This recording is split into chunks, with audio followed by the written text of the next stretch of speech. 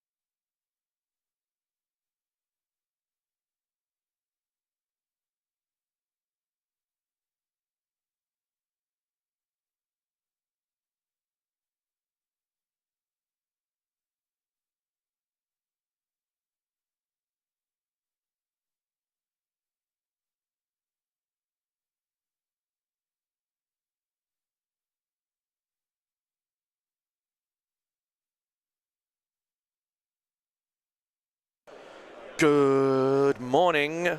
Good morning, good morning. Welcome to day 2, your top 32 of the World Championships for Star Wars Legion. I am Cockles. The rest of the team are just preparing. We have our first matchup. It is Marcus Vaca from Germany versus Antoine Granet from France. It is the Ewoks versus the Shadow Collective. I believe it is Shadow Collective that he's running. I just need to see the list when he gets over here in a bit. So we have a very, very high quality match for you to start the day with. Everyone is well rested. Everyone is looking forward to this day. John has managed to get himself some time off. He's going to go play a game, and we will be joined by Andy in his place. So you'll have Zane will be outnumbered by double Brits. So yeah, he can experience the full humour of that one. Zane's just getting his headphones on. Here we go. And we have our judge. Here he goes.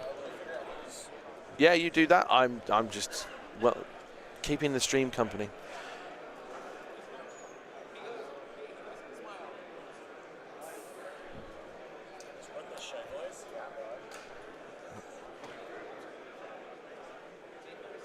Here comes Andy's going to come in thinking he's been working all weekend, but no.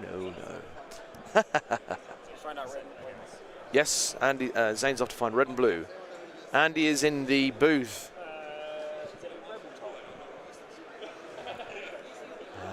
Right, so any minute. Antoine is blue, Marcus is red. Marcus is red, Antoine is blue. It'll do that.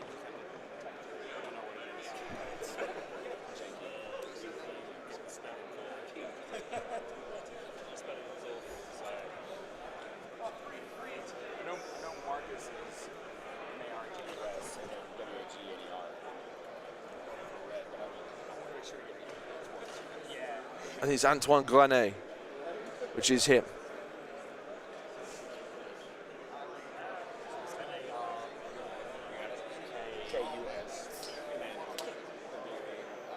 Just making sure we spell the names right for our ladies players. O-I-N-E, and then Granet is G-R-A-N-E. We have done, yep. Yep. Sounds so much better in French, because in English that would be granite. Marcus is Vaca. These guys yesterday finished second and fourth respectively in the day. I'm live. I'm talking to the stream, my friends, because that's what we do when we're here. I know, but they're here.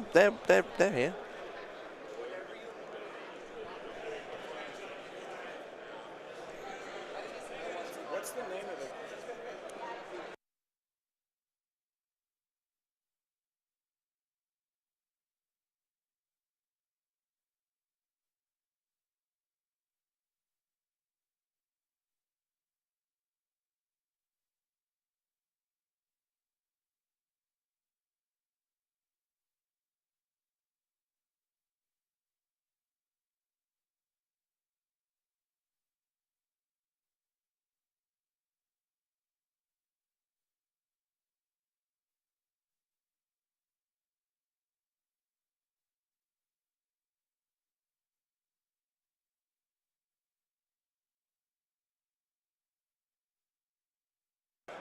And here he is, the man, the myth, the dog muncher.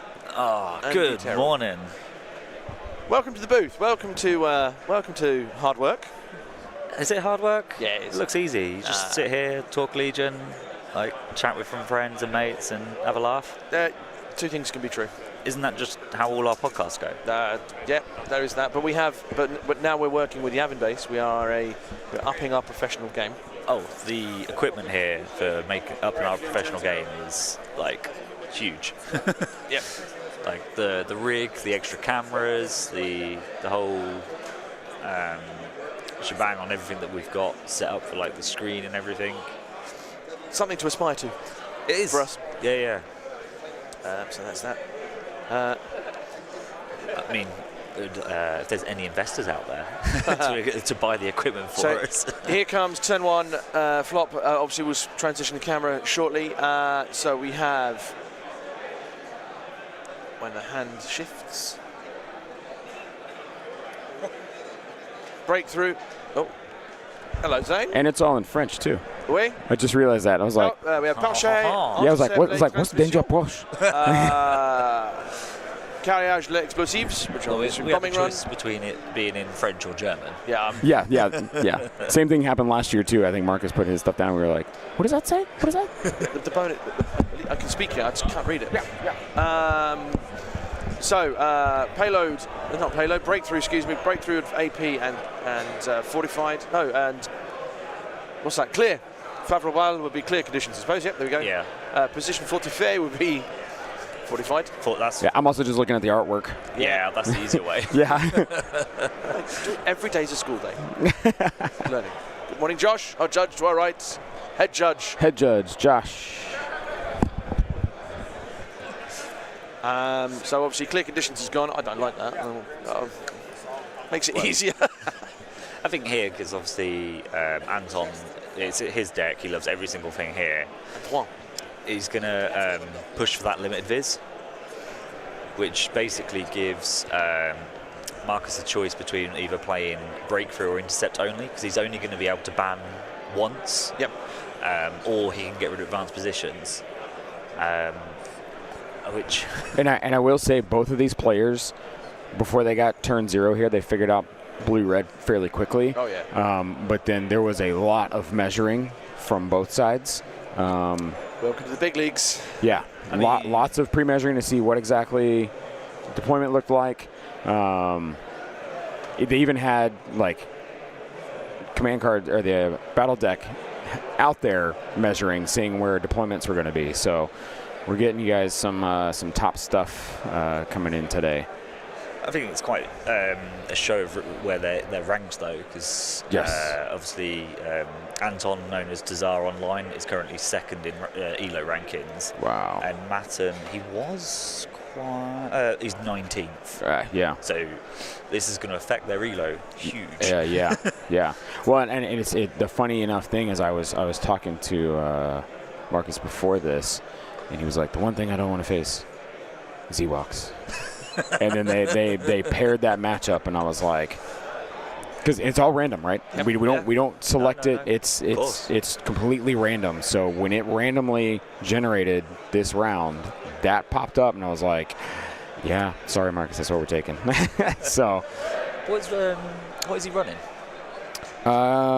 he is running. Which It's probably all. list? It's probably all in German, so I'm not going to grab his printed list. It looks like it's all pikes. He's I think he's Shadow Collective. Oh, it's if I the believe. Pike with Bosks. I think it might be Shadow Pike spam. Yeah. Okay, so he's banned into intercept with limited viz. Yeah. And fortified as well. Now Yeah. it's And so gone. this is Marcus's last veto here. Yeah, so I mean, I'd be surprised if he leaves limited viz up. Yeah. Exactly. So Yeah, that's what I was yeah, saying. That Anton's forced that he only gets one ban. Yeah. But with advanced positions, with Ewoks, they're now scouting parties. So intercept, advanced and environmental hostile. How do you environmental hostile? I don't know how you. Environment hostile. Environmental hostile. Something like that sounds more Spanish, maybe. But yeah. Okay. All right. Well, I mean, they're all Romantic Hostile. languages, so they work together. They are. They're all romantic languages over in Spain, France, and then you come over the English Channel. It sounds like this. Was it clear condition? Was it? No, it was hostile environment. Hostile. Yeah. Clear conditions went in the first one.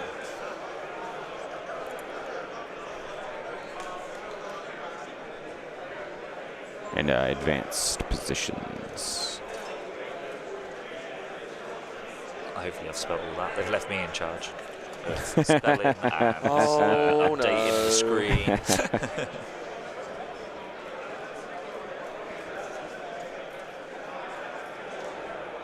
Good morning, chat. Hoping to get to see the guy in the top right on stream. I don't know who that is. Never mind. Yep, Soren Pop. We are now down with the tactical muting. So would you guys like me to read Antoine's list here? We, please. Okay, so Antoine is playing Ewoks Never Die, a 774 point activation, 774 points, 14 activation Ewok list. I think this is what he's been running in Europe, correct? Oh, yeah. This is what he ran at WTC. Yep. Right. So he went 6-0 at WTC, and coming here, he was 28-0, I think. Oh, golly. So he knows this list. He knows what he's doing. So he's got commanders, Han Solo with the Steam Leader Recon Intel, C-3PO, Logray with Improvised Order Secret Ingredients, Wicket, Forest Dwellers, Situational Awareness. He's got Operative Chewie with CZ Initiative Recon Intel. For core, he has 2 Ewok Skirmishers with the Axe and the Call to Arms, and then 4 Ewok Skirmishers just as they are. Special Forces, he has 1 Ewok Slinger with the Ewok Trapper and Forest Dwellers, and then just 2 Naked Ewok Slingers. So What is the effect? wild.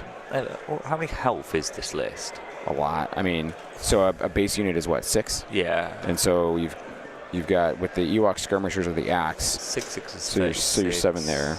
37, 38, plus another 6. So he's got 6 that are naked.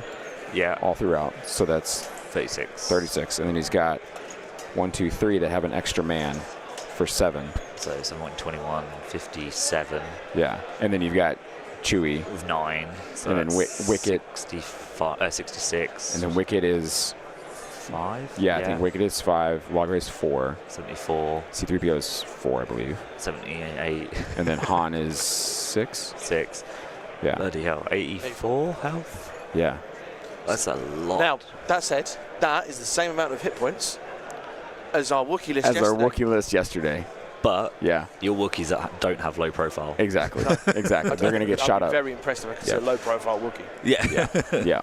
I mean, you then probably would mistake it for an Ewok, though, right? Do you know what part of the, I think part of the magic of this list is, at the moment, what it's doing. Someone says, I don't want to play this list, I don't want to play this list, gets in your head. Yeah. So there's always, and I've said this about players. If you come up against someone who's got a reputation, so someone goes up and says, say, in Britain, you're playing first game, you're playing Ollie. Everyone goes, oh, horrible. Ollie said that happened to him yesterday. He said, like, I think it was his game 3 or something. He was playing him, and then his opponent's mate came over to him. He was like, oh, do you know who that is? And he's like, no.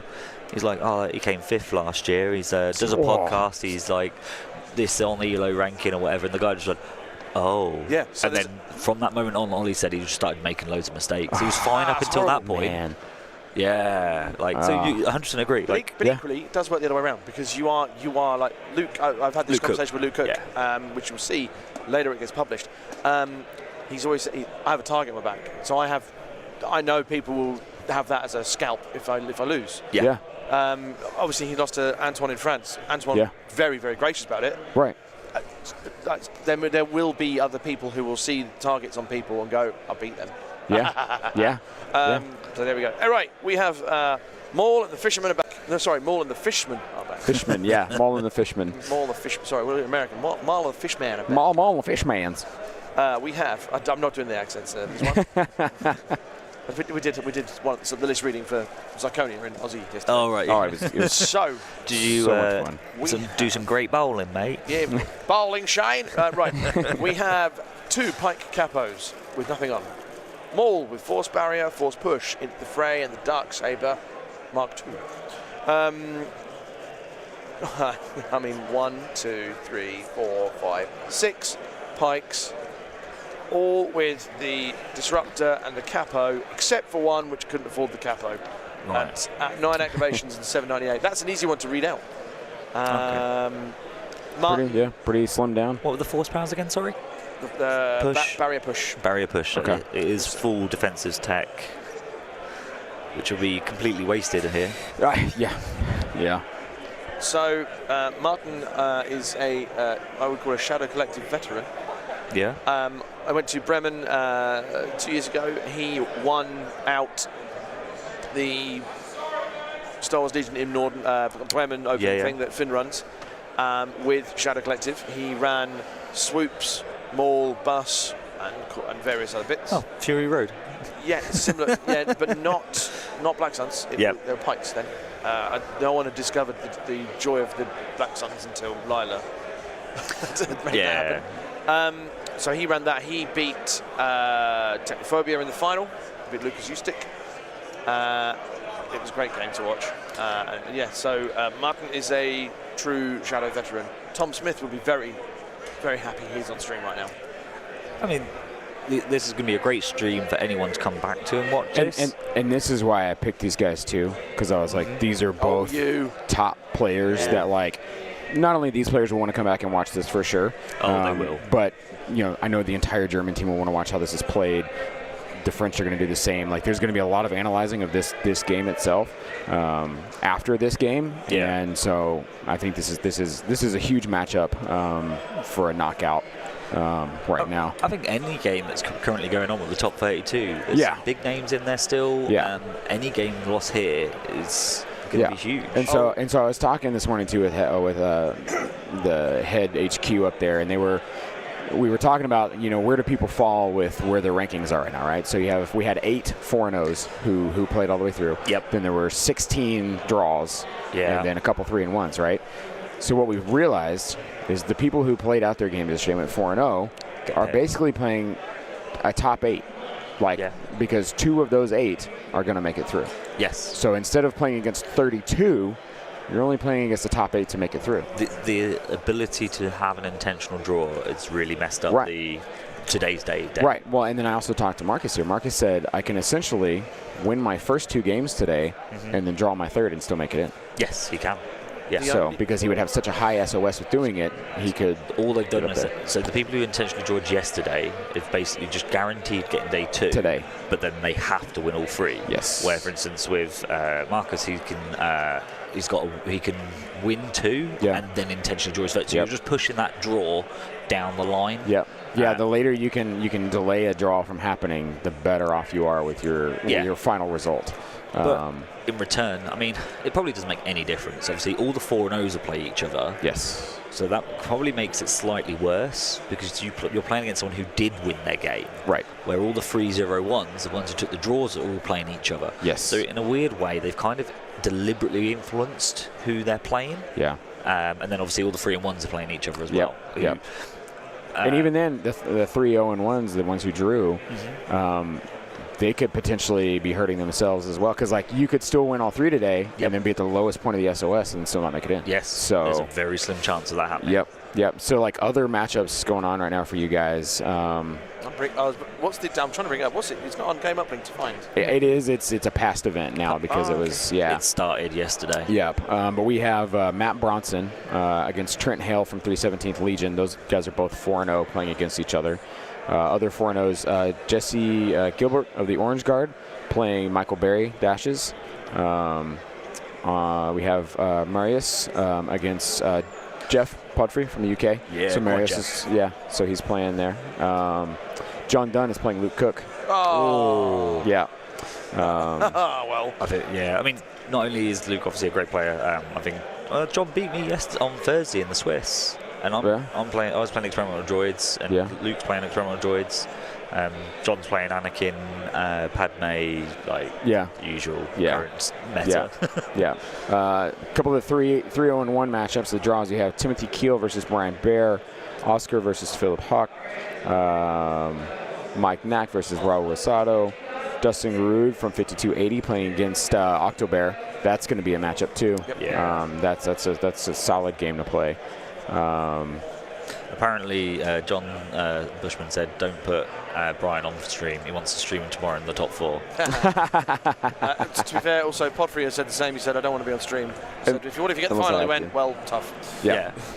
No, he said yesterday it kind of knocks his the extra pressure of being on the stream. And then Ollie is playing Corey Satili of Inglorious Blasters. Corey's a good player. Yeah. So that's going to be a good matchup. All these are really good. They're all top 32 players in the world. Yep, that's exactly it.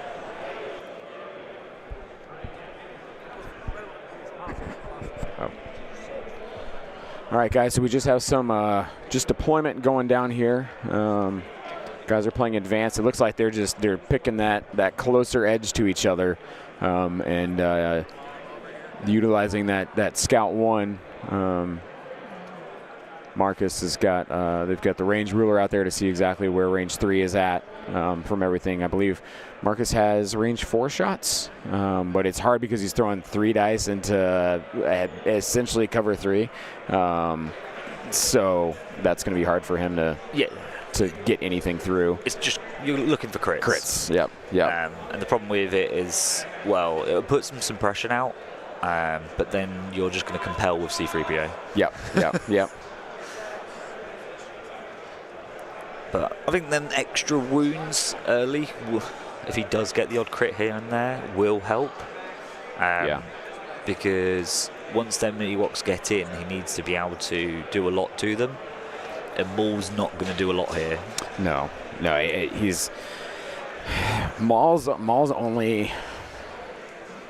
I don't know how Marcus will play this, but for me, Maul just goes after key characters because you're going to be wasted on a horde of Ewoks because you're not going to swing enough to wipe a unit. You can't kill him. Yeah. You're going to be stuck there at least 2, if not 3 turns, with 1 unit. So like I would try and target your Han Solo, your Logray, your Chewbacca, like target those and try and get those guys out. So then all you're dealing with is horde from the rest of them, right? I think if Maul can get to Han to shut down things like reckless diversion into melee, it's still going to take 2 swings on average, I think. To kill him, but at least it'll shut down that pierce. But then I also think Han's not going to be very effective here, due to all the dodges the Pike's going to be loaded up with. Yep.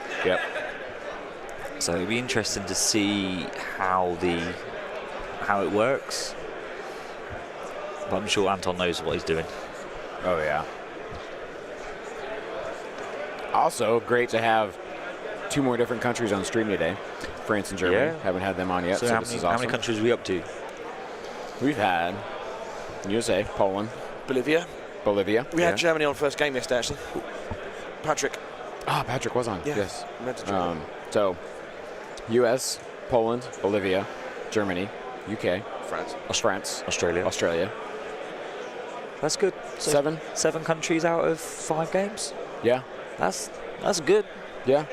And I think that's honestly, I think Switzerland and Argentina are the only 2 that we would be missing. But I don't know. I don't think any Argentinians made it into today. The Swiss do, so. Yeah, I think today we have mostly US, UK, Germany, France, Poland, 2 Swiss.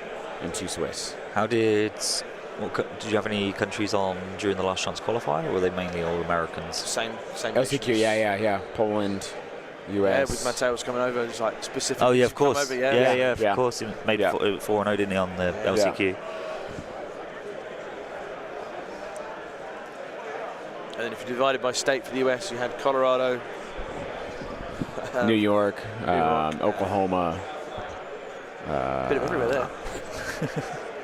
Yeah, Brian Cook, Trauma Dog. So I played yesterday a 14-year-old kid. So I found someone younger than your little 16-year-old protege that you put on stream. What was his name? He's from Florida. No, LA, I think he's from. Does he have long hair? Yeah. Kenji. Yes, Kenji. That's the one who beat Dustin at LVO this past year. And Dustin, really? I went to Dustin. I was like, "How was your game?" And he goes, "I don't know what just happened." And I was like, "What do you mean?" He goes, "That kid just schooled me." Yeah, I'll say Kenji's a prodigy. He knows what he's doing. Yeah, I was speaking to him and his dad, and I said to him at one point, I said to his dad, he's like, how did he do? And I said, he played a flawless game. Yeah. I said, I don't think he actually made any mistakes. The problem was he was playing hostage, so he knew from the get-go, he was like, I'm playing for a draw, you're playing for a win.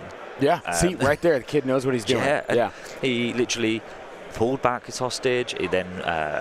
and he was like always making the right choices, like moving it first, even though it meant he then could have shot and gone up on kill points. But if he did that, his hostage would have then got shot. So he was like, well, I'll just move mine because then I'll back off as well. Right. So that we'll both just hide in the units that are vulnerable. Yeah. And basically, I spent 6 turns chasing down his hostage carrier, which I got down to just the one guy left. Wow. I got a few shots on Boyle, got it down just to 1 wound on Boyle. and it basically took me 6 turns just to kill one of them 2 guys. Wow. And that's all I was chasing. I killed some pikes as well. And again, as soon as he took loss on 1 or 2 models, he went and hid them.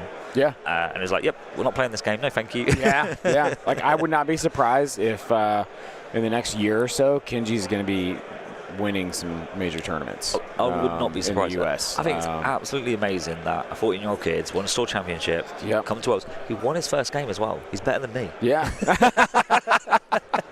Well, the other thing too is his dad says like he eats, sleeps, and breathes Legion right now. Like that's all. And he goes, and his dad joked with that. I remember him joking with me at LVO, and he said, "You know, it's nice when you don't have to like worry about a job. You just go to school. Like, yeah, well, it's free time to just invest into something like this." And I'm like, "No, you're absolutely right.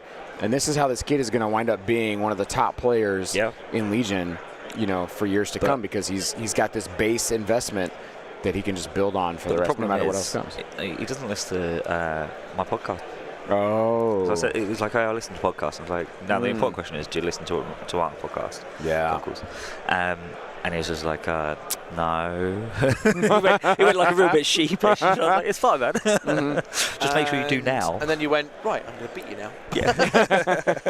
On that note, obviously, shout out time. If you are listening and if you're watching, I should say, and you're watching on the That's No Moon YouTube channel, please like and subscribe. But if you're not following, subscribe to Yavin Base, hop over there, give them a like and subscribe, do the old bell thing as well. And then, obviously, if you're watching on Yavin Base, pop over to that at TNM Pods. Yes. And do the same. Share the love for the community. This is a pure collaborative project. Obviously, we miss David. I would like to have met David personally, but that would be lovely.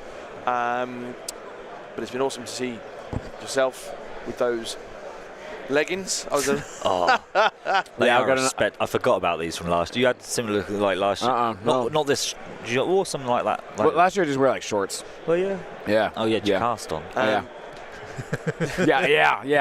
I was hobbling around with a boot last year. So there's that. So obviously it's great to work with you guys. Obviously we only met like on Thursday. This is like, hey man.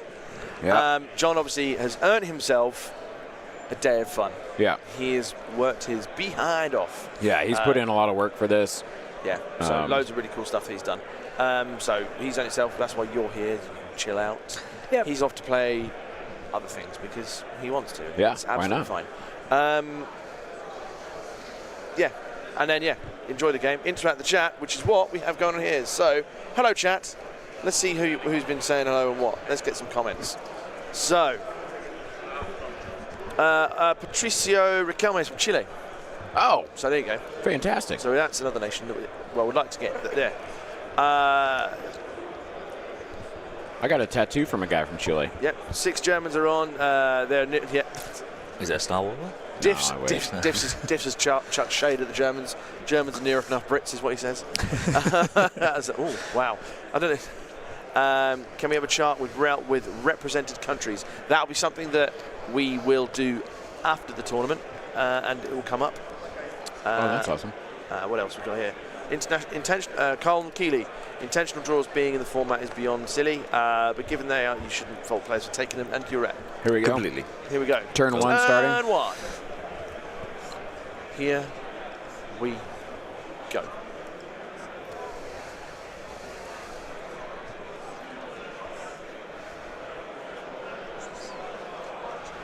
The anticipation is real. All right, log traps and... Seize what power you can. Yep. Oh, no, it's Eminence. Your Eminence. Yeah, his Eminence. Eminence, yeah. Or Cien Eminence. No, that's German. It's German. Oh, sorry, wrong one. Yeah. Cien Eminence. So yeah, lots of there's. No. So we have hello chat. Right. So 2 Brits and an Aussie watching from Brum. Hello, Misfortune. That'd be Mrs. Terrell, the real power behind the Terrell throne. The teddy bears rushing, come and go. Antoine, there's some friend from Les Glons. I assume you are French, my friend. This matchup sounds really rough for the Shadow Collective. Yes, I think, with respect to Marcus, I think this matchup would be rough on anyone because Antoine has made this list. Antoine's made this list the threat that it is. So, right, I think we're going to need to do some English some card translations. So. Oh, yeah.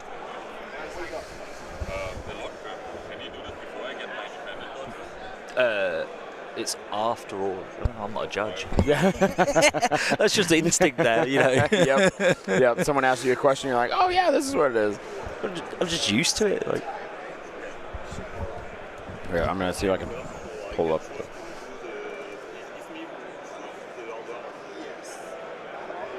So players having a discussion here about how when log traps goes off. I'm just asking if it goes off before. So I think from my TO and expertise, that the log traps goes after orders are given. So Yeah. excuse me, everyone issues out orders. You obviously when independent will trigger at the end of the order phase. Yes. And then log traps triggers at the start of the activation phase. So they're literally next to each other, but the independent should trigger first. Right. And it's before anything else. So, are we on for a good one there? With the, Good. as in, is everything accepted there? Well, I think they're just double checking. Wonderful. I thought that was going to be a command card translation thing going on. No. I think it's the timing on log traps.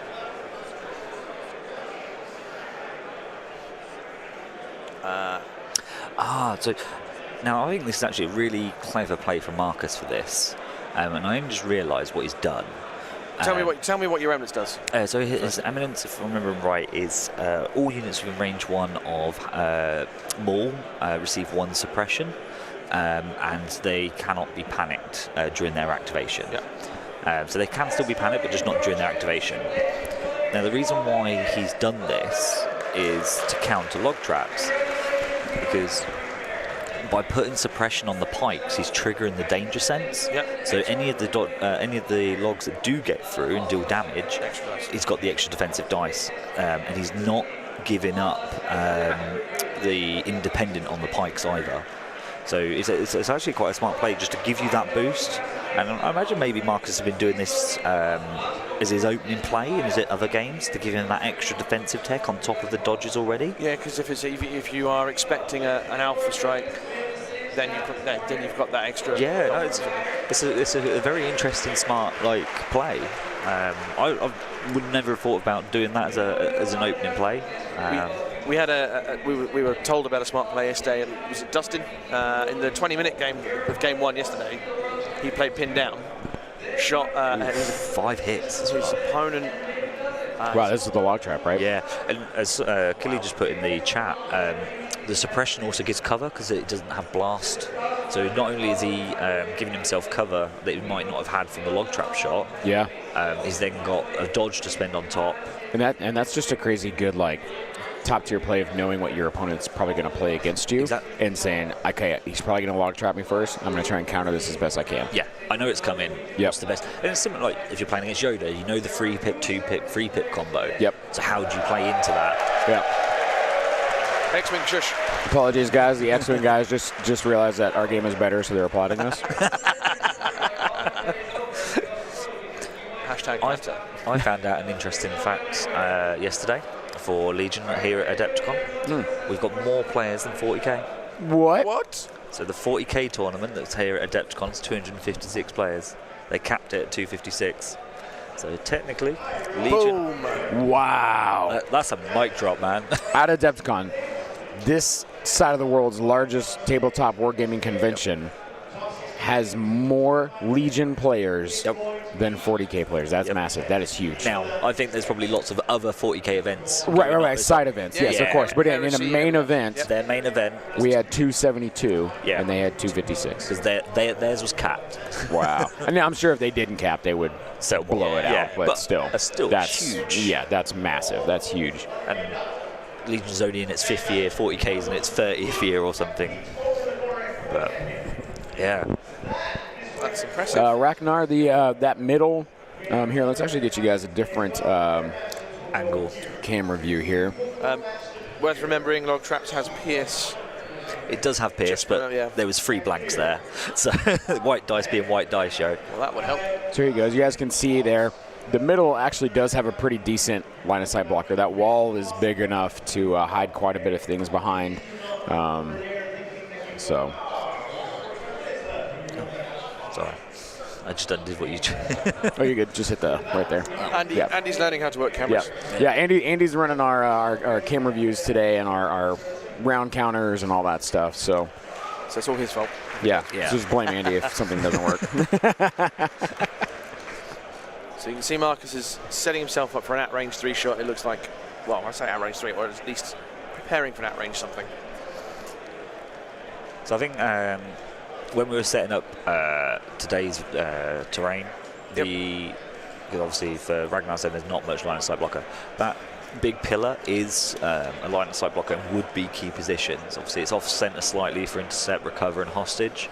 But when we were talking about setting up today's table, the last 2 days worth of tables, the KP point has been like an open box. An open area. Yeah, something that you can't hide behind. So yeah, it's been a shooting gallery, and players have had to kind of circle around each other if they were going to play that middle objective. Exactly. So today we wanted to say, hey, here's something for you to hide behind if you want to play this. Yeah. And be. So I can go and double move and hide behind that big circle pillar. That's a good shot there. Really good shot, actually. Yeah. Yeah. Evan Paul, you remember Evan Paul messaged that he loves winding us up. We remain in debt to Lafayette for helping free us from the tyranny of the That's No Moon types. That's why I'm rooting for Antoine. What he fails to mention is, if it wasn't for us That's No Moon types, you'd be speaking French because of the stuff beforehand. Oh. So you're welcome-o. It's got to bring up the history. Oh yeah, the history comes out.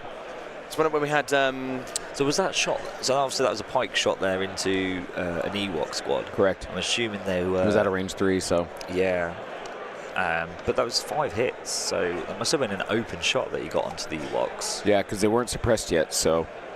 Unless he had heavy cover, which is highly possible. Let's see from the other angle here. We could probably see.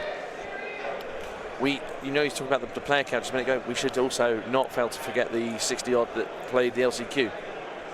So not only we have the 270 actual Worlds players, then you have the 66, the 56 extra who played the LCQ. So in theory, you're playing 336 players total have played Legion over the course of Thursday to this weekend. Yeah. Wow. It's a lot of people here. That's a lot of people. Yeah. I mean, X-Wing's a big shout out as well. There's 250 odd players on them as well. Shout out. That's decent. No, it works. For context, so those of you who've never been to Adepticon, you will not be able to grab the scale of this thing until you see it. And I didn't until I was wandering around and went, okay, there's something here. Okay, more. Have you been upstairs yet? Well, there we go. Look. Oh no, I set tables upstairs, but not in the halls. Yeah, I was setting stuff up there. There's more convention halls. Oh yeah, you was helping set up yesterday. And then have you been to the other hotel? No, I know I haven't. So. So the other hotel has no need to. Armada, A Song of Ice and Fire, Bolt Action. Can't believe you're here and not the Song of Ice and Fire stuff. There's a tournament tomorrow for me to go to. Well, there you go. So yeah, loads. And then next to us on our left we have the vendor hall, which I'll have a wander around at some point. But I will do if you nip onto the That's No Moon Instagram page, that's No Moon podcast. I did a behind the scenes look. So yeah. So it looks like now that unit of pikes came forward and shot, there's a lot of measuring going on here between the Ewoks and the pikes. I believe that's just a skirmisher unit that he has it butted up against. Is that not Wicket? No, Wicket has the spear rays. Wicket. So here, get into these Ewoks for you guys. I mean, they are so some lovely paint jobs. Wicket is right there up front. You can see him on the front of that pad. Yeah. Then you have, obviously, you can see Han pretty easily. Yeah. Let's see, where is Logray? So is that just a unit lead? All the unit so that's just stumps. All the unit leaders are on the stumps. So that looks like it's just a skirmisher that's on the stump. You can see Chewie and C-3PO back there in the back. I'm looking for Logray. This is like it's like Where's Waldo? Like where's locate Logray is what we're playing here, folks. He might be on the other side of this building. No, because he needs line of sight to give out aid. Got another pike shot there. 2 crits. That's pretty good because that gets through the cover. Lots of surges, which are useless. Yep. And that's what Marcus's game is going to be here. Is see, so Marcus was grabbing his dice, and Antoine rolled that, and so he just stopped his hand because the dice bounced off his hand, so he just kept his hand there to not interfere anymore. Yeah, and that was a good thing to do. So I think we just had one Ewok squad is now gone. So what he did was, I think he Guardian 1, and then... So yeah, just Chewie's got a wound there. So I believe we already have one Ewok squad down. Is that correct? Because we had a 5-shot earlier, and then that was... That was a stump, so... Yeah, he took a stump off, so... 1 down, 13 to go. Yeah. Oh, my word. Yeah.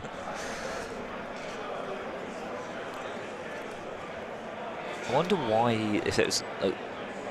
he did that then. If he knew the unit was going to die, why take the wound on Chewie and just let it die? Or Maybe because he was hoping he could save out, because out of 3, maybe you're hoping you get one and you keep a guy. Yeah. Well, I mean, those dice yesterday those white defense dice were rolling Did hot. Chewie have Protector? Did we... In his list? I don't think he does. I think it's just Chewie.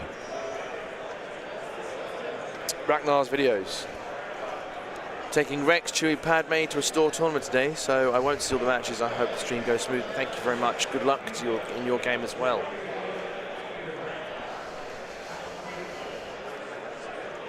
Oh, actually. So the unit leaders are the ones that are blowing horns. I don't think that's a dead activation. Wait, what was it? So apparently the unit leaders are ones blowing horns. Oh. So if you zoom in again. Okay.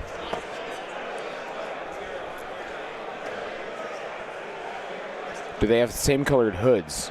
Yeah, so the hoods are also all painted. Yeah. Zimatic says... So he's still got black rimmed models there. Yeah, he's got black ones down here, though, too. But they've got red hoods. Let's see. How many are in the tray? Well, what color? Yeah, I was going to say, what color were the... I'll go take a look for you guys. Yeah.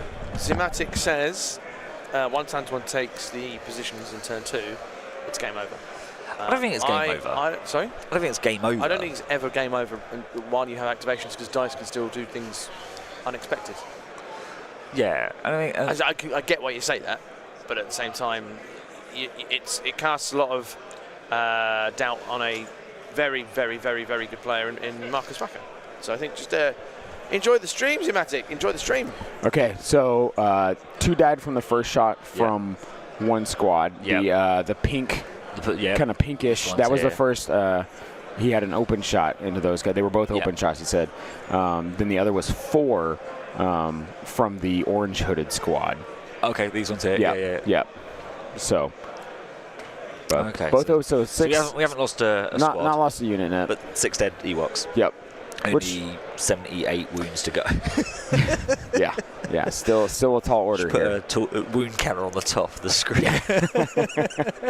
It's like a countdown timer for like the Doomsday, but it's like countdown until Ewoks get in your face. Like how many wounds you have left to go through. You could do that with pike dodges. Yeah. Have a pike dodge versus fur counter. Yeah. But I think if you switch the other camera at the other end. Just getting some Bodnar love over here. Thank you, Mr. Bodnar. So you can see that he's already securing and you, man. This intercept point here. Yes. Yep. So, and I don't think Marcus is ever going to try and contest that. No, I don't think so either. So you've now got 13 activations to split across them other 2, and you can see already he's trying to contest what would be classed as his safe one normally. Yeah. The one in this camera at the far end. Yeah, furthest away from the camera. And he's not even looking at the middle, I don't think. He can go for it, but Marcus is all set up for that middle one. And I think if I think what may happen here, because Antoine's going to have really good cover going to the edges the edge intercepts, Yeah. right? The middle is going to be open for him, so he's going to lose his low profile trying to get out there. just ignoring So it. I think he's just going to come flood this closest point that you guys can see and that furthest point because he's got better cover to Yeah. move behind getting over that way. He's going on the two, Yep. the two flanks. And we've also located Logray. He is on the left of your screen, Hey. hiding by that door. He's right by the where it says turn 1 on your view. you're We will covering him come up. over. He's right there next to turn 1. So There you go. that's where our other commander is. So, There we go. Found Waldo. yeah, located Logray. Waldo? What British guy is it? What British guy says Waldo? Come on. Where's Wally? Do you know what we do have today? It's the top 32, so we Yes. actually have capabilities, and we want to do a giveaway. Yeah, so don't. There's no exclamation raffle. That's not a thing. We're not doing that. That's Dave controls all that magically. We have no idea how that works. So we will do it randomly, a random draw. Yeah. What we have is for the first prize, and we'll have 1, 2, 3 prizes. The first prize is an Adepticon branded small cutting mats with, Sure. with measurements. I will zoom out and I will show it on camera briefly so you guys can see what we're going to have here. We want to have you guys type Adepticon. Which is Adepticon. Type that into the chat for this giveaway. Just type Adepticon. We will choose at random and I will show you guys what this looks like. And you have until 9:30, 9 o'clock now, so you have half an hour to do that. So Adepticon is the, there you go. That's the giveaway prize. It's nice quality. It's really cool. So that was generously given to us by Hank. Popped over today and was like, hey, I've got some stuff. So Adepticon swag. Enjoy going through this. Yep. Shades of Spain. World WCT Yeah. in Spain. So it's all good. What will happen as well is obviously if you are in the US, Zane will sort Yes. the postage, and if you're in Europe, Andy and I will sort the postage. It's me. Yeah. Andy. it's me. I ain't doing it. There's no cockles. It's me. No, Andy's doing it. He has access to postage. Says the man in Cambridge doesn't have postage. No, Haverhill's different. Maybe. Oh, Haverhill. All right, so a lot of measuring. Is he measuring to a Han here? Could be. I mean, he's got range. They were throwing it out. He definitely has range 3 to anything on that platform from where he's moving his pikes. This is probably an interesting one. So where's C-3PO again? 3PO is right on this corner, right over here. Flip it around just for working out something. So I think. So you can see. Oh, no, it's 3PO. miles. Maybe not. So the reason why I ask, obviously, with C-3PO, any units that are wholly within range 1 Yes. get the Guardian ability to protect C-3PO. But the second part of that sentence says, them units also gain Protector, essentially. They can Guardian crits. Right. Now, Han has a Steamed Leader. So obviously there's 6 core Ewoks here, so that's Guardian 6. But the ones that are wholly within range 1 of C-3PO can Guardian crits as well. So if he does choose to shoot Han, you've got 2 hits for cover going. Does Han have low profile? I believe He does. He does. So it's 3 out for. Han doesn't have low profile. No, is it? I don't think he does. I thought he did. Jin does. Jin has. I don't think Han does. Yeah, he hasn't. So I think it's 2. I think it's just. I don't think he does have low profile. I don't play Rebels. But yeah, he's got Low 2 profile. He does. Oh. So All right. So he's blocking 3 for cover, and then you've got Guardian 6. That's now I'm blocking 9 dice before you make me roll a save. And unfortunately, Shadow Collective don't roll 9 attack dice. Yeah. Wow. Because you're rolling 7, 5, 6. Is that right? That's 8. wild. You roll 8 attack dice. So you don't even try. Because it can all just be. And the units of Ewoks that are within range 1 can take the crits out. All the other normal Ewoks take the hits away. Can you just imagine, like, Han's just, like, running through the forest and he's getting shot at and he's just grabbing Ewoks and throwing them in front of him as blaster fire's coming Just walking in? up like this, like, come at me. Yeah. Arms are wide. Yeah. Like, no. It's one of those, like, slow-mo screenshots where he's just, like, running slowly and, like, grabbing an Ewok by the scruff of his neck and just holding it in front of him, just blaster shot in front of him and then dropping him and grabbing another one. Is And, this the 18th version of Star Wars? yeah. Friday Night at Freddy's. Yeah, that's exactly it. Yeah, just boom, boom, boom, yeah. Yeah, I'm going to imagine range is hands probably just at range of them back black and purple based Ewoks of range 1. Yeah. So they'll be able to be guarding the crits. All of these, the swarm around that landing platform are going to be guarding in any hits. Yeah. That looks chill though. He's just having a casual. The hand card. So there we go. So Antoine moving for that far objective again. Yep. Checking for a move. I think he's gonna. I think he may very well just fully ignore that middle point. Yeah. And go for the edges. The hand card, for your reference, is Gunslinger. No. 2 red dice, pierce 2. So basically, you're pretty much doing minimum 3 every time if your dice are normal. Because he surges crit. He has sharpshooter 1, steady uncanny luck 3, and low profile. It's going to be interesting because I don't see Han doing a lot in this game. It's probably for his command cards. Oh, his command cards are going to be amazing. It's just like, no, you're not having that one. Thank you very much. Yeah. Yeah. Change Yeah. plans. Jeez. Yeah. Yeah. Marcus has got a very, very tall order here. No, I know he's quite a tall person. Oh, hey! I literally was like, oh, hang on, how can I get that gag in? So in Texas, we'd say he's a tall glass of water. Meaning he's a tall, handsome man. Tall glass of water. Yeah, he's a tall glass of water. That is not a very Texas phrase in my eyes. Well, you'd say so. Like, say you'd be at a bar, right? And a cowboy comes in. He doesn't even have to be tall, but he could just be a tall handsome glass of water. Yeah, just be like, wow, that's a tall glass of water right there. I don't know. Would you say he's a lanky one, isn't he? Who? Lanky. Oh, right, yeah, that's what we'd say. Yeah, back home. Yeah. He's a lanky one. Oh yeah. That's what Longshanks.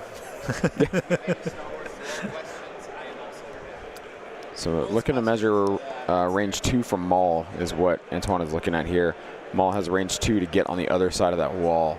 I think because he's what 2 speed 2s will get you there. Yeah, so just short. Yeah, so I think he's doing that. Yesterday, remember John Bushman educated us on this. If you're looking to mark, where your unit would move in 2 speed 2 moves.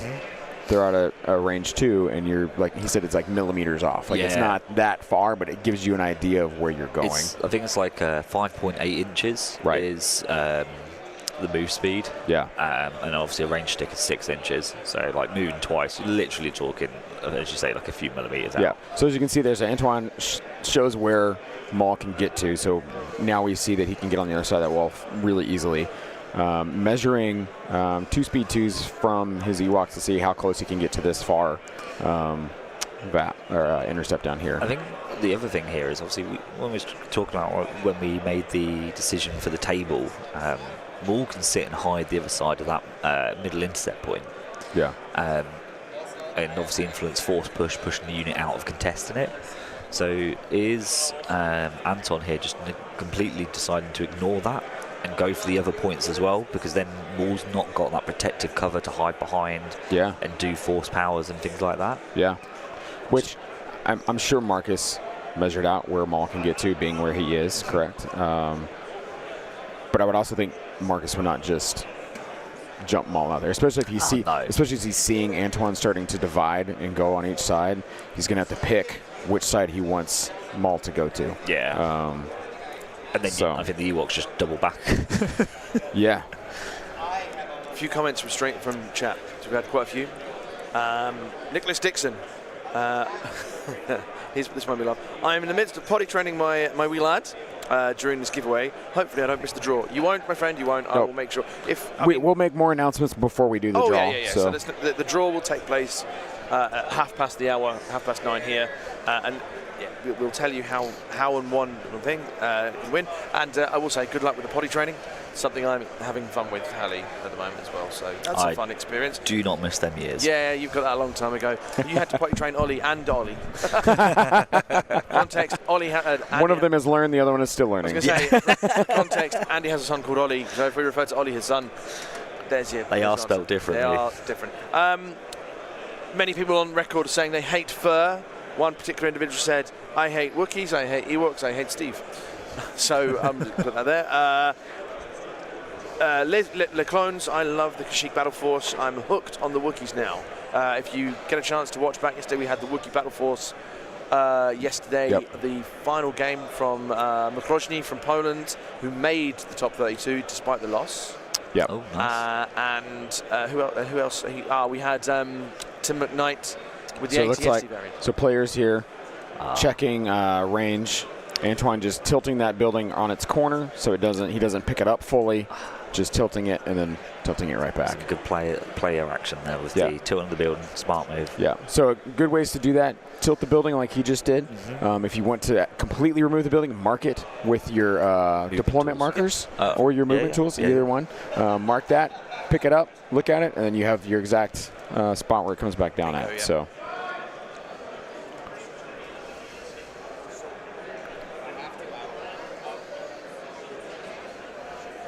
Is mine out of activations?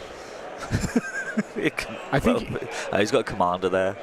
Okay, yeah, because he's got Maul and he's got those pikes, the pikes in the back. Okay. So I think he's just passed. Yeah. So he obviously. Yep. I think he passed as well. Yep. I mean, he's got plenty of opportunities to pass. Right, because I was like, wait, Antoine just went. I was going again. I was like, Marcus must have passed. He said, no, I want to see where you're going with these units before I start committing my commander. Or at least one of them, anyway. Exactly. Well, I mean, that's a huge thing, right? Because in passing, and I like this passing tool. So, like, 5. in using this right now, like, he can pass to see where is he going to commit most of his forces.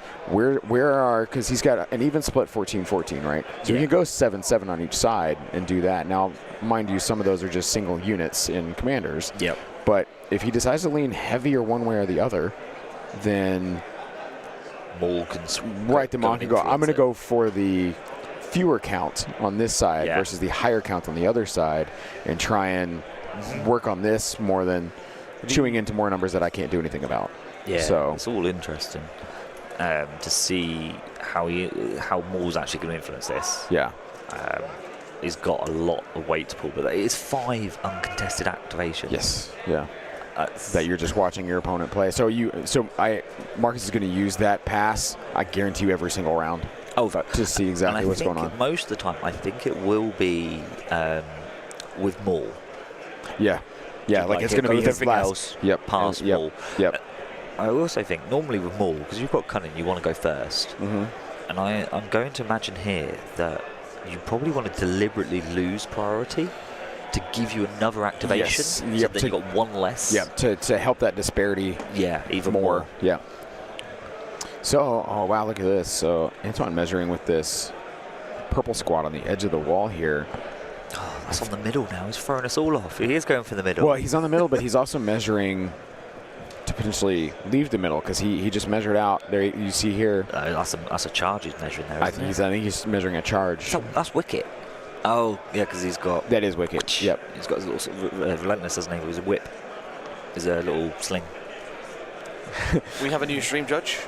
We are joined by Mr. Table himself. Mr. Table. Mr. Table. Yeah. Actually, that's actually a lovely term for this man. Yeah. I called him that in the pre-Worlds interview. I said, I'm going to say Mr. Table and gone that. So that's how I work. That's actually the latest addition to the Mr. Men. Highly appropriate. Mr. Table. Mr. Table. Mr. Table himself, Nick Bodnar, is now our stream judge. He's now our stream judge for a bit. Yeah. Is this one of his tables? No. This is Adepticon terrain. Yeah. With the trees from yesterday for the Kashyyyk or Endor was Nick marked those as part of the community. Yeah. Everything here is community sourced. It's brought in by various acts. Which actually, going into that, we'd like to thank everybody who made Adepticon 100%. Star Wars Legion possible. All the terrain that was sourced. I know. I want to say I heard.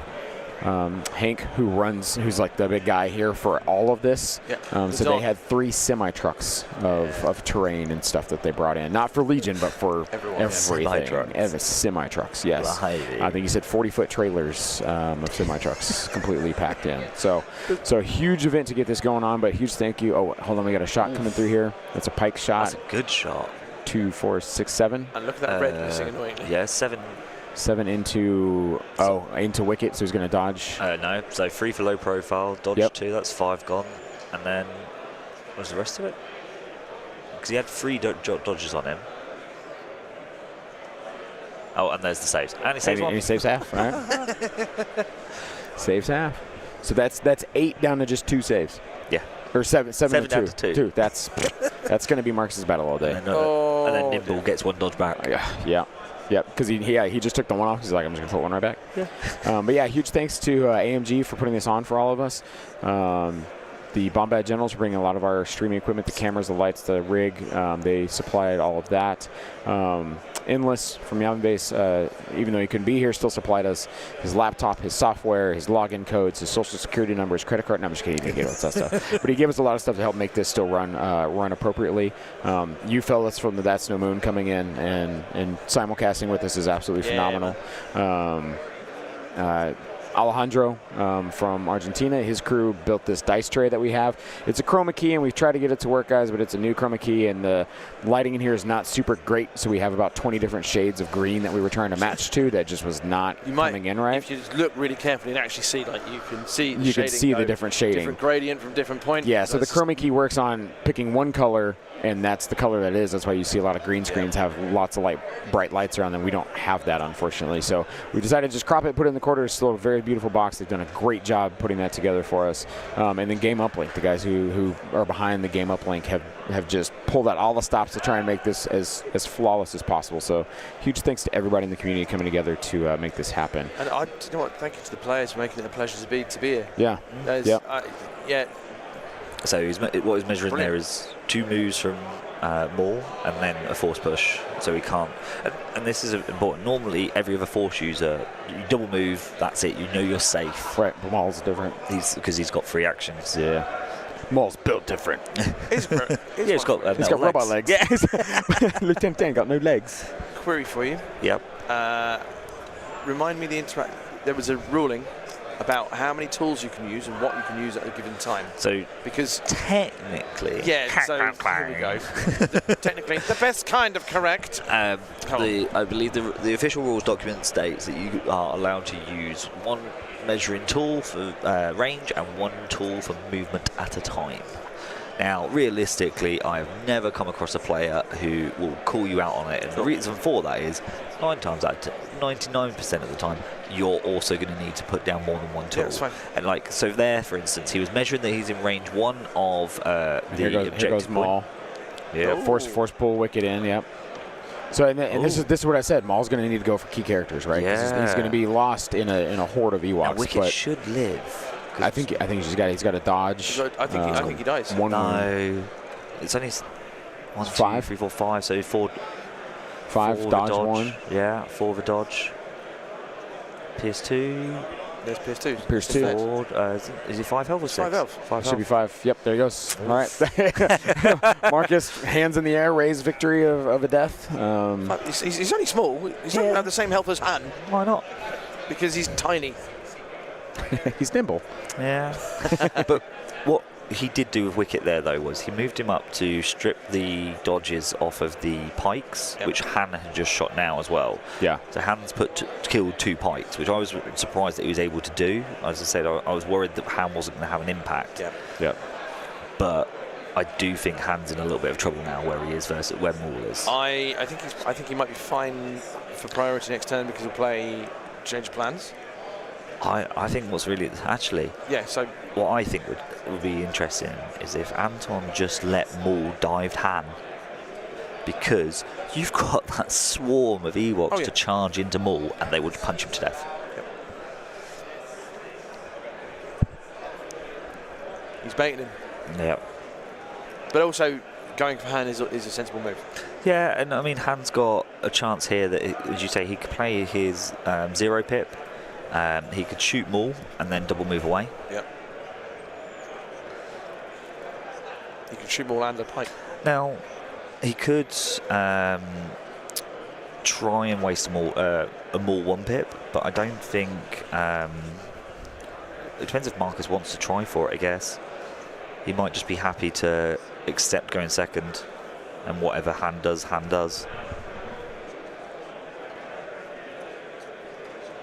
Philip Schroeder, thank you for that piece of information. Green chrome keying requires you to shine, quote, neutral light on your green chroma dice tray. Okay, good to know. Just need that extra light going on. Here's some slinger shots coming in. 5 hits there, I think that was. Spent a dodge and cover. 3 dead. Well, it'll be 2 dead pikes because they've got a suppression on them. These white dice have been interesting. They seem to roll more paint than my white dice. Yeah, these white defense dice. Do you know what he needs? He needs the promo white dice. Oh, those gray ones. Yeah, them grey ones, man. They roll hot. Yeah.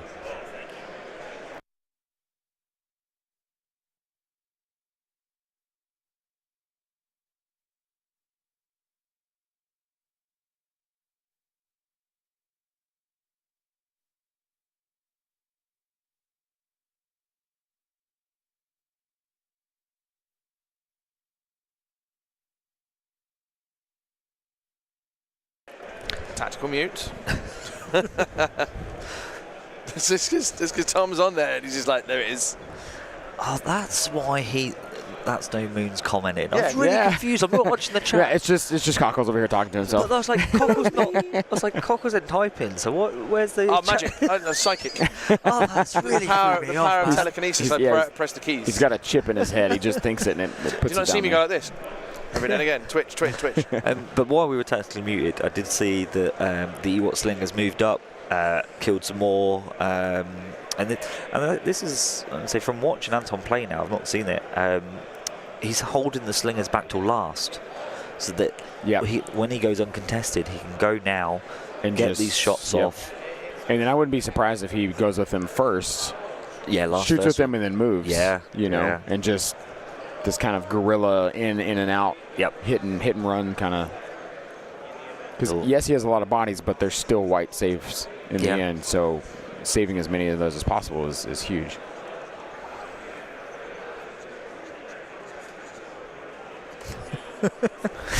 Alex, thank you for the awesome stream, guys. I just purchased a TV because watching those minis on a laptop's tiny screen is tough, and I definitely don't want to miss any of the excitement. Well, Alex, we appreciate you watching and committing to a new TV. Heck yes.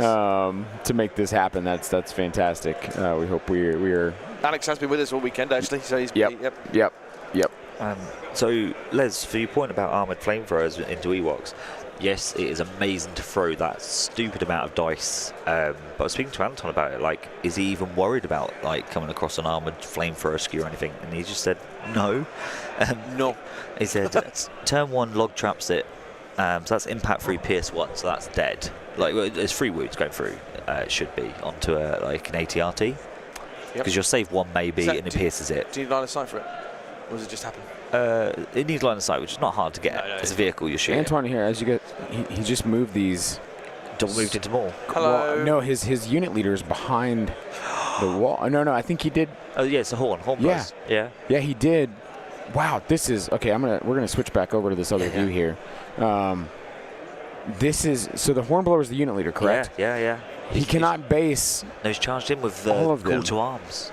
Yeah, he cannot base all of them there. Doesn't matter. So he put them on the other. So does that mean if Maul swings, he can only kill the 3 that are based? No. Okay, that's what I was wondering. They just ruled out. In the same way that obviously because they can't base him. Correct. So they get all the attacks. Ah, okay. So that's the way it works. That's still a wound on Maul though. Yeah. He starts with 1, doesn't he? Yeah. I was like, wait, it's 2. Yeah. But the one he starts with, that's wild. Richard is watching in the background. Compatriot of Marcus. Compatriots of the non-top 32. Yeah. Where you are, and me, and Zane. Yep. You're not even the non-top 32. You're not even any of it. I think my elo is like. You're fine. How far down does it go? Quite low. Okay, I'm down there. I'm at whatever the lowest number is. That's really cool though, as well with the elo. Like the more players that are coming into it. I think like last time I checked, the last place is like nearly 3,000. So that means you've got 3,000 people who've played over 10 games at a competitive level. Yeah. That's a huge amount of players worldwide as well. We have one question for you. Zane and I actually were discussing this yesterday. Zane, are you undefeated for the weekend? Absolutely. I'm undefeated for the weekend too. Yeah. So's John. Are you undefeated for the weekend, Andy? Yeah, shut up. Exactly. Hey, I'm 6-2 for the entire weekend. That's still good. That's a respectable record, I think. All right, here we go. Round 2 is now coming out. Don't worry, they will send the cards out into the boxes shortly. Don't worry. We shall see. They're showing each other. And then they will show us. Antoine just said, we need to move to the box. Marcus just paced a little bit, head in the air, thinking about what command card he's going to play. It's not going to be. Surely it's not Ooh. witch magic yet, is it? First game's apparently already done. Oh my word. That let's is have a look witch then. magic. It is. Yeah. Is that not too soon? Because now he's only got 2 actions. Doesn't, Oh, no, but it's when he you can choose up to. So he's just. Oh, it was only choose up to. I didn't know if it's just Yeah. bang straight away. Heal up to. it's an inch. Yeah, like. Gives him a free recover though, so he gets force push back. Yeah. So he doesn't waste an Oh, action. so maybe here. he wants to force push Ooh, the interesting. Ewoks out Yeah. and then go for Han. I think that's, like I said, go for So the first game, commanders. Andreas Roder from Switzerland beat Mitch Kamazak. Oh, is this from the top 32? Yes. Yeah. Already finished. Wow. That's finished there. Which I mean, Let's have a look. It was I set a timer. It was very late. recover the supplies 3-2. Mitch lost 754. Oof. Andreas lost 255. It was recover advanced on limited visibility. So I'll be interested to know. I'll have a look at what the lists were. Andreas Roder is, and I hope I pronounce names right, so apologies if I don't. It's just the English tongue is horrible.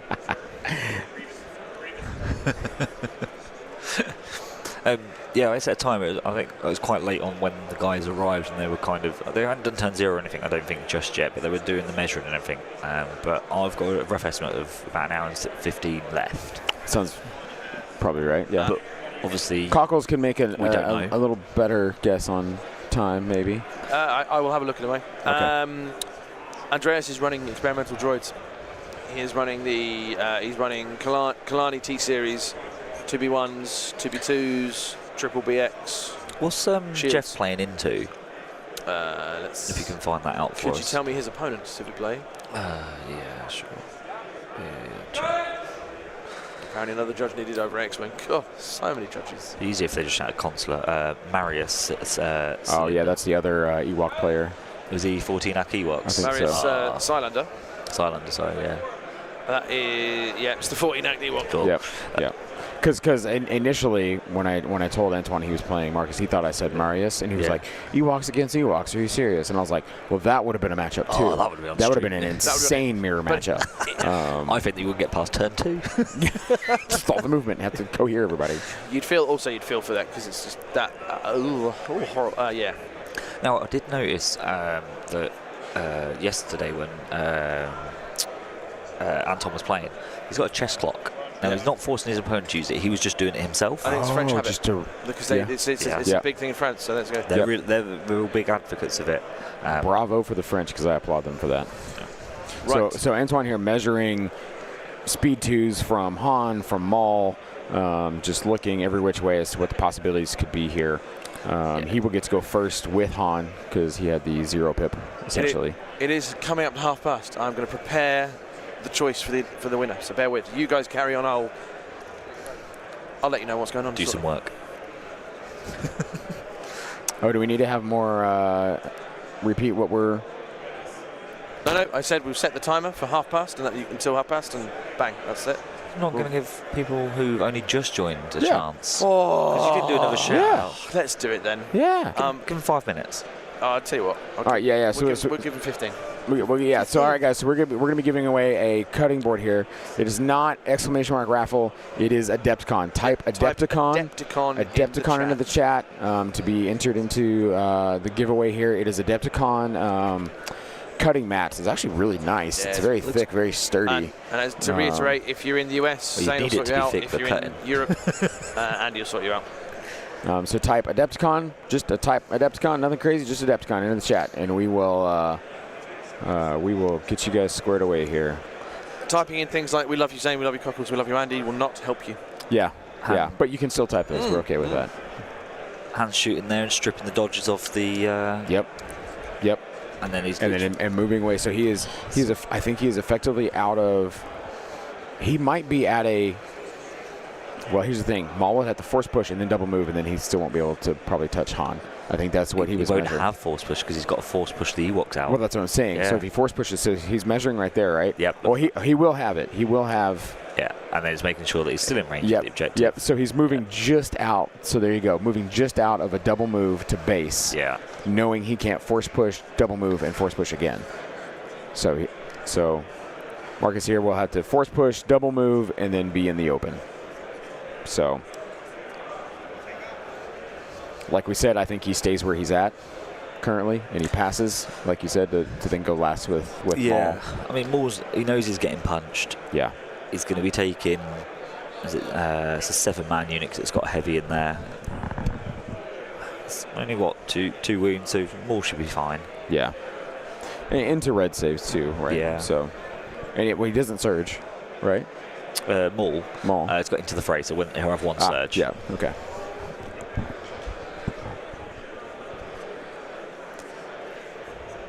But yeah, it's going to... The other thing, though, as well, if them Ewoks wait until Maul goes, they're then just going to move into the pike back line and start tying them up. Yeah. Yeah, especially because, I mean, depending on how aggressive Anton wants to be, with that far point that you can see furthest away from the camera on this screen, he doesn't need top down 5 units of Ewoks to contest a point, right? He can fully run all those guys around that building into the pikes, probably taking some losses, but saying, I don't care, I'm just going to clog you from even coming this way. Yeah. And then he just has Logray back there to just cap that back point. And then all the Ewoks basically sacrifice themselves going to tie up pikes and not letting them go anywhere. So.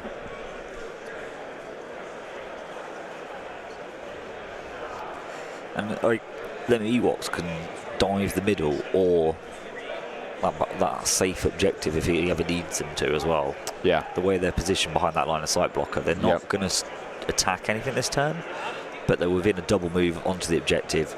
I've now got 13 activations sitting somewhere which you can't kill. Yep. Absolutely.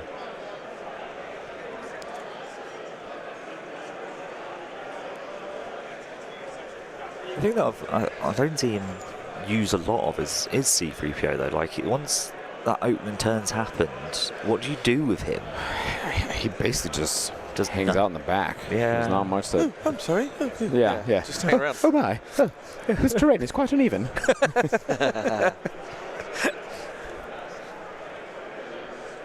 Yeah, because he's got... Actually, that's Logray, C-3PO, and Chewie just hanging out in the back there behind that building.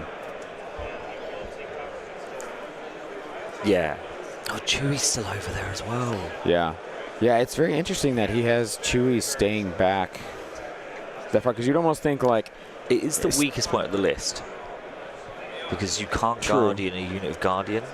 True. So the Ewoks can't do anything. You can shoot Chewie. But I mean, you get teamwork with Chewie and Han, don't you? You do, yes. So why wouldn't you move Chewie with Han to just benefit from, hey, here's a dodge, you get a dodge, you know?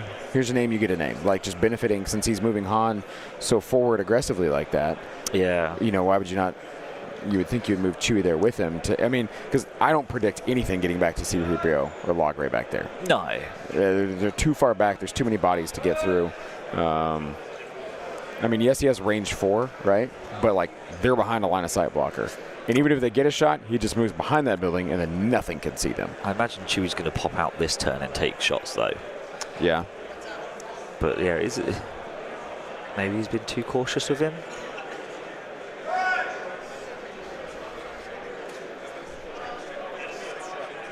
Yeah, so you can see kind of what we were looking at there. Chewie, 3PO, and Logray in the very back. Very well protected from getting shot at.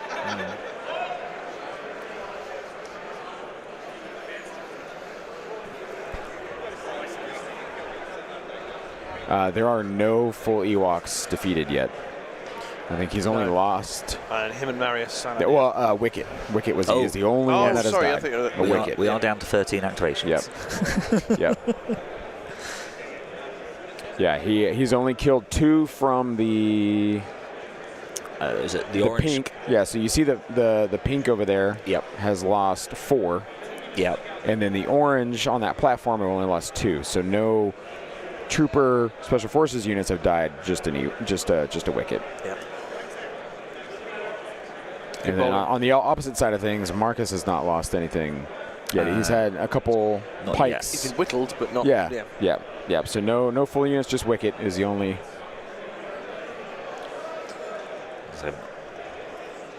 So what Marcus has been doing is he's been moving up to try and score this middle point. Yeah, because we are on turn 2, so this is a scoring round. So he's going to try and I think get he this. needs if he lets Anton score all 3. Oh, if he It's- scores 3, that's just you're starting up 3 2, now. 4, 6. So 3 go to cover. So 3 saves. Oh, Oh, 2 dodges. 3 She's dodges. got 1. Word. Oh, because they're in the open. oh, yeah. Saves 1. Saves 1, so lose 2. Because they're the slingers that popped out last. Yes, that's right. That is right. Yeah, I mean, when you look at it. Oh, he took them all on Chewie. Oh, Guardian Chewie. Oh, God. So that's why he held him back, to keep the, To keep the slingers alive. alive. Yep. Marcus shrugged his shoulders. he goes, yeah, what's he going to do? Yeah,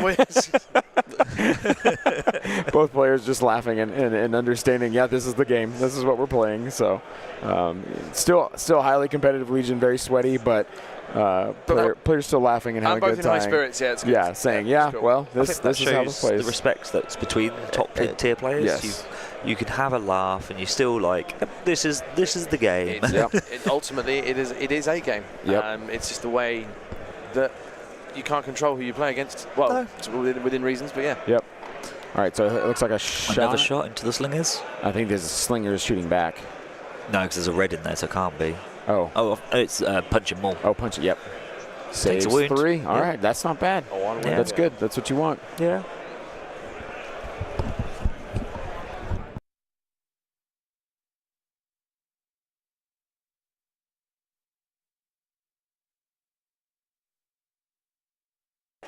Tactical mute there. Apologies. Tactical mute. So all right, so it looks like other Pikes here just trying to move forward. See, this is going to be a hard thing, right? Because he's going to try and contest that middle objective. We'll get you this other camera angle here. Kind of hard to see, but you can see there he's going to try and contest that middle objective with as many Pikes as he can to just make that be a thing. But, like, Antoine's going to have 2, It feels hard. 3 units to get there. What do you do here? 'Cause Just so you guys know, Andy just said that with the most defeated, non-verbal looks on his face and his shoulders, just like, ugh. That's a good roll. That's another good roll. 7. Yeah. 7 into skirmishers, I think. Is he going to Guardian? Yeah, I think it's skirmishes again, but no dodges now.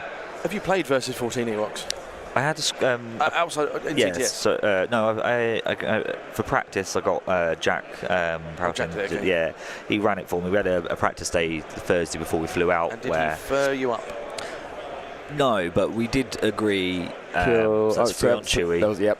So that was a and Guardian there'd there. be 2 left on the slingers here. Stays. Wow. So that face I had a second ago, I just saw it on Matt. yeah. Matt just had the same look. Oh. We'll get you a mirror at the top there to look down. So let's get you a mirror. Nick's telling us he can't see what the dice rolls are, so he's just like looking at us like, what happened? What happened? He says he needs a lifeguard chair to like sit up high and then look down in. Those white dice, as we've said, have been rolling almost half like the entire weekend. They're doing the statistical thing that they should do, but it's just like, that doesn't happen normally. Yeah. And across all the games that we've seen, it's been wild. Yeah. But in each individual game, the players are like, what? Yep. Oh my gosh. And we're going, this is not the first game this has happened in. You're not the only one. Yeah. You're not special. Right. So if you want to, play a white save army, come play on stream because these dice are cooking for you. Someone's opened that door, by the way. Going back to what you said about like Ewoks and stuff, it is pure player skill. So we played Jack 14 activations. So the pair of us were playing it together, kind of like to get the most out of it. And he's he was like, there's just too much to think about what to do, like the ordering of it all, like when do you activate, how do you pressure these objectives. Right. I got the win out of it, but we both agreed was like, this is definitely more of the lack of player knowledge and skill. Yes. And it kind of proved like I had the dice. So for me, it was like I've got enough to kill them all. Right. Like I didn't table him, but in a skilled player's hands like Antoine here, you are seeing the efficiency of how this list runs. Yeah. He knows exactly when he wants his skirmishes to go, when he wants the slingers to come in, where Han is going to then get Guardian with all of his stuff, how C-3PO, how Chewie are working. Like he has this giant machine working with every cog fitting into the perfect place and just well-oiled moving along. Because if you've got 14 activations or 13 at the moment, if you've not got that practice, then you also are going to be slow. Yes. And Yep. therefore, Yep. And he is moving at efficient pace here. I mean, yes, we're on turn 2, but for a 14 activation list, he's not deliberating very long on moves. He makes measurements to get precise. Like, I don't want this to happen to affect the way I play. Yep. He is doing that, moving that unit, and he's like, cool, this is where I'm going. That's it. There's not a lot of like, I want to go with this unit. I want to go with that unit. He knows. I pull this token, that's the unit I'm going with. Yep. You know, you'll see a lot of players will pull a token, and I mean, we all do it. Yeah. We say, I can go with this guy. If I do that with him, He's like, oh, here 5 with that. steps ahead. Yeah, he already knows. Cool. If I pull this unit, I'm going with that. If I pull this unit, I'm going with that. Same thing with Marcus. Marcus does the same thing. You see him pull a token out of the bag. He immediately is like, boom, this is the pike. This is the exact pike I want to activate out of these 3 core units. They know exactly who they're going with, what they're going to do. We have a shot here That's from the slingers, the ones that have just been getting shot. Ooh, there we wow. go. See, there you go. Mark's getting the payback on those white dice coming in for him there. So, But no, it's a very important thing. It comes from repetition. yes.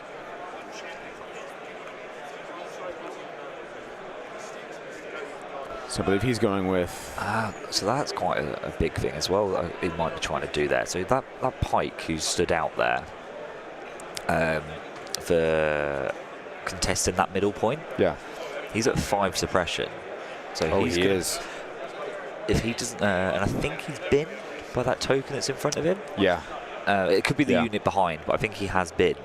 So that means he's not going to count for scoring it either. Right. Yeah, because he moved up with that unit to make sure he was in 1 Yeah. earlier. So yeah, he will not score that being suppressed like that. That's big. And I think Marcus also passed here with Maul. I think that's what. Is he just passed? Is he? I think that's what took place. Because Maul had his token down, right? Should be face up. I think it's just the camera angle. Oh, he might have just moved it. Yeah. Oh, yeah, he's I think just it's there. bumped It's it just out of the way. behind. Yeah. Okay. It's behind the wound tokens, which at the moment that lovely blue hut's blocking the point of view. Sounds like there's a rules I'm gonna question. go see what they're Yeah. talking. So I think it's a rules interaction of when Wall recovers, I'm going to assume, or something here. Because Marcus has got a command card in his hand, so it must be related to that kind of question.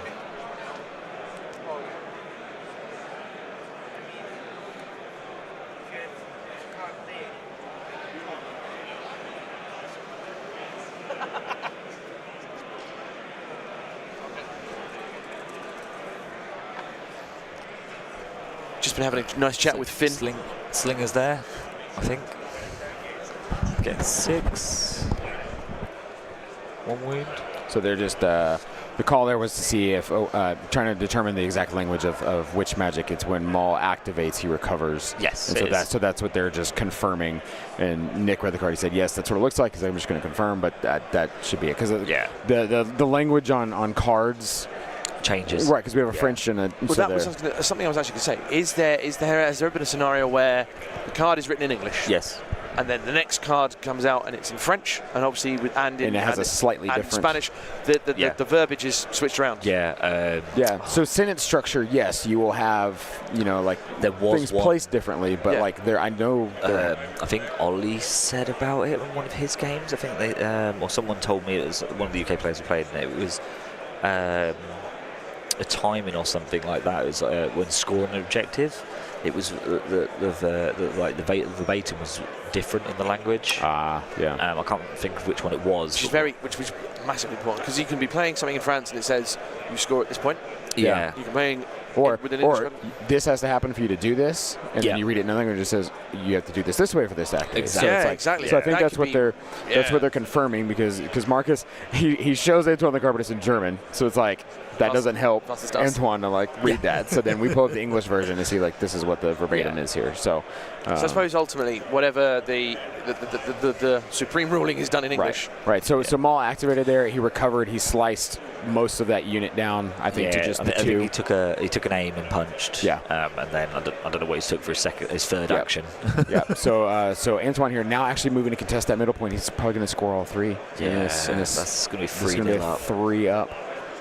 Which means, wow. I mean, you think about SOS with this. If he winds up going 3 on this one and going 3 on the next one, he's 6-0.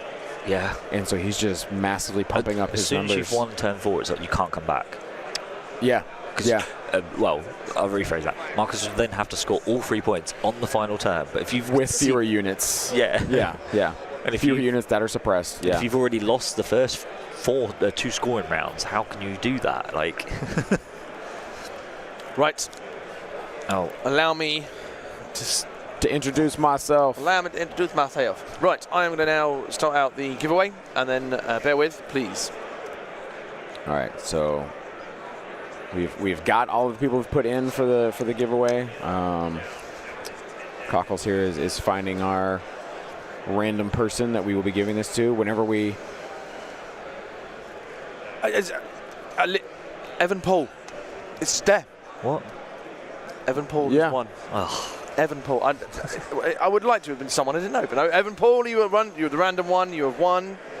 An Adepticon cutting mat. Yep. So I will get that to you. you've got his contact details. Yep, I'm not yep, even going to say no worries. I can get a hold of you, no problem. You just have to. The ticker onto Zach Teesman was so close. So yeah. Well, let's see if Evan's still even in the chat. He may. Oh, there he is. There he is. Boom. All right, I see him. I see him. Boom. There you go. That's how he claimed it. Yeah, Boom. if so, Mic drop. sorry, Zach Teesman, you were so close.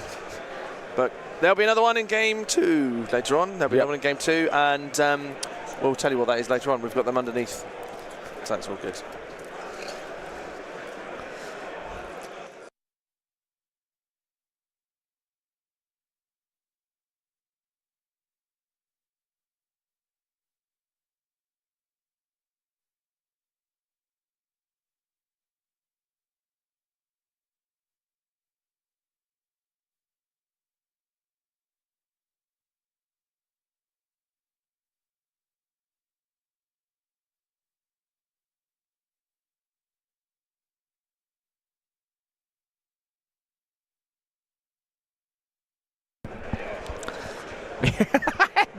Doc, I will send this to you since you've always wanted one since you're a boy. It'll be my pleasure to mail it to you, trust me. Since he was a wee lad, boys. He's been always wanting one of these Adepticon cutting mats. Oh, you got to say that in the Ray Liotta voice. Ever since I was a little boy, I've always dreamed. All right, so looks like players here still just measuring.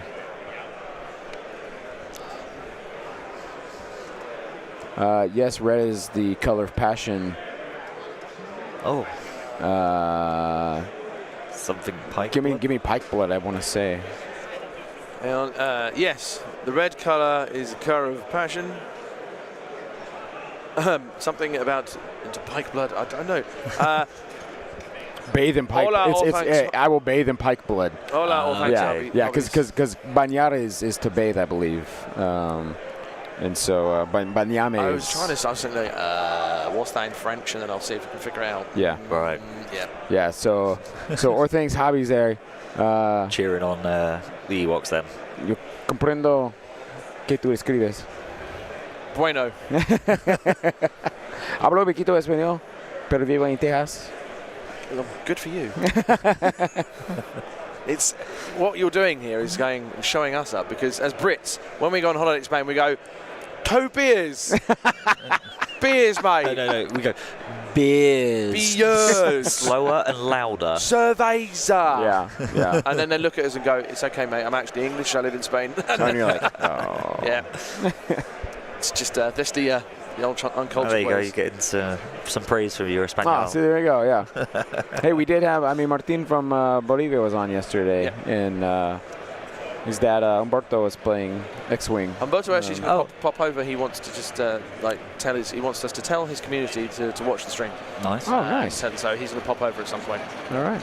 So back to this game. It looks like Chewie has moved up to the middle. He's guarding. He's been guarding, so he's got what five wounds there. So, but contesting that middle. Currently, Antoine holds the middle, the left with the closest camera with Han there, which I think is contested by the pikes that are just on the other side of this wall. Yes. But they have 3 suppression on them, so they're not panicked. No, so they need to be shot twice. Yeah, which is highly possible. He may have slingers back here that can loop around and do that exact thing. I think all the slingers are in the middle. So I think they're all. Because it's those guys. They're slingers. And then. There could be a slinger over there, but I don't know. Let's see. I couldn't tell you a slinger from a, a stabby Ewok. I mean, I think it's spears versus so that's an axe over slingers are the green. Yeah. That's your bottom. The purple in the middle, Yeah. and then you see he says there's one more, right? There's one more slinger. Yeah, it was you got in the middle of the board. I don't think they're dead. They shouldn't be dead. Oh, I think it's this unit that is moving forward right now. Yep, that's our third slinger. So yellow, gray hoods, and then green are your slingers. Well, I'd say that's yellow. What is that? The Ewok slingers in the middle are not. Is that green? Olive green. No, It's like a sage. Yeah. So sage green, bright green, purple are your slingers. Is that a bright tree green? Yeah, definitely. Yeah. So currently, guys, Yeah. Antoine looking to win this second scoring round, a 3-0. That's so painful. It's just bodies. It's It's more bodies. You are up 5 activations. You lose 1. You're still up 4 activations. You're tying up your opponent with suppression in the back, preventing them from moving forward at all or even scoring if they are in position. Is this just Anton left to activate everything now? At this I believe point? it is. Yeah. Well, no, Marcus has 2. He has Two core troops. There in are the 2 back. core troops in the back there. I see 2 tokens sitting there. Are they not dead? I don't think. I don't think any full pikes have been Killed. yet. Backing off here, I see. He also may be putting him in a tray. So Yeah. Yeah, so there is an Ewok unit sat there with 4 suppression in the middle, but the important thing to note is scoring is done after the end phase for the round. So you will do a suppression removal. And then score. And they're also not technically panicked as well. This is where, in this situation, you score because the objective doesn't move. You don't have to claim it. You're just in range of it, right? Yeah. If you have a claimed objective, like a hostage or a recover, if you have it and you panic, you then drop that. So even at the end, you're not scoring, right? Only when you activate and panic. So if you've been with a unit, and then you get, say, 10 suppression on you, the end phase happens, you are panicked, but you don't drop it. You just don't score it. Yes. Okay. And that's really important because because you might then rally or play a card that recovers. Right. Oh, he's killed a slinger unit, I think, there. Marcus looks really excited over that. It was 3 crits, save 1 out, and then save 1 out. So I think he just offed that. That unit at the back there that was on the landing pad. Yeah. Because I think that unit was in range to move and score that far objective point. They're still alive because they still have the 2 orange. Because there were 4 there. Why was he so excited then? Was it just? I think just because he killed something. Here's a query for you. Could the pikes will out-punch Ewoks in combat, in melee? Not really. Because that electro whip will just... They haven't got electro whips. Oh, that's just that's modeled? Just modelled with 2 of them. It's a capo. Gotcha. It's like whipping them. Work harder, boys. Gotcha. Okay. Yeah, I mean, statistically, a full squad of 6-man capos is rolling 12 white. So that will be a hit, a crit, and a surge, and they've got a surge. Yeah. And so there's 3 going through. And it negates all the cover low profile. It does. Yeah. So it's kind of like. So on average, you're getting 3, but you need a full squad. And that may be Marcus's best option to just push those pikes into what he can in the middle. They do punch. The Ewoks punch harder back. They do punch harder back. Yeah, they're black. Yeah. But black dice can swing so fickle, hard. Fickle. They're easily the most fickle dice in more than red Legion. dice. Absolutely. Oh yeah. Absolutely. Because it's the most commonly used dice, right? Yeah. Like black is the most commonly used dice. When a red dice rolls blank, it hurts because you're like, you're supposed to hit something. That's a guarantee. Yeah. Yeah. When it doesn't, you're like, But so much rides on a 5-shot core trooper unit. Yep. That's just rolling 5 black. When you roll that, you get 1 or nothing. Yeah, I was gonna you say. go, oh, come on. Or you're a rebel trooper and it's a surge. Exactly. Like 4 surges, you're like, well, that's nothing. Yeah. Chat's looking in saying, Tom's obviously loves his Ewoks, and he's just like, the Ewoks they have no surge, but they pierce. Yeah. Yeah. Where pikes don't have the pierce, obviously, but they have no surge. Pikes get 2 white, but no surge. They get no surge, but because they've got a capper in the squad, they would have a surge available. So as I would say, statistically on the 12 dice, you've got a minimum on average is 3. You might spike at 5 We've all seen B1 rolls. Oh, it'd be one droid. I mean, Or Brian Bear's if you look fleets. Yeah. if you look at the experimental droids list that are running around at the moment, they're rolling 9 white dice with 2 red, and the average there is like 4 or 5 hits. Yeah. Okay, so here we go with that unit that got shot at. Yeah. Antoine moving to score. So that's a compel from C-3PO first. Yep. Because he measured there and he was good to compel. And then he's just going to compel. Yep. Oh, wow. Yep. Cool, shoot at me. You can kill one model. One model in heavy cover with low profile. Yeah.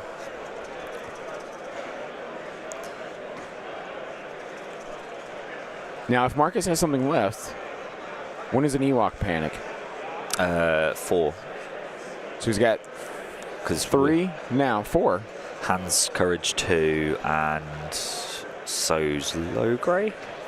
So would Marcus want to shoot at that unit again that just went because it looks like they have force suppression on them? Yes.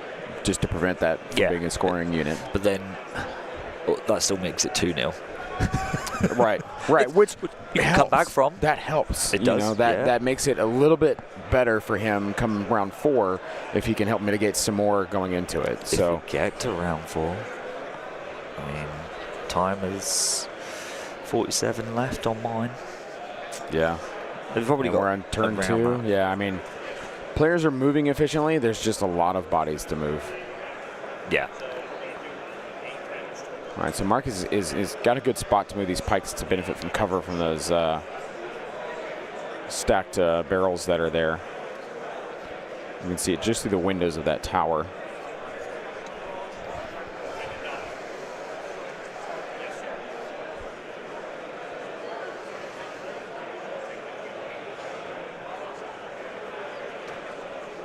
Yeah, I suspect we have somewhere between 30 and 45 minutes. Yeah, that's what I'm roughly sat around. There's a bit of a crowd of people watching the stream game now from behind. We got a few people here to the right of us. Yeah. Hello. Like I said, as we start winding down, events start ending, and vendor hall closes, which they're about to start opening the doors, so you guys are going to start hearing the loud thuds And Of you the- might get colder. of the drums in the deep. Have you noticed? That's the right. draft is coming through. Yeah. As these open up, it will Yeah. get significantly cooler over here. That's all right. I might take I mean, the hoodie off you in a guys minute. are perfectly dressed today. Yeah, you no- got no yeah, filter today. We're hoodies, matching. hoodies and trousers. So yeah. Yeah. I'm not playing, so I took the shorts off. We're on. Yeah. We're on brand. yeah. Almost. I brought my hoodie to just simply throw over in case it gets. Because yesterday it wasn't bad. It was just slightly uncomfortable. Would you like to wear my hoodie to keep you warm? Only if you're still in it.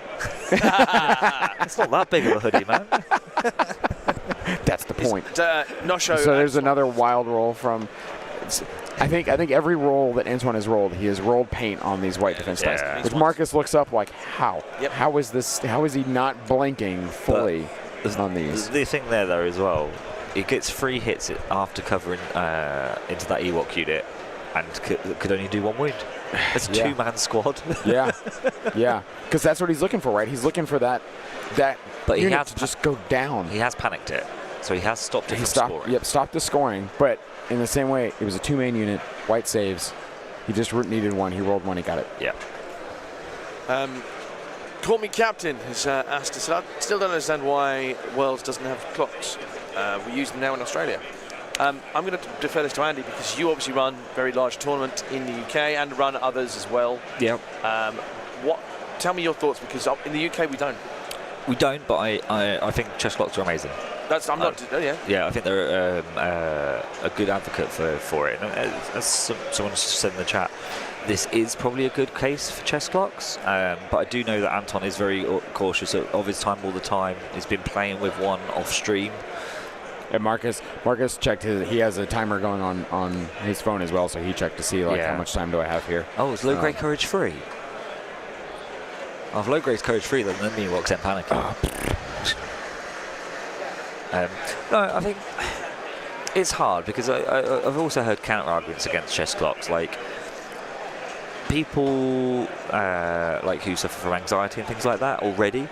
it puts more of a pressure on them. Yeah, So that's a Yeah. so they already know they've got a 2.5 hour time limit. They might have any other issues like, oh, I don't want to forget things. I don't want to do this mistake. I don't want to like this, that, and the other. So they've got all these other things going through their head. Because it's another conscious decision Yep. to hit that clock to move it over. So. Oh, I forgot. How long was it on my time before? And Yeah. it just puts an extra level of stress on people. So Yeah. I get the counter argument, and I do agree. But I would prefer not to as a personal state, because I would forget, because that's my brain. I'm busy playing a game. I don't have to go, forgot it, and then feel bad about it. But I also don't. it kind of comes naturally once you get into the swing of it. But I don't. I've never considered myself, or I'm quite quick in my play anyway. Yeah. So it's not something that may be relevant to me. 2, 3. I think it I becomes don't know. more important sometimes when it's these. Okay. So Mark is just 2-0. telling us it's a 2-0 Yeah. for Antoine scoring in this round. Dankeschön. They've moved. I think they negated that back point where Han is at. So on your screen it'll be the far right point. I think they negated that, a 2-2. Because Logray is back in the back, I believe. He is. I think Logray is too far away to give that courage. Yeah. So it looks like the plan Yeah. from Marcus or Martin, as his nickname is, he managed to make it 2, not 3. Which is huge. Yeah, Yeah. big deal. Yeah, Big deal. Yeah, because then going into turn 4, if he can get 1-2, 2 would be ideal, right? If he gets 2, he's pretty much won. Right. No, if Marcus gets 2. Oh, if right. Marcus can get 2 in round 4, Yes. that is a huge tie-up to try and. But then you're maybe going to go to 5, or 4 could be your final scoring I round. think 4 is going to be final. So I would, Marcus. I think the players are aware of their time, even though they don't know the official time. I think Marcus will probably start playing as if each round will potentially be the last scoring round, because if he can try and just get 2 points, then that would be big. I think it keeps him in the game. Yeah. And I think that's the thing. As soon as he lets him get ahead, Yeah. you've got no comeback. Yeah. Yeah, because if Antoine gets 2 in the next one, regardless if it's final round or not, Yep. then It's over. yep. So is that reckless diversion? Yes. Yeah, reckless diversion. Yeah. And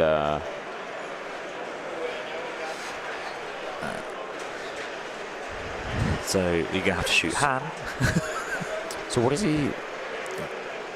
Because he still has his force push, right? Because he didn't use it last round because he didn't leave melee. Yeah. So he still has that. Yeah. So now he can force push.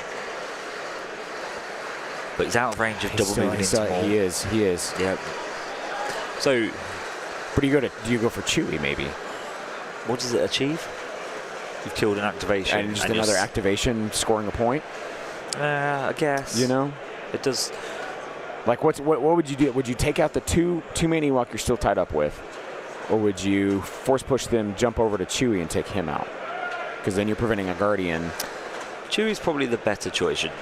But then I think the problem with that is you're then sat there in the open to all the slingers. Right. Because you've used your force push to get rid of a unit. Yeah.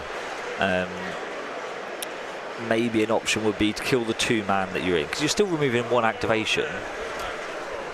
And then it's maybe dive into another unit that's not very high activation. Like model count, sorry. Yeah. So Marcus doing a rally roll there off a Pike unit and winning it up. That's what he needs.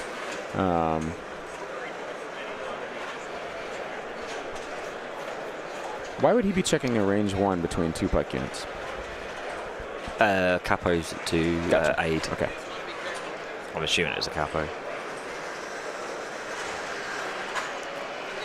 What I think is a good thing to point out is I don't think either, from my point of view and watching the game, I don't think any players made a mistake. No, I don't think so either. Even like deployment, I think was exactly they wanted it to. Yeah. Maybe Anton might say that he didn't want the slingers to get shot on the opening round. Yeah.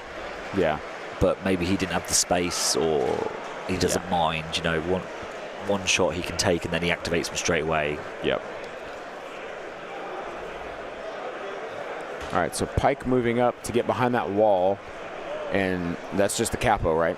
Yeah, that's So the he's capo. just moving up to just get security from being shot at, being hit with a bunch of stuff, while still contesting that It does, middle. but you can climb the wall over and Yep. then shoot. Yep. So his one saving grace would be is if he could get other pikes to then come in and kind of insulate him to prevent to prevent that the from climb. happening. Yeah. That'd be Because quite then big. then the pikes, a full pike unit is going to stay alive longer than a capo would. Yep. Against an 8-man, 7-man. Oh, too late. Anton's Already literally- going there? Yeah. Yeah. Oh, he's just Chewie, though. Oh, it's Just climbed over into melee with Chewie. keeps Chewie safe. So, interesting. You could force push Chewie out now with Maul. I think that you could get Chewie into. Oh, Chewie got the charge off. That's why. Ah, okay. He's raged. Yep, he's Yeah. enraged. So is that 3?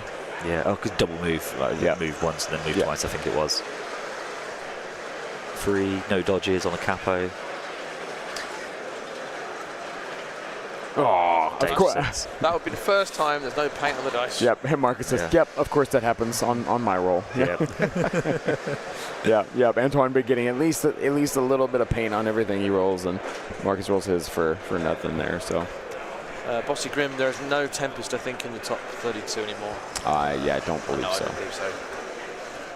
There were hopes. It's because they were all running double ATSD, not triple. No, apart from Lee Macken, who was off running triple. Oh, was it triple? Yeah, and he ended up Twister? being. Oh, yeah.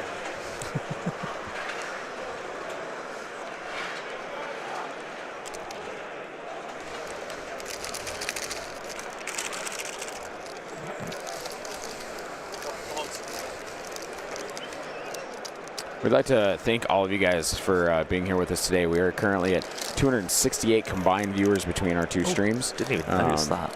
That is awesome. We appreciate all of you as we are doing this for all of you.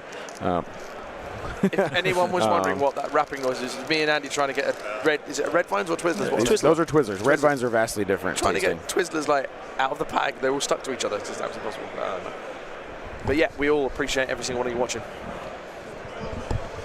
This looks like a line of sight call being made here from. I want to say he's looking at Han.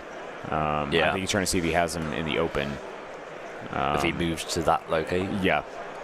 But then again, I don't know if I would do that because you're leaving yourself exposed. Oh, he for has to all- shoot hand though. Oh, Reckless that's right, diversion. reckless diversion. Yep. It's not a Yep, choice. If you have the ability to, you have to. Yep. Yep, that's exactly it.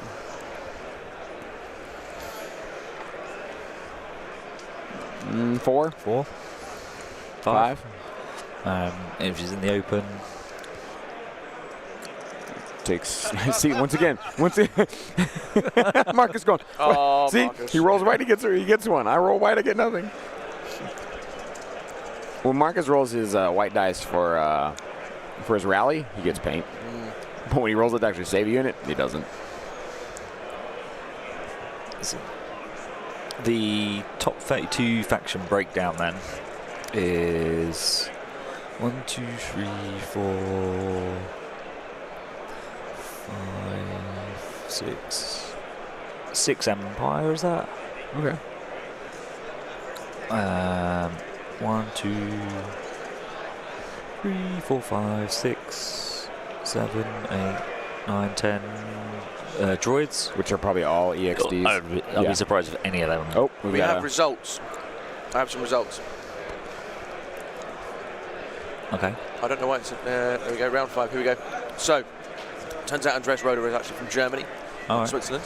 He's from the same place as Stuttgart as Martin, as Marcus even. Adam Fowles, the New Jersey Wombats, beat Matt Evans of the Indy Garrison. That was a 2-1 win on recover. Moving further down, we have Nathan Nicholson, one of the 3-0-1s, beat Sebastian Nentwich.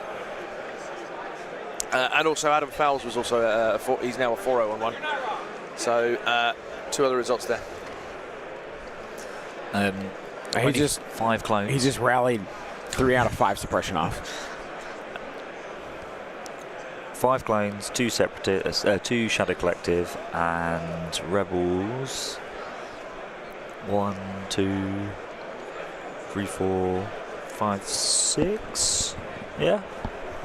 Wow. So I think that's all right. No, the only double digit there was droids. Droids, yeah. And like I said, I think every single one of those is probably EXDs. Yeah. Yeah. Out of the 22, You mean there's no Geonosian invasion force? I mean, droid. That's a good conversion rate for the droids there. yeah. And it's also what a swing from like last Worlds, right? Oh yeah. Last Yeah. Worlds was heavy Empire, heavy Blizzard Force, and now we're looking at, we're back to CIS, just LVO last year, or this past season, people are like, droids, kind of losing a luster, and it's like, EXDs come out, boom, here they are. Still But no rebels. No new units like being released. It's Oh just a yeah, battle for force. CIS. Yeah. But a good way of taking, because how many BXs were you seeing on the field before that? Very minimal. Exactly. Yeah. So a good way None, of 'cause it was Magnus, yeah. a solid way of AMG taking an older unit that was getting very little playtime, very little off-shelf time, and saying, "Hey, we're going to make this Battle Force a thing. Get these old units off the shelf. Not have to rework anything. There's no unit card change, no point change. We just change this into a Battle Force. You get to bring this like this. Boom. Those units are now viable. Yeah. Blow that dust off. Exactly. And as he was saying in an interview on Thursday, that's how they see progressing and making thematic things. So Yeah. Ewoks were the they said the red carpet for future Battle Force releases of It's a brown carpet. Yeah. Get out. They were the red carpet for future things like this. Some balls. Samal here just slice those two Ewoks off. Yep. And then force push Chewie. So hopefully Marcus can get 2 activations off the center point here. Yes. Yep. Which, as you said, will hopefully give him that 1 victory point Yep. on turn 4. Because I think so. I think Marcus's road here is trying to get as much off that middle as he can, and then off that far end over there, trying to push everything that way to get Han in that one unit at least tied up. Right, leave that as tied up as possible. Yep. Because if you could just negate that and then make it a 1-1 score, then that'd be awesome. I thought that was for us. Oh no, that's X-wing with a loud mic calling time in the round is not for us. Yep. But yeah, I think Marcus can try and negate the middle point as much as he can, completely forget about that back point for the Ewoks, and then work towards that Han Ewok. But I mean, He can. you've still got so many units over in that, like, behind He's got that big circle How building. many are there? 2, 3?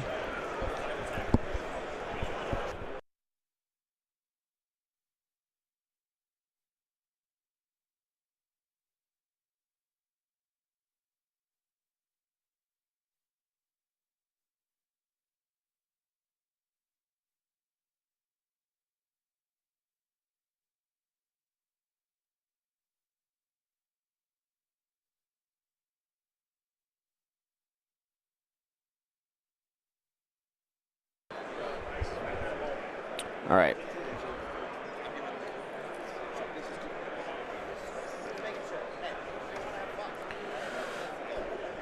Sorry, tactical mute there. We were just handed some things to try and dole out through the day and for tomorrow and stuff. So.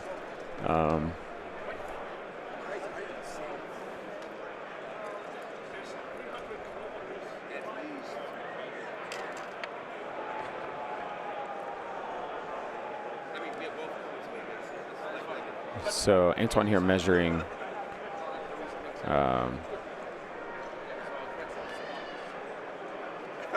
measuring a speed 2 from those pikes.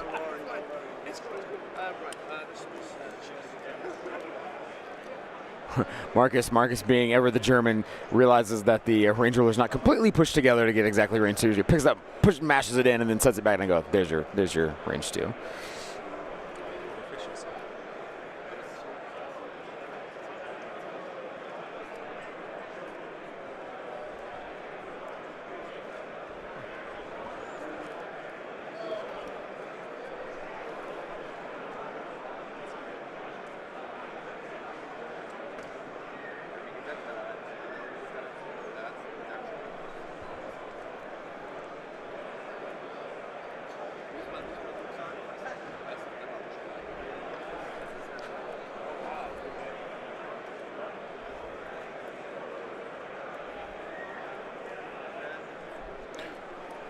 So we've got I believe that's a rally roll for Marcus.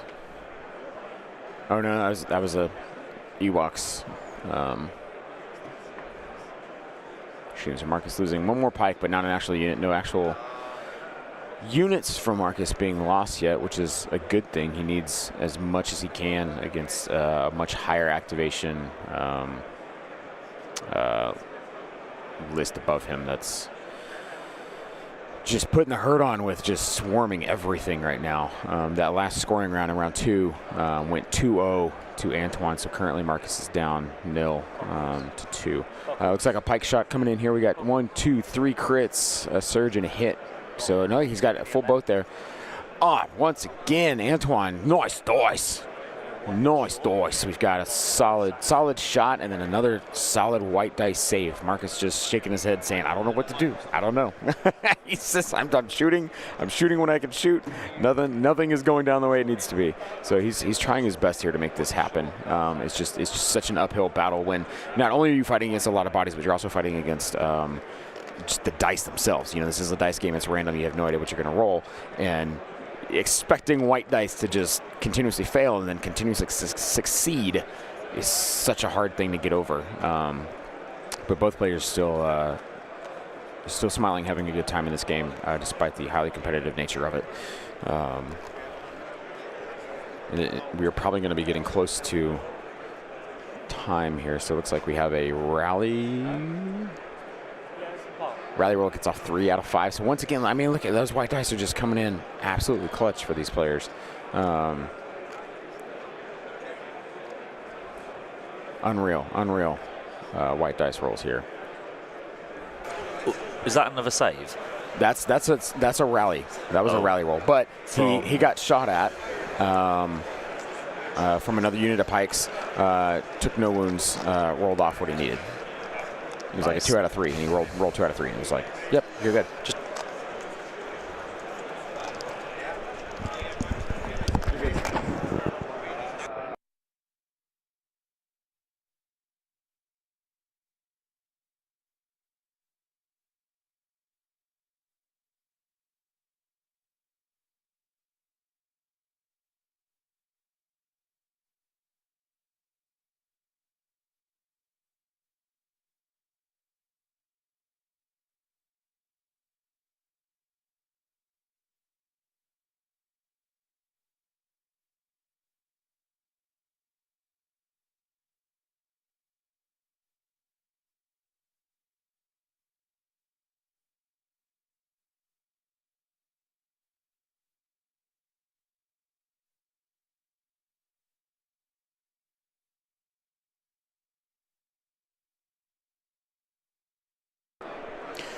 all right, guys, sorry, more tactical mute there. We were handed a box of goodies from AMG for stream, so we will be showing you guys that stuff that we will be doing throughout today and tomorrow. So good. It's really spicy, guys. So that was Anne Richardson, who is the head of the community development for AMG. She came over with stuff. Yeah. And my eyes just lit up like a child at Christmas. I'm sure we got another big shot coming in here too. We will. I think we're saying we will leave the box with all the stuff there. You can see over during the stream, so you can see it later on after the game. So when there's a break, you can see what's there. We'll talk through it shortly as well. But it's amazing. So we look forward to giving it away for you. Yeah. We will start that in the next game. Start some giveaways in the next game. So.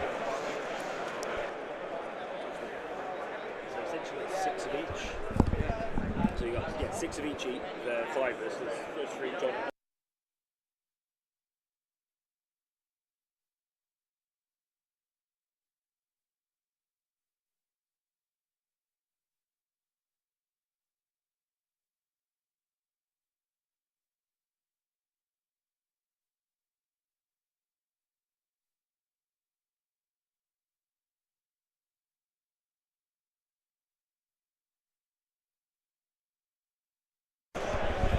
Tactical mute, sorry. Yep.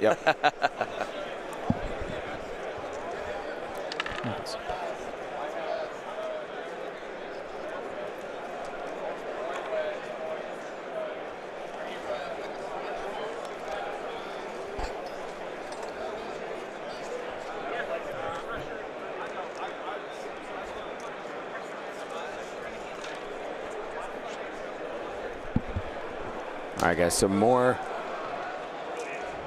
action here in this game. Let's see if we can get another angle. See what we look like from the other side here.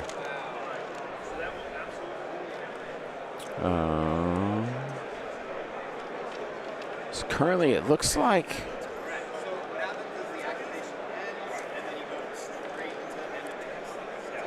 So Pikes and Ewoks are in melee now, as you can see in the bottom part of this this intercept point. So they'll be tying up to score this closest point on camera here.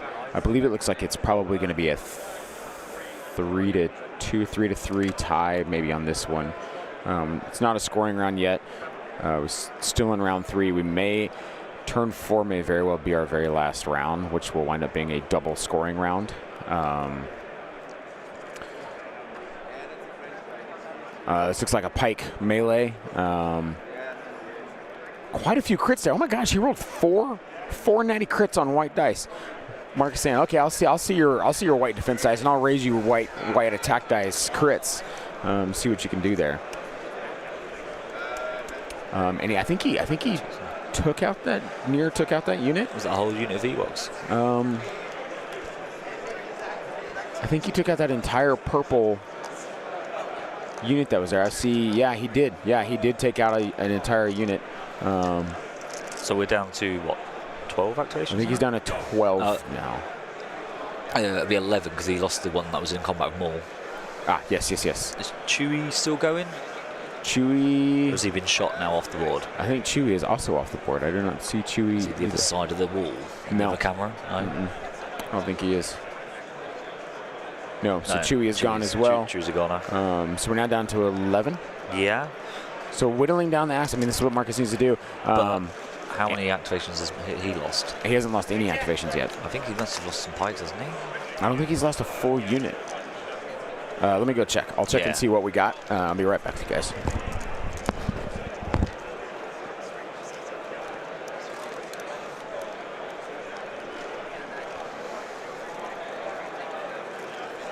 Yeah, Chewie is dead. This Chewbacca just died. Sorry, just chatting to some fans who were watching behind, asking about the game. Fellow German supporters. German supporter, no, and German and American. I didn't catch the young American's name. All right. That's cool. We're joined by a wild Dave Grant around the corner. Let's see what he wants. Yes, sorry, Cupcake. Marcus is Matan. So sometimes I've been saying Matan throughout the game, just due to that's his Discord handle.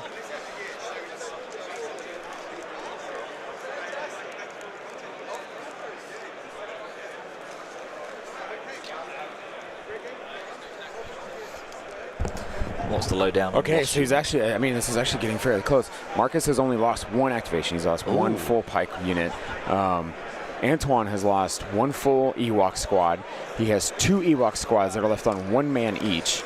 Okay. And he's lost Chewie and Wicket. So he's lost 3 total. Yep. It's Chewie, Wicket, 1 full Ewok. Oh, okay. And then he's got 2 more that are One hinging health. on 1, I think a 1 and a 2. Which it's hard to see, but so he's doing that. So, like score-wise, it looks really bad for Marcus, but actually kill count. Which actually he may be. I may be wrong. I think he may be down another Ewok unit. I think there was another one. Just a 6-man skirmisher that was over there. So I think So I think he's lost 4 total. So it's now a 10 to 10. Yeah. We've just been gifted some tiny tape measures.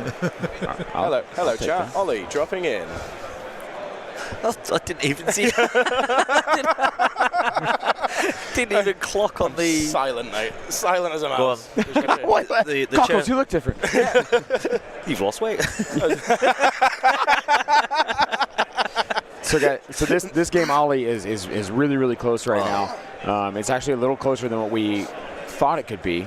It looked like Ewoks were really flooding, which they still are, but Marcus has done a really good job here to mitigate. It looks like Antoine, I think, has lost 4 activations. So I think it's 10v8? I think it's 10v8 right now. Yeah. Which is huge on intercept. But it's 2-0. It's 2-0 Antoine. We don't think this will be a turn 4. Yeah. Sorry, no, I'll rephrase that. Turn 4 will could be the final last game. one. Yeah, Yeah. I'd be Yeah. surprised if there's a 5. Yep. Okay. So, do you score? You score turn 4, And then then you the score end of the the game. double. So essentially, it's a triple score. Oh, is it really? Yeah. Oh, I thought it was just if that was your final round, it was just double. Your eyes, then, mate. Oh, no, because that swings a lot. That swings a lot. Yeah, no, you scored turns 2 and 4, and then the wording on the card says your final round. So if that is your final round, Yeah. then you essentially triple scoring.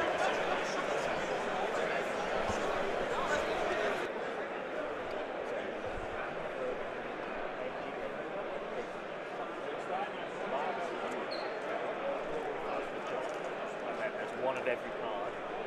Basically, we've got one of every card. Sorry, guys, So- tech to mute here. So coming back from my game, I just played into Experimental Droids. Oh. Played against Corey Satilli from Inglorious Blasters. oh, yeah. The chat was saying that's the end of your run, mate. Yeah. They were literally going up. He's a good player. That's the end of Ollie's run. No, it's not.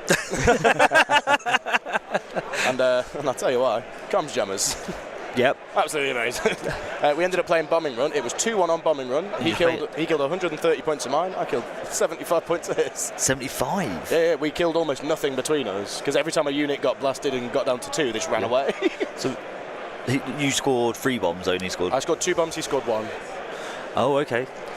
But the comms jammers won you the game then. Yeah, so buses moved up into kind of like central board, and what happened is I managed to kill a droidica that was carrying a bomb on its way in. Yeah. The buses then moved in, and then Black Suns got out, shot into the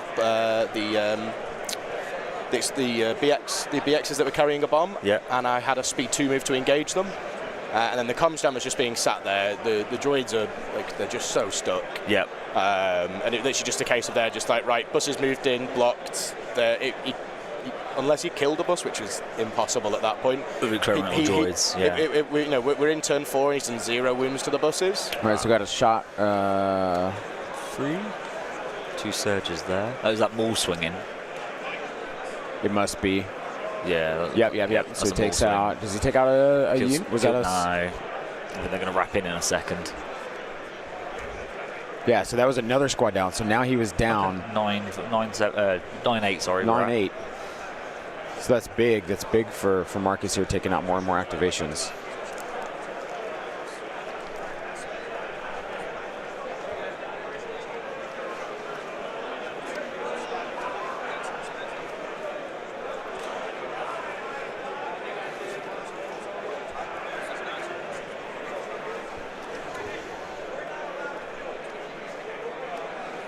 And then Maul's engaging another unit here, tying them up. Yep. And moving them away from that center point, which is where they were pushing towards. That's true, yeah. Yep. And I think that being a slinger unit is probably a good call. Yep.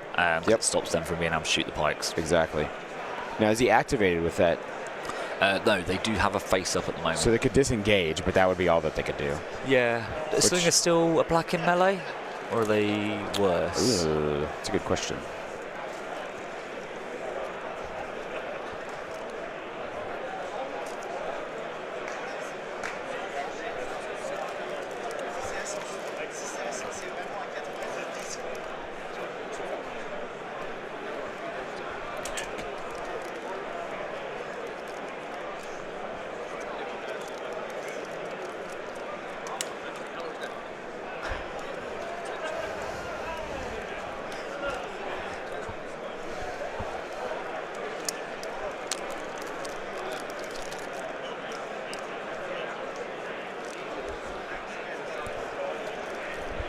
All right, so a lot of measuring here, guys. They're just looking Han moves. So in terms of a recap for the game so far, what anything exciting happened? How do we end up with a 2-0 on the first scoring? Because usually you get one. He flooded. So Antoine flooded the middle and his far point, so far camera, flooded those two, and they negated the closest point to us. And so it wound up being a 2-0 for Antoine, just on Ewok bodies just present. I have to say, like, having played Antoine, what a phenomenal player. Yeah. Yeah. Like, he just makes perfect decisions, like almost every time. So Pike's moving into melee with Han. Okay, just tying him up. Yeah. Han is awful in combat, rolling 3 white dice. Oh, yeah. It neutralizes his output. Yeah, because his Gunslinger's gone, his red dice are gone, his Pierce is gone. He has Pierce, right? Yeah, Pierce too. So that's gone. Like, there's a lot that just is out the window with that. Yeah, Han's efficiency is lessened into Pike's. No, you say that, so actually. I feel only because they get the dodges and they can dodge the crits. Yeah, so I thought all of that. So what he was doing is using the slingers or even Wicket before he got killed by Maul to strip the dodges. Ooh, that is a large amount of dice. And that's 5 dead. It must be 7. Oh, he's only rolled 7 dice yet. That's a whole unit. Oh, that's another unit. Marcus finally getting the attrition going his way with these dice rolling the way he needs them to. This is huge for Marcus to try and pull this game back his direction in these winding down minutes of this game. This is getting tense now. Yeah. This is huge plays going on here. Marcus looking a little more serious, saying, "Okay, this game is actually winnable, swinging and looking a little more doable." So I'm buckling down here. I'm with him now. I don't think it's his. But I do think he's actually got a chance. Where up until recently, I thought he was out of it completely. Yep. So Antoine here measuring a double move from a Pike to be within range 1 of his back point if he can, to contest. Yeah.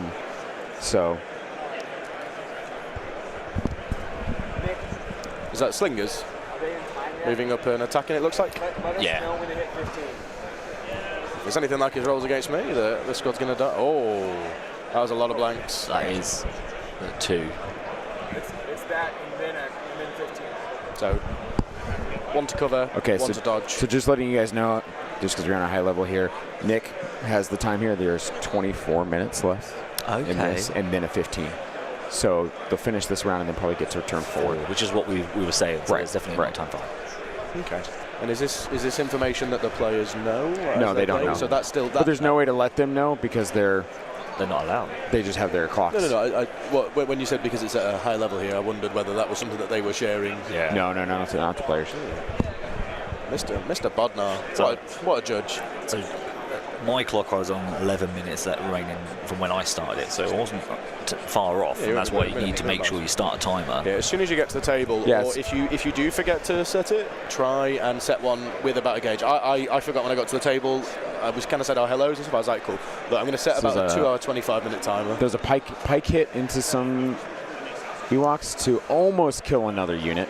I think there's a 4-man squad that is now down to 2 at the top of your screen there. But Nick, our judge here, saying he noticed both players started picking up pace of play, realizing because they're both keeping their own kind of timers. It's it's not the exact time, but they have an idea of it. Yeah. And he said both players are now picking up pace of play, and with activations being removed, this is going to go much faster. Yeah. So I think players are trying to get to turn 5. I think that's what they're going to try and play for. Because if you can score 4 and then make it to 5, then that could be huge. Yeah. What shoots 2 red?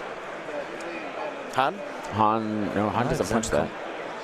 Oh, Ewoks hitting back into Pikes. Axe Ewoks. Axe Ewoks only 1 red, right? Well, it's 1 red and then the unit leader, right? He rolled 2 red there. Oh. Unless we're missing, unless we've missed it on the colours or something. Cause it's possible. A black often. Yeah, sometimes it's hard to differentiate. So we got a crit and a hit, reroll for nothing. Yeah. 2, I think this is. This must be some Pike, dead Pike. Is it that Pike hitting back into? Yep. So that's another Ewok on. So we're now down 5, 6 activations. Oh, has he got a whip on that Pike unit? I thought he was all guns. Yeah. All guns.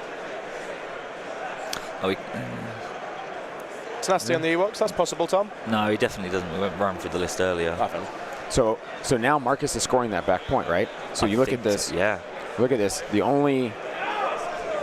So there's Logray right there, Logray Han, and then this unit tied up with Maul. Right. Maul could very well take out a good chunk of that unit and tie him up. This is really, really close. Yeah, he's Marcus has 2 units of pikes, 3 because this capo is down here. You can see his head poking above the wall, right next to where it says hostile environment. I'll pan that camera over just a little bit. Did he lose that? He lost that capo earlier. That Chewie punched. Yeah. So Marcus has lost 2 units then. Yes. Yep. Yeah. So he's down to 7. 7, and I think we're out 8 maybe on Ewoks at this point. Yeah. Which I think Marcus may negate that back.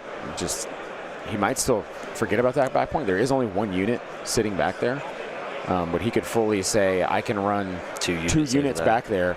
And then he's not. That's 2 off the middle. So if he's only got 7 units left and he sends 2 over there, that's 5. So do you contest the middle and maybe? But then you still got to do 1 on the other one, which means 4. Yeah. He has to score 2 points. This is a pike hitting into the last unit there, so that's another activation gone. Because there was 1 Ewok left in the middle of those pikes, and they just took him out. Well, I mean, that's a god roll there. I mean, 2 crits. Marcus's white attack dice have showed up several times now when he's needed to. He rolled 4 white natty crits earlier. So what does this unit here do? The one thing I'm really, really proud of is that Marcus, and not Finn, is playing at this table right now. I truly held Finn to a higher standard. This is round. Sorry, guys. This is round 3. This is not round 4. The guys are wrapping up round 3 right now. We're in the last throes of round 3. Yeah, this is still 3. And then we will be shortly moving into turn 4. Only a few activations left here in 3. Activations are being picked up. Pace of play is picked up. These players, I think, are going to try and hit 5 rounds, if at all possible. Yeah, this has been a huge loss for Anton this turn. Yeah, he's lost a lot of minis pushing forward. Yep, minis. And I think a lot of this too is it's melee, right? He's losing things in melee. He no longer has cover. He no longer has low profile. That is all gone. He's they do punch hard. Yeah, and he's having to double move to tie up units and then get them punched back. Yes. Yep. No, this is definitely still turn 3.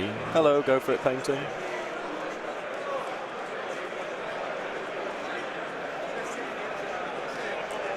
I would be sweating like nobody's business in the middle of this game. I mean, when you and I play on, you tell me your watch tells you you're on the verge. Not recently. It's not been close enough recently. Actually, I think the chat is right. We're on turn 4 because that card. That was a. Is that when it's, this is turn 4, is it? Apologies, guys. We are in turn 4. We are in a scoring turn.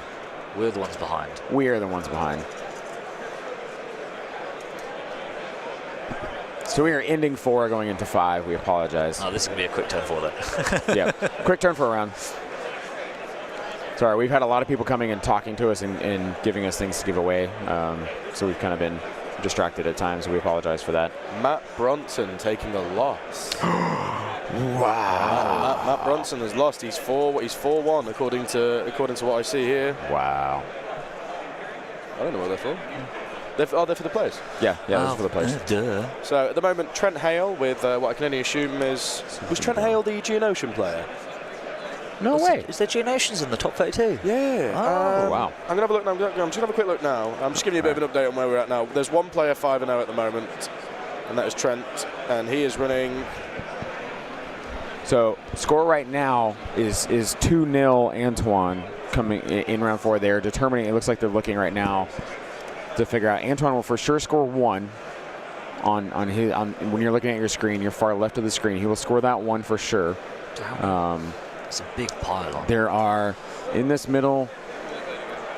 Antoine has 1, 2, only 2. C3PO and that green unit. And that's it. So he's got 2 on the middle. So there's 2 pikes there. Though. Yeah, so that's 1 unit. These Ewoks here can withdraw to get a 3rd one here. Do you go 3rd one there? I mean, he's winning that one a 2 to 1. Are winning here though, aren't they? That's 2-0 here. No, because he's got pike, Capo. Oh, that's pikes, isn't it? Yeah, that's pikes, and then that is. Oh, that's Han. All right. So you have Han, Logray. So that could tie up.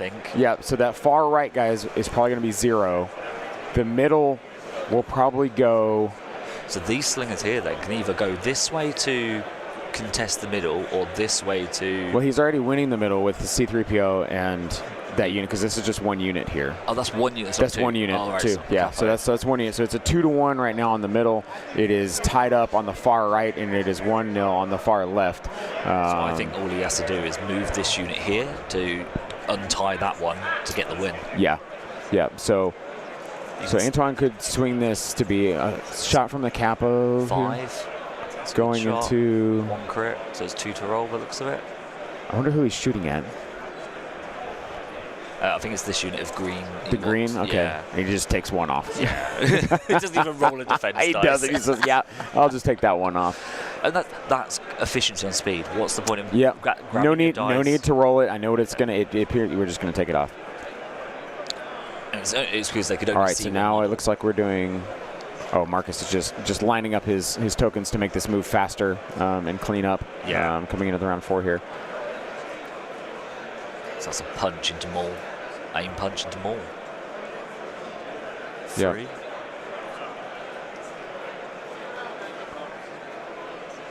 Okay. Yeah, Only 1. That's good. You see those dice rocking, and you see that I thought blank that's swing around. I thought he was about to blank 3, and I was Yeah, like, oh my that's gosh. huge. But I'm surprised by that, because surely, that's more unless up that's to the 3 leader and wounds he's in then. range already. 4-1. 4-1. Yeah, 4-1 so now. That was the leader to be scoring that. So Yep. Yeah. 4-1. So Mark is at least managing to get on the board. So going into the final round here, going into 5, which is going to make it our final round. 4-1. Marcus to win. He has to win all 3. He has to go all 3 in the final round. He can't, or he has to either table Evox or win all 3 objectives.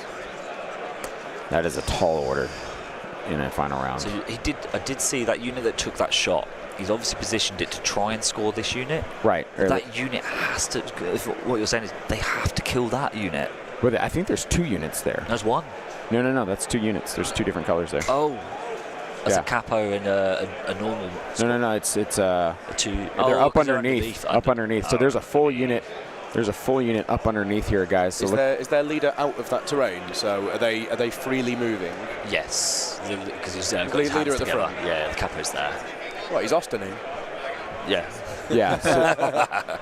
So you have. You got 2, but I don't know if that. I don't know if that one in the underneath the awning can get there. That's what I'm thinking as well. So yeah, he only needs to score 1 point here to win the game for Anton. Yeah. So turn 5, we've got Maul versus Maul's 1 pip.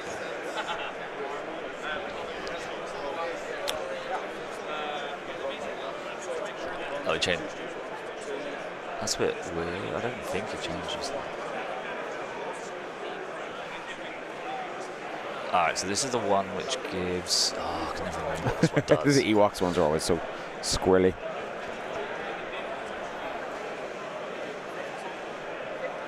Yeah, so if Marcus can tie, then he's up on kill points for sure.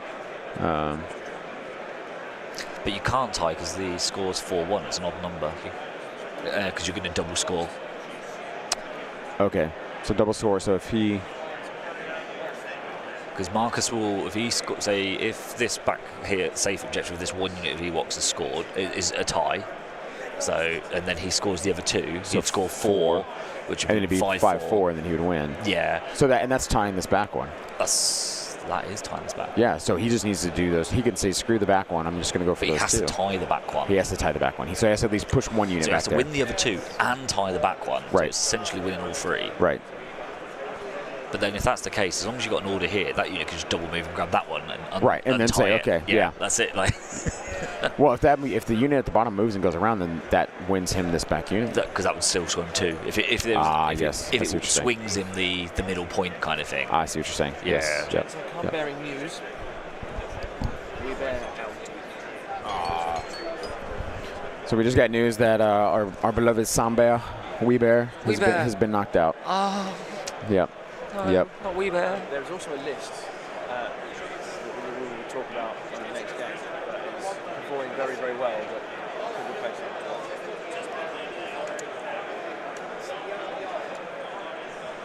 Right, is this? It's not. Yes, this is hiding in plain sight. So his unit's getting inconspicuous this round, which means you can only shoot him if you're at range 1. That's what that card was that he threw down? Yeah. Oh, my gosh. Which, I mean, everything... So it's only the 2 units that were issued. So that's these slingers here, the green squad at the back, and the unit that's in melee with Maul. So you can only shoot them if you're at range 1 of the unit. So he's not going to be able to shoot them off the point now. So he simply just has to move in to contest it. Yeah. So you're basically nullifying... What a card play. What a card play.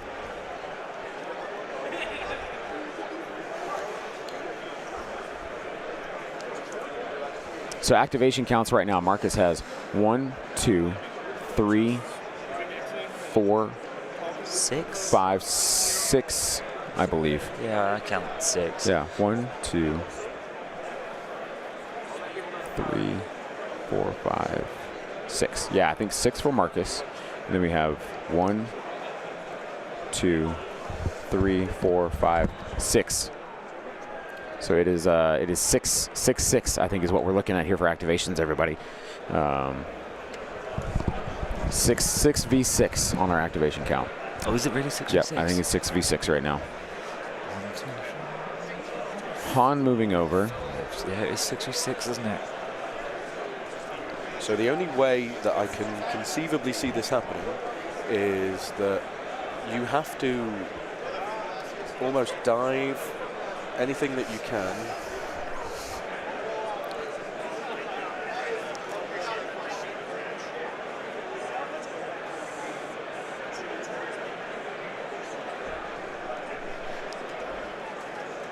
I mean, the output here of damage, though, is very slow. How much health does low grey have? Is it 4? It's 4. Okay, so that is possible to, with them pikes, just to punch and kill him. Maul, if he's very lucky, can wipe that slinger unit he's in melee with, because that's a 6 health unit. 2, 4, 6, yeah. So. But with the way Antoine's white dice, defense dice have been rolling. Oh yeah, he'll roll 6 saves. Yeah, he's gonna save at least more than half of them. I mean, so. I've only seen him blank out. Oh, have you not? Oh. Yeah. All right, so he's based Marcus. Yeah, making sure he has the leader within range 1 of that point. Yep. And it's just is that base and punch? I think he's just basing and punching. Yes. His hand's in that tie up as well, isn't it? No. Han has moved to the middle point. Oh, he's on the middle. Yep, he is. He's given up. He's moved to that middle point. I think Antoine is probably just going to flood the middle, keeping that back end protected with C-3PO and those green units there. I think looking that the capo is just out on that unit that just moved into melee there. So.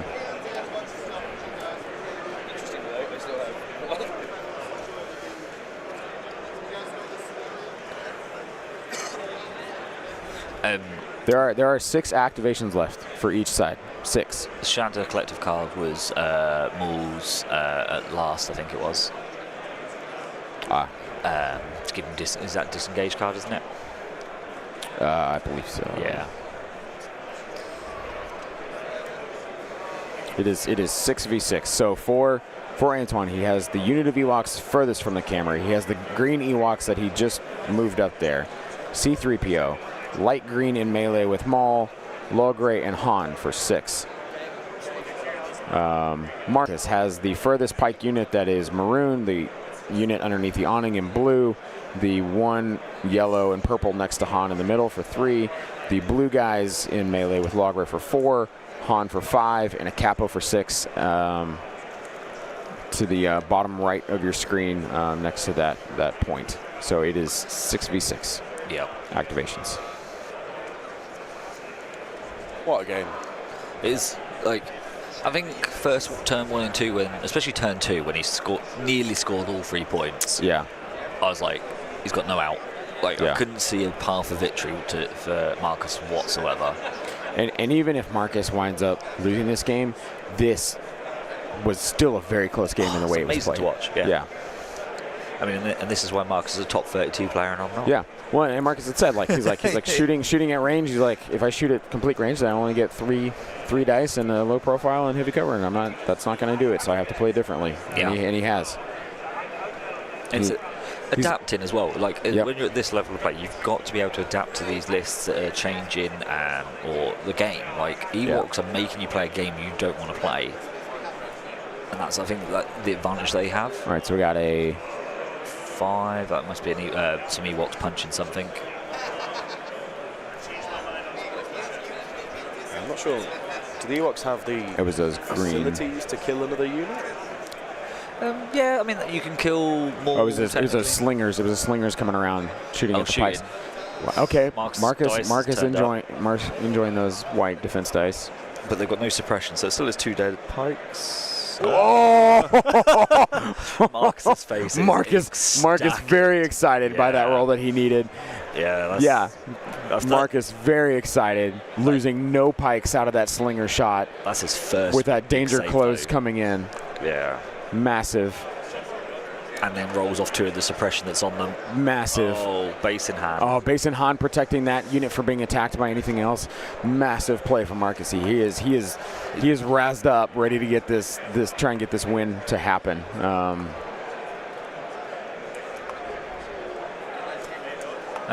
Luck of the dice always balances out. Yep. Anton had it early, and now Marcus is having it towards the end. Yep. So here's a question for you. So Zeus has dropped from the event now. Top 32. Yeah. So he's dropped. So now players who went through on the lower brackets are going to be getting a bye. So chat, we're talking about Marcus's white defense dice showing up now just as much as Antoine's had. He hasn't had to roll a lot of white defense dice. Yeah. But in what he's rolling now, it is equaling as to what Antoine has been rolling throughout the game. Marcus for sure has been rolling excellent attacks, but 6 attacks into heavy cover, low profile, dodges. Antoine's only had to roll 1 or 2 white dice every time. Yeah. You know, like. I mean, that's part of the list, isn't it? It's built that way. Exactly. So yes, good dice from both sides. There's been a lot of noise dice this entire game. Dice. Look at 3PO here, just claiming himself king of the mountain. He's got some big kahunas up there, hasn't he? King in the castle. King in the castle. Can you just imagine seeing 3PO try and just scramble up something like this? It's very uneven ground. Yeah. I cannot believe this. No one made a letter on this side. I'll do D2. Get me up here. I did not calculate this. Yeah. Use your jetpack. So one of those surprising things was about playing Antoine. It was like the interpretation of the command of not the command cards, the objective cards. All right. Like bombing, like payload sounded like it should be bombing run. Oh, on the actual translation. I looked at that and I went, oh, what's this? It says bombing. So Antoine here trying to. So you were saying about the Zeus juices dropped. Yeah, so he's lost and then dropped. But you can lose a game potentially. Yeah. You can lose a game and still make it in on 6 and 1. Depends. So yeah, but the ones who have drawn will beat you out if they if they win out. So they will, but there's still a chance that you make it through. So at that point, surely you'd maybe look and see it round 2. Play 6 into Maul. Yeah. Spending Sir. Oh no, it's into Maul. I thought it was into Maul. So that's a dead 3 wounds onto a pike. In a pikes. Nope. Log Ray gone. Wow. Oh. Yep. That was big. Yep. So. So and look at there. There's 1, 2. I think he's won that point now. 2 crypts. I think he has 2. Yeah. But he only needs to win 1 point, doesn't he? Is that what no, Antoine needs to win 1 point. Yeah, which is 6. So that'll get it to 6, and Marcus will be on 5, won't he? So because Marcus right now is winning this back point. Yep. The middle is C3PO, Green Ewoks, Han. So there's 3 on that middle point. So we've got for Antoine. 1, 2 for Anton in the middle, and there's 1 Kappa. No, that's another Ewok, isn't it? Yeah. So that's 3 for Anton, and he can only get 2. 3 if they both went this way. And that just negates it. But then that means he's not scoring this. Right. Maul's still to go, though. Maul is still to go. But then these Ewoks... Yeah, that's it. Can just come to that middle to help. Here's the thing. No one's going to pass, right? Because they're... Well, actually... No, because Anton might have his token in his bag still. Ah, that's true. Yeah.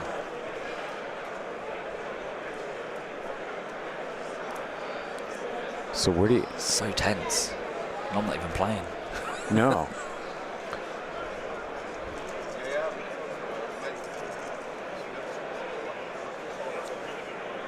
Still quite a few games going on. Yeah, I mean, I think we're heading close to hard dice down soon. Well, no, to end of round, which yeah, will be end of round, yeah. and then the 15 minutes to your hard dice down. To your hard dice exactly. down. Yeah. So there is still like. Yeah, if these guys finish, if they finish round 5 here fast enough, then we could actually potentially get to. Jeff is also playing into. If we get to a turn 6, this would be phenomenal. Still if we get to a turn 6, guys. Results not in yet. No. It wasn't looking great when I went by. John Dunn blanked out on a big save on Anakin and lost him as well against Luke Cook. So it's looking like. It's looking like Luke may progress that one. It's recover, so... Ewoks moving to be in range, taking the standby. So if he tries to contest the objective, he can charge them and stop them. Yeah. Which, does he have 2 units back there? That's 1. Because they're vastly out of cohesion, if that's it. I mean... camera for that end of the board. There is 2. It's the 1 health models. No. Is they not different colour helmets? I mean, the base is colored different, but that's unit, the leader. Hoods, yep, the hood. He had 1 guy out to trigger the standby. That's yep. So there we go. And he shot him to get the standby off. So he's going to shoot and move here, I presume. I assume so, which reduces how far they can go. Oh wait, or did he just split fire and shoot 3PO and that unit? Maybe. Because he just put a suppression on 3PO and he put a suppression on that Ewok unit. Split fire, heavy weapon one way, just to strip the standby off. Right. Yeah. So the unit under the awning there. Yeah. Are they in scoring range in the middle? They must be. Maybe not. That looks way too far for a range 1. That is a very big 6 inches.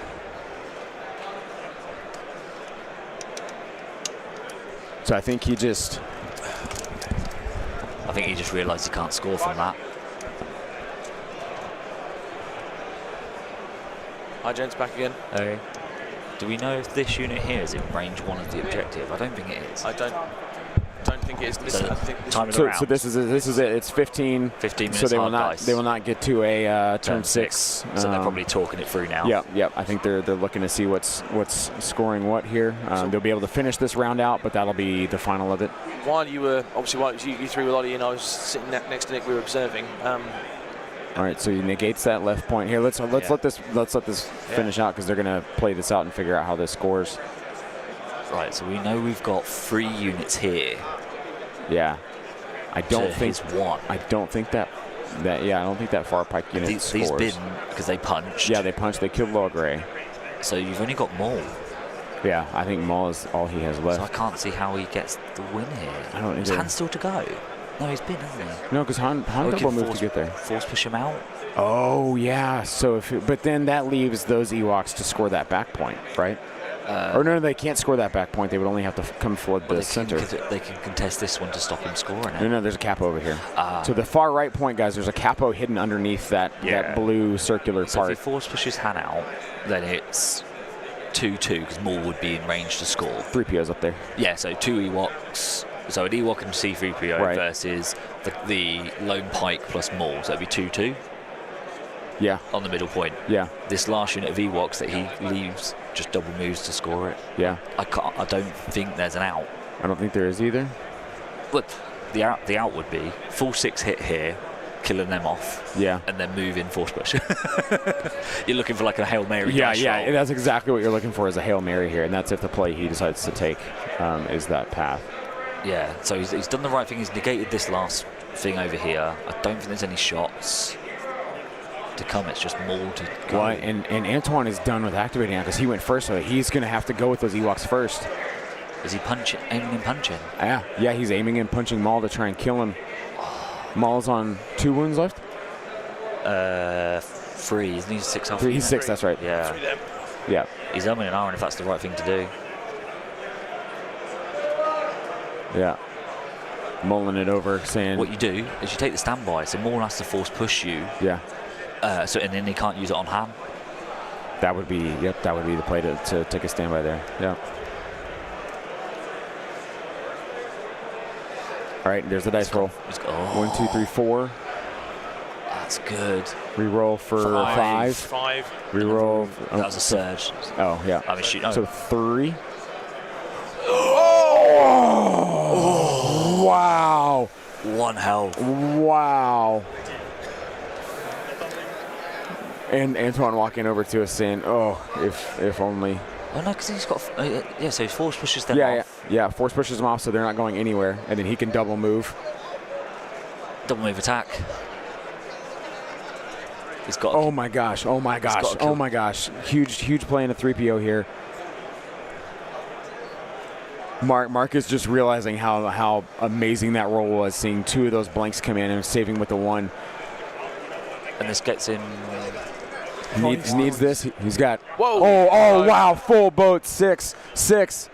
That's a big save. That's a good save. That's a good save. That is a nice dice, but that is game. They are shaking. Is that Marcus for the win? That is Marcus for the win. Marcus, absolutely phenomenal game here on our first stream of the day, guys.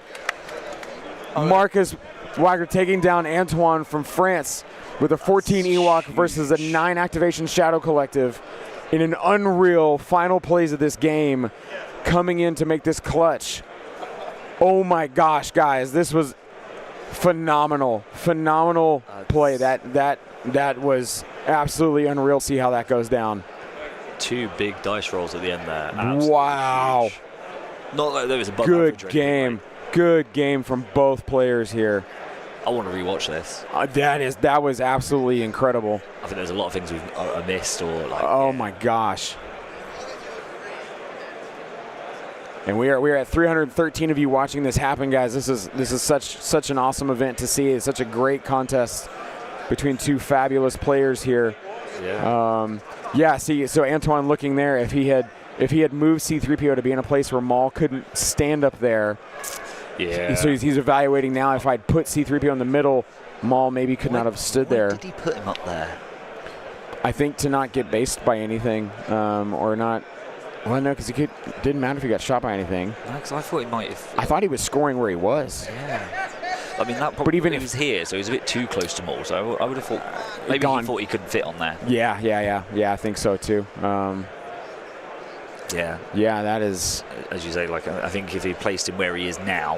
Yeah, God, do not count anybody out until the final dice are rolled and the game is over, because we were sitting here thinking Ewoks had this tied up at the end of 4.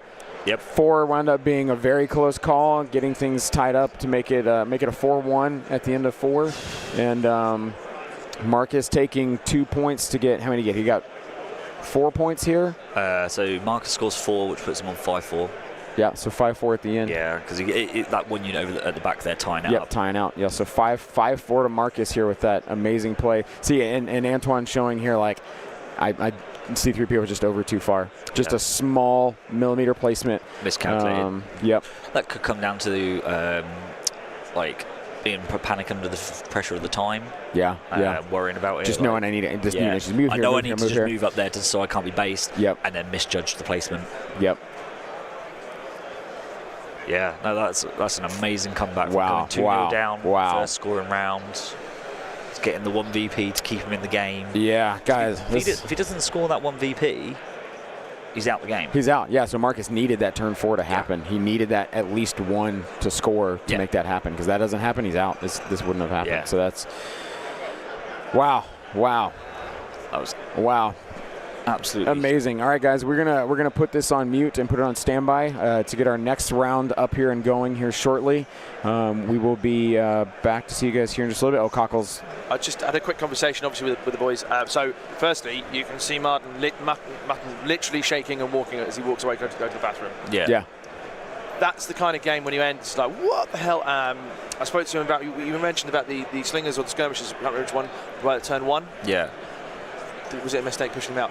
The idea was he was pushing him out to make him do something and spend tokens. Right. Whilst also using the guard, he still had the guardian effect. So that was the play to try and make Marcus forced to do something, which he said it worked for him. Yeah. It's just that one bump of the dice roll of that last bit. And the other big roll is the rally roll. Yes. The 5 of 6. 5 of 6, yeah. And obviously the save.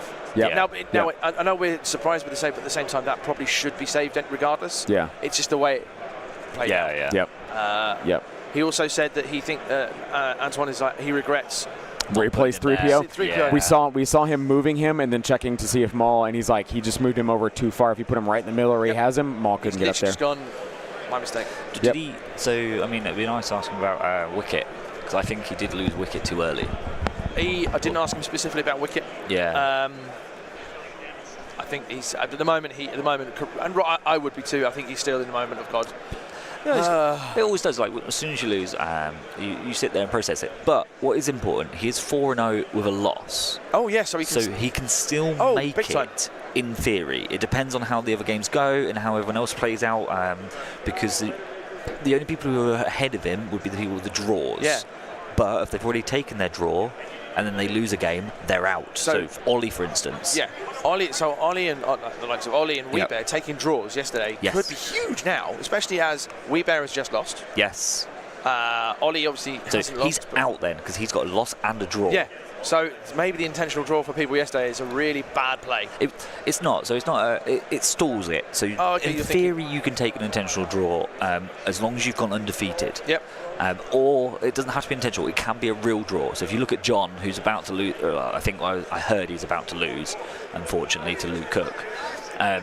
But he'd actually had a real draw, not an intentional draw. But because he's already got one, that's the one he's allowed. Yep. So he has to play every other game. Yeah, that's fair. So as I say, Anton, if them draw people now lose their games, they're in a worse situation than Anton is, and he could still make that top 4 cut. We have the full results here now. And they're all in. So I'll just go. I'll run through. Let me just zoom in because my eyes are awful. So here we go. We have Mitch. Andreas Roda behind us beats Mitch Kamizak. Ollie Dyer beats Corey from the Inglourious Blasters. Matt Bronson loses to Trent Hale of the 317th. That's an interesting list, by the way. We'll talk about it later. Yep. Adam Foles beats Matt Evans of the Indy Garrison. Ben Smith from San Antonio, Lieutenant Colonel Ben Smith, beats Patricio Riquelme from Argentina, I believe. No, from Chile, sorry. Chile. Oh, fantastic Chile, man. Jesse Gilbert Belek from the Orange Guard, I assume that's the Netherlands. Yeah. Beat Michael Barry. What? Dashes loses, yeah. No.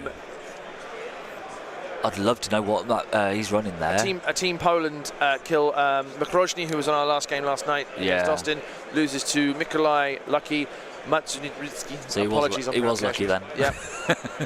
Marius Seilander beat Jeff from the UK. Jeff has his 4-1. He hasn't got a draw, so still good. He's still in contention there.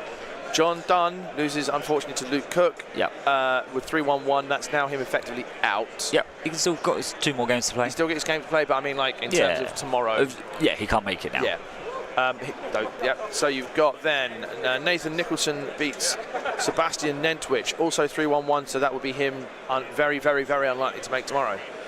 Dustin, after 52-8, loses to Octobear. Octobear is still undefeated, but he has got the draw. Dennis took an early draw, Yeah, Mike Knack, or Knack, however it's pronounced, I apologise, beat Raul Rosario from the Curio crew. Nice. Raul is now out 3-1-1. Peter Lyons from Australia on 4-1, still in for a shout, beats Nicholas Schott, also called Seafeed. Good boy. Oscar, 4-1, beats Philip Hock 3-1-1. Philip's out, but still plays. Timothy Keel beats Brian Bear. Weebear's 3-1-1. Yeah, Bear's out. Yeah, I know. I heard that earlier. I was really upset. Antoine, and obviously they've just had Antoine and Marcus. Marcus is one of three 5-0s. And that is all of the results in. Check this out. Ooh. More high-level thoughts here. Yeah. So Wicket, right? We didn't ask him. I asked him. I said, did you mean to put Wicket here? What was your intent here? He said, I fully moved Wicket there, knowing Maul would come get him, force pull him this way, then not have force push for the next round and be tied up and be stuck here. He's like, and if Wicket stays alive, he stays alive, right? But if he doesn't, it's okay. I moved him there to negate Maul for the next turn. He fully knew that Marcus was going to do that with Maul. I love it. Credit, big play. Right? Thinking like that. Because we look at that and we're like, you sacrificed Wicket, Yeah, and Marcus says, that did help me that I took Wicket out. Yeah. But if he doesn't, then But it's Anton's Right. like, I don't care. yeah, Anton's like, well, I've I got did that. 13 acts left. Anton says, I did that knowing that was That's huge. potentially an option. You know, like Because I suppose that's making him forced to use Witch Magic early to make that. Yeah. Yeah, so it's forcing the command so. cards So earlier. he anticipated that next turn in just that one But move. if he's playing a free pip, then you know you've got a 1 or a 2 to win. Yep. Big, yeah. So more high level play. That is why we're not playing. That's why I'm sat this side of the desk. Yep. Hey, So we'll all be right, guys, back. I will transition this over here. Thank you, guys. We'll see you shortly with some special pictures. Yes, yeah. So before we start this next round, we're going to take a break. We'll come back. We'll show you what we're going to give away for this next round. Not all of it we're going to give away. We're going to split it up in chunks, so it'll be pieces. Yeah, and then we will get another awesome match for you guys. So hang in there with us. Cheerio for now. See you all in a bit.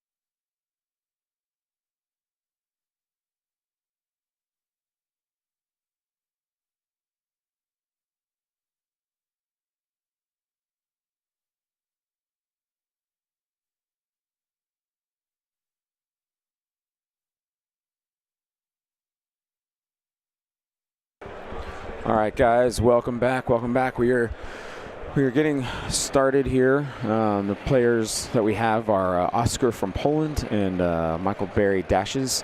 This is going to be an interesting matchup here. Dashes is actually 4-1. He lost his last match, but he has to win this game. They have done the math that he can win. He can potentially get in tomorrow if he wins out and does just really well. So this is kind of a do or die match here for Dash. I mean, every single one of them are, of course. But out of our undefeateds, we had pair-ups that were already on, and then Maris and Trent haven't been on, but it was another Ewok, and this is two other players that we haven't had just yet. So. So Dashes here getting the pair up to potentially push himself through to tomorrow. So a heavy game to play here. It looks like Oscar is going to be blue. Dashes has picked to change table side here. So we will get that going here for you. It's just me right now. My co-hosts have skipped off for the day. Have a spot. It must be tea time, yeah? It's 11:30. They're probably out having a spot of tea, and they're not here to tell me I can't say this, so it's quite possible it's what's happened, yeah? So you just have my sultry, smooth voice as of right now. I'm just typing everything in here, getting things situated, so that way everything comes up well for you guys once you get the cameras turned on.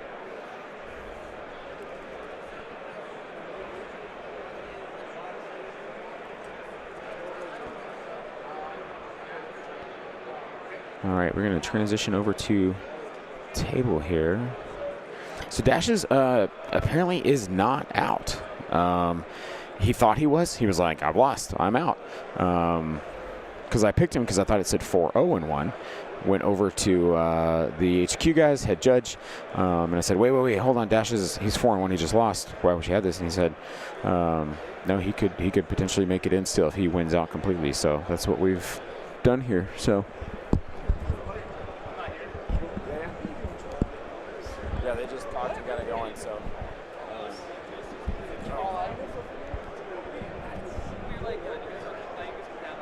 Do you mind telling me if actually, we'll let them do their turn 0 there. If it's in the box, we'll just tell them that. So. It's okay. Yeah, if you don't mind. Yeah, or if you could transition in there. All right, so players,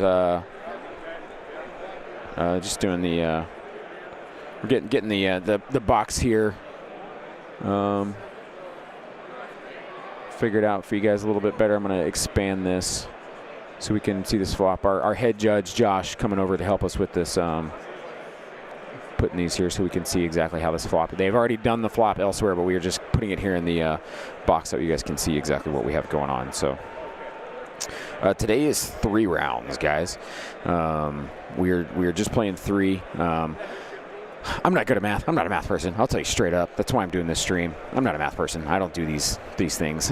So essentially, I thought that we would have probably two completely undefeateds going through with all of the draws. But apparently, the amount of draws that we have had overall, that is what potentially puts Dashes in to tomorrow if he can win out.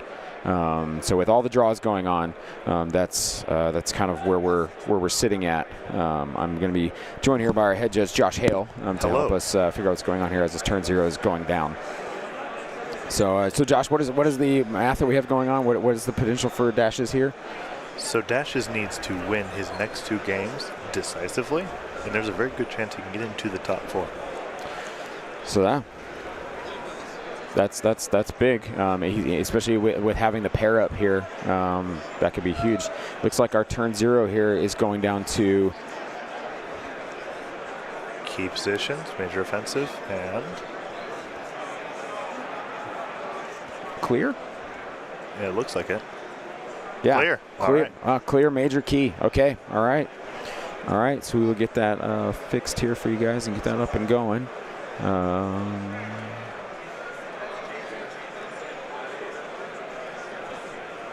Objective. I almost wanted to just type KP.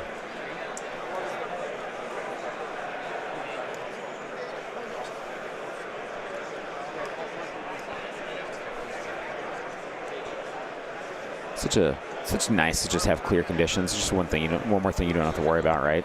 Yeah. Well, I remember listening to a player talk one time. He said, "I never put clear conditions in my list because I don't want to make that any easier for my opponent. You know, it may be harder for myself with what I put in there, but I don't want to give him any kind of edge, any more edge than I can." So. Yeah, I can certainly see that, but I find it's nice, especially if you have a lot of issues with some of the other conditions. Yep. It's worth keeping key positions in clear conditions so that you don't mess yourself up later, because it could be way worse later. I believe Oscar is running droids here, is he not? I believe he is. Yeah, Dashes is running his GAR. Very classic Clone Wars match, which is neat.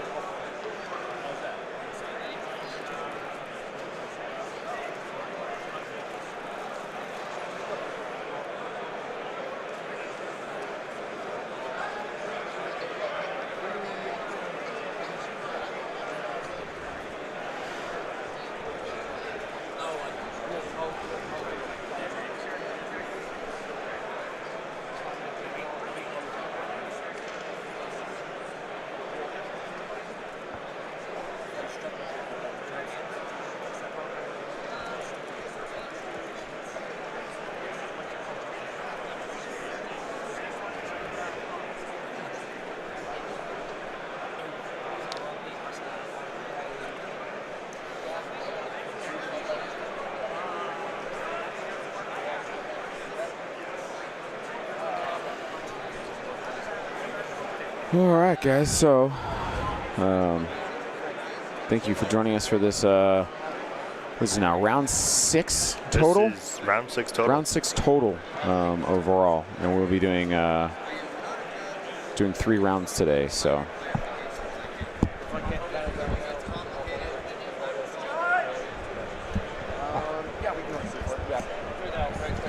All right, guys, so we are actually going to show you the stuff we will be giving away for the rest of today and tomorrow. We will not be giving this all away at once, but let me get this dice cam expanded back out to show you what we will be handing out to you guys. Let's transition this over. So kind of hard to see with our lighting here, but we've got the promo dice that we were giving away, the cockles. Cockles. Pick up a dice and show the shiny of the dice. So we're going to show you these how these dice look. The black dice, as you can see here, marbled glitter, fantastic looking. We'll be giving away some sets of this stuff. We will be there's the white defense dice, which are gray. So here we go, all 3 of them. So these perfectly awesome marbled white defense dice, really well marbled red attack dice, and then sparkle marbled black attack dice. So we have a couple of those to give away. We have some foil command cards. We'll be giving those away, and then some alt arts cards as well as an acrylic round counter and a lanyard. So we will be giving away stuff today. There is no exclamation mark raffle. We will be giving stuff away. Yes, chat, that is nice dice. Absolutely. So we'll be giving some of these things away in this game. So stay tuned. We will give you the keyword to type in to get into that raffle. Just give us a little bit and admire Cockles in his Vanna White displaying.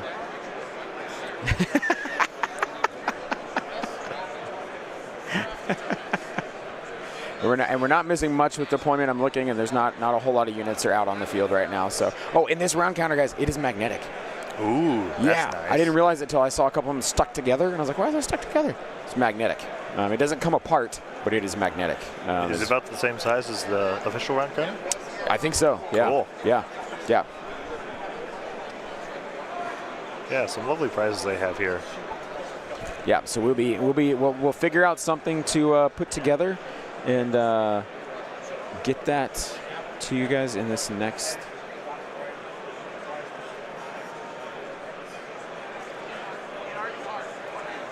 Next round.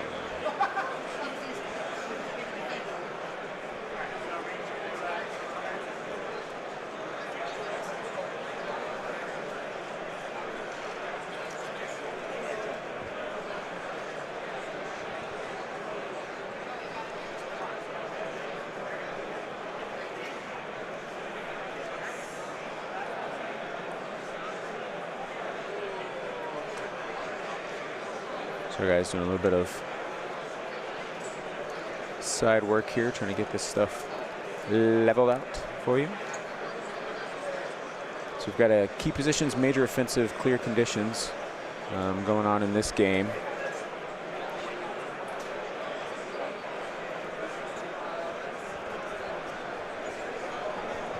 All right, so this is Dash's list. He's running an 800-point, 8 activation.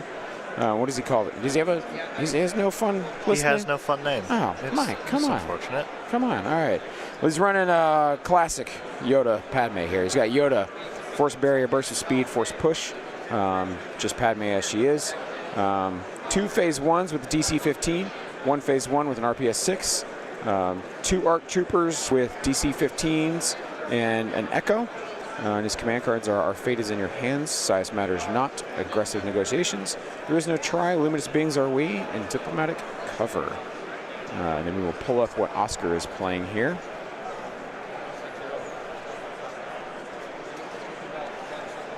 Oscar has a little bit more fun of a name. It's just lovingly entitled Worlds. Okay, all right. I love the enthusiasm for these list names. Yeah, we're definitely getting into the, all right, what do I come with a funny list name? No, I'm going to win. Worlds, this is it. All right. He's got a super tactical droid, Kalani, with aggressive tactics, a T-Series tac droid with just improvised orders attached to it, 2 B2 super battle droids, 1 with the B2 HA and a Viper recon droid. Oh, okay. And the other with a B2 HA and a PK series worker droid. Okay. 2 B1 battle droids with E5S B1 troopers and PK series worker droids.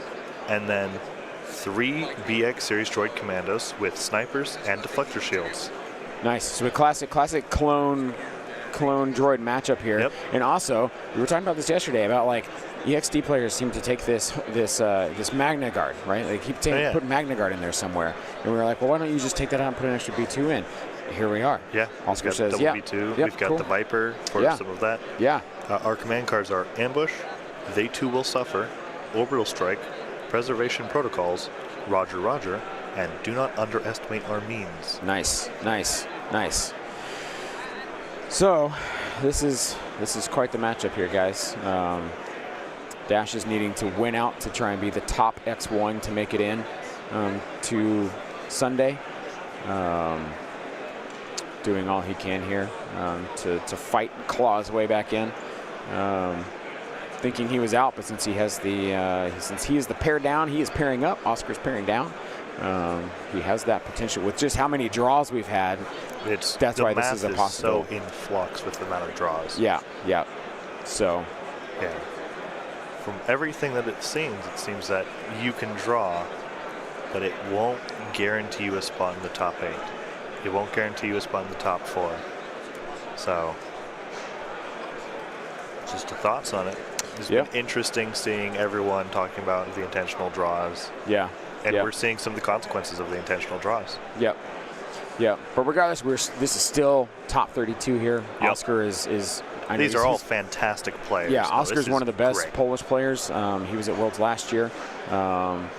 Obviously, most of the U.S. knows Mike Berry Dash is here. So still top-notch players here. We expect top-notch Legion to be played.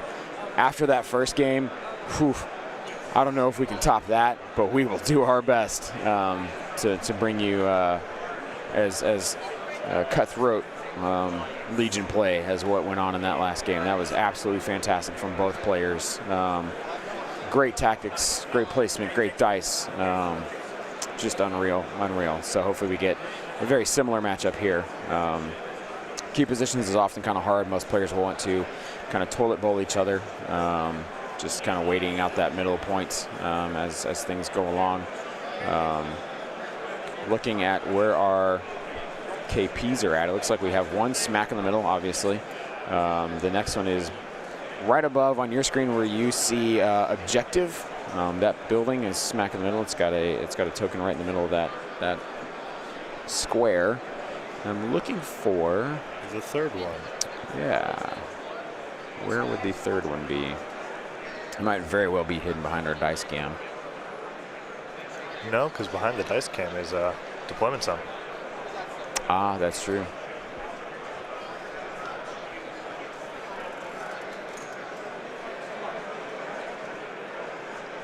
Are we blind? Yeah. I'm gonna switch over you. All right, yep.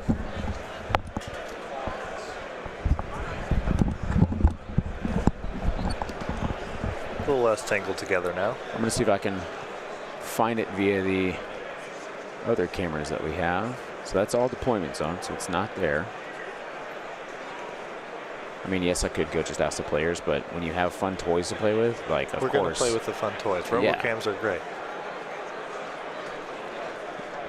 I constantly have to also catch myself when I'm using the joystick of the camera to not sit here and go zoom enhance. I want to the entire day. Hello, Cockles. And Wild Cockles has appeared. Hello, how you doing? All right, I'm gonna go look at the table. I can't figure out where it is. All right, yeah. How are we doing, Josh? We're doing pretty good. Good.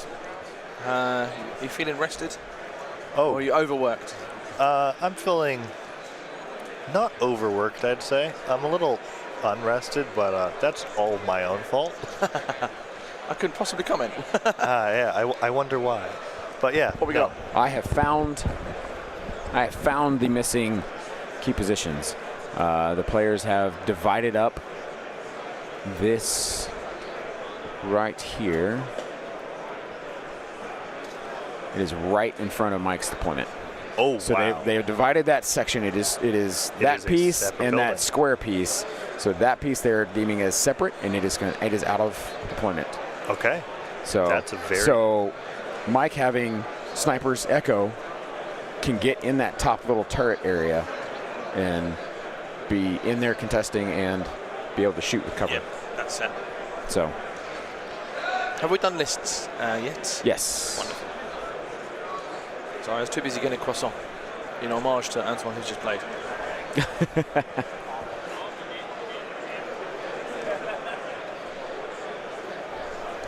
Actually, let me go. Would you like? Have you seen the rest of the pairings?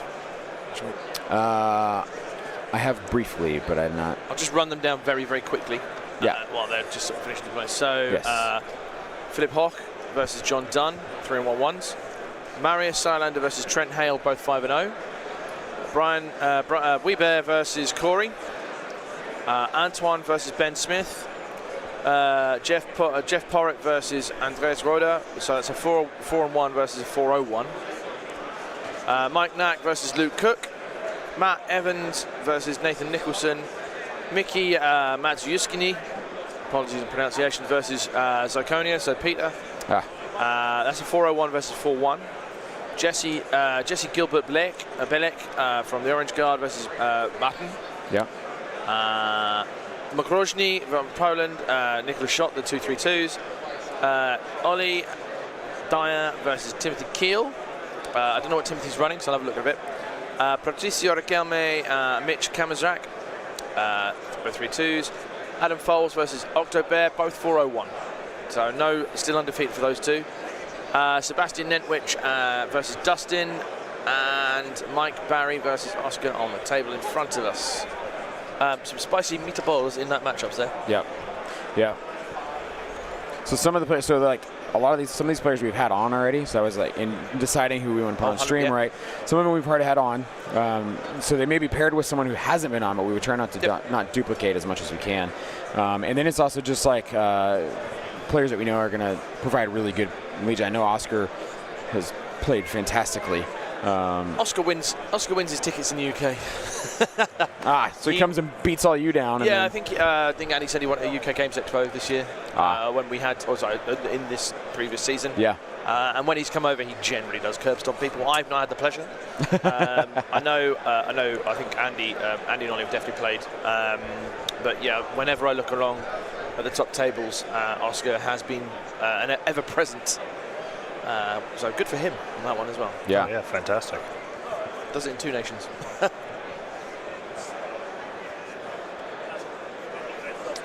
Yes. So, Diffs, if Marius wins this round, then he will be one of the last finals. Well, unless he gets paired against Marcus. Yep. So that's kind of the thing is, is who he would get paired up against. So you have Marcus. Let me see who loses undefeated status this game. Yeah. Marius and Trent, one of them loses their undefeated status. Yeah. Andreas Reuter might, but he's on 401. Mike, Knack, and Luke Cook, one of them loses undefeated status. Nathan Nicholson may. Mikolai, Lucky, Mazuski, he may. Marcus and Jesse from the Orange Guard, they may. Ollie Dyer and Timothy Keel, one of them will. Because they're both 401. Yeah. Adam Fowles and Octobear, one of them shall, and Oscar may as well. Yeah. So Oscar's undefeated status is here. Yeah.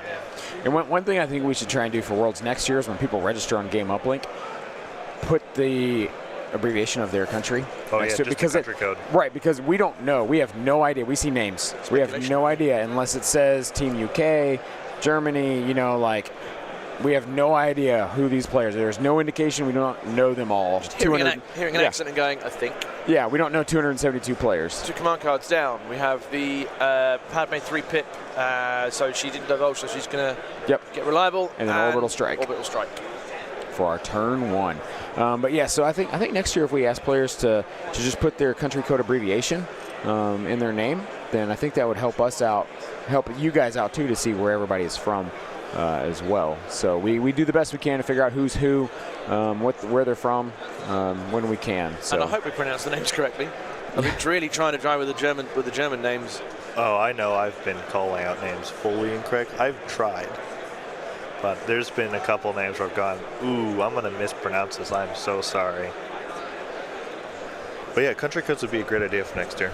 Yeah. Yeah, we attempted to check people in on a sheet to figure out where they were from, but that was, I think, out of 3 pieces of paper, one of them got it. The others got check marks. So. We did the check-in sheets, which did work better than everyone coming up to the desk. So we'll probably continue doing that. Yeah, yeah. But yeah, definitely add country codes. Just it also helps Bushman doing breakdowns of countries and who's playing well and stuff like that. I think that feeds into his data so we much don't easier. need to give him more work to do. Yeah, yeah.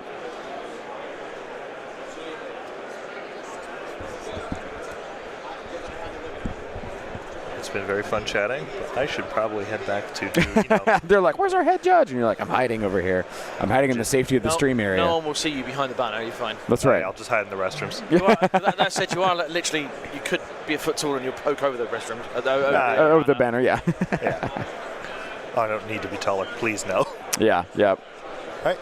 Thank you. All right. See you in a bit. Yeah, thanks, brother.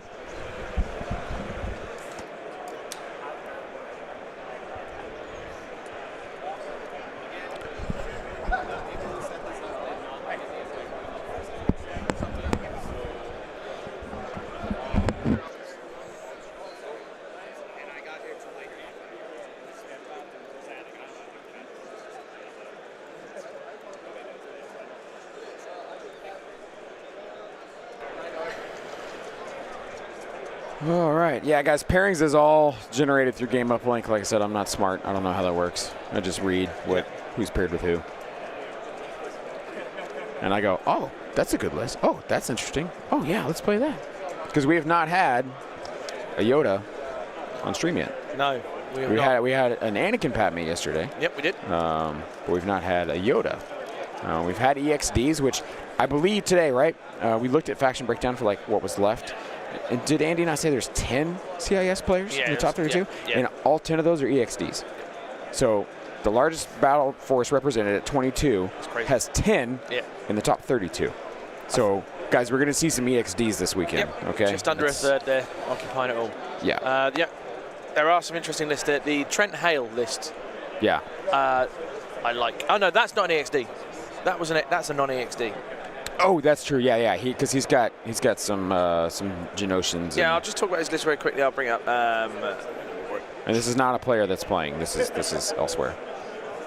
Yeah, so Trent Hale is playing elsewhere. At 5-0, he's just quickly got a 10 activation 800 point list.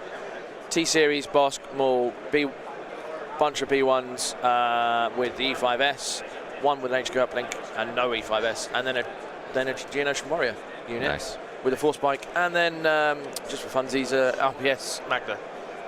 So different, very different to what has been, well, to the experimental droid. Yes. Yep. Anyway, maybe we see him later, maybe we won't. Who knows? Yep. I think there is another Geonosian list somewhere. We're going to have a quick tactical mute here. Maybe right back to you guys.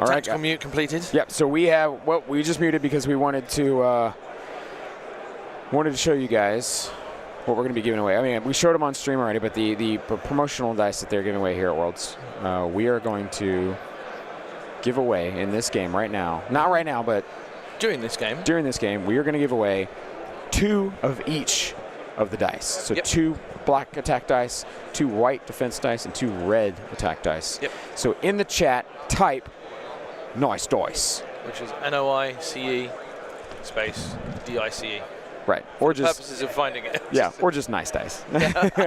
Yeah, but nice dice giveaway. Type it in the chat now. We will be giving. We'll do 30 minutes. Yep. 30 minutes. So at 12:30. Yep. So half past the hour. Yeah, noon 30 Central. Yep. Half past the hour. Where nice dice in the chat because these are nice dice. Yeah, dice. We will be giving away these dice. All right, back to our game at hand here. So players going. probably not going to be a lot of shots or movement here initially. I see that Oscar's already moved into the center to contest because he's got a good wall to hide behind there. Talk to me, Mike. I know of Mike by rep. What's he play? Is this what he normally plays? Tell me about Mike's style. Is he clone guy or? Mike is a clone guy. Yeah. Mike was one of the first guys that made the 501st Battle Force get some recognition. Yes, he is. And now I remember because listening to the podcast last year. Yep. And going, yep. And that was at LVO. Not this year, past year, I believe. Yeah, LVO last year. Because everybody was like, oh, 501st, and Mike's going, guys, full arcs. There's something here. Like, if you play Anakin's command cards right, you ramp him up right, this is a thing. Like, this can happen. Did he win LVO last year? That year prior, I think he placed. I don't think he won that last year, but he was definitely top 4.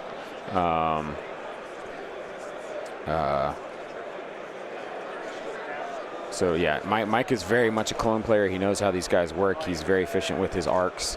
He doesn't hang much out to dry. He leaves everything pretty much in a ball moving forward, which is what you want to do with clones. Yep.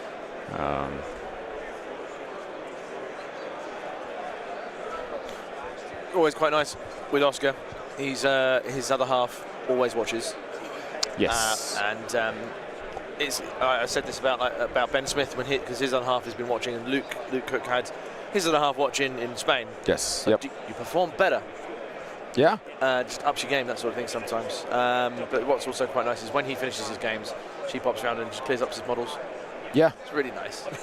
Yeah. So in London, she's putting them away nice and neatly. It's very cute. So yeah, Oscar here just taking full advantage of that middle line of sight blocker. Just getting everything to pile in behind there. It will be hard for Mike to come around and contest that spot. As you can see, key positions here. Smack middle, of course. About your 11 o'clock on the screen, that circular turret up there near Dash's deployment. Yep. The players determine that is 2 separate pieces. And so that piece is fully outside of deployment. So Mike has chosen that one, which is excellent because you can actually get a man in the turret up there. And you can snipe from it. And then straight down to the bottom about your 5 o'clock or 7. Yeah, 7, 8. Right above objective is the 3rd KP. So. Question from Icedale, and hopefully I can answer this for you. Can somebody explain how Michael lost 6-4 by sabotage on Moistures against Jesse? So you've got to remember everyone starts at 4-4.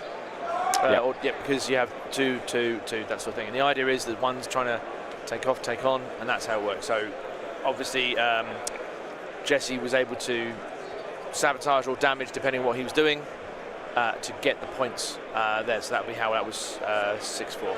Yep. Alex Van Weeker, I guess that's why I don't win in tournaments.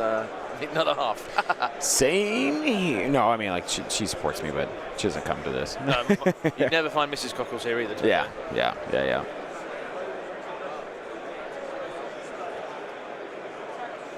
Careful ball movement up here from Oscar.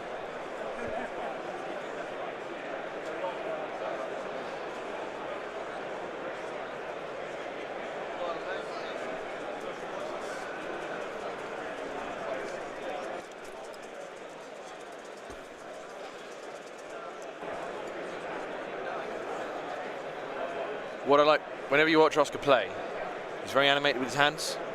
So you can see his hands always up behind it. It always looks like he's super stressed, but I think he never is. He seems unfazed, but yeah.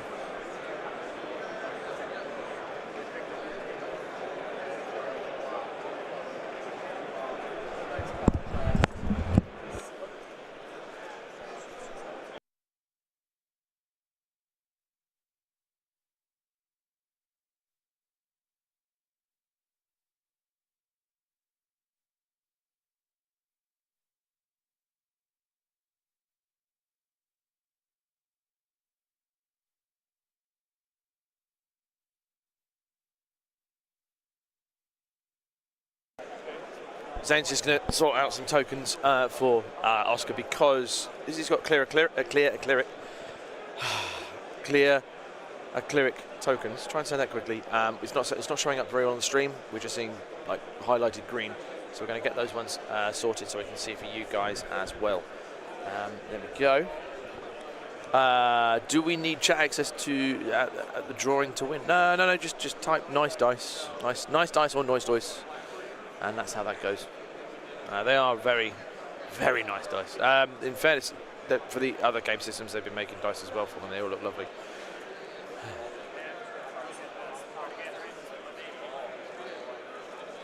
Dashes is moving around. We might be moving this camera shortly. This dice cam is in a problematic position here. Let me see if I can transition over. Not that one. That's not good. We'll get a change in camera angle shortly. Let's see if there's this one here.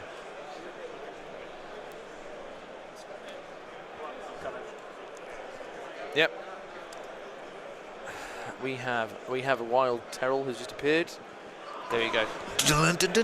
So I've just changed the camera, so you might be able to see Dash's stuff better. Obviously, you've got his stuff obviously still around that tower. Entire army hiding. Yeah, pretty much. And well, Snap, the other one's hiding up there. Arguably, Oscar's being slightly more aggressive by pushing into the middle a bit sooner, but you've got to force the battle sometime. So I'm probably right in assuming here that Mike is 8 activations. Is that right with his Yoda? Let's find out, mate. That's because I actually haven't seen the full lists yet. I need to see.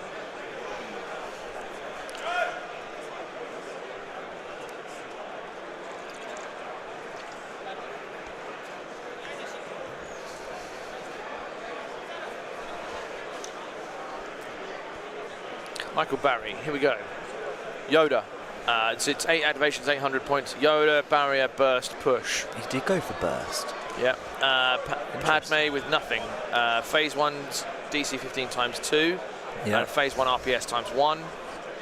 2 full arcs with a DC, obviously, and then arc, and then Echo Strike. 800 points. Yeah. And then what's Oscar's? Oscar is let's go down there. MNO Oscar. 795.9. I took a bid. Super Attack Kalani, and then a T series with improvised orders. And Kalani also, sorry, I forgot to say, has aggressive tactics. 2 B2s with, well, they're different. So B2 Ha Viper. Yep. B2 Ha PK on a B2. Yeah. Normally seen on a B1s. Because you'll see the next 2. That's why. Yeah. Oh well, he's done triple PK. There we go. Oh, triple. Yeah. What the hell is we now? B1 C5S and PK times 2, and then triple BX with snipers and shields, all the same, no blades. So it's interesting with Oscar's version of experimental droids. He's dropped offensive push. Yep. A lot of people have been running with the deflector shields to get heavies onto the B1s. Because normally most people have been running the B1s naked, and obviously squeezed in that third PK droid. So that third PK droid is quite big. Yeah, that's gonna be 2 models coming back. Or 6. Yeah. 6. No, 2 extra on the top of the 4 already. Yeah. We've done the giveaway, which is nice dice. We're giving away Noise dice. That's why the chat's spamming noise dice. Nice dice, yes. So we've done that. They've got until 1:30. They are some really nice dice. Yeah, they are. I need to go and spend some tickets and buy some. Is this turn? They are now going to turn 2. That is turn 2. Now into turn 2. We've got standing. No. Yeah, standing v standing. Standing. Oh, interesting. I think. And a roll off won by. I need to see who. Surges will be red player. I'm assuming. It's got to be Dashes. If he's at turn 2, and Oscar's blue. Oscar's blue. Surely, so that means that'll be Oscar. Oscar priority. Sorry, that's what I mean. It is 2. Yeah. This is going to be an might not be the most exciting of games if they are just going to sit behind and not bother engaging, and then just do a turn 6 dive. And if that is the case, I think Dashes should win because of Yoda, because he's got the force push to move a unit off the objective for the KP. The only thing I think of is maybe the speed advantage of the BXs. Doesn't matter. Like no, if you send them round. They're already. Oscar here has taken an aggressive stance. He's like, I'm claiming the middle objective point in this location. Yeah. Which means dashes will have to move out at some point, but I reckon he will swing up to the left and come around, so you've got the wall as a cover. Yeah, that's one way of doing it. Or he could start positioning behind this circle building we've got, so double move behind that, and then that way he can start shooting down there. Yeah, so like Antoine did with his Ewoks in the previous game. Yes. Where he swung around there and come around and then has that lane. So you were talking about table setup, obviously, this morning. When you and Ollie made the table in terms of the setup, you were talking like so this, if you're blue, they have this. If you're red, you have this. Yeah. Just briefly talk about that for a second. Yeah, so when we was looking at the table, so if I pull it as the top down, you can get a slightly better example of it. Excuse the dice cam, but there is scatter terrain under there. Hide that. Look at me doing all the things. Oh. There we go. No.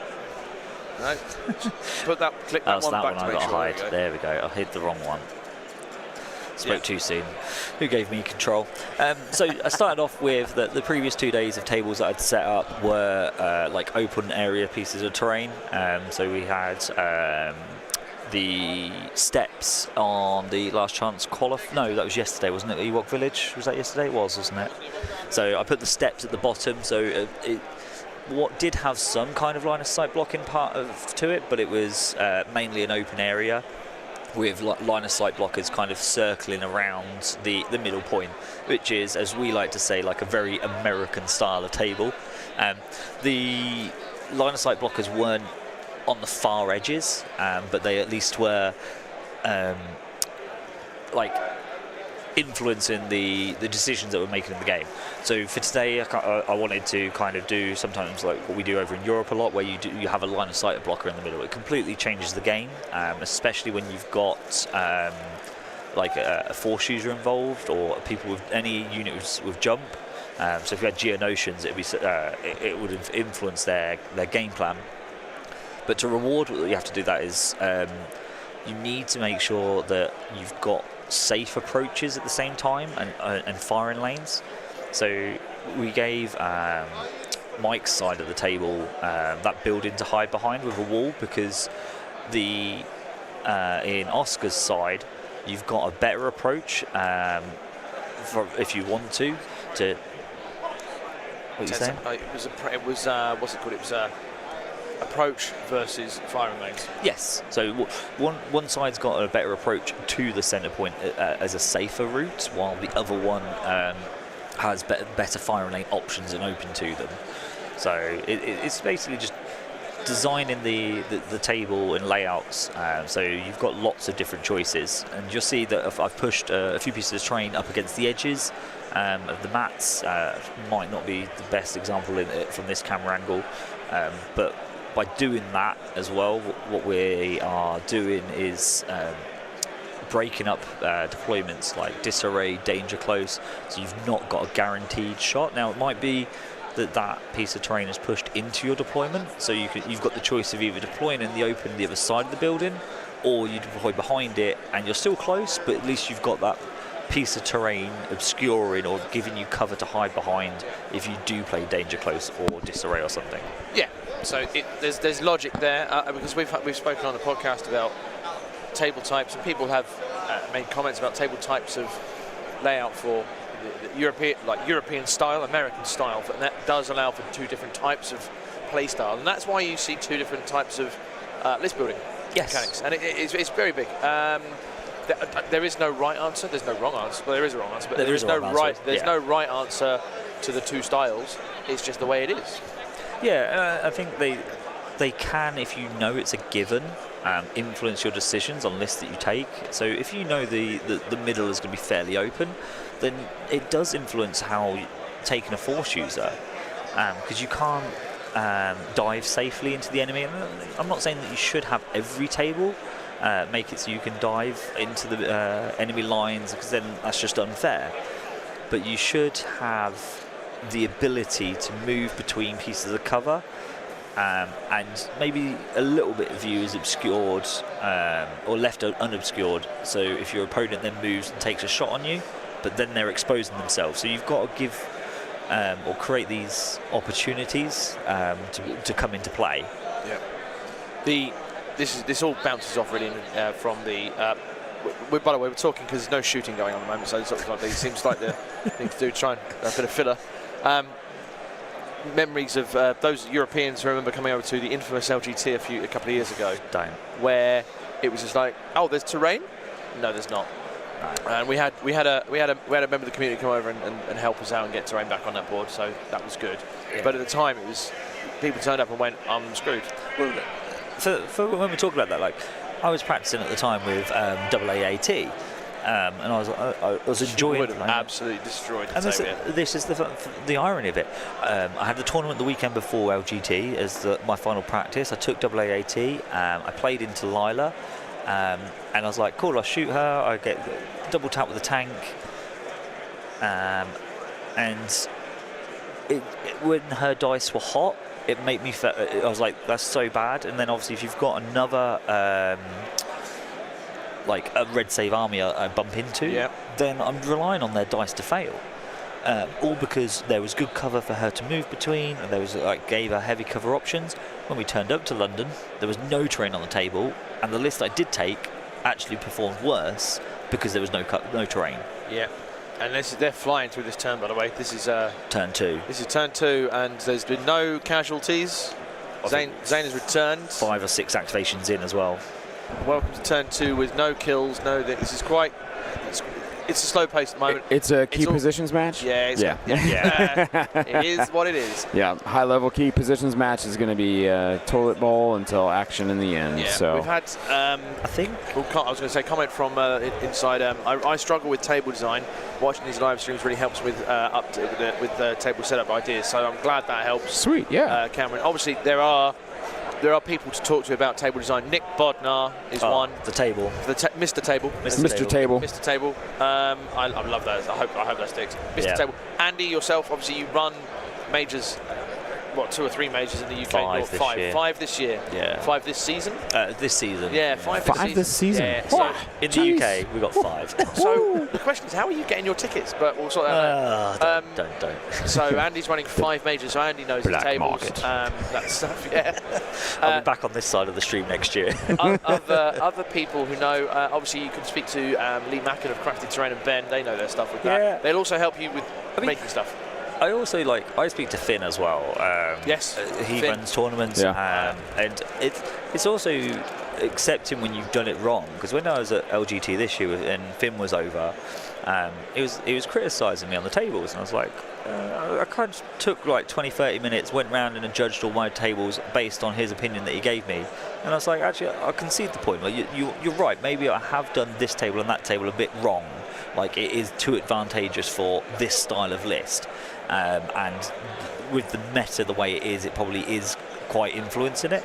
And then I was like, and these 2 tables are the complete opposite extremes. And they should be more balanced. And if you had 10 tables laid out, if I've got 2 that are favourable to a melee skew, 2 that are favourable for a gun range, and then I've got 6 that are in the middle, I think that's a good balance, because depending on what you end up playing against, it might not matter. If you're both playing a gun line on the melee skew advantage table, it makes no difference. Yeah. And it's having a balance that over them games it balances out like that. And you don't want every table to be heavily influencing a certain archetype. Correct. Now, that's not to say if you're playing your mate at home, if you're playing a mate at home casually, make a thematic table. Go do a thematic table, because ultimately what makes this game cool, you see a table, go, that's Star Wars. If you are making a table at home and you're going to play with mates casually, you're not coming to tournaments, you're not going to use it, make a fun thematic table. Yeah, so if you look at WTC event, obviously for the team championships, the tables were designed by Dave Nolan, the gentleman who organised the event. His whole philosophy was every table had to tell a story. Yep. So the Ruins table was it had a bridge arching all the way through it, and obviously underneath the bridge were the archways. He was like, no, you can't put a building there because that's a river. And I'm like, oh yeah, but I need a line of sight blocker here, Dave, for a table from a play point of view. And it's like, no, it's a river. You can put a bush in it at best. Yeah. And in a competitive sense, that's not what you want. Yeah, but we struck a middle deal. I can put terrain in there, but he wants me to still be able to tell a story via his tables. Coming up, clear up. First shot? No, clearing up. Oh, is that just a double move, no exposing then BXs there? Yeah. So no shots or no. So down to turn 3. Very quick. But then turn 5 and 6 is going to be very slow. Oh, gotcha. Yeah. We've got the opposite of the previous game, maybe. Yeah. Yeah, I mean, you think last game we hit turn 3 with like maybe an hour left, if that. Yeah. But then they managed to squeeze out 2 turns. But then they were like, boom, boom, boom, boom, and they hammered away at it. So I didn't think they were going to get past turn 4. I didn't either. But then we also didn't realize they were on turn 4, so that's on us. Apologies. We got distracted with the shinies that we were trying to sort out for the giveaways. Yeah. Shiny! Yeah. All right, we got cards in a second. Yep. It's going to be standing orders. Andy, you need to put that camera back on. My apologies. We have Roger versus aggressive negotiations. All right. So there'll be some movement. And then there was a roll off there. It would have been Oscar rolling off. That was a roll off from the previous, I think, because that was on the previous. 2 and a 3. Oh, 2 and 3. Oh yeah, because nobody shot anything yet. No. That's what we've been doing. They both played standing orders last round. Oh. Yeah, so on turn 3. Turn 2. On turn 2. Oh, yeah. Okay. All right. Well, do what you're gonna do. So yeah, that's tables. That's how tables can be done. That's the philosophy and the theory about making the tables for this event and what Andy and Ollie and Zane sort of influences. I think it's very important that you are open to criticising when you're doing tables though. Right. If someone says, "Oh, you should do this, that, and the other," listen to that point of argument because maybe you don't play that style or don't think like that. Yep. But yeah. That's a lesson in life, to be fair. I've been doing talks at work about that. It's like, how to deliver critique. Yeah. As well. Well, and how to receive it, right? So I grew up doing theater my whole life, and I grew up with people critiquing what I was trying to do. Oh yeah. And initially you take it and you're like, oh, they don't like me. Yeah, they think I'm terrible. Yeah. Well, no. The person has a vision in your head of what they want you to try and be, and it's up to you to fit that. Now in life, I take that and I take critique as being beneficial in making me a better person. Because if someone's critiquing me, they're pointing out something that is a potential flaw. Now they can critique me, and I go, I don't think that's the case, but I appreciate that. Like it's all opinion, right? But if you take somebody and go, actually, I'll open up. I see what you're saying there. I'll try and implement that. It's just to make you a better person. It's the same, like so.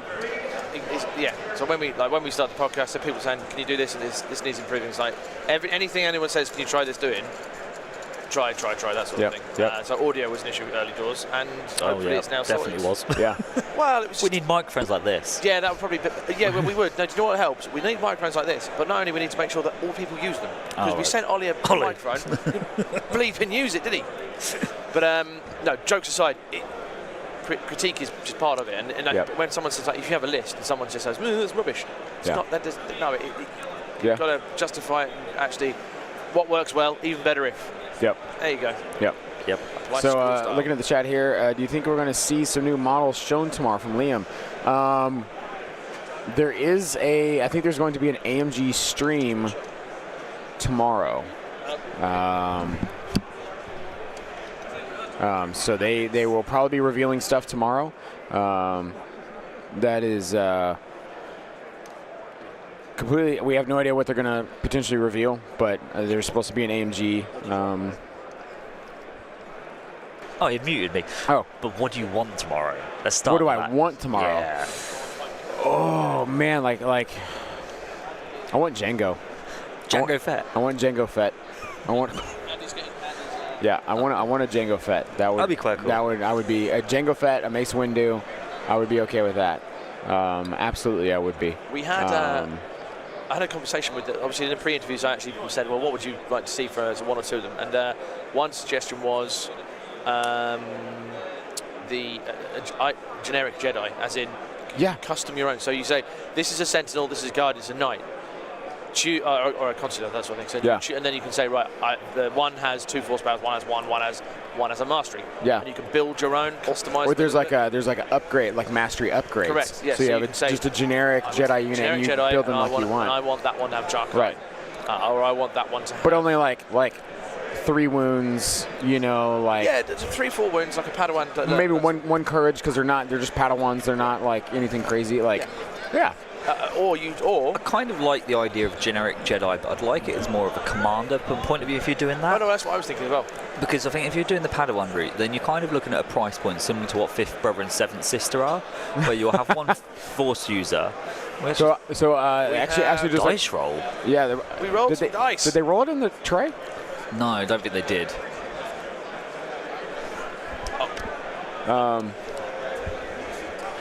We'll find out in a sec. That was a nice, lovely shot. So 2 shields and 3 dead.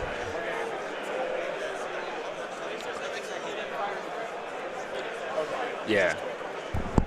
But I mean, Okay. I don't think this is an issue at all, though. Oscar's doing the right thing. He's going to double move back here. Yep. He's got 3 repair droids. That's 3 models back. Done. Back to full health. Yeah, that's true.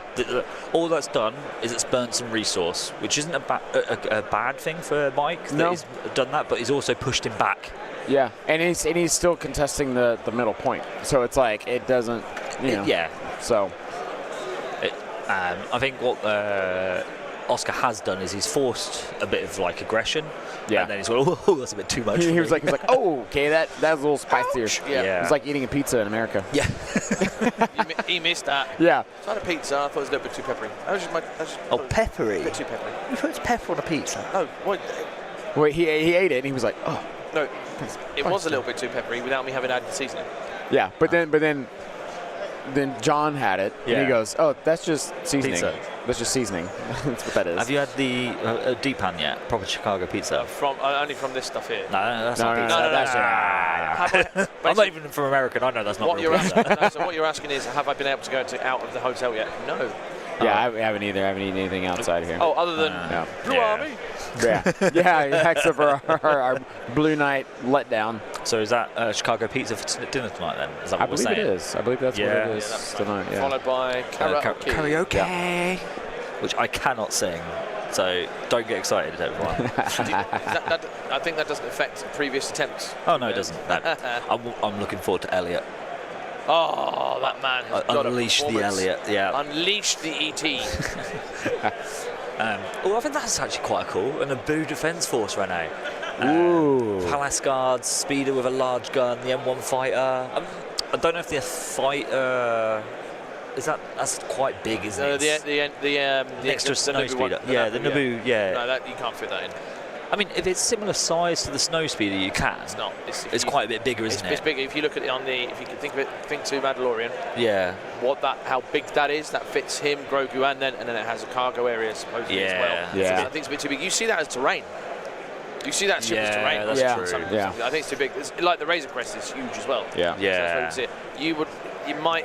I'm trying to think. But I think like the Palace Guards in like a speeder with a big gun on it. The Like, Palace Guards I would see the Palace Guards coming out as like a fleet trooper, but probably but a for little guard. better. Yeah. but that's quite cool. Yeah. The Especially with standbys. Yeah. Like you give them the what is it, ready? Yeah. So they'd have a technical because in the film in He cuts the window open, doesn't he? Like, and they'd probably come with like grapple hooks, Yeah. like because they're guns. Yeah. Oh man, that would be wild. yeah. Oh, and of course. I mean, Would it be like a config, right? Like you would have to flip between like a blaster or a grapple hook kind of because like the- because they can't shoot while they're No. grappling. So it's like what we've gain scale. You know who else lives on Naboo? yeah. As long as you say Boss him, Nass, yeah. Boss Nass, I'm all over. Gungan Army, all over. Just do not mention him. No. Do not mention Misa. You say big doo-doo. Yes. Like it would be amazing if they did Gungans. Like yeah, like the Shield Warriors and the Cavalry dudes. And the dinosaurs that throw. See, and that's where when we spoke with Will the other day, didn't deny it. Ewoks paved the way for a I'm Gungan so Battle Force to glad happen. that I missed that interview. Yeah, I'm not got to go back and watch it, but I was really glad that I missed that. You were busy playing, I think, weren't you? Yeah, sucks. I was already losing at that So point. those of you who don't know what happened on Thursday, because you may have been busy on the streams, we interviewed Will Schick, game development director, Yes. and insert title there, and basically had a great chat. I just enjoyed finding out more about the game, how it's made. And, like, one of the questions we asked was like, from concept to fruition, what's the time frame? And he's like, between 2 and 5 years. 2 and 5 years. That's how they plan 5 years ahead. And that's one thing to think about too, right? We always demand like, change the points, change the card. Well, if you change something right now, how does that affect something you already have in the pipeline to be like, oh, if we add defense to this, or we add a keyword to this, or we do something to this, how's that going to affect something that it can pair with that we already have in development that would then boost that new thing completely out the window? They've got still time to change that one. So Right. It's not the end of the world. Right. But then you also don't want to break it and be like, True. oh, now we've just completely power creeped everything, I think for me, though, if they're talking that 2 to 5 years in development ahead of time, that says the longevity of this game and the investment that AMG are putting into this. Oh, yeah. Like, absolutely. if we're saying that the units we've now got started 5 years ago, the game's only just turned, is it 6 years now? Coming up to 6 years. Can't comment on what FFG did, obviously. No, but it doesn't matter if it's what FFG did, because I'm sure since the game's been out, the documents would have still been handed over to them. 2018 was when it. Yeah. So we're looking at 6 years. Yeah. So we're only just seeing what they would, in theory, were developing 5 years ago. Yeah. In potentially for some units, some maybe not so late. So we as gamers can be very selfish on that, I suppose, but we have to sort of just bear that in mind. So we'll do a. Let's see here. You're going to post the. See if we can do link. some list rundowns. While you find the lists, you know what time it is. Giveaway prize. Nice dice time. Oh, nice dice. Nice dice. So guys, we're doing a nice dice here. We're going to be giving away 2 of each of the dice. I'd love that. Nicholas Dixon just suggested due-back field commander for Empire. Stop. Your right. face. We have a winner. For Noise Dice. Matthias Ortizia. Matthias Ortizia. I'm butchering your surname, I'm sure, but Matthias, Mattias Oteiza. You are the winner of the dice. Please, can you make yourself known in the Type chat? boom in the chat. Yeah, please type boom. Boom. As a win. And then because then we need to know where you live. If you do not, then we will pick another person. Yeah, you've got 10 minutes for Matthias Ortizia to type boom. Oh, here's a big play. Right. Yoda's 1 pip. Put him in the box. Oh, our box isn't up. Yoda's 1 pip versus standing orders. Oh. No, it's that one. That's why I turned the dice cam off on this one. Mike's just giving us the smirk.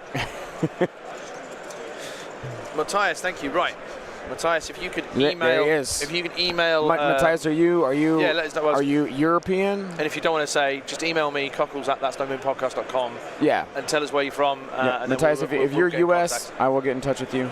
Yeah. If you are UK or Europe, let us know here. Or in if the you've chat. got someone here who you know, yeah, we can send the goodies back with them. that you trust. Yeah, that you trust. Yeah, make sure you trust them. What did he win? What is it? All the dice, or was it just a set of the red? Oh, Matthias, you're in Argentina. Do you know Alejandro? Well, we'll find out. Because I can give it to Alejandro, and he can take him down with him. So, yeah, well done. Congratulations. Yeah, absolutely. Lovely. I'm intrigued by this 1 pip from Yoda here, though. Guidance. Oh, so Matthias, I will give the dice to Alejandro to bring to you. I will put them in a baggie with your name on them. Has he got 2 of each dice? Yeah. Oh, nice dice. Nice dice. Yeah. So, what do you think Mike's plan here is with a Yoda 1 pip? So the Yoda 1 pip is the guidance one, I believe. Let me just bring it. It's you can use double actions. Yeah, double action. So you guidance twice. Yeah. So well, you can, or you can double tap evaporator. You can do. But we don't have apps to do that. No, so I'm just. That'd be very silly. But yeah, just give them choices. Yeah, I know. So where is Yoda? But it also makes him speed free and charge. Yep. Has he got? Did Mike put burst on Yoda? He has burst on Yoda. Yeah. So Yeah. You want to read lists off again? Have you got the other angle to see where Yoda is? Yeah, Yoda's behind that blue building. Yeah. Where? Oh, he's right there. There's no way a double through meet gets him anywhere decent. I'll get Mike's list up just to check on what Yoda has. So you can see where he is. Push, barrier, and burst. Because he had been running instead of burst, force guidance to give out surges. Burst, push, barrier. Yeah. He's got.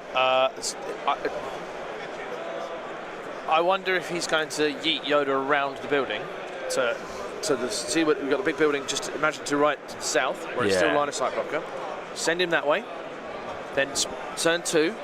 Play the Yoda 2-pip card, which gives relentless and outmaneuver. Play burst of speed and just try and get in his lines. And then the next turn use pip 1 Yoda pip 1 again. If I think I'm trying to remember. And we're in turn 4. Yeah, we're in turn 4. Yeah, we're in turn 4. Yep. Yeah, and so guys, Oscar is running EXDs. That makes perfect sense now because he's played the 1-pip. Yep. So next turn he's going to play the 3-pip to get the 1-pip back. Turn 6 plays the 1-pip. Yep. And can tap burst of speed to get around as well. Yeah. So Oscar's running EXDs. He has a super attack with aggressive tactics, a T series with improvised orders, 2. Well, I guess they're kind of different. 2 B1s with an E5S and a worker droid, a B2 with a Ha and a worker droid, a B2 with a Ha and a Viper recon droid, and then 3 BXs with snipers and deflector shields for $795 and 9 activations.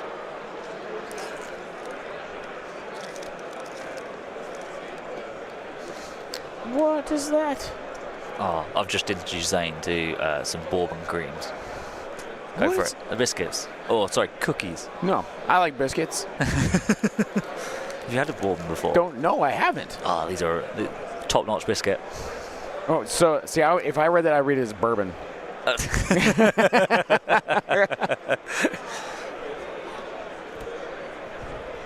Wait for Oh, yeah. Look at that. that's phenomenal. You can finish them off if you want. Gave a bourbon biscuit. Yeah, look at his face. Never had That's one. a happy man. Never had one. So now, look at you getting bourbon biscuits and Cadbury's chocolate in one weekend. Yeah, and all I gave you guys was Mountain Dew. What the? I expect beer this evening. I can do that. I've got beer in here as well.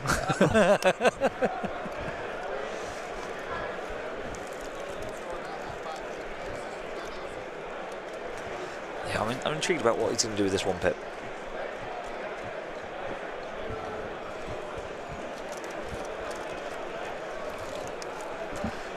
I mean, turn 4 and... We could be overthinking, and it could be the least worst card he could play.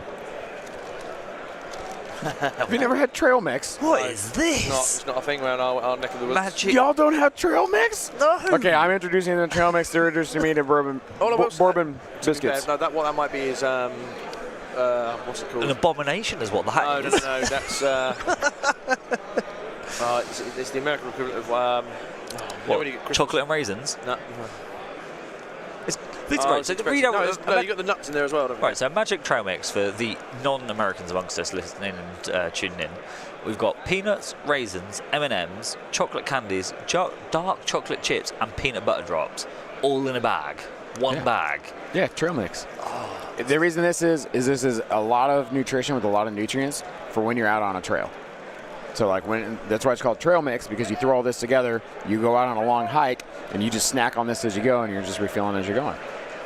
That's just wrong. You're getting protein, you're getting salt, you're getting fruit, you're getting chocolate. Yeah, I mean, it's all There's together. no raisins in that. That's golden. Well, so I used to be aversion to the raisins as well, and I used to pick around them as a kid. Now I realize you just throw them all in at once. You just don't even know they're there. You call them a kid. Yeah, exactly. Because I can't eat raisins plain. I can't just eat raisins. No. Raisins with other things. Yeah. All right, don't know they're there. I'm not even let's have some of this then, trail mix. So Andrew, just tuning in, we have Oscar from Poland playing against Michael Berry Dashes from the USA. Oh, here we go. A spicy trail mix is the best, apparently. Yes, yeah. There are tons of variations on this. There's some with tropical fruit, like dried fruit, pineapple and stuff in it. It's really good. There's some with like blueberries and stuff. Like it's. I managed to avoid getting a raisin in the first half. See, there you go. So you got the. We have a mobile frog. Oh, here he goes. Yep. Paying over to see where he's going. So yeah, he's shifted around. He's just basically trying to get him out of line of sight, but within the next 2 speed 3s. So Oscar's basically just been told what's happening next. Yeah. That little measurement. Yeah. There he goes. Boom. I think that's for turn 6. Oh, do you reckon? Ooh. burst speed turn 6. Push the speed turn 6 into the back point. Maybe. Like, let's see what he has on this. I don't think he can reach it from there. It definitely won't reach that. All he has is a T-Series back there, right? Oh, yeah. So that's the KP. Yeah, that's the KP. Back where you see that. Yeah, where you see that T-Series back there on your far left, right above turn 4 on your screen. So if that's the KP. He bursts onto the building, force push the T-Series off, correct. or just jumps into and kill him. Yeah. Full red. Yeah. So Oscar would have to pull another, which, I mean, he totally could. He can pull another unit that way. And he is right now. Yeah. Right now he's saying, yep, I see this KP as a danger. I'm going to move something over here. Some BXs are going to help secure this point for me. That's huge. I mean, it's not a hard count. The soft count of that is maybe a couple of standbys. As soon as Yoda pops around. Yeah. Ba-boo-boo. That sort of thing. What'd you think of that? Not terrible, right? It's not terrible. No. Yeah. It works. Yeah. I mean, I would never eat this as a full thing, but it's like, I just need to like snack something. As someone who's training for an Ironman, I can see why you. That works. Oh, forget you do yeah. Yeah. His body is a temple. Scott Serrado, should he move his units to be open to be shot up? No. Well, you never want to get shot up. So it's kind of like where. It's kind of like, when are you going to move up? So and when are you going to pounce? I don't know if there was a point for me where I think Mike probably could have played Yoda's free pip, loaded up literally on tokens as much as he possibly could, shove a unit out to move and shoot, and then guided them back behind. And if all they did is just get one, he's got enough defensive tech. He's got barrier. He's got about 1 million dodges. Yeah. And you just load up on it. And the only thing that would get through is multiple crits. Yeah. And then you've still got a free up save behind it, so you're probably okay. See, not a great hand here. Not a great. That's full of raisins. Not a great pull. Bad hand. It's going to be hard, but I'm going to suffer through it. Oh, Mike.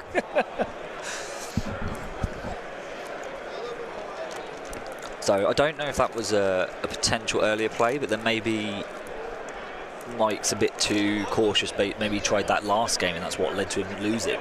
Yeah. So he's just playing on the side of caution here. Mike has played this list a ton. And variations of this list, so I'm sure he's been through iterations of. He's been playing this list on and off pretty much for a whole year. Yeah. I think after last year's Worlds, he dropped Anakin clones and moved on to Yoda. Yep. He won. He's won a couple events, hasn't he? Yeah. He won his flights in a comp. Oh, bloody hell, turn 5. Turn 5. Luminous Beings, and then they too will suffer. Well, that would be a completely useless card in this scenario. I'll put one thing in the bag, and you'll make me pick it when I go. Yeah. Yep.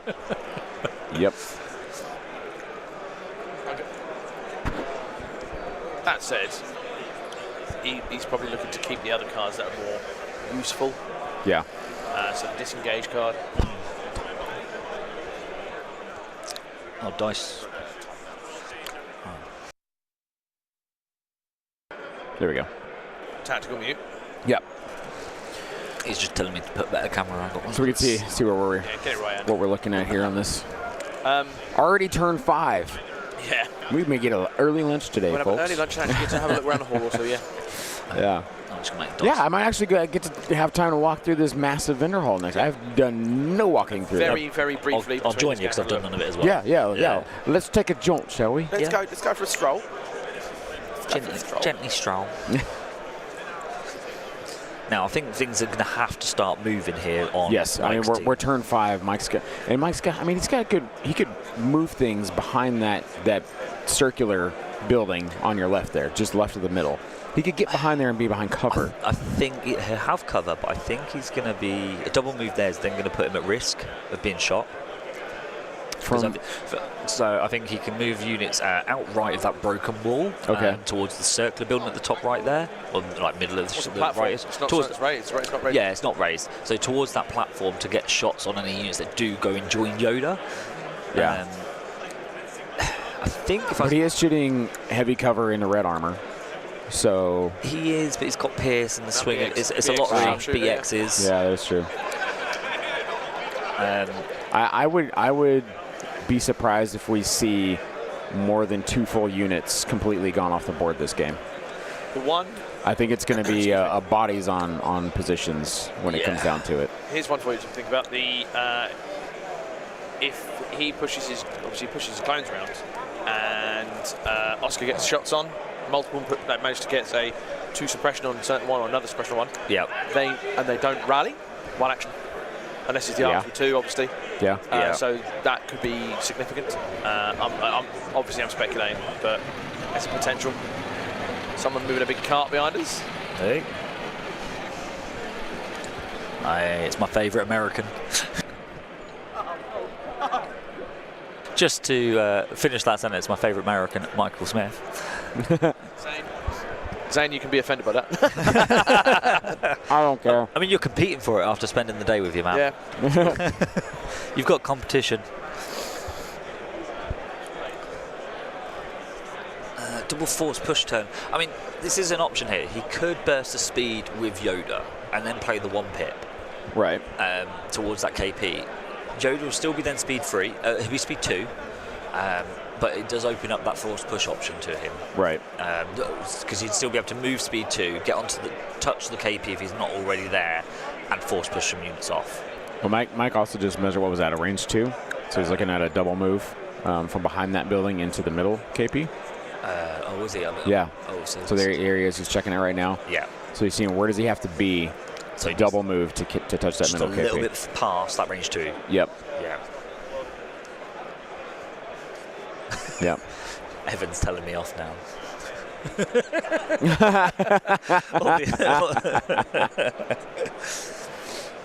So Doc Vila, what you're saying is when Andy says that, you take it with a grain of salt. You shouldn't so I should have no offense to that.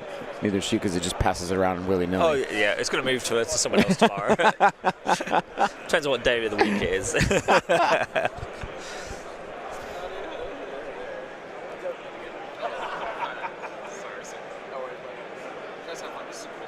Chicken range. Now, what's interesting will be there's about an hour-ish by my estimate, just over an hour on the clock left. Yeah. And you've still got 2 full turns. This game's going to be either over very quickly or these last 2 turns are going to be very slow. I think these last 2, there's a lot more measuring going on in this turn alone than there has been. So I think these last 2 turns, I think these last 2 turns are going to be a little bit slower. Usually you see a game go really slow and then speed up to fast, as they're like, oh, time's winding down. Yeah. But in this game, you can play fast in the first rounds because you're just kind of getting position, and in the last rounds, you're like, now we're playing slow and you can be precise. Of last game. Just the brief I was giving Michael, he was like, what's happening? I said, it's not an entertaining one to watch. However, what it is a lesson is in tier one play of how to play KP. Correct. So you can't have entertainment all the time. The last game contained. We have a result. Oh, what do we got? McCloszny from Poland beat Nicholas Schott. He's 4-2, and Nicholas is now 3-3. Okay. Patricio Kelme is now 4-2 against Mitch Kamazak. He's 4-2 and 3-3. Yeah. And they are results confirmed. Cool. So yeah, that's that. Nice. So to answer Judo Killy's how many dice been thrown, we've had 1 attack so far. And three units went down, and I think he healed them all back. Yeah, so I think it's 1 arc squad shot. Yeah, and this is why you've been getting a bit more filler from Andy Zane himself. Yep. It's kind of like when 2 football teams play and you can see the commentators like, yeah, we haven't got anything to... Is this when it's like 10-0 or whatever? When Chelsea are losing. I've never, in my lifetime, a 10-0's never happened against my team. Oh, really? Yeah, it's true. So, sorry, soccer. I know what football is. The one that is kicked with your feet, not carried with your hands. Well, I usually say football when I'm referring to like soccer. Because football. Spanish, like football. Yeah, football. Like football. Yeah. So I usually say football when I'm referring to soccer, and I say football when I'm referring to American football. It's got the ball. Yeah, well, it's got the little text in, like, it's spelled FOOTBAWL. Football. Oh, okay. Yeah. Ball, I'm with you. like ball and ball. out. Yeah. Like a bowl, but with a ball. Was there an orbital strike turn 1? Yes. Did get fired? Yeah, it did. Do you know what? I don't know. Because I thought Mike was completely behind that entire build and the whole turn. Yeah, he wouldn't have been able to fire it, would he? Yeah, I didn't see the opening turn. I don't think there was anything he could have. No, there wasn't. There was no presented target. So nothing on that one then. Yeah, Andy. Hey, you kick the ball with your foot in American football too, you know. Okay. Albeit not a lot. How often? So hang on. Depends. As an American football a fan. Whenever there's a field goal, is one. Yeah. Whenever there is a change of possession in the opposition and they're punting. Yeah. Whenever there is a start of game, as in someone's just scored and you restart the game, like in rugby. Okay. And definitely at the beginning of the game, and yeah, so there you go. So it was like a count of 5. Minimum 1. Minimum 1. Okay. Guaranteed. And then it depends if there's field goals. Oh, points after touchdown, PATs. So whenever a touchdown scored, there's a PAT. You're not selling Mike this is game. rolling. Oh, we're rolling dice. Oh my God! I think we've got a sniper shot from Echo. Echo strike. It's just gonna just take one. Is that just a B? Is that Yep, a B1? just B1. Yep. I think that's No, I don't think that's not great because he's got E5Ss. Oscar's got E5Ss to go back. No, he hasn't. I'm thinking of Trent's list. Sorry, I was reading Trent's list earlier. He's got E5Ss. He's got 2 with E5Ss and PKs. Yeah. My brain. But I think he's put himself outside range track. So I think the leader is the model behind. That's actually a repair droid. So it's a smart move there. He's done a range 4 shot, but he's not going to get shot back. Yeah. I think he's got to do this to start here. But I'm not sure what the out here is for Mike. And it clears the suppression. Some Polish players watching the stream. Welcome to you. Welcome to Michal Kotsuba. I'm assuming that's pronounced. I hope I'm correct. And welcome and hello to Paulo Pessoa from Brazil Legion. He says very loudly. Hey. And Victor wanted to just say, that's like saying tennis players use their hands to toss the ball around when all they do is with their feet, and they do it with their feet, and the ball is kicked, serve it up, whack it with a racket. That's just ping pong on a bigger size, isn't it? Table tennis. That's what I meant. I'm not going to entertain that one because tennis is a good sport. Oh. That's question sport, isn't it? That's Wimbledon, mate. Oh, right. Wimbledon. This is showing my sporting knowledge to a high level here. It's all right. You don't walk the Venn diagram of sport fan. Oh man, Oscar just down in a whole 2 liter of Coke today. It's not even I just saw him just like chug, just getting that down. He could get that down. Getting that energy going, man. Was it Skol when you cheers? Skol. No, Novia. Mateus said it to us the other day when you say cheers in Polish. Oh yeah. I can't. I won't ruin the entire Polish language by just making up words. Hey, well, I mean, yesterday when I did my announcement for a stream, when I said good morning in Polish, I had just looked that up. Yeah, dzień dobry was. Dzień dobry. Yep.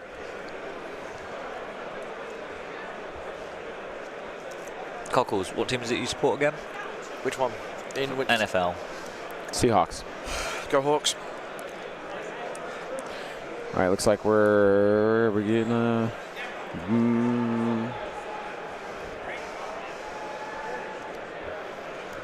So I think he's recohering here to return a shot back to Echo, I believe. Yeah. So he just measured, and I think he's moving. I'm intrigued. He's moving things behind cover. Yep.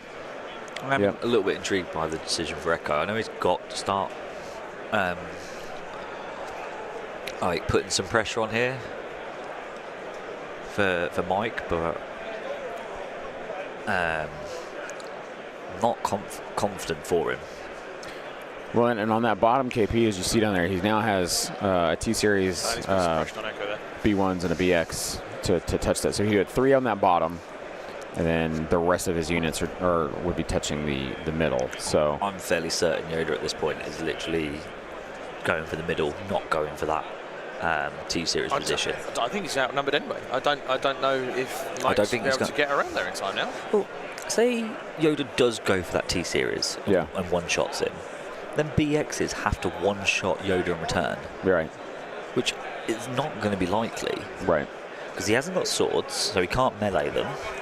And you're relying on 2 red, 1 black, and 9 white to do 5 wounds on surging saves. He doesn't need to worry about that because he does, because he has to touch the point to score it. No, but hear me out. No, what I mean is, even if he kills the T-Series and Yoda's there, BXs just go, okay, I counter, and then he just moves the other BXs, taps the surge, and just go, bang, I'll run him there in there as well. Okay, so he's taken 2 units to counter Yoda. He's lost a unit. Yeah. So that means Mickey's now only got 6 units to contest the middle, while Mike will have... I don't think they're getting there that quickly. I can't see them in one turn, because they've 1, 2, 3, 4 have activated, 1, 2, 3 left of the arcs, plus the leader, that Yoda over there. I don't think they're getting there into a double movement there and then there. I don't think they're getting in there in time. I think Mike's plan is to go with Yoda last on turn 6. Got a shot coming in. BX shot, sniper. Crit. That wasn't a crit, it was a hit. Oh, it was a hit. Oh, yeah. I think Mark just pointed. Mike just was like, nope, that knocked it over. So crit surge hit. Want to go for cover, and then he's just going to spend 2 dodges. Yep. Dodge. Yep. Spend a clone dodge, spend someone else's dodge, whatever. So, do you think he makes it with the moves, or what were you going to say, Yoda? What you think he's going to do? I'm just trying to think out. Maybe his out is he just waits to the end and then just makes the play on that T-Series to win. So he's just conceding the middle point, and actual Yoda's just going to win the last point. Yeah, and maybe because if he throw off from Mike is maybe he's measuring range to throw off Oscar to say like I'm looking to see if I can get here, but I have no intention of going that direction. Back to what we said earlier about getting in your headspace, like your opponent's headspace. Oh, I'm playing this person. Yep. I mean, Oscar's a very good player and competent. He's got quite a lot of accolades to his name, just as many as Mike has. Yep. So, but that is another mind games of like, oh, he's measuring here. Is he actually coming here? Is he going there? Like. Do you reckon this game would have been different if Mike had picked the other side of the table? So the reverses were. I think we see exactly what we see right now, but just the armies are switched. But I think that probably helped. I think that puts Mike in a better space then. Yeah. Which Mike is red, so he chose the side that he chose. Yeah. So he obviously thought that side was better. Yep. I think Oscar can just. Even if Yoda moves down to the middle southern point, he's got enough units to say, okay, I'll just send one over there in this turn. Mm-hmm. Yeah. Well, I think because he can just go right. Well, I'll send whoever this is, send him down there. Well, he's got three units down there right now because there's a T-Series of B1s and the BXs. Yeah. So he's got 3 down there. So he's got 3 down there already. I am confused because look, Yoda's doing nothing. He's gone with 6 out of that. Unable to do his guidance shenanigans. He can do guidance once. Oh, is there movement here? Yeah. Is Mike moving something? Is that an arc? He's just bringing an arc unit up. Yeah. Just to get range in a shot. We are confused. Well, we're not confused. We're unaware of the greater plan. Yeah.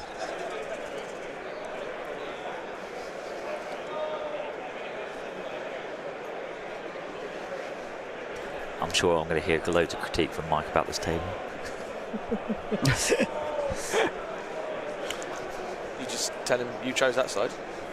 I will. It's the same table. It's the same table for everyone else. And that's Oscar. Well, a nice little stat. That side must be the better side because it's also the side that Marcus won from. Yes. Yeah. But he didn't get to choose that. Marcus did get to pick. Oh, did he pick that? He was red. Yeah, he was red. Matt did pick that one. Yep. Oh, got some dice rolling. Oh. All right, looks like just an arc shot in a heavy cover. Into something. 1, 2, 3, 4. Yep. 1 crit, 3 hits. He's got loads of aims here, though. So he's got 3 aims, I think, at least 4 aims. Yeah. So first aim from the unit itself. Yeah, another aim coming through in a second. So again, I don't get the shot. What? Yeah, okay, might damage a unit, wipe it, whatever. But you're not pushing. He's not pushing to get to the objective. So just slowing them down. Kill points to help. So yeah, but you're never going to tie that at the moment, I don't think. Or you might tie it if he does something. Yeah, fish for some crits here. Not quite sure why. I think it's a tough one. I am. Yeah. Spinning Padmes. And one of Yoda's aims. 6 down to 5 at the cover, 4 after. 4 after a dodge, so 4 pierce 1. Or 3 after shield, so it depends on what he's shooting, isn't it? I think it's a B2s. Yeah, B2s. B2s? Well, I'd say oh, armor 1, that's what it was. Yeah. Pierce 1, so yep. model So, and a half. Yeah. Just pick up some guys right off the middle there. Yep, B2. But then you can still heal that back, right? So yeah. Well, you can. So you heal the one back to full. No, you bring back the dead model first. Ah. Because then in the following turn you can bring them both back up to full health if you wanted to. Ah, true.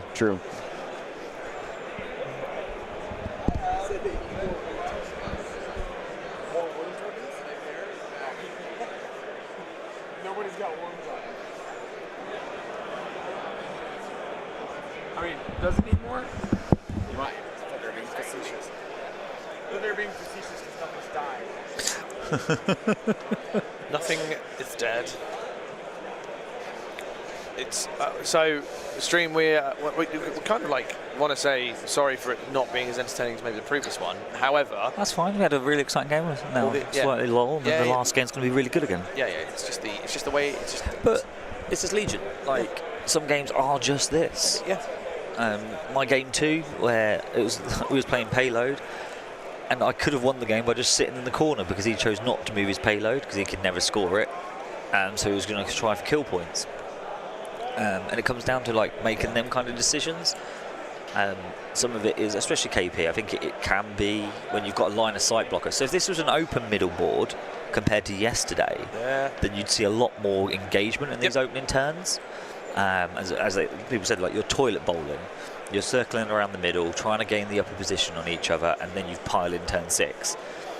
But with a line of sight blocker in the middle, it changes the game completely. They're not taking shots at each other, and it will come down to these last 2 turns, who's got the better position, and then who's got the better thought out process of how to secure that middle position when you all pile onto it. Yes, George Barker. So the rules for restore is you can, if in this case like a B2 model has been removed and you've got a wounded B2 on the table, or a Wookiee where you've got a model in a unit with multiple health, you can spend a heal to restore a model that has died this turn, or remove a wound token. It's either or. As long as that model has died that turn, then you can bring it back. If it's died in a previous turn, then you can't.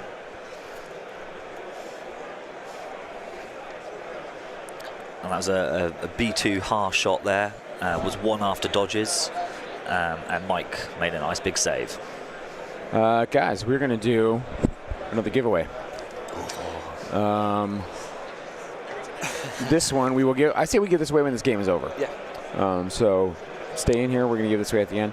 It is a foil, all foil, shiny hello there command card. Just hello there for Obi though.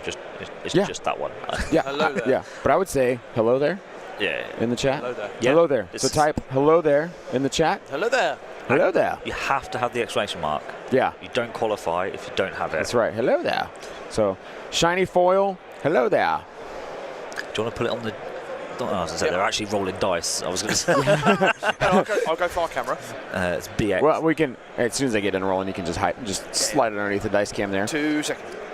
All right, hello there. Type it in the chat. We'll be giving a foil, shiny foil, hello there command card away at the end of this round. And here it is in the dice tray. You can see it there. Darkles is... Don't forget your exclamation mark. There's a couple I'm seeing with no exclamation marks. Hello there.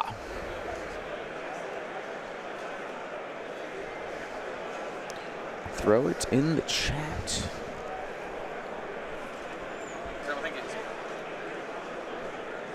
What, my snail tank? Thought you kept your hamster in there. No. It's Gary. Gary the snail. He's got 1 kilo.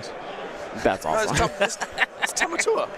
Yeah. The Tamatua was a snail tank, yeah. Mispainted his eyes All deliberately. right, so it looks like Mike is, he's got his Yoda here. He's looking at Real action. running around. He's looking at burst of speed. I mean, he's got his 3 out, so he's looking at burst of speeding, where that gets him to. It's the last activation, isn't it? I believe so. And then I think he just pointed out that he's got a unit of. He pointed to a unit that Oscar's got left. Okay, so he's looking at where these BXs, he's pulling out the range 3, seeing where they can get to.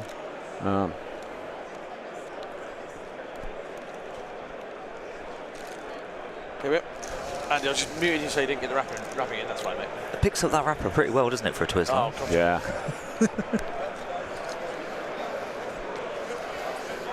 Now I've got that in my head. You know when you get an earworm in your head, you can't get it out. Shiny. Yep.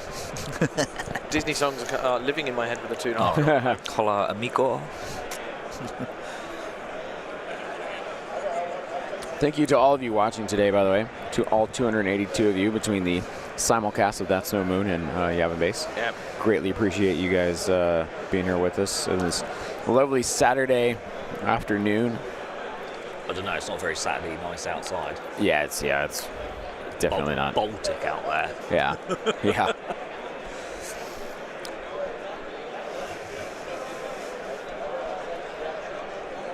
And on that note, I don't think we mentioned it in this stream. Obviously, if you are new to either channel, support the other. Yes. Grow the community, that sort of thing. So, Yep. if you are a Mooner, as we will call them, if you're a Mooner, if you're a Mooner, That is definitely not a moon. if you're a Mooner, hop on over to the Yavin Base YouTube and like and subscribe. But if you're a baser, a Yavin baser, come on over the other way and give That's No Moon a like and subscribe.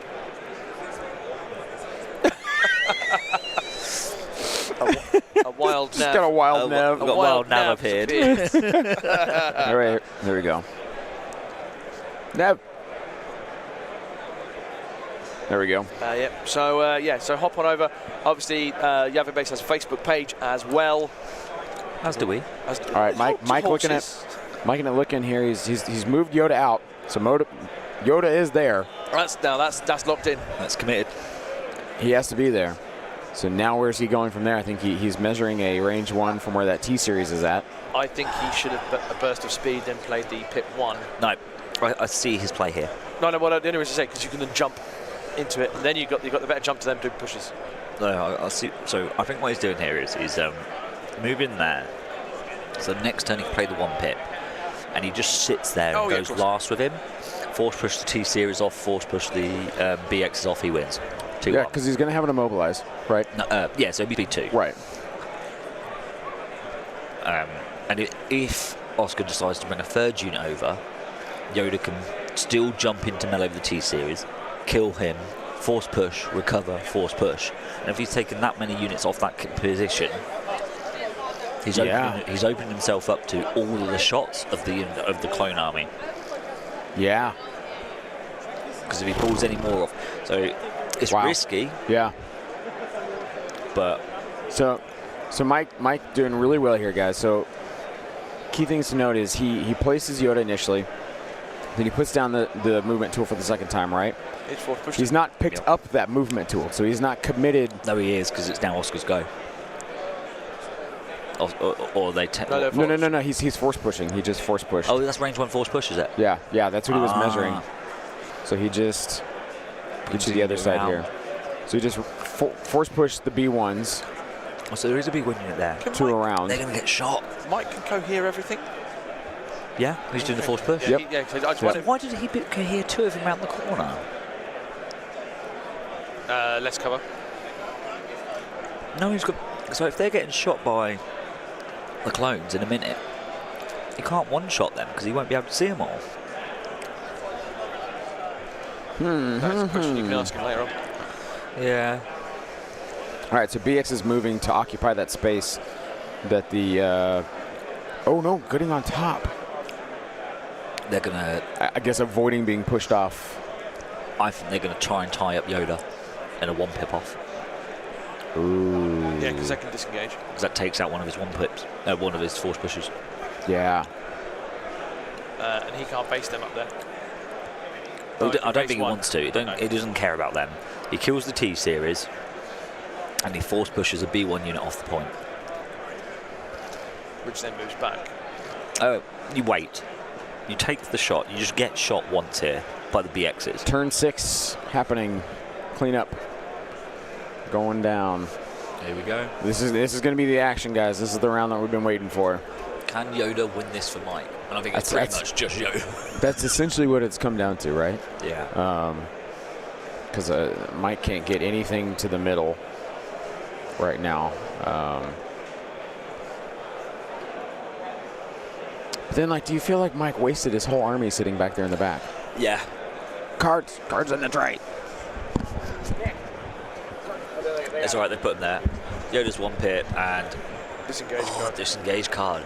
Now this is going to be crucial. Who gets them orders? And if he's sensible, I think he just goes literally the B1s, the BXs, and the T-Series, and nothing else. You don't care about any other order control. Then 3 units near Yoda are the most important thing in this game at the moment. Has he still got scope to at least double move something over here anyway? With a speed 3, yes. Whoa, that's why he cohered them all around, because nothing can base it. Nothing can run over there until he activates it. But he gave those units an order. I see why he's done it, but that's why he did. So nothing could immediately. If they move to touch it, so something else can get in. Yeah. He can force push them again. Yeah. Again, not touching, but zone off. Just zone off to prevent another unit from coming in and touching. All he has to do is kill that T-Series, and then could he? And he'll win on kill points. Could Oscar? I've got an idea. Call me crazy. Here's an idea. You are. Could he? If he moves off, could he move off to make the space for them? Move the B1s off, right? If he moves the B1s off, as soon as one of them comes down, Yoda goes. Does the same thing. Listen. Move standby. As soon as Yoda does anything, I'll just make a decision. And then he's like, what do I do? I don't think so. I mean, Oscar looks quite worried. He knows this is going to be tight, whatever happens here. Yeah, Oscar's got hands on his head, so there's body language showing the stress of the. Oscar's always got his hands on his head. That's actually true. He does do that often. The giveaway keyword is hello. Hello there.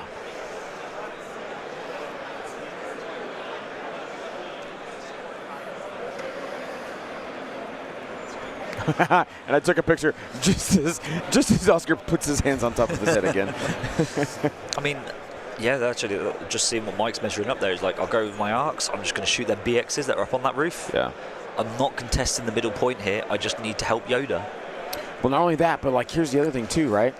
Say he contests this and this goes to a 1-1. Those BXs are wide open now. Yeah. I mean, they're in heavy cover, think that's but the other thing. The T-Series, if that dies, Mike will win on kill points. No, not just that. Mike wins because he's got 800.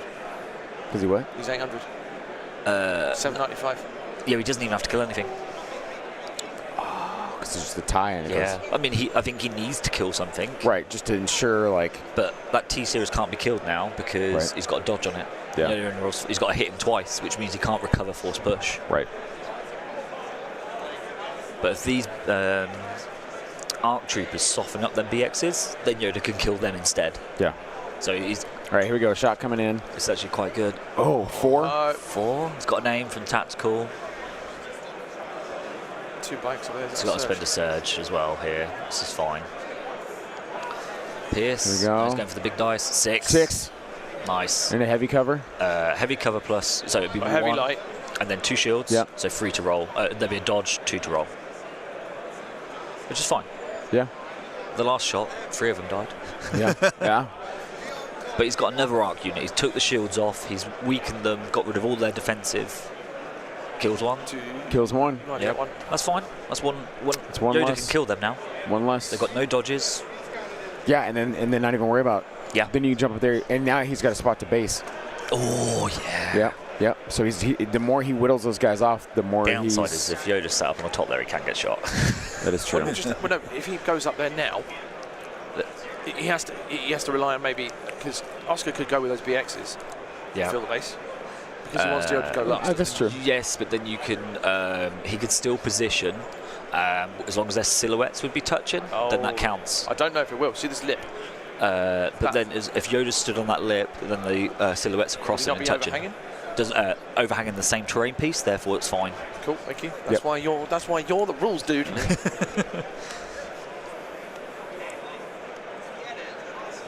I think that'd be an interesting thing, Diffs, if they did change the rules that your bid counted towards your points destroyed, so it reverses the current rule. Oh yeah. Let me make that dice tray smaller. Move it around. I mean, there's not many. Stick over there. There's not many dice rolling at the moment.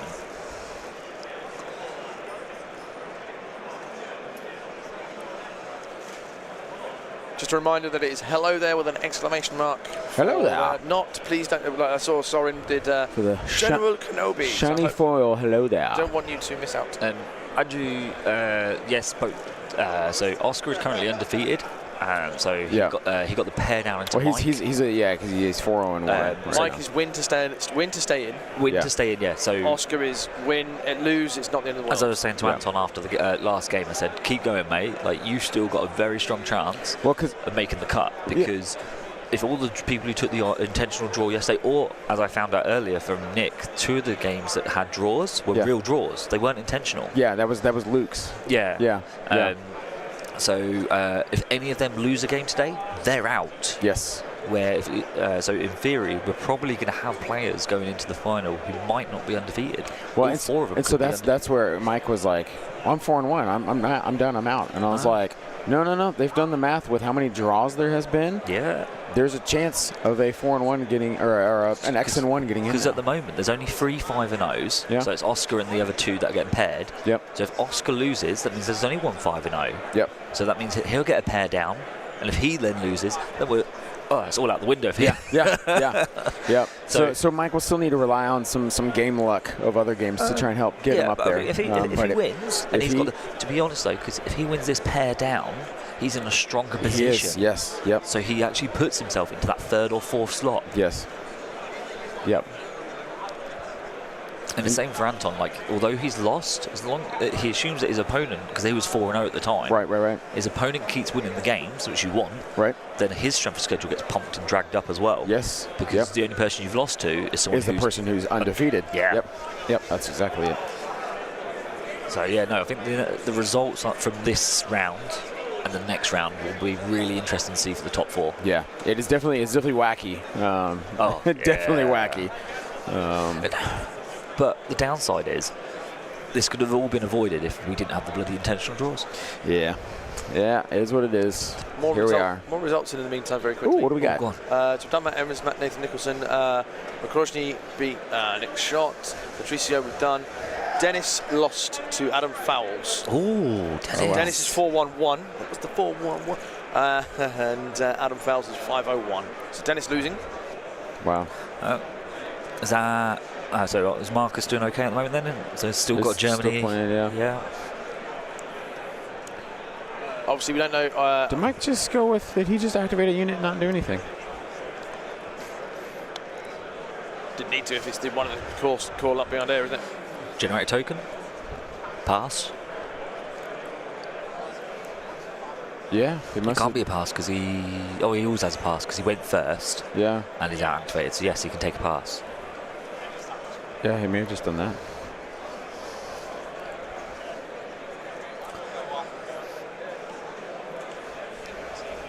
Oh. B1s? He's going to activate his B1s? That's not good. I think he was going to. I think he... Oh, no, he pulled them. Right? Did he? No, he gave an order to all 3 of them. Everything else is in the bag. That's right.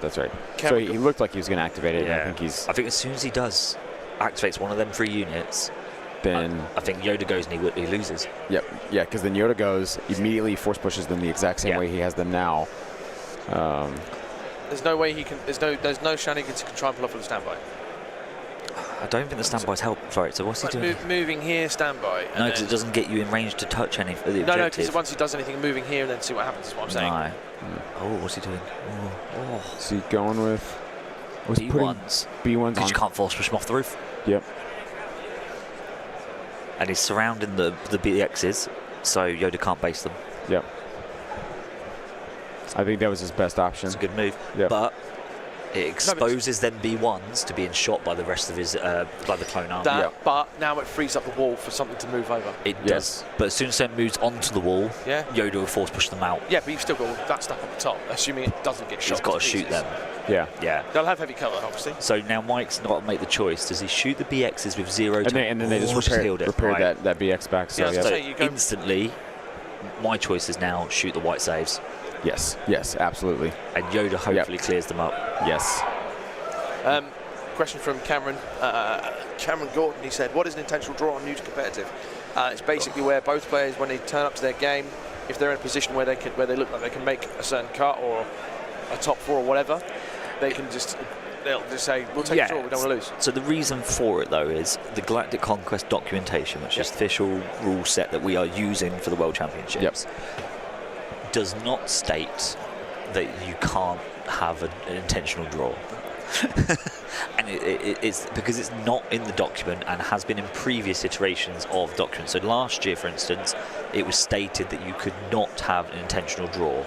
Draws were allowed, but you had to play out all 6 games, and you had to verify it with a judge that the game resolved in a true draw state. Elliot Kimpton's just asked, can he be clever and force push a unit on the same level, a la Dave Grant MKGT last year? He can force push them around, but it's not going to take him off that key position. No, he was wondering if he can go, say, from building to building, same level.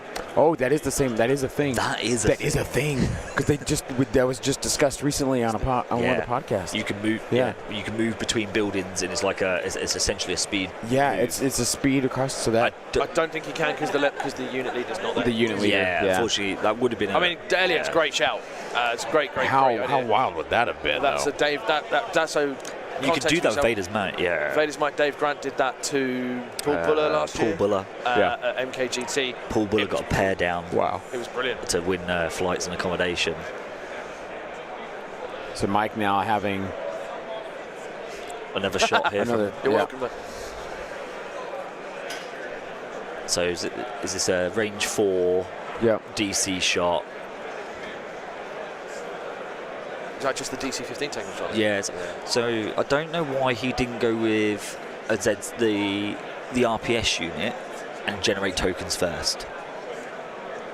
Did he not put it out the back? Oh, no. Because it's a core unit. Yeah. At least then you can take an aim, and then it gives you an aim to re-roll here. It's DC-15, not the DC-15 the arc, sorry. Because he's looking for crits into them B1s. Which... 2 hits. Yeah, so where's the aim? You need that aim. Yep. The other thing is he can suppress them if he gets enough. I think you just spent Echo's aim. Echo's aim, fair enough. There's the crit. There's a crit. All right, 1 dead B1 hopefully here. Hopefully for Mike, obviously. We're neutral. 5th Trooper. You have too many loyalties. You got to have your. Don't put all your eggs in one basket. Split loyalties. I'm not relying on Ollie. What about Jeff? Jeff's not out. Because no, he's generally not out as well. He's still in with a shout. Yeah, it's 4-1, isn't he? Yeah.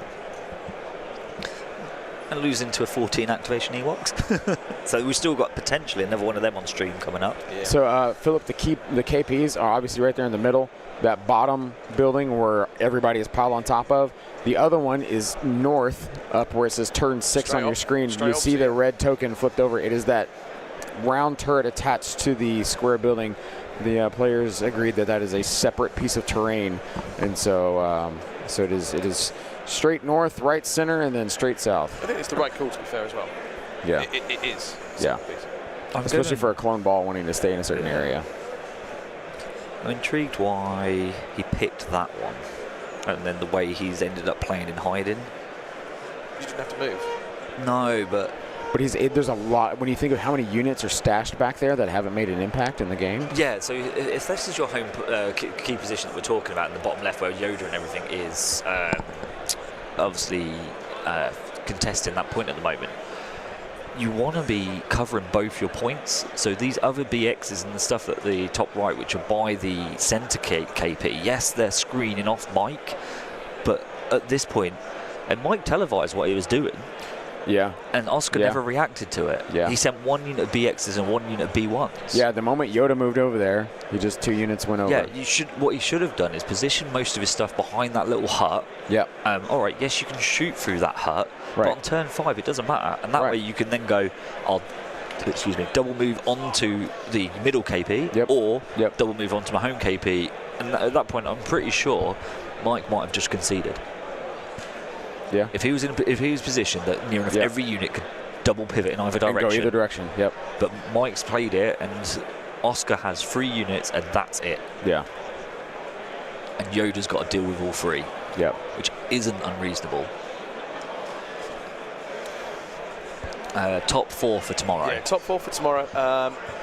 Philip, you're welcome to the comments. Obviously, you guys see some stuff on the thing we don't. So when you say something in the chat, we try and notice and we'll try and react to that. So thank you. You're welcome. Yep. And yes, 4 tomorrow, 2 games. And we will have 2 different tables. Which we've already pre-selected. Yep. Ooh, have we? We did. You were busy, but no, you're building that. it, but we're picking. Oh right. Yeah. I've got to do the legwork. Yeah, Make you're 2 good tables again. No, so it will be a Theed table. Yes. And a Tatooine table.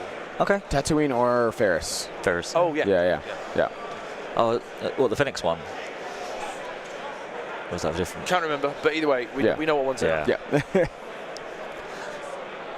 Can we spoil the tables? No, because they don't look like what they are now. They will probably be using the terrain from that. Yeah, to make because the way they look now, the terrain will be completely redone. And there's a big difference between setting up 1 table and I can spend. So I get here at 7 in the morning, and we go and grab a table as a train, and I'll lay out, and I'll spend like 20-30 minutes, and we get Seth and Josh over, like the head judges. Well, Josh is the head judge. Seth from the forums does the rules. He's a judge here this weekend as well. And Nick, we're all around these tables, and I lay it all out, I talk it out, and then obviously they criticise it, and I go, yeah, okay, let's swap that piece around. And we like, as a collaborative effort, spend 20-30 minutes setting up 1 table, because it's the stream table. It's the most important. You're seeing this from outside. Yeah. Where all of the other tables, and there's 140 tables, which is a crazy number. It's absolutely absurd. We spent all of Wednesday doing that. Now, not every table on Wednesday got that same thing, but every day, and I was doing it this morning with Seth, the top 16 tables, which the top 32 are all playing on, we redid them and reassessed them all this morning. The pair of us, we went through and was like, this needs moving. This, like yesterday, this probably wasn't an issue. Let's move it. And you can, as the table number gets smaller, you can then give them more attention to detail and spot these things. Oh, look at this top left-hand corner. There's no terrain in it. Right, let's put a scatter piece in there, or a line of sight blocker. Yep. Oh, the K position for this would be an absolute awful map. Let's adjust it. Yeah. But on Wednesday when we were setting up, we had a load of the Germans helping out. We had myself. Pretty much every when you're setting all of them up, everybody is just putting terrain out and setting it up. You've got some people who's multiple eyes going through. I don't know how to do terrain, and I was like, just get it out of the box. Just put it out. Just take it out of the box and put it on there. That saves half the effort. Getting terrain out the box is half the effort. Yeah. And no show 7. It will be strict elimination. So basically, semi-finals. Semi-finals, finals. Yep. Whether the semis get played 3rd, 4th. No, it annoys me. You would, because your 4th and 3rd place is determined by who wins. Yes. Yeah. So 3rd is based on is the person who lost 1st, and 4th is the person who lost a 2nd. All right. Not you're bitter about that from last year. No, Mike moving and going to take a shot into B1s here. Yep. So again, I don't know why with the RPS is. He's not generating aims. Well, he did there. Oh, nice crit. PS1. Just kill a B1. He's going to spin an aim. Are then BXs recovered? The BXs have been. We missed that. They've recovered and got the shields back. They did. Strong. And then please tell me he pierced that. Yeah, I was like, where did he roll a? Did he not pierce? No. Did they get order impervious? No. They do have impervious, but it's a white save. Why did he not pierce it? He saved the aim for another shot. 1, 2, 3, 4. He's on. Oh, you're on about spending lethal, you mean? Sorry. Yeah, for lethal for. Sorry, and actually, it was the added down. Yeah, that's fine.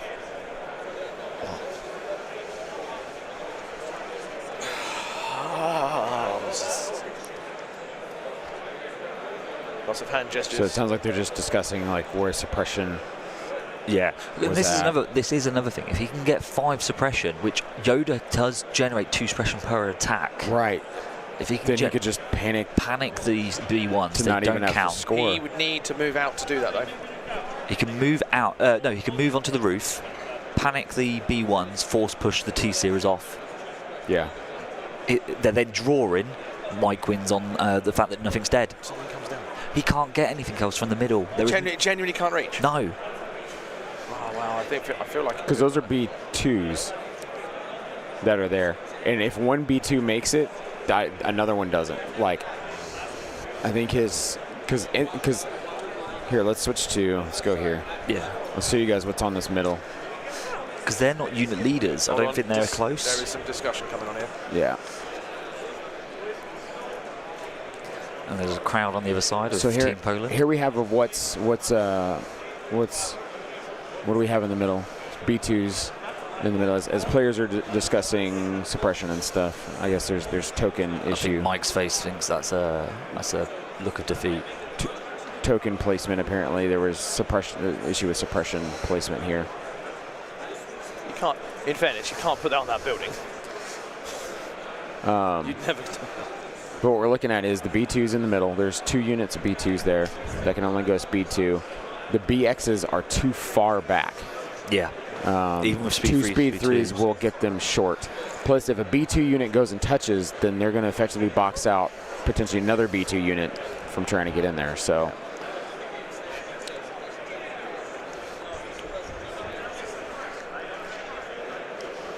So then B1 should be on free suppression. Mike's not happy about something. No. Yeah, well, it seems like there was 2 suppression in the front that I think he thought was on the B1s. Which it should be. Because then there was tokens in the order token was in the back. And so I think they're trying to figure out where those suppression tokens went to, because Mike shot at the B1s. He's shooting at them. He shot the B1s twice this turn already. Right, so they should have 2 suppression on them. The BXs already. should have 1, because they got Correct. shot twice last turn. Right. Yeah. Nick's there anyway watching. Yeah, so yeah. He's not really had to say anything. He's now. So I think it's going to come down to a dice roll, because Nick can't make a decision based off the way the game state is.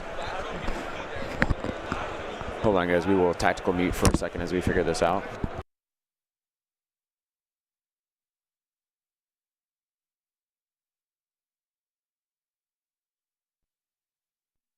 So head judge being called to the table here, as game state is what seems to be the issue. They're discussing what tokens belong to what units. See, I get it. I'm looking from this. It's interesting. You can't.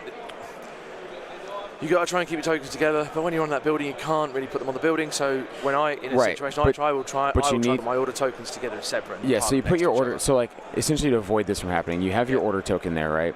You put the tokens that belong to that unit on that order token. Now it's hard if you have like 2 core units or 2 special forces, but that's when you designate to your opponent, hey, these are the suppression. These are suppression for that unit. Yep. This is the aims for that unit. You know. And what is I think being discussed here is it's a matter of B1's taking the suppression or the BX's taking the suppression. See, the way you look at this, what did the BX happen last time? They got shot once. They got shot once. So therefore, 1 suppression, then it comes off. Yep. We're not on hostile, so yeah, it doesn't matter. We're on their own terrain. So BX is 0. Right. B1s have been shot twice. B1s should have 2 because they've been shot twice and this, now. I mean, it feels like if we had the power, we could go and just say this is what we think, but we're not in that position. No. What I would say, and it may very well be that Oscar did not remove one of the BX suppressions because he couldn't see it if it was on the other side of the. And that would be just a simple mistake. Yep. Anyone can do it. Yep. But that's also a game state issue of if that's where it was left, then that's where it is. Andy's just making a casual observation. Yeah, and Andy's will tell us. Here he comes.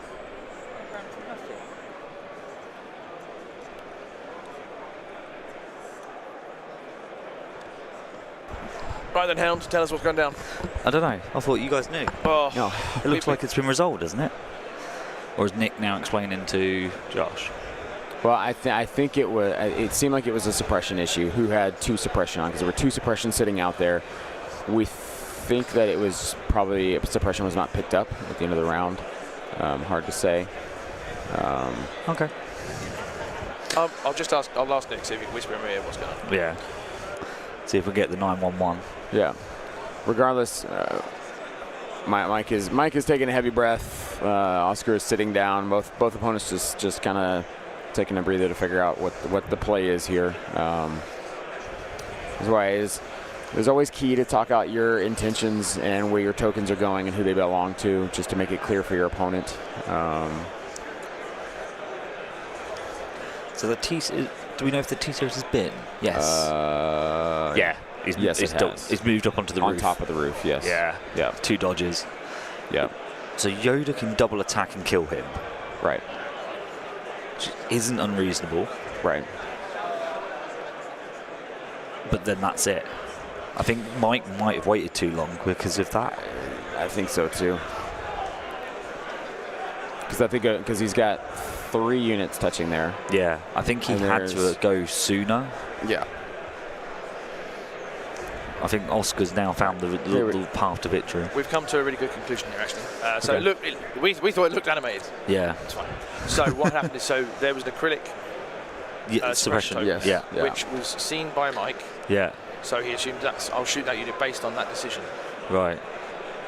It should not have been there because we're not. He's switched off. So it's just 1 left over because when he was using earlier, then we switched him over. Right. The correct decision now, what they've come to is like, well, tell you what, I'll take that off. You can roll back your decision to shoot. Yeah.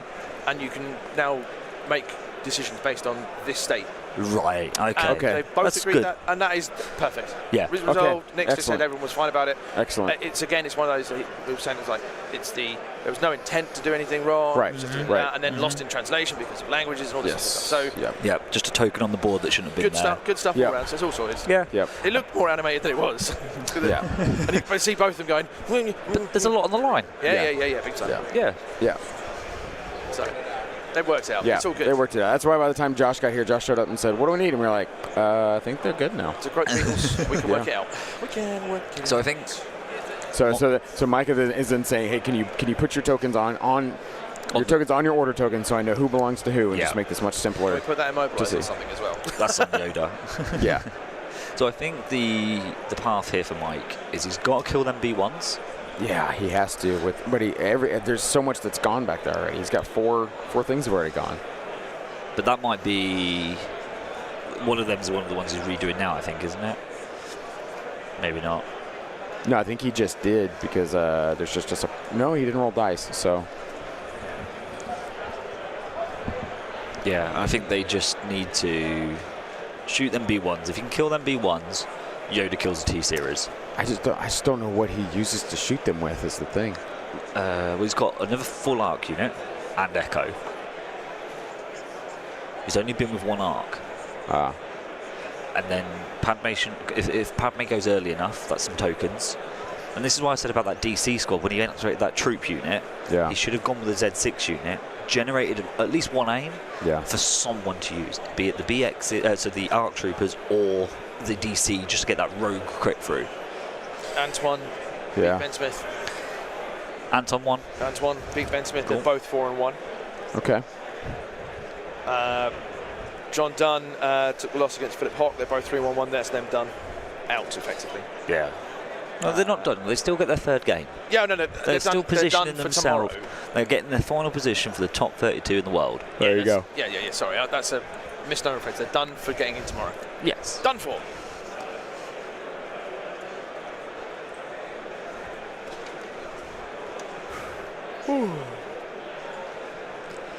So sorry, he can't force push the T-Series anymore because he's moved. Oscar's moved him onto the roof. The T-Series is on the roof as well. Yeah, he's everything is on the roof now. Yeah, because that was the play to secure. Yeah. Yep. I think once Oscar put the BX up there, and he must have obviously clicked in his brain like, oh, that's the way I win. Oh, so now Yoda also can't move up there as well because his burst of speed in the previous round. Oh no, speed 2. He can get speed up there. 2. He can. Yeah. Oh no, he played the pit 1. Yeah. So yeah, he can either speed 2 up there or climb. Like it makes no difference. Yeah. Speed 2 because he played pit 1. Yeah. But I think the other way he could do it here is he can just put enough suppression. He doesn't have to kill them. He can suppress them and panic them. Yeah. So that might be the other part of victory, that you suppress the B1s and don't worry about killing them, and then Yoda just kills the T-Series. Yeah. You would be able to do both in the same turn. You can. So all the arcs and everything shoot the B1s, generating the suppression. Yep. Because he needs 2 more on there to panic them. Correct. Okay. Fine. So he's got. So they do that. So Yoda. So what does Yoda do specifically? Kill the T-Series. Just the T-Series. So you were talking about him panicking just a second ago. Yeah, but he needs both of them to happen. Yeah. This point's a draw, and then he wins. And as long as he loses nothing, he wins. So he is relying on Yoda rolling 4 red dice. Twice. Oh, what is he looking at? Action. What is he? Action to do that. Yeah. He can attack twice. Yeah. So he kills the T-Series because he's got 2 he's dodges. got charge. He's got charge as well in this. Yes. Of course he has. Oh, so Oscar now moving some BXs to try and kill Echo. Yep. Now he can't one-shot Echo. And if he does get Echo, I don't think Mike can risk using Echo to shoot the B1s. Well, that's not Echo, right? That's Echo on the corner, isn't it? Yeah, it was, because it was Echo before, wasn't it? No, what he was just he just measured to that phase 1. That's a phase 1. Oh. That's the. Doesn't matter, does it? Yeah. Unless they've not been. Unless I don't think that unit is gone, so he may be. Except that may be the RPS. If it's RPS, that's fine. Take an aim. Just one action, aim. Yeah. So I'm assuming he's only going to be able to do 1 or 2 wounds maximum here. All right, so here's a shot. Crit. 5. 2. So 4 after cover. Yeah. He's got no dodges, so 4 PS1. Yep. I don't think Mike cares. That's a lovely save. Saves it. Spend a surge. Yep, spin a surge. But it's Pierce 1, right? Yeah. Yeah, so. I think he could have only seen 1 or 2 models anyway. Yeah. Yep, so he goes, that guy. Yeah, look at that. He was like, yep, don't care about that. Cannot for those clones. I cannot. How much can Yoda carry on his back? Quite a lot right now. Quite a lot. About 800 points, I'd say. Yep. Now, looking at time, I know this is literally only turn 6, but there's only about probably 15, 20 minutes, I imagine, by my clock. Yeah, so we had estimations. First 4 rounds flew by. Yep. 5 5 rounds. and 6. Even 5 was quite quick. 5 was still fairly quick, but yeah, last 2 have slowed down as players are trying to measure out and figure out the state to win here. So.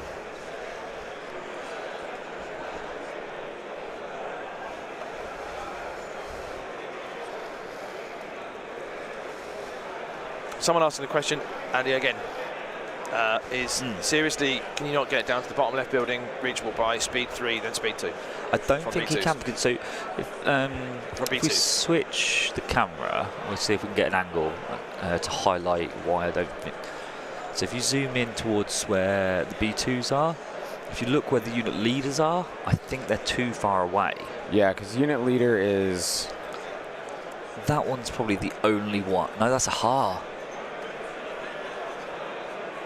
So unit leader is the one with the fist up in the air, right? No, he goes pointing. He's got a finger out, so it must be that one right at the front. Which is the one you want it to be. Yeah. But that's got to be more. Maybe. But 3 and a 2. That's what I'm saying. You spend it 3-2. If the T-Series dies, though, you can't spend it, can you? He's got Kalani as his leader. Oh, well, there you go. Yeah.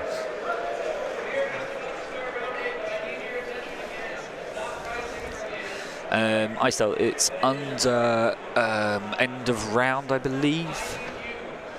So a unit is always in a state of panic once you've double your courage value, but you only ever need to really worry about it. BX shot there. Yep.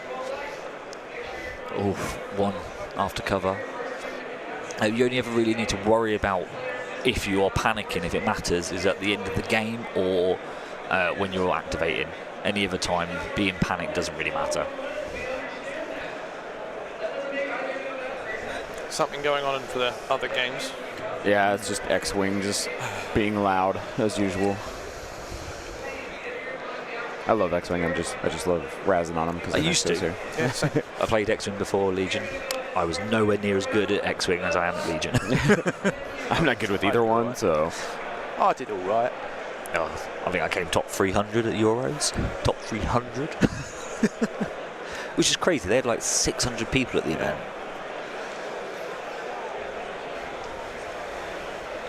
So it's interesting here, you know.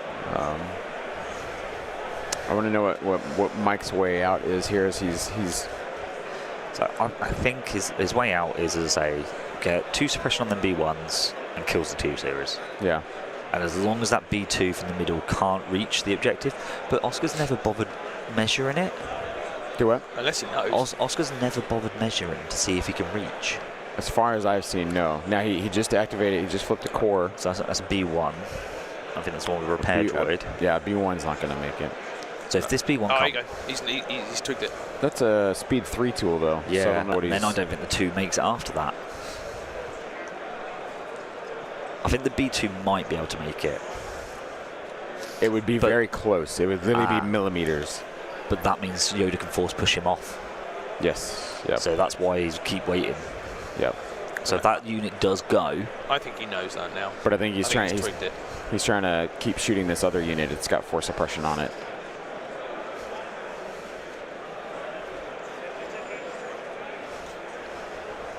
oh, because his B1's got sniper rifles, haven't they? Yeah. Yeah.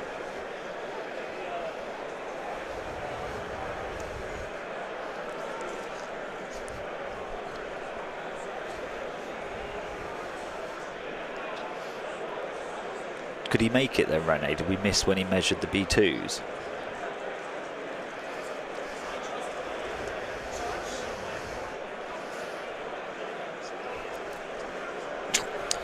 Is that a coherent? Yep, and there's a hill of B1.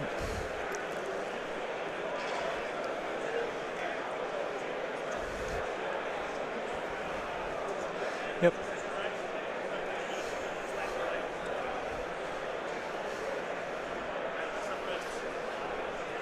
So yet again, we have another game that is coming down to the end here. Damn, couldn't see that in time. Does that double blank? Looked like there's no suppression gun on anything. Oh, yeah. That's rough. I'm a red. I know, suppression's go down. Yeah, it's suppression. Yeah, it's okay. Yeah. The red was hit. Yeah. Glare off the light made it hard to see entirely. Rene Scal from Denmark who said, I think he did measure the B2s. Oh. Okay. Maybe we just missed that. So that's why Mike's having to wait for the... yeah, knowing where he can get to. So. to be able to force push the off.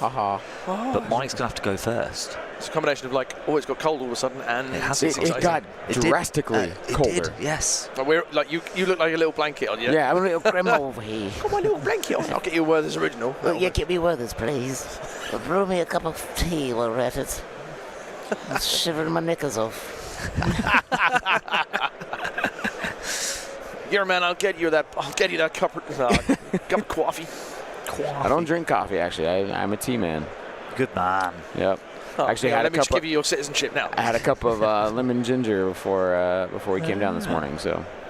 Lemon and me. Did you ever give out that prize? Sorry? You didn't, did you? What prize? What, hello there? Yeah. It's going to be at the end of this game. So, end of the game. Wind your neck in Terrell. All right. I just saw the shine of the of the others. What I should say is, it's not just the shiny cards. We'll give away an Adepticon bottle as well. Oh yeah. Oh, it's up in the prize now. Yeah. Forgot about that. That is an Adepticon drinks bottle, basically. Yeah, we will fold this card in half and put it in the bottle for you. Yeah, totally. And you're going to have to get some... That way it is well protected. You're going to have to try and pick it out of the hole. Yeah. So Matthias, obviously we need to... Matthias Artesia, if you don't forget to let Alejandro know that you are going to... That's another dead B1 and 4 suppression. Yeah, I've messaged Alejandro as well. Hopefully he... Alejandro. But I will. Alright, so we need one more suppression on the B1s. I doubt Alejandro came all the way here to then just not be here. So there's 5 suppression on that phase 1 squad up there, and there's 4 suppression on a B1. Does Mike have 8 activations? Yeah. Because 1, 2, 3, 4, 5, 6, 7, 8. I don't even get that suppression on. So he has to one-shot he has to one-shot the... Oh, how do you even... No, he's done. That's it. He's shot. I can't think. There's no way. So if he one-shots the T series. What's Yoda's other attack? Blast wave, suppressive for 4 black. Right. So maybe you do that. And 4 and is it versatile? Nope. No. Okay, so you'd have to be. So he has to literally He's got to jump up and do something. I don't, because now Yoda can jump up, swipe. No, he'll proc the charge. So this is how he's got. This is what he's got to do. He's got to crit he's got to go up and kill the T-Series and hope that he loses and rolls all 4 hits. No, crits. He's got 2 dodges. Oh Jesus! There you go. Yeah. So he's got a crit. He's got a crit kill the T-Series. And then force it wave, die. which it will. If he gets the 4 crits, it dies. It's PS2. He ain't rolling. I hope he doesn't roll 4 white saves. We've seen Stranger Things. We saw Martin's roll. earlier, 5 out of 6. Yeah. So, and then from that he blast waves the B1s, to win. To get the panic. Assuming those B2s don't come flying in. Yeah. So I'm assuming Mike's took a pass here.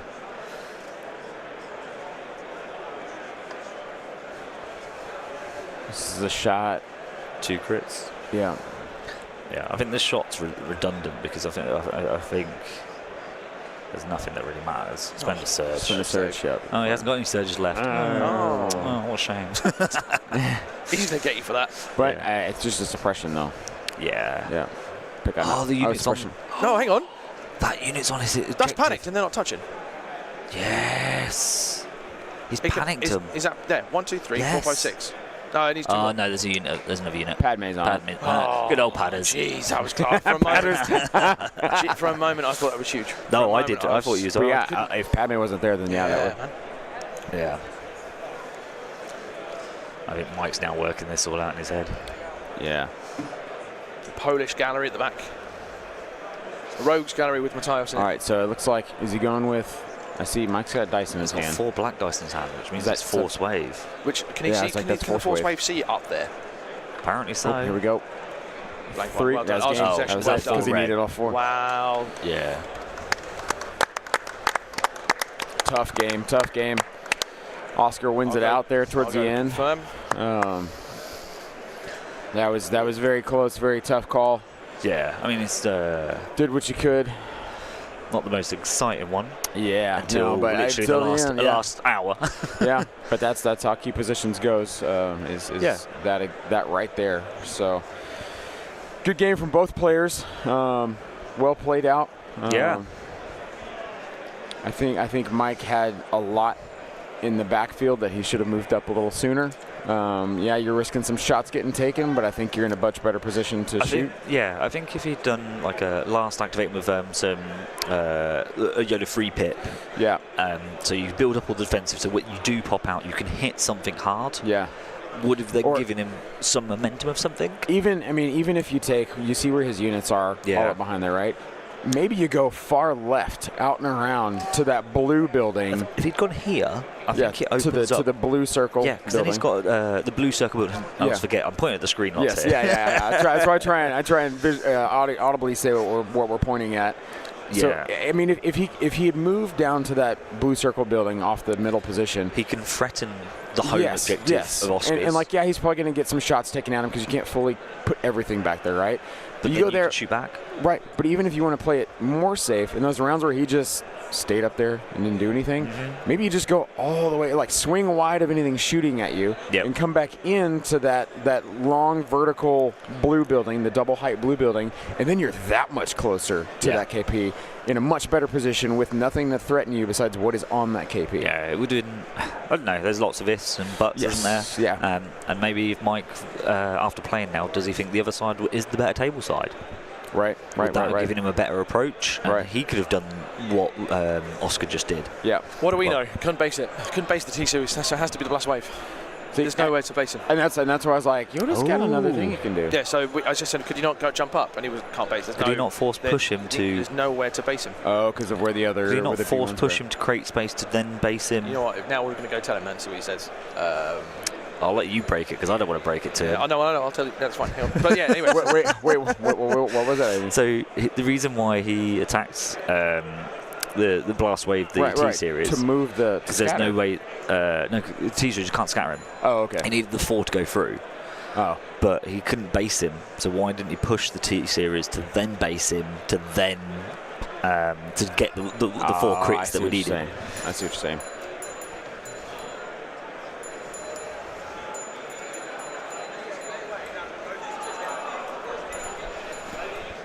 I'm going to go now.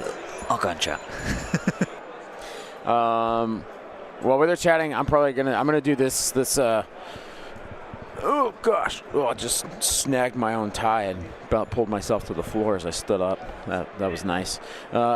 As we started this game, folks, I was here with you, and now it's just me here with you. As they're over talking, we are doing a giveaway. It is hello there in the chat. We're giving away a shiny foil Obi-Wan Kenobi command card of hello there. So that's why we're putting hello there in the chat. That's why you keep seeing people say that if you're just now joining us. I will give you guys 10 seconds to hello there. Throw it in, all the hello there's. Toss it in. As the Brits would say, give it a toss. I cannot jump the distance, you have to toss me.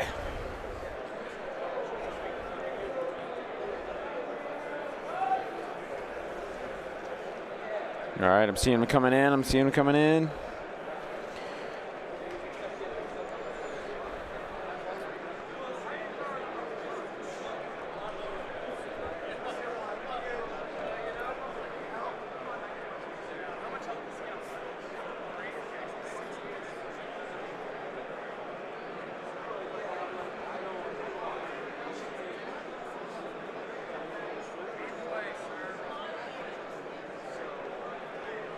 All right, guys, and here we go. We are getting our hello there.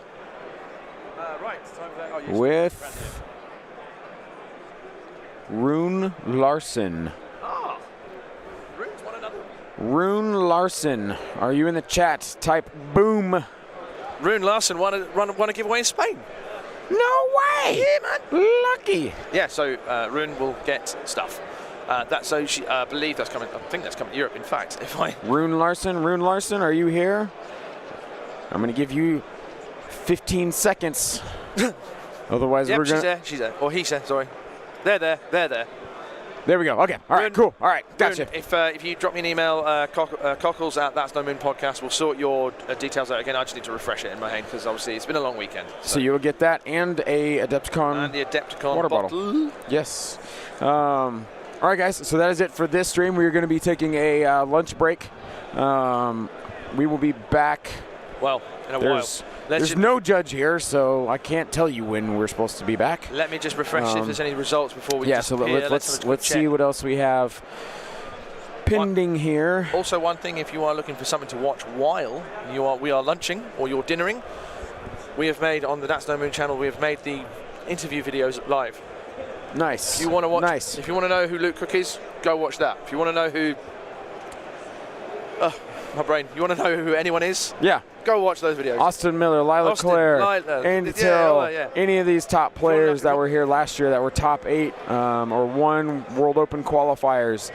Go find them. Marcus lost to Jesse Gilbert, which is awaiting confirmation. Mikolai Lukaczewski beat Zakonia. Well, so we are waiting on Jeff Porritt and Lucas Swoda, Luke Cook, and Mike Knack. Where's Ollie? I haven't seen his thing there. Ollie died. He won. Where is he? Right here. He won. Ollie is 5:01. Yep. Against Timothy Keel. So Ollie has won. Luke. We are waiting on Luke Cook. So there's. And Marius and Trent are still playing as well. So this next matchup, guys. It's a spicy meatball. Actually, I think. I mean, so if Marcus is lost here, because Marcus was playing Jesse, so Jesse will pair with whoever is. This. Yeah. Whoever wins of Marius and Trent. So we will probably put on that one next for you guys. Jesse and whoever the Trent Hale. Marius. He could think. No, he can't draw with Oscar because Oscar's got the draw. Yes. Yep. So watch this space. We will get a.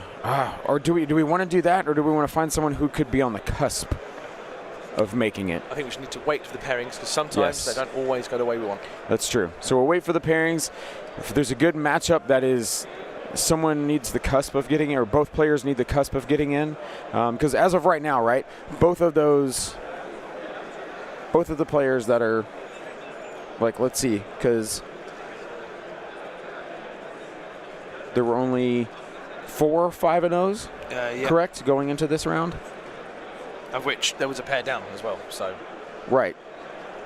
Oh no, he was 0-1. He was 0-1. So there's 4 5-0s. So we will only have 1 completely undefeated, right? Am I reading this correctly? At the moment, yeah, but then obviously you've got tomorrow as well.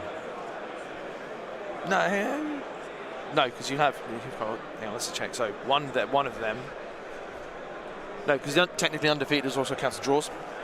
Technically. Yeah. 1 full wins. Yeah, it's hard to look at a draw as a clean record. Jesse, 6. Yeah. So yeah, there'll only be technically two 6-0s. 2 6-0s to play in this. Yeah, in theory. In this final round today. In theory, they should play today in the final round. But both of those players should make it in, because the one person will be 7-0, and the other person who lost to them still has a good record to then move in as well. Hopefully, if that's the way they do it. Correct. Yeah. And then so we will be looking for someone who. We'll be looking for a match that both players could potentially move in, is what we would try and find. It's going to be something maybe along the lines of Luke Cook, Podfrey, Andreas Roda. That match up there. Yeah. Obviously, Ollie has been on stream, but it's. Yeah, we'll see what goes down. Yeah, so we'll see how the matchups are. We'll try and get you guys something good in here. We've got you back. Yep. Thank you for being with us. We'll see you. Well, after lunch, we don't. Hear from you in a bit. They don't tell us our time, so we will get back to you guys. Let's see. It is 1400 here. I would say come back at 45 hour. I think we still got time, so I'd say 15. I'd say 1500. Yeah. 1500. Okay. 1500. So hour, guys. We'll see y'all in a little while. Cheerio.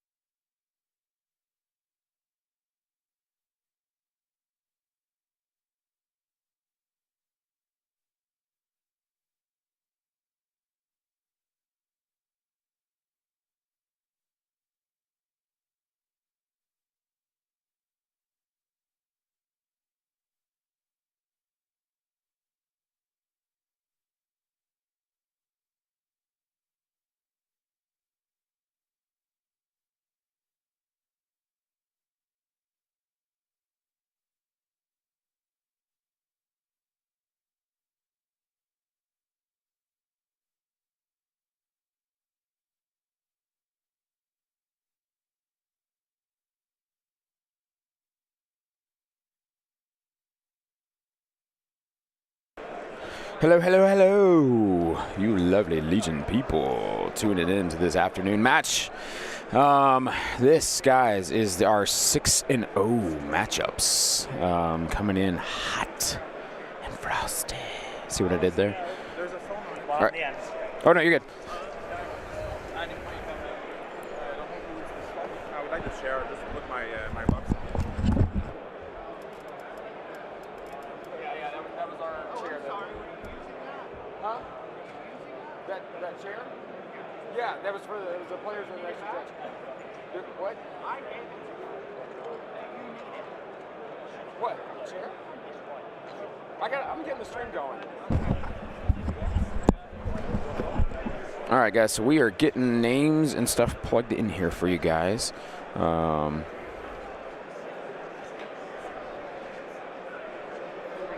right.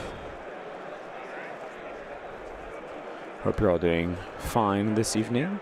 Or afternoon, I guess. I'm on camera control. Cool. I guess it is. Oh, no, I'm just getting things typed in here. Oh, right. Yeah, just because these guys are already, they're like, cards are coming down, like they're ready to go. So. Bonjour, bonsoir. Welcome back. Apologies for the late return. We were just trying to sort out. There was a minor little issue about who was paired where for the rounds. A couple of players have been paired like super up.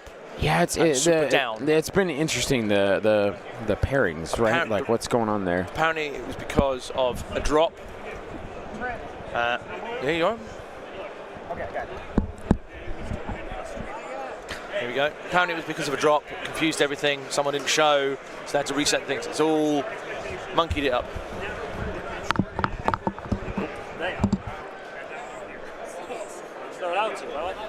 What's that?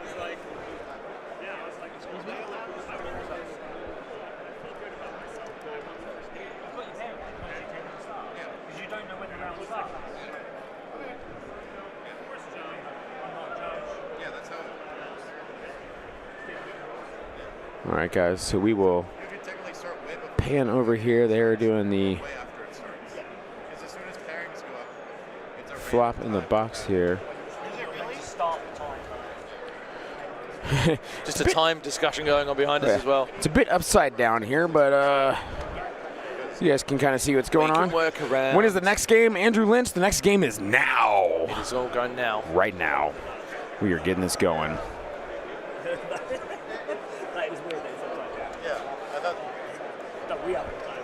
I did not have trail mix for lunch. I had a sausage pizza. Was it peppery? No, it was perfectly seasoned. All right, so this matchup we have Jesse Gilbert-Billick versus Trent Hale. Getting a lovely little massage going on behind it. Oh yes, nice. Johnny Septum. So if you check the pairings on the game uplink, there has been a repair involving some of the middle order players. Thank you very much. Where I love you for that. Where Ollie has changed opponents. He's now playing Marius Silander instead, I think. Oh. I'll double check. But yeah, so that's changed because it turned out that he had like what I will call a super pair down. Yeah, it was because he's all these 501 playing a 411, yeah, right? So yeah. Andy, you explained it very succinctly behind me earlier. So if you can repeat it, go further, please. Yeah. So obviously with the draws in place, it makes things a little bit weird. But you're playing when you're doing pairings, it's based on your event points, and your event points are done by your wins. So you get paired to the person who's closest to you. So normally, if you're just playing normal Swiss, you'll play the same record, so 2 wins versus a 2 winner. Obviously, if you've got odd numbers, you do get a pair down. It's just the way it works. Right. But in this case, there was another person who got a pair up, and Ollie got a pair down. So that shouldn't. You should never get a pair up and a pair down. It's only one way. Like the two different matches. The pair up and the pair down should just pair each other and be even, and then the other two can pair. You should only have one match where one person gets paired down and one person gets paired up. Right. That's one match. Right. But in this, for whatever reason, it decided to pair Ollie into a pair down and then someone else into a pair up. So you've got 2 matches, and that shouldn't be happening. Yeah. But it's based on the event points. So obviously, Ollie's 5 wins equates to 5 frees. Well, and then I think I want to say 2. Because I was looking at what was there, right? There were 2. Because Ollie was 5-0-1. Yep. Luke Cook is 5-0-1. Yep. and they both got different pairs. And I was like, why didn't they get paired? And I said to Oliver, in theory, I feel like you two will be playing next, but because of the same record. So I think what they did was rather than just go, oh, you two should just play each other. Right. They've done a repair instead. Okay. So deleted the round, redone it from scratch. Oh, so we'll have a whole round then. So yeah, because I think that is a fairer way. Because otherwise, in theory, I mean, I don't know, but we'll find out. Also, what we'll do while they're setting up, Mr. Hot and Frosty Zane. Yep. We should get the next giveaway while the cameras are free. We can show them what they're going to get to win. Yeah, Andy, you want to get us typed up there? I'll do the work. Playing intercept again. Get us typed up there. We're gonna do. What do we got here? We got what are these guys? Hold on. What are they playing there? Are they both EXDs, right? They're both EXDs. Yeah. Both EXDs. Yeah, because then we will do.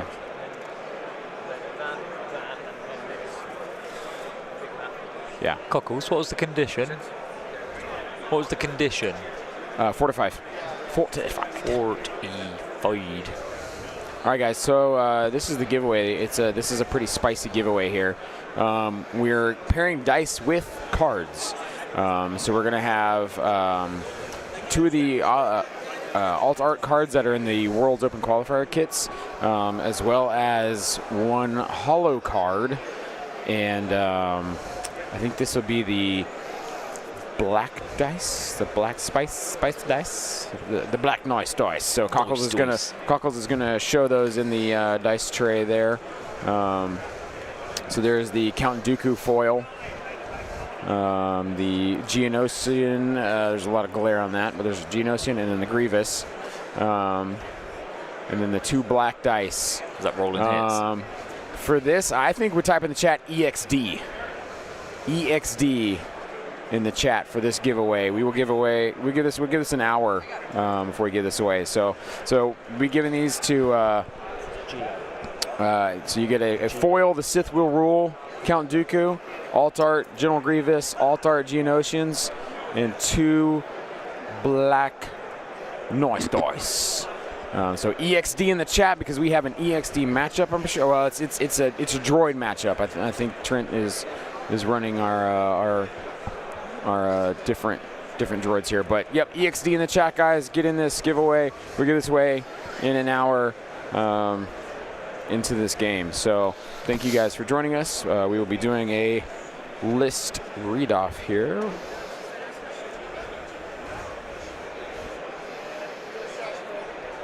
And as we get playing, as we get further and further along, we're probably going to be seeing more and more of the same kind of lists coming in. So Jesse here is playing, if it looks like a clone, is shoot 12 dice is like a clone. He is playing a 790, 9-point activation. This is an EXD. So we have Super Tactical Droid, Kalani, Aggressive Tactics, T-Series, just as is. We have 2 B1s with E5Ss, PK Worker Droid, 2 B2s with B2 Ha, and then 3 BXs, all with Droid Snipers, O-Push, and Deflector Shields. And it's funny here, yesterday we were talking about, like, why don't you take out this one random Magna Guard that people have in their list, right? Why are you not taking out to throw it in a B2? That's one thing we asked yesterday. Yep. Both lists today, no Magna Guard, extra B2. Yep. Both lists have and who's further along? These guys. Yep. It's right now it is showing for, at least for stream. I'm not sure how the others are going, but for people running EXDs, taking out that Magna Guard, putting in that extra B2 instead. So something to notice here going into this. So that is Jesse's list as blue player. Then we have Trent here. Trent Hale, I know, is not running EXDs. I think he's got some fun stuff. His list, it's called Featherless Bipeds. It's 800 points, 10 activations. He's got a T-Series, Improvised Orders, Electro Binoculars. Yeah. He's got 2 operatives. Bosk with targeting scopes. Love that. Got to put targeting scopes on Bosk, in my opinion, personally. Don't take it because I don't win these games. Then Maul with Force Push, Saber Throw, Into the Fray, Tenacity. Then he's got some core units here. He's got 4 B1s with just E5Ss. Yep. And then 1 B1 with an HQ. Get that order control out there. Then he has 1 Geonosian Warrior with a Force Pike. Okay. As well as a Special Forces IG Magna Guard with an RPS. So it's 2 very different lists. Yeah. Yeah. And EXD's highest battle force represented. so in Worlds. was it Jesse with the experimental and Trent? Yes, yeah. Jesse's got our experimental, and Trent has got our Geonosians with our Magna Guard So here. for me, I think Trent here, he's got the objective play. He's got 2 bounty hunters, and he's got them Geonosians to contest that back point that's usually quite safe. Yeah. Because they're so fast. Yeah. But I think if he gets locked into a gunfight versus Jesse and then experimental droids, he ain't gonna last. Yeah.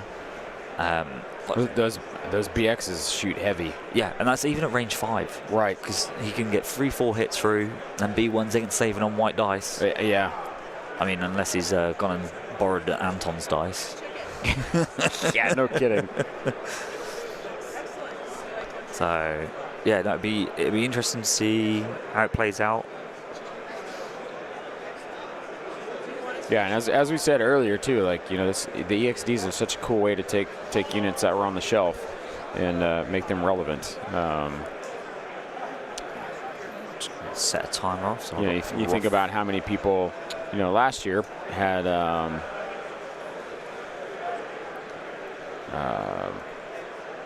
speeder bikes, Empire speeder bikes, sitting on their shelves, and like hadn't really played them a whole lot. And then Blizzard Force now drops. they're running 3 of them, you know, like just getting them out there. So really cool just seeing older units just getting put in the light.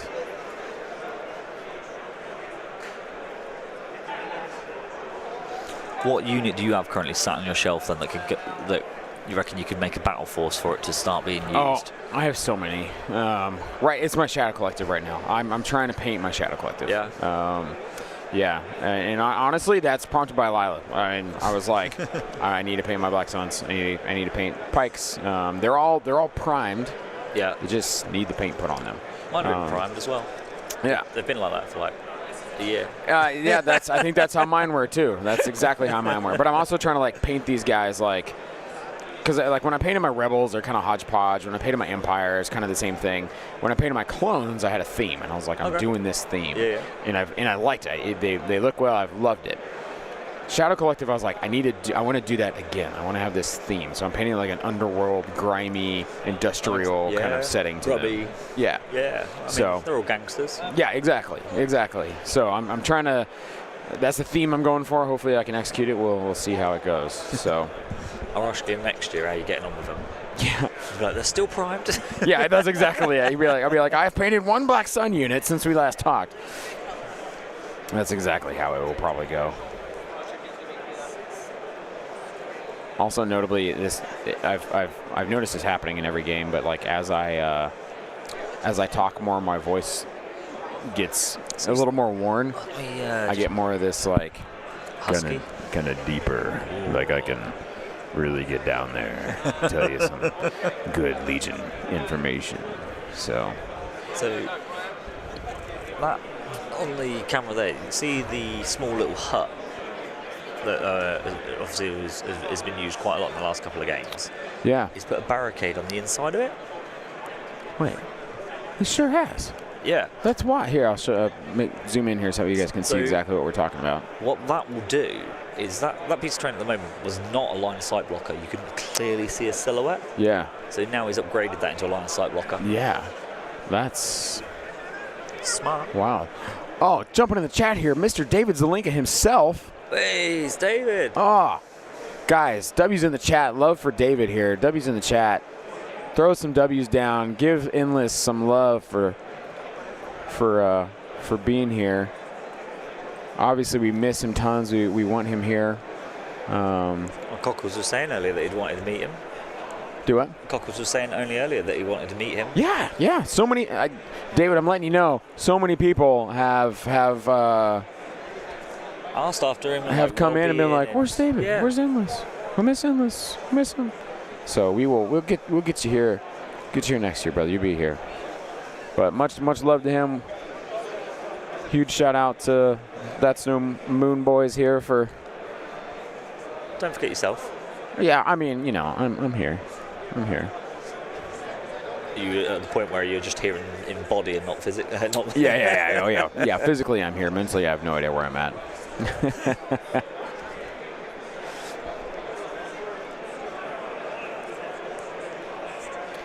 So looks like we have Austin is present as our, well, maybe he's our stream. Oh, he was just swinging through. Just walking on by. Yep. Just zipping through. So just getting deployment going down here as we're playing advanced, playing all the positions. Advanced the fortified positions.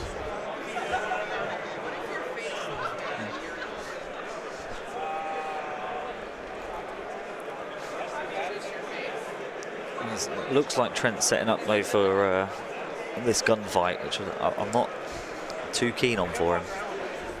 Yeah, it's going to be hard fought for sure. He hasn't got any repair droids either, has he, in this list? No, it's just E5Ss and a HQ uplink. Yeah, Magna Guard with RPS. That's pretty much it.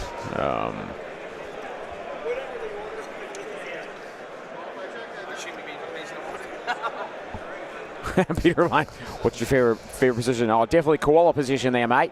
Definitely the koala position. Not the kangaroo. Yeah, no, straight for the koala. Oh, good thing Cock was out here telling us about bowling chains.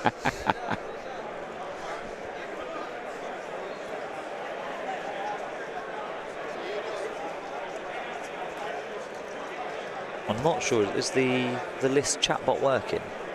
No, it is not. No, unfortunately, David has the magic for that. I can read them off you though. So Trent Hale, our red players, playing 800 points, CIS, T-Series, improvised orders, electro binoculars, 2 operatives, boss, targeting scopes, maul, force push, saber throw, into the fray, tenacity. 1, 2, 3, 4 B1s with E5Ss and 1 B1 with an HQ uplink. Geonosian Warriors, folks, some winged bugs with force pike. Special forces, we've got a Magna Guard with an RPS 6. I wonder how many games he's been able to get in with the Geonosians. Now, they've been revealed for a while, so do you think he was proxying before they arrived? I would, for as well as he's doing, I would say you would have to get the full the full feel of how they maneuver, right? Because, like, yeah, they're super fast, they go really high, they do these things, but they also can melt very quickly. So quick. So, I mean, yes, you're used to, like, you're playing B1s, right? Yeah, they're going to melt too. But they're also not going to just run straight in your face. Yeah. So I'm for sure he had to have been proxying them before. And if not, kudos to him. Kudos. Yeah. Absolute for just being like, you know what? Cool. I'm doing this. Should get to see some death from above though with the terrain layout and setup. Yeah. I think this the way the middle key position. So it's been knocked throughout the day by the looks of it, but it's fine. But the Geonosians will be able to climb over, shoot, and jump back. Yeah. If he decides to go anywhere near that middle intercept point, he can decide just to constantly ping over and ping back. That's true. Yeah. Yeah. All right. So reading out Jesse's list here, our blue player, he's playing a 790 EXD list. He has Commander Super Tac Droid Kalani with aggressive tactics, T-Series tactical droid naked. He's got 2 B1s with E5Ss and worker droids, 2 B2s with B2 Ha, and then 3 BXs with the snipers, O-push, and deflector shields. So we're having a droid off here. Hi guys, I've returned. Apologies for the delay. Just refreshing at Andy's water. I want to put out a little first public apology. I made an assumption that Jesse was Dutch. He's actually French. He's from Toronto. He's from Quebec. Oh, he's Quebec. He's because he had the orange crew after design. That's a very Dutch thing. So yeah, representing Canada, specifically Quebec. Quebec. I've been to Quebec. I've seen a Montreal Canadiens play the Toronto Maple Leafs at Bell Center, and it was phenomenal. Nice. Yeah. We've also got a change of judge. Cammy is now to our left. Excellent. Cammy and the Wardolls are there watching. Yep. Anyone interested in that? Type in Wardolls in Google, see what happens. That would explain now why there's a load of Canadian flags in the chat. Yeah, that makes sense. Oh, Canada. Oh, Canada, our home and native land. What if we sang the national anthem before every single, like there's like played their national anthem? That's what happens during the World Cup. Right? Yeah. Who's going to do the high note, though, for you lot? Oh, not me. Oh, say, can you see? Well, my thing, too, is when I sing our national anthem, I have a habit of yelling out stars, because it's twice, because the Dallas Stars, my hockey team, when we sing the national anthem in our home arena, when he gets to that, everybody goes, stars, and yells it really loud. Oh, so when he goes, sorry, yeah. I'm trying to think, stars! Yeah. Okay. Yeah. I was trying to work out when you would do it. I can't think, I can't sing, I can't just pick out the part of it, I have to be singing it. Oh, shall I pretend to be like Aretha Franklin doing it prior to the game for you? Oh, say, yeah. I will say, there are three national anthems in the world that are phenomenal.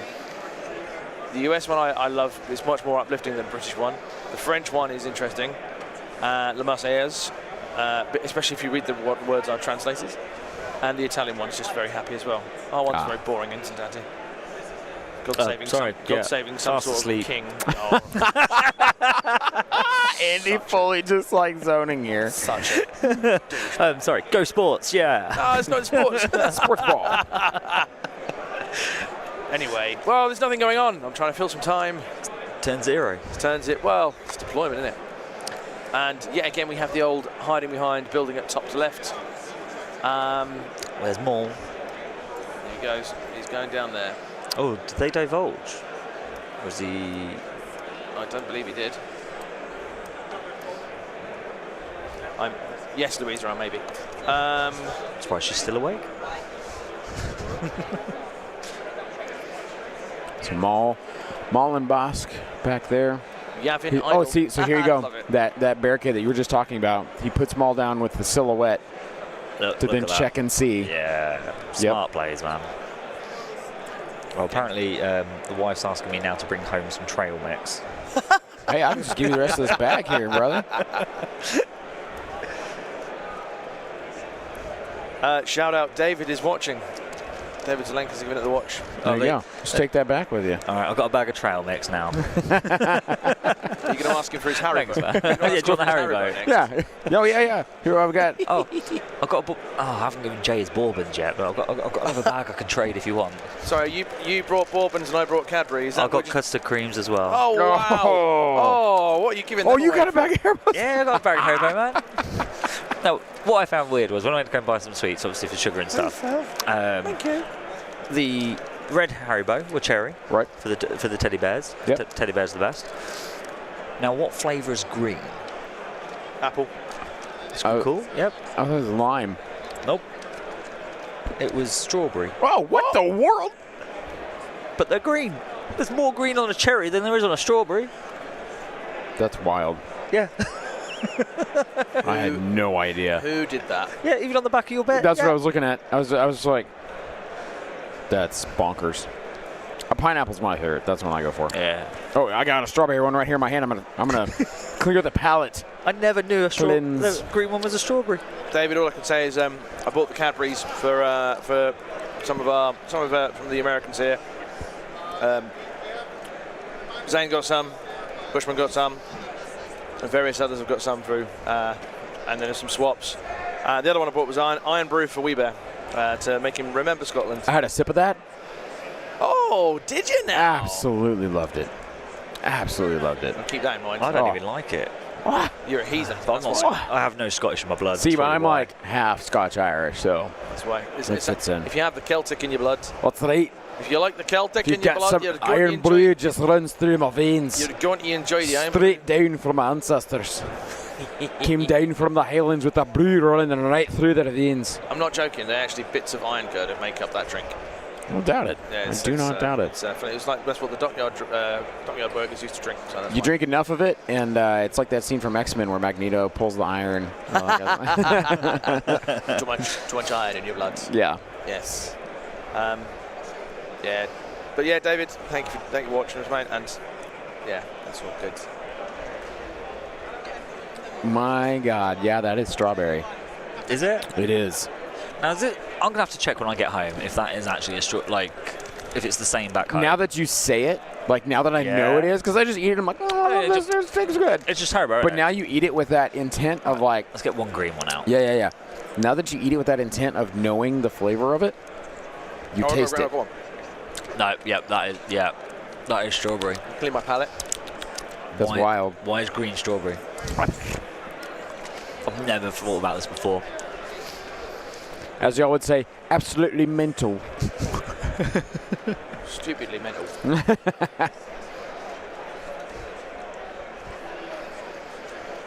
Yeah, that blows my mind. I'm literally just sitting here like, what just happened? Why is it strawberry?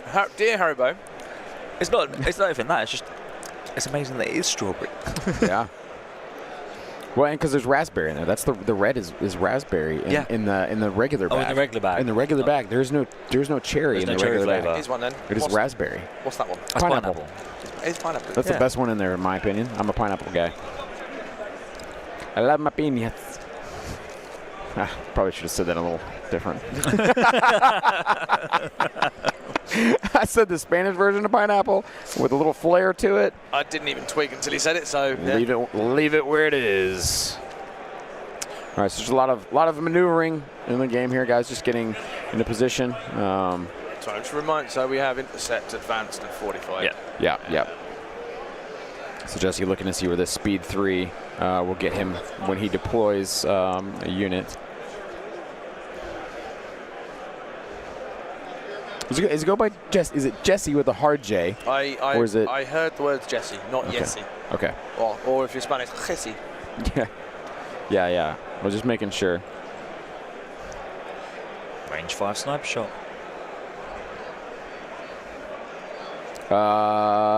Surely Austin is not still in the running. He made a valiant effort. He tried yesterday. He really did. He lost his first game, and his opponent he lost to made a really good run.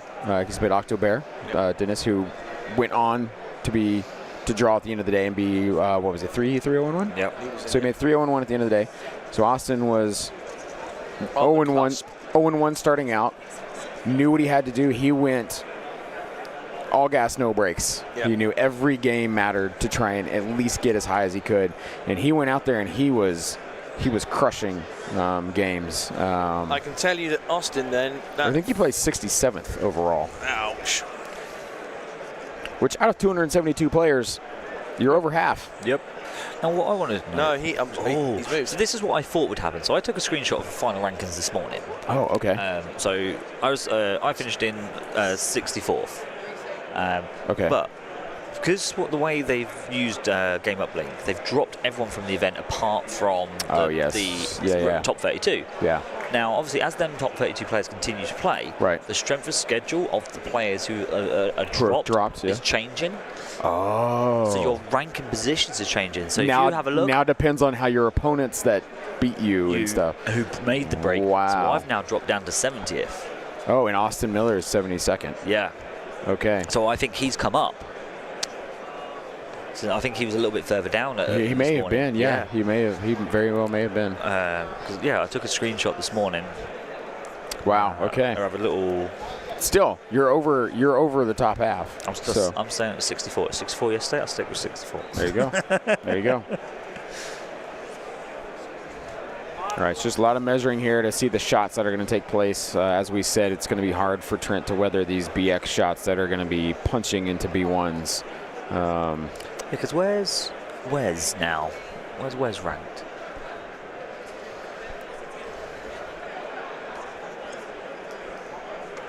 No, that's Michael. Yeah, so this screenshot from this morning, Wes was 61st, and now he's 58. How crazy is that? Like, he's not played a game, and he's dropped his game. No way, you guys. Oh, my gosh. What? Peter Lyons, Zyconia, just sent me a picture. It is him, Octobear, and Finn at a Mexican food restaurant, and they have put on our stream in the background of the Mexican food restaurant. So these lads are sitting eating Mexican food in Chicago, and they put the Legion stream on in the background. That is bloody I amazing. absolutely love that.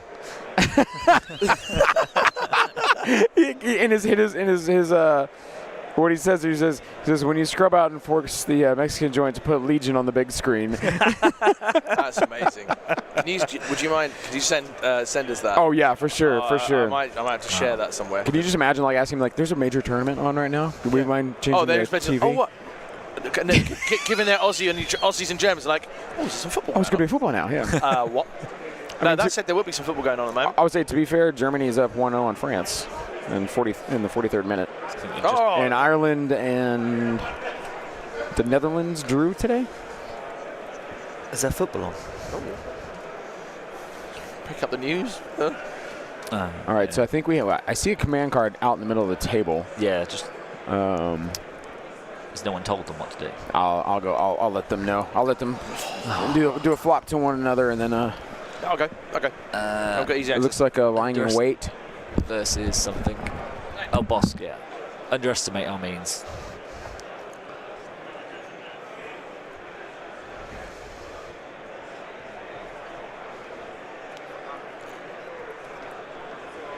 We shouldn't have brought up the football. Oh, right, yeah. England 0, Brazil 1. That's what's going down, but never mind. What can you do? Prepping. Oh, Peter Lyons is on this. It's prepping for karaoke. Am I going to hear, mate? Are we going to hear Waltzing Matilda from you? So, line in wait versus do not underestimate our means. Which is, I'm assuming, did he divulge that for reinforcements? No. He just revealed it. So he didn't play for reinforcements earlier. No. So why would you play it for the free recover when you've not been shot or anything? Other cards wanting to be kept. I mean, speculating obviously. Yeah, because he had it flipped upside down. But then you just did play standing orders instead. Well, no, because you can still play it after you've revealed it, divulged it. No, I mean, if you play standing orders instead, if you don't want to use that and waste it, you know what I mean? Oh yeah. No. Maybe it's just order control. It does, yeah. It's good order control. That's the thing. I can just to get the order control out initially. Yeah. You're not really super worried about the recover on it. You're just saying this helps me activate everything I want to activate in the order I want to on the first round. That way I can at least get things moving the right direction. I would have thought Roger would achieve the same thing. No, yeah. You have the surges. You're not going to get shot and or shoot. So you kind of want the surges when you might be doing the engage. What surges? Roger. No, when would you ever use Roger for surges? No. Ever. It gives dodges. Dodges, sorry. It's a choice of a dodge or a surge. Yeah, sorry. But no one ever takes the surge. No, but that's what I mean. You wouldn't use Roger because you're not going to get engaged. He's getting engaged. There's a range 4 gunfight here. Oh, well, fair enough. Lewis, both of these players are 6-0-0. Completely undefeated. No draws. Have won every game they have played. Yeah, I'm sure they both know what they're doing. Yes. So, for those of you wondering, from this game, we will have one completely undefeated player going in the top 4. Yes. I mean, there will be undefeated. To me, it's hard to see a draw as undefeated, right? Because technically you didn't lose, but yada yada. Football classes semantics. Undefeated. Right. So you will have one person with a clean record, to say. Yes. Going in to tomorrow. Not a dirty record when you get a loss. Yeah, not a dirty record. Yeah. No dirties.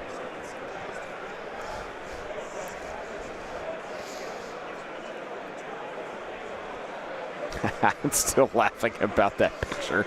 Peter Lyons says it's a screenshot to show Austin's mum. Oh, there you go. Yeah. Show Holly. All right, I think we have cards are removed, so I think they're going to be rolling some dice here pretty soon. He measured out that range. Was it range 5, right? Yep. Yeah. So yeah, looks like a BX shot coming in here. Oh, was that's it beautiful? Was it 2 crits, 2 hits? 3? Yeah, 2 crits, 2 hits. Yeah. Oh, spend a name for Pierce. Takes 2. 3. Yep. 1, 2. Oh, off the roof. Yeah, no surges. Free. Yep. I did think that was a bit of a precarious place. Yeah, because I mean, you can see over things, but you are also just as likely to be shot back.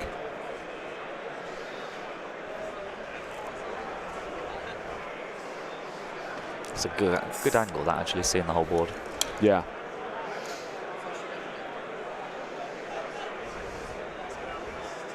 And that's one of 3 BX squads to shoot. Yeah, he's definitely, I think he's lined up. He's lined up a few of them to be able to see.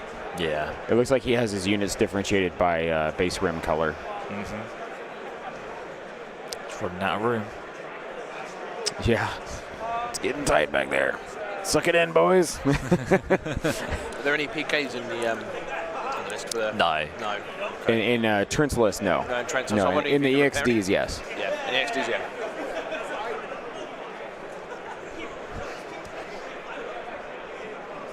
Hey, And it's climbing down. Yeah, they said, okay, we're gonna take enough of that. No, thank you. We don't want to see that happen again.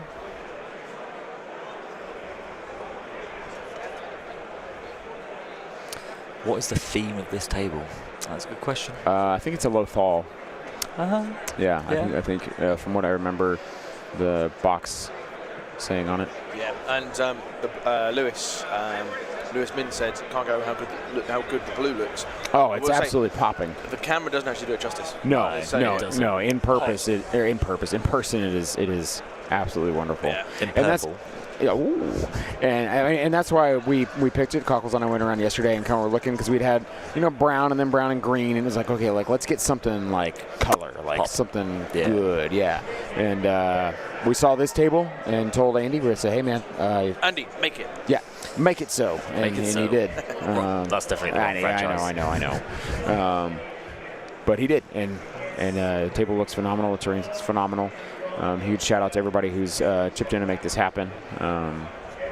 Alejandro from Argentina, Bombad Generals, Adepticon themselves, Game Uplink, AMG. I mean, everybody. It's just been a really, really good Worlds so far. Lots of good games being played, especially today. Today's games have been down to the very last play. Lots of happy faces. Yeah. All right, so looks like Jesse going with another unit of BXs here. Yep. Where is Bosk? Where's the game with Bosk? Bosk is on the other side of that building on your left there. He is... Oh, yeah. Yeah.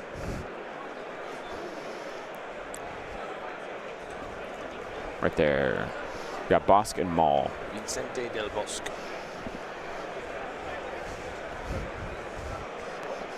So it takes out just one. Yeah, just one from that unit.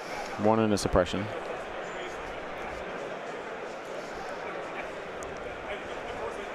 Oh, so BX is taking a shot and moving backwards. Okay. Yep, because it's played light in weight. He doesn't want to get 5 critted. Question Yeah. was, what are the bounties? I'm going to go with, I think there's only the only option is, There's one. the T-Series and the Super Tactical, right? yeah. So you bounty. Oh yeah. Well, because Maul doesn't have bounty, right? No. So you no, want, yeah. which one? Which is what has he bountied then? I would say you go for T-Series. Yeah, T-Series seems the option. But if you clever, you just hide him and then problems. See, I'd do it the other way. You bounty Kalani or Kraken or the STD, because it means they can't ever come forward to contest the middle. Oh, good for So- Scarrow taking the so bounty. if he sits at the back claiming See, his- Cockles, this is why we just are here, and Andy's back here to help us out. Yeah. Even if you're never going to claim it, it Yeah. doesn't matter, because it means he can't ever send him to the middle objective point. He has to sit on his home one. And if he has to commit the T-Series forward, it's 4 white saves versus 5 red saves. So it's quicker to kill the T-Series than the STD if he ever commits to the middle. That makes sense. High-level Legion play brought to you by Andy Terrell, everyone. And that high these days. I'm just going to add that to my notes for learning. Yeah. My homework. Yeah, let me write this down on my quick notes. Are you going to try and qualify next year, Cockles? Now you've been here and you've experienced what Worlds is like. Can I give you an honest answer that you'll go, really? You're trying hard. No, I've enjoyed this so much. That Of course. I would, if I were not to qualify and not win anything, Which we expect. I would. It's a fair statement. I'm not going to lie. On a serious note, if I were not to qualify legitimately or whatever, and I were given the opportunity to do this again, 100% all over it. If the opportunity arose, if I were to qualify, but it's going to sound really bad, but you understand what I mean. Couldn't afford to come. If I get a ticket, but if I get a ticket with no flights, I couldn't afford to come. Yeah. Well, that said, it's my 40th next year. Danny might. It's a strange one. It's my 40th birthday next year. Danny has been saying, "What do you want to do for your 40th?" And I legit said, LVO. Honest, I did. I said. She was like, "Well, what do we do?" I said, "Well, you asked me what do I want to do," and that was the answer. So, hey, who knows? It's never ended. So, birthday next week. I've said, "Hey, can I have some Empire stuff?" So now I can fully. Now you might have a chance of winning a ticket. Maybe, yeah. But as has been said many times, because I don't play a lot, I don't like to run the same list over and over and over and over and over in the same way that yourself, more Ollie can, because of the time I don't have the time to play that. So I will play things that I want to play because I want to play and have fun. Winning is fun, obviously, but I like the variance. Yeah. I know there'll be other people like that around. Like so, Rich College is in the same scenario as himself. John Dunn is the same. Strictly because life for us is a bit different, and that sort of thing. It's like Magna Guards. There's that double move there. It's just Magna Guards moving up. Yeah. I don't think he's gonna be able to see anything with that wall right there in front of him. But also, Andy, without fodder like us, you wouldn't be here. Say it again. Without fodder like us, that's right. You wouldn't be here. I always say I'm the stepping stone of my friends to lift them higher. We raise you up. That's exactly it. That's a great preview of the karaoke for tonight for everyone there. What can I say except you're welcome?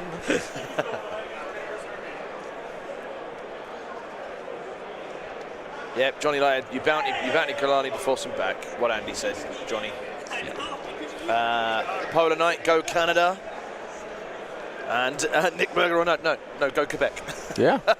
So he's put Lemgio's flank in there, and you can see, as I said, he's now going to be able to move safely.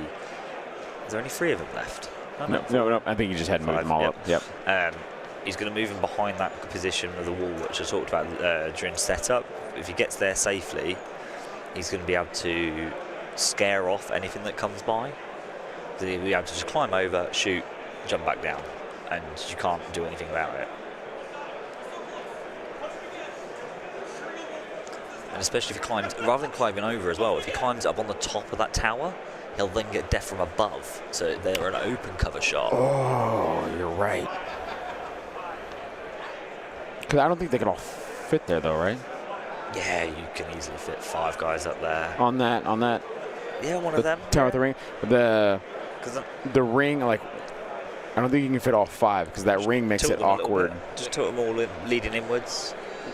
Is that allowed? Yeah. In terms of the silhouette stuff, I mean. So as long as troopers don't have the 45-degree angle rule. Okay. So troopers can be literally, if you can balance a trooper somehow hanging upside down off a piece of terrain, it is a legal placement. Yeah. It's only any non-trooper base has the 45-degree angle rule. Okay. Was that creature troopers as well? Yeah. Okay. It's probably less common for things like them, but it's because they can't climb and things like that. It's usually buildings. Well, they can't climb, yet they have scale. No, they don't. No, not scale. What's the word? Unhindered. They have unhindered. No, I thought Nope. What did it's the ATRTs. Is a climbing vehicle, which allows him to do a climb. Yeah, that's it. So at LVO, I realized that the ATRT unit, say it the right way, it's very piratish. My ATRT. Get me ATRT, matey. Be moving me ATRT up there to pay me in the face. Now I just want to build an ATRT with a hook for a leg instead. A peg leg? Yeah. It's just a timber, like a piece of wood. Yeah. Cut the arm off and it's got a little flag. Yeah. Yeah, the pilot on it's got a hook for a hand. Instead of holding the gun up, he's got a hook for a hand. There we go. If anyone is give him a tricorder hat. Anyone's into modifying things and hobbying, because I'm not the greatest. That is a mission there. If someone makes that, I will run it. Yeah. Like, send it to me. I'll make a list. I'll run it just because. Oh, you could have a little parrot. Oh my gosh, yeah. How did we forget that when we talk about pirates? Oh my gosh. Like a monkey hanging off of it? Oh. We're on to something here now.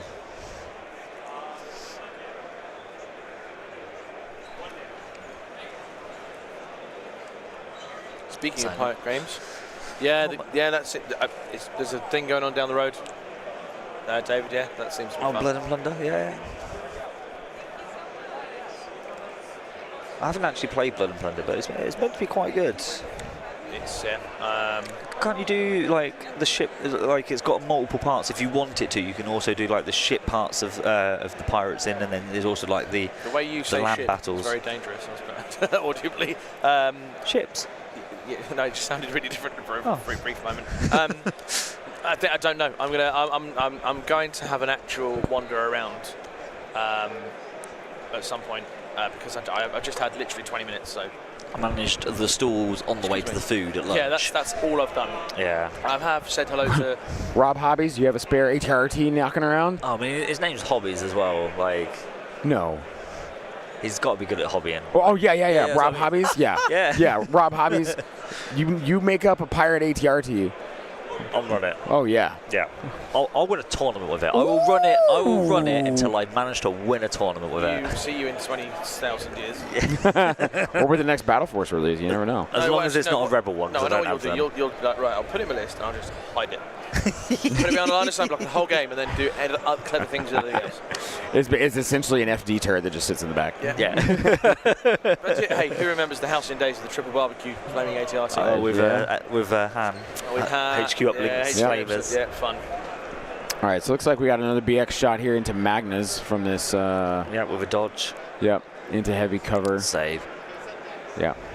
So just adding suppression on here. Oh, it's Rob who did the Hello Kitty Stormtroopers from last year. Yes. Oh, pirate clones next. I'll have to see if I can find some photos of it. Oh, Mr. Gilmore, please. Yeah. So I saw David Zankel did mention something about Pirate Blood and Plunder. Oh yeah, it's a game. You can do land and sea. Pirates actually cruise ships. Oh, that's really cool. That sounds fun. What's he measuring here? What's he looking at? So he's looking at a B2 shot, and he's moving B1s. Yeah. Yeah, just to get a. So I guess his E5S just moving to get this shot into a B2. A rogue crit. Yeah, he's got armor and heavy cover. It's crit fishing. Yeah. It's critical one on the sniper rifle. He's pushing. Oh, that's true. Oh, he almost put him behind that barricade, and then he realized, like, oh, they won't be able to see. Yeah. So I need to move them back around the other side. I think it's only a range 4 shot, though. It's only the heavy shooting, isn't it? Yeah, it is. I imagine Bosk's also, like, any extra wounds. Has Bosk got Hunter? No, he has just targeting scopes. Look at that. Wound on a B2, just from a sniper rifle. Boom, there we go. Now, he does have PK droids in that B2 unit, I think. No, the B2s had Haas. I think they also had. Isn't the B1s on Jesse's side? One of them had a Viper, and one of them had a. That was last game, wasn't it? That was last game. Well, everybody's running slightly similar. I thought it was Trentus was a Viper and PK on B2s. Jesse has, B2s just have Haas. Yeah. His B1s have E5Ss and worker droids. Yeah. So. How do we not get the other counter to the ATRT? ATRT! The bark! I can't claim credit. Alex Van Weeker, that's for you. Oh my gosh, yeah, because then you have two. Oh, the pasta. Rob Hobbies be taking notes right now. And the. Oh, no! The barks and the arcs! You got the arcs. The whole pirate Arkless. Yes. Pirate. And then when you play, you're like, I'm playing my gars. I'm playing my gar list. I've cloned Bob. The fast, it's a gar. It's me. All right, so just more B1s moving over here. Now. Oh, that is so true. You've got to play Captain Rex. Captain Rex. With his barks and arcs. So are these? Sorry, that's tickled us now, isn't it? I've got down a rabbit hole. Captain Rex. They call me Captain. And what ship would you be representing today? The Relentless. So what do you think he saves those PK repairs on? BXs? Yeah, I mean, Not your B2s? Yeah. I don't think you mind spending it on a B2. Right. If your BXs are safe and okay. I think it just comes down to the timing of when the wounds are taken. Right. If you can kind of, if your BXs are like fine on turn 3, then you can probably start spending the heals to heal B2s. Okay. I don't think he needs to worry about it, but if he spent a heal here to heal that B2, yeah, sure. I don't think it's a bad thing. Yeah. But yeah. Yeah, because I was just wondering, because the B2 took one wound there. Yep. You still have a full unit, so you're not all that worried. Use it the moment you lose a model. That way you bring a model back. That's usually, if you had lost a model, then you bring one back at least. Yeah. If it's a wound, then I'm probably okay. We got a maul. Oh, lovely. It's like he's threatening that middle point. Yep. Yep, double move there. I think what he would have wanted to do is the reverse of Yoda from last game.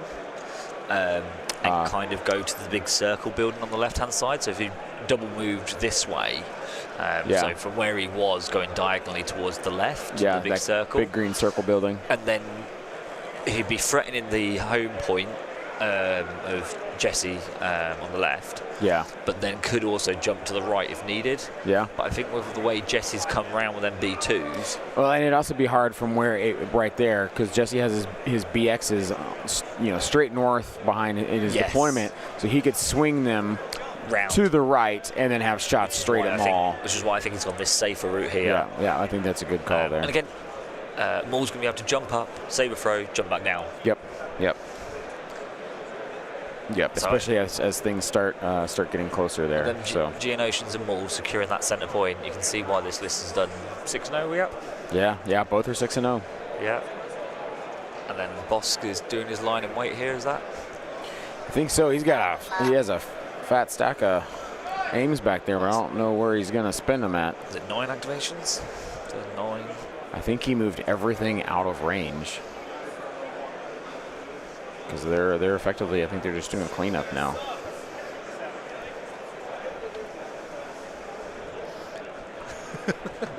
Rennie's saying you can also put in Hound and Grizzer into the list as well. Oh, yeah. Based on. Yeah. It's measuring within one, or it's within one, right? Or at one? It's at 1 for okay, so he's just checking there to make sure he can. Good. I think he's good right there. Yep. Yeah. And he's telling his opponent, "Hey, I'm at 1 here." Yeah, and that telling people board state is such an important thing at this level of play. Yeah. I'm at range 1 of scoring. Now, if they kick that table over and knock it or whatever, and the models jump, you know that if you then go to remeasure it, I'm not in range anymore. Right. I declared that I was at range. Yep. And you were made aware. You agreed. Yep. Especially on a scoring position. Yeah. All right, we got cards going into turn 2. Oh, Boss didn't shoot. I don't think he could shoot anything. Yeah. I think he was out of range. It's the underestimate our means, and I missed what the other one was because he took it away very quickly. Yeah. I'll go find it. It was Maul's. It's the I one. It's where it's just Maul's eye. At last. Yeah. Other one where I'm like it's his eyeball. It's Maul's eyeballs. It's so he can take the wound, so he can start getting that action. Yep. So he can start threatening the scoring point. Yep. Last we shall reveal ourselves to the Jedi. Last we'll have a revenge. It's Captain Rex and his bad patch.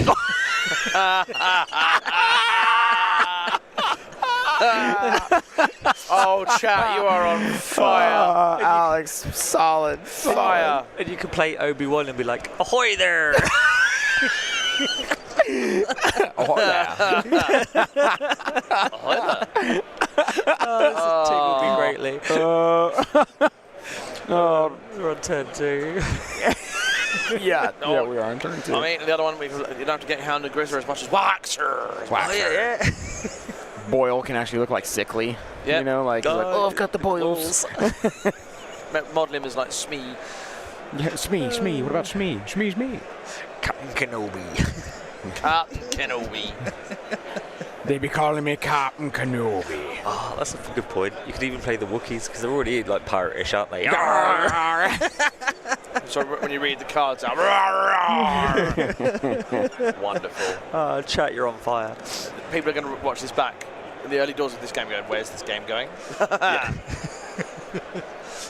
Yeah, currently a lot of just circling in pot shots. Yes, all the snails are out, I believe. Jeff lost his second game as well today, representing the last snail. You underestimate my powder. Oh, how have we forgotten this one? R2-D2. Oh, yeah. Wow. It's like clones were just made to be pirates. Yeah, they totally are. Yeah. Now, instead of painting them as 212, I want to paint them in like black and white colour schemes with skulls. Oh, yeah. Hello, Rob Gilmore. Calling Rob Gilmore. Looking forward to seeing that later in August at the MKGT. Oh, that's another painting award to give to him. I'll have to see if I'll show you the Hello Kitty ones from last year. Well, we can. Just worth a shout out. So obviously, if you are watching on That's No Moon on our YouTube channel, go over to Yavin Base on YouTube. Give them a like and subscribe. Click on the old bell. Support the work that Endless does with his streaming in the US and things. Because you should support our community, because our community is awesome, as you are proving in the chat. And then vice versa, if you're on Yavin Base and you are unaware of who That's No Moon are, nip over to our YouTube channel at TNM Pod and give us a like and subscribe. And if you don't want to watch our videos, you can like the podcast instead. There you go. You'll get more pirate jokes than you can shake a stick at from the podcast. So yeah, that's cool. But yeah, my gosh, without you guys support in terms of both for Yavin and TNM, would be here, and the support you guys are chucking out in the stream is awesome. It's genuinely fueling the fire for us to continue, so it's all good. Not that we wouldn't continue, but you know what I mean. Yeah. ARC troop as well, yeah. All right, so we're in a scoring round here, folks. Turn 2 is a scoring round for intercept transmissions. Players looking to get into position to try and negate points against one another. So Jesse's looking. He's looking at where Maul is and where he can go now that he has 3 actions. We can't triple move. No. It's in this instance, this is you remember said to me in one of the previous games, is this allowed with this stick? In theory? Yes. Yeah, there you go, perfect. You're allowed. Because it's one and one, not one and the other. Yeah, I mean, no one's ever going to pull out that I'm using a range stick to measure range from this model, and then a range stick for this, for that. Like, at the end of the day, 9 times out of 10, I'm going to hold up a range stick to help my opponent to figure out what range he's at. Yes. Because it speeds up the game. If you're sitting there figuring out trigonometry, because it needs to, I need to be range 2 away from this unit, but I need to be range 1 to score this objective. Is it possible? If I can help him go, look, I'll hold the range 2 stick up. Yep. You just figure out, can you do it? Yep. And you kind of just watch them while they're doing it, make sure that obviously it's all measuring correctly, and go, actually, I think you're over-judging that, or, help them. Yeah. It speeds the game up. All right, we got a shot coming in. Let's get the dice cam on. Sorry.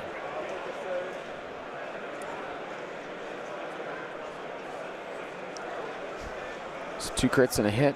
Or 2 crits. Takes out 2 B1s. Those B1s that were over. 2 more dead B1s.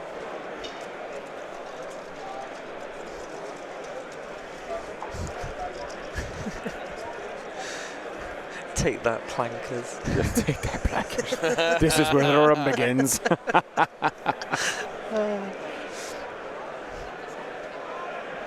I think I know what we're gonna type in the chat for the next giveaway. Talking of which, actually, did you declare the giveaway? Did you give the last one out? Not yet. We've got about 15 minutes. 15 What was the word? EXD. EXD. There's a few more coming in. Yep. So EXD. Type EXD in the chat. We are giving away 2 black noise dice. We're giving away a General Grievous Alt Art World Open Qualifier card, a Geonosian Alt Art card, which I don't think has been. That's for Worlds. That's the Worlds one. Yeah. And then a foil Dooku Vol Dooku with the NSD Dooku with a Sarge card. Yeah. Yes. It's the new one. Yeah. So foil that. So that is all in one. EXD in the chat. That's what we're going to be using to give away, to find someone to give this wonderful prize package from That's ANG no away. moon. You can't win the prize. Don't even try. Yeah, sorry, Tom. Here's one for you. What is a clone pirate's favourite weapon? Clone Pirate's favorite weapon? Go on. I mean, let me see. There's The TX-130 Saber tank. It's not a weapon. oh, vehicle. Well, no, I think the ATRT is. Yeah, IETRT. No. It's my saber. No. I'm disappointed in you both.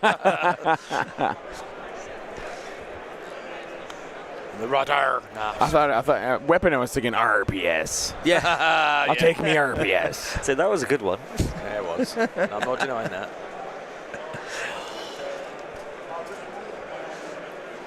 Well, what's the shotgun? What's that? SX-12. No, Okay. that's the rebel one. It's a DC. It's a DC. It's a DC something, right? Oh, is it? Yeah, DC. On the No, DP. So I think it's DP. It might be DP. It's DP23. DP23. Okay. And what they have a DC, right? There's a DC-15, D- the one yeah. for the crit gun. The DC-14. DC-15. 15. DC-15X is the I got my favorite weapon here. It's the 14 of the T. The DC. DC-14. Yeah, but a Phase 2 prefers the mortar. Oh. I take no credit. That was Dr. Power Slam. Oh, okay, all right, Power Slam. There we go. Is that in a unit with Waxer? Yeah. All right, so B2's moving back, back towards deployment there. Both chipped away at. Yep. Yeah. Both have one wound, no losses in the actual unit themselves, just wounds. But moving back behind cover. So this is going to be an early 2-1 lead, which for intercept isn't an important thing really. And that's usually how a turn to intercept will 2-1 go. or Yeah. 1-1 if neither of you wants to step onto the middle. Yeah. Yeah. Yeah, because you can see here from this side, Maul is going to be scoring the middle point. I think he's also going to be. I don't know if they'll be into range, but he measured earlier the GOs to do a triple move in a minute. He did, which I wonder. So if he triple moves them, as you can see in the hold on, let me move the camera here a little bit, get you better. So GOs are right back here in this corner, right? He measured that he can get to pretty much exactly where Maul is with those GOs and be safely behind cover. Mm-hmm. From there, where does he go? Does he just stay there and contest that middle point? Well, it's not about scoring it. It's about the threat range that you're producing. It's area denial? Yeah. Because each one of them is going to, if you want to try and get within range 1, you're going to be slightly behind that barricade, the blue, the left of the one, so it's the middle of the 3 that we can currently see on the camera. Right. Your death from above is going to trigger. If he can get all 5 up there, and I think you should be able to, if you position it well. Yeah. Might be a bit tight, but I think you could. Then that doesn't matter, you'll be behind a barricade. So yes, your opponent is contesting behind that barricade. You've got an open shot on them, and then you just jump back down again. You're contesting the point, they're contesting the point, but you're inflicting damage, and they can't do anything back to you. Wow, yeah. And then you still got Maul, who can jump up, saber throw you, jump back down again. Right. Again, between the 2 of them, I'd be surprised if the squad survives of what gets shot. Yeah. And worst case is, if it's turn 4, Maul can jump over rather than just jump into the top or climb in, and force push the unit away. Yeah. So, I think very similar to the previous couple of games that we're seeing here, that the player who is committing to the middle first on this with this line of sight blocker is looking to have the advantage. Now it didn't work out for Anton, I think. Yeah. But it did work out in the last game for Oscar. Yeah. Yeah, that's very true. Yeah. I think it didn't work out for Antoine for slightly different reasons. Yeah, I think there's a lot more in play. But he still committed to the middle first and used the line of sight blocker to his advantage. I think if I was playing on that side, if I'm obviously, so I'm Jesse right now, the one thing I'm sitting there going, damn, I wish it was bigger, is the left side pad If you could swing around and hide behind it, then pounce would be quite nice. But if you go there, you're liable to be shot. Now, I think he can. He can move them BXs behind there to keep his heavy cover and shoot into their Magnas and the B1s. His gun output will strip them quite quickly and receive very minimum return. So I think it would be a good play, and it keeps the pressure on the units. Yeah. It's a blank out on the save. And then that way he could then flank out wide, shooting what's on the middle point, but then also threatening the back home position of Henry, isn't it, on the right here? So Magna's moving here. Is that a single move? Yeah.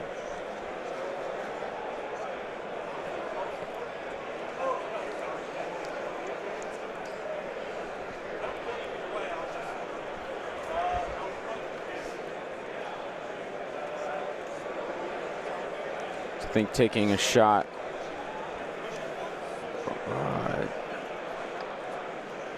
Oh, that's the perfect. Wow. Alex Van Weeker has offered the counter to the. This is one. So we got so where's he picking? B2. So he takes kills one. Kills one. Yeah. Okay. I think here you spend one of them heals. Yeah. Yeah. You bring that. Bring it back and then. Just bring it back on one. Yep. Because it keeps the squad at full health. Ish. Like it's one less. Full output. Yeah, full output. That's the right. There he goes, right there, putting the unit right back. Yeah, there we go. Yep. So as I was saying, Alex Van Weeker offering the droid version of Pirates, the Jolly Roger.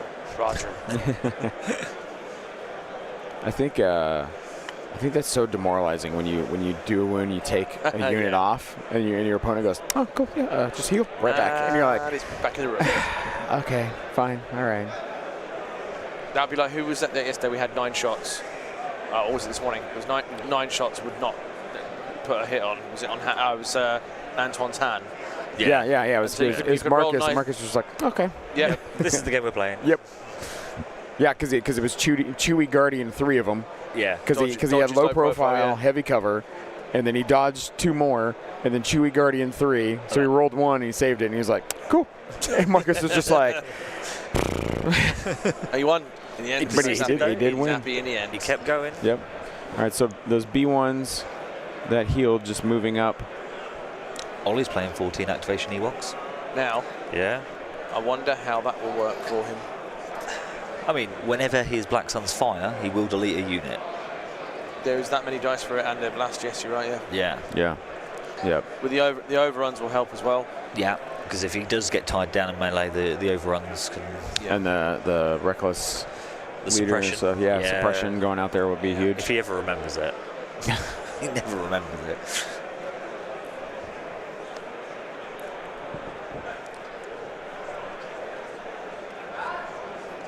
So yeah, there's not been much firing in this game realistically. A couple of shots here and there. As I hear dice being shaped. That'll be there. Yeah, it's the shadow point shake. Vigorous shaking over there. The shatter shake. Yeah. You do roll a lot of dice in shatter point. You gotta shake, shatter, and roll. And there's our ice. Dice. Yep. One crit. Just one and one save. Then Magna Guard are on fire. Yeah. Magna's on fire. He hasn't even got set. He hasn't got aggressive tactics that would make no sense to. No.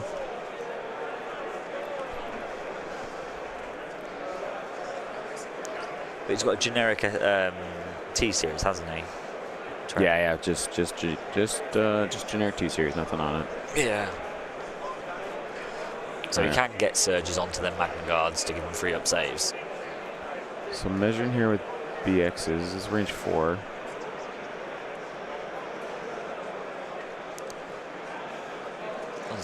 Is there anything in range? Is that unit of green B1s in range to score? Oh, there we go. Thank you very much.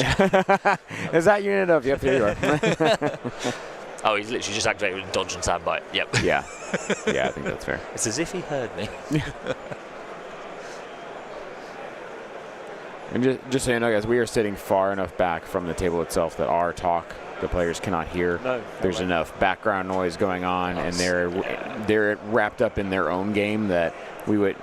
I mean, I've had to yell at like Nick or one of the other judges to just tell me to or tell them to just move dice or something. You know, Added like to that, if they had heard us, they'd be looking over going, why are they talking like a flipping pirate? Yeah. They have seen. I know. I did catch. I think Jesse looked over while we were laughing, and he was just kind of like, "What are they laughing at?" Yeah. You'll see. You'll hear later, Jesse. Apologies, but you'll hear later. Checking Maul movement there. Checking Geonosian movement. Jack Parrott's asking, has Ollie won already? No, I don't think so. Unless it just seen something we haven't. I'm just getting the pairings up now in case there is an early result. I mean, I don't. It's only been about an hour. I'm saying it, against Ewoks, unless he just went in there and just fragged everything and just did massive damage. We have one already. Wow, within an hour. Nicholas Schott beat Corey from the Inglourious Blasters. Okay. So that is a confirmed result. That was a concession. Yeah. Breakthrough concession. Okay. No, maybe they just, because neither of them mattered, they didn't want to play. Maybe. So they just conceded. What was Nicholas? Jeff he's playing Anton now. Oh, poor Jeff. I will say he's had the Ewoks back to back because he played the 14 Ewoks last game, and now he's playing them again. Oh, no. Yeah. He's gonna know what Ewoks do by the end of the tournament. Oh, that's rough, Jeff. Feel sorry for you. So BX is just I think just double moving back behind the cover here. John Dunn finishes the event on 4-2-1. 4-2. It's good. Got the buy in the last round. Got the buy in the last round, so means you can go and chill out now. Yeah. Go and have a beer. I've got some here. And you know what? Fair play. John was worrying about coming into this event. He sent, not worrying, he was querying his own decisions about his lists because he was one of these guys who doesn't play many games to practice because of life. Yep. So he was sending lists to myself, Tom, Andy, Ollie, just asking opinions, and to the rest of the group in London that he plays with, and eventually settled on what he knows. And I think he was dead chuffed to make day 2. Yeah.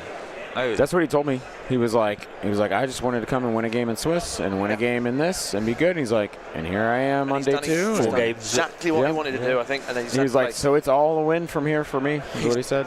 Technically, he's now London's best player. Yep. I mean, no, technically there is. He just is. Yeah. Oh, Lila's got competition. She knows it rotates in the year now, doesn't it? So new season. She's as good as me technically because she hasn't been here. Whoa. She qualified like 8 times, mate. And you qualified how many?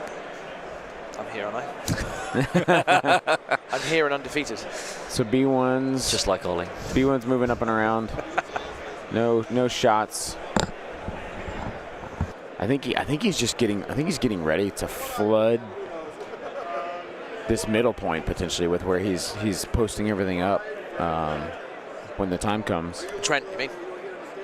No, Jesse. You think Jesse's going to go around? I don't think right now, but I think he's getting himself. So this is where, like last time, Dash has sat behind there the whole time, right? Didn't move. Probably should have moved up a little bit during each round. Now we see Jesse moving a little bit. Yeah. The only difference is in this though, 45 positions. Fortified. Yes. There was no cover. In that lane. I also think for Jesse, the damage output at range 4 is very chip from Trent. It's all just critical. Yep. So it's only going to be 1 or 2 damage here and there. And when you've got swarms of B1s, that doesn't do a lot. Right. And I did speak to Barry about it after the last game. Like, why were you so cautious about engaging a gunfight? Right. And he was in his own head basically because of the previous game.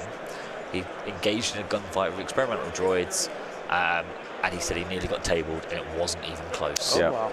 Yeah. So that's why he played off more, backed off in that second game against. That's why he played the game he played. He said he created a puzzle for Oscar, with the Yoda going on the back point and stuff. Yeah. And he said he created the puzzle for Oscar, and if Oscar solved it, Oscar won.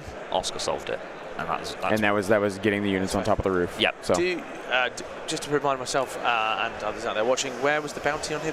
Was it Kalani or was it T-Series? We don't. We think it's the T-Series, but Cockles will go investigate for us just to make sure. And guys, in here just a little bit, we'll be giving away this. We have 3 minutes.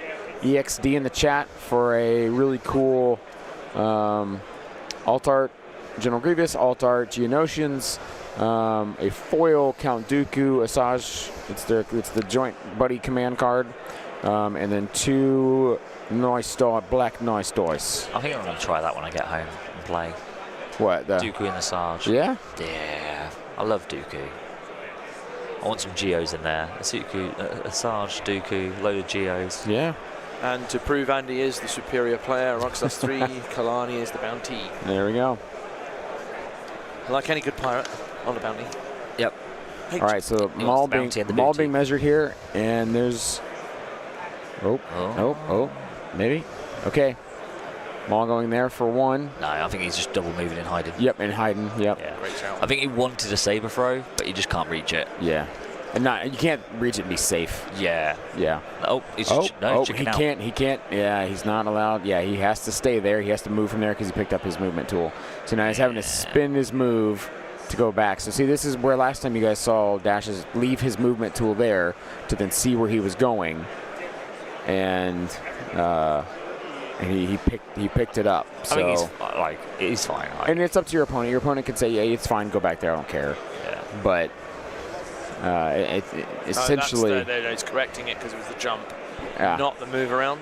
He was trying to see if okay, to save the jump for in a minute. Maybe, I don't know. Yeah. Maybe he's going to try and jump up on the roof and maybe throw there. Yeah. No, it's too far. Like, he's measured the range too. Well, but the thing is, if he jumps up on the roof, then he has heavy cover.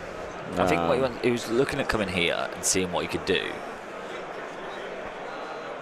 I think he's too worried here. Yeah. I would just leave Maul there. You're in cover. No, you've got to leave cover, and then when he comes. Oh, behind the thing. Yeah, completely. Yeah, not there. Yeah. God, I'm not that man. No, leave him. Well, leave and him he's where out he of danger because those BXs that we were worried about before coming around the right from the top of the screen have now all moved left, and now he's got more cover. It's going to take longer to get backed off. Yep. What was on Maul? What was on the saber throw and force push. So no speed. He didn't bring the Geos down. He left them where they were. I didn't see from the other camera angle that they'd actually activated. Sure enough, yeah. So 2-1. End of the round, turn 3.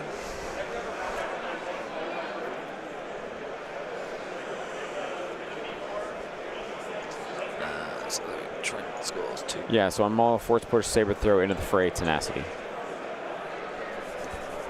So tenacity's already triggered, taking the wound from at last. Yeah. That's yeah. Now, I don't know if that's worth the extra red dice. 5 red, 4 white versus into the fray. Yeah. Well, here's the thing: if you're saber throwing, you're throwing 5 red. No, it's 4. Melee. It's only melee attacks. Just the okay. Yeah. Oh, that's right. That's a shame. Otherwise, that'd be mental. Yeah. Oh. I'm so angry. Now, this is an interesting thing. He is going to get 1 shot off. Because if either of them B2s come around, they're going to get a shot, and they've got a heart, so it's an open shot. That's going to be a pump load of dice. I don't think Trent realizes that his order token is still out for the Geonosians. I'm sure he should see. We need to probably notify Cammy. It is the inferior so one. Tell. So,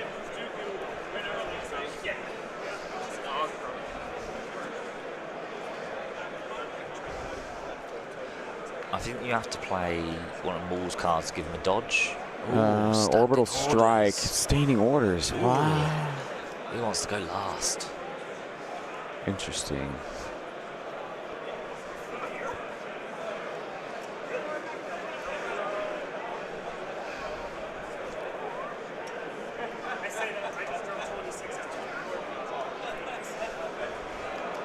He's also left dodges and standbys out, and aims and dodges and surges on. Oh yeah, there he goes. There he goes. Now he's Mr. Table is back. Mr. Table. Mr. Table. Mr. Table is here. Mr. Table. Yeah. Mr. Table. Call me Mr. Table. Mr. Table. Mr. Table. Get up now, Nick Butner.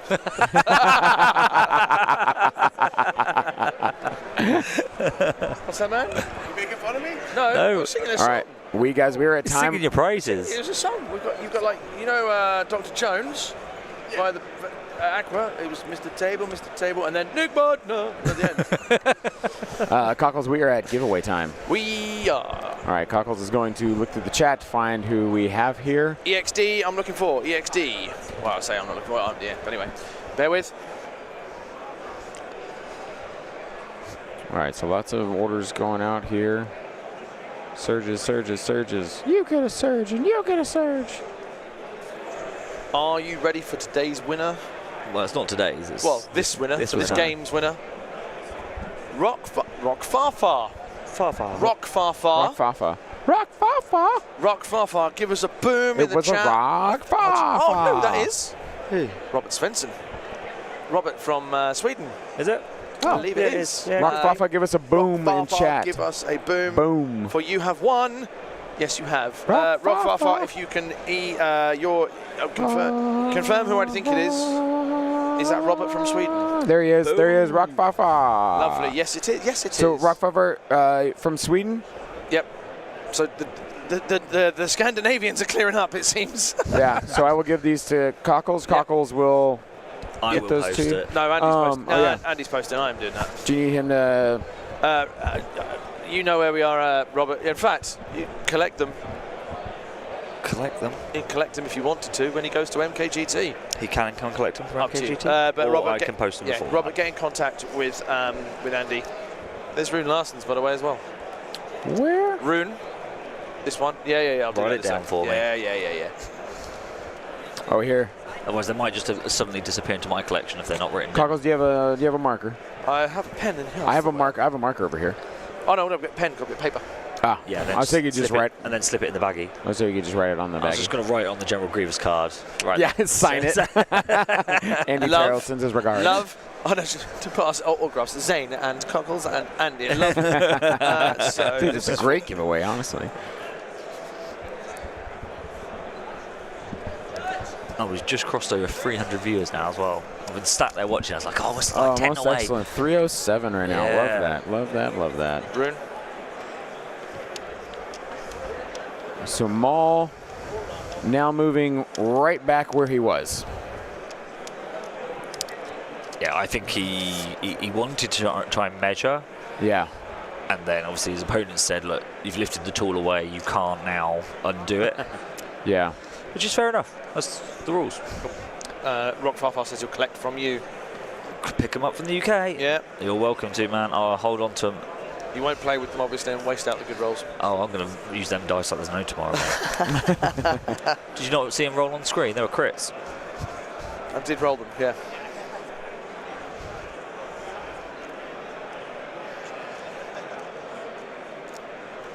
Who's that one? That's the dice for Rock Lobster, yes. Rune. No, Rune Larson. no. Rune Larson was Obi Kenobi. Obi Kenobi. Yeah. This is Rob's. So I was like, wait. That said, I'm sure Rob wouldn't have minded. Either way. Nice dice, yes. Wonder how John's doing with his day.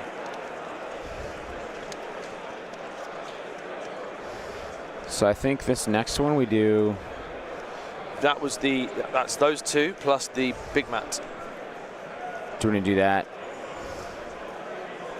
Because we can do these two Tomorrow. in the first game tomorrow, Yeah, and then and then we have finals here. Well, we do this one finals with the big mat.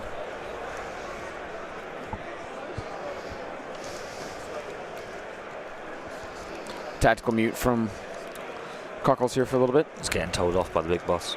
Yep, big boss is saying, "You're out after this." Words come down the line. You're done.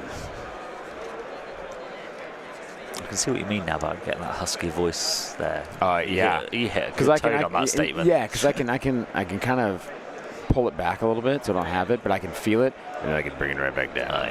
Yeah. That's some husky man there. If you saw what I was wearing, you probably wouldn't think that. No.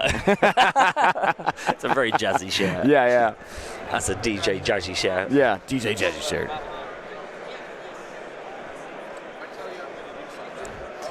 I think the games do still start at, what, 8 o'clock? 8 o'clock, I believe so, yeah. 8 o'clock Central tomorrow. And tomorrow is top 4. We will have one of the semifinal matches on stream here. Yeah. We will have a different table. Then that game will finish. We will swap tables, put a new one out, and then have the final here on stream. Is that Holly Miller is in Austin's mum? Yes. I'm not quite sure how Austin is doing in... Is he in the doubles? I think he's in doubles. He's in doubles. Yeah, I think he's playing doubles. I saw him over there earlier. I had a walk down there earlier between game 1 and 2, and every table looked like everyone's having a laugh. Yeah. Which I think is what and doubles that's what doubles is. Yeah. Doubles is absolute jank, just a good time. I walked past one table, there's 6 fluttercraft. Yeah. I don't doubt it. I think LVO last year, I think I walked by a table, there was 8 74Zs out there. Yeah. And I was like, cool. That's a lot of that's a thing. Yeah, a lot of speeders. All right, so let's see what our EXD player here's going to do. He's moving a BX up. Oh, left, right, middle, right, no, left, right, okay. I'm wondering if he's going to take a shot at the Magnus here. Or is he... Huh.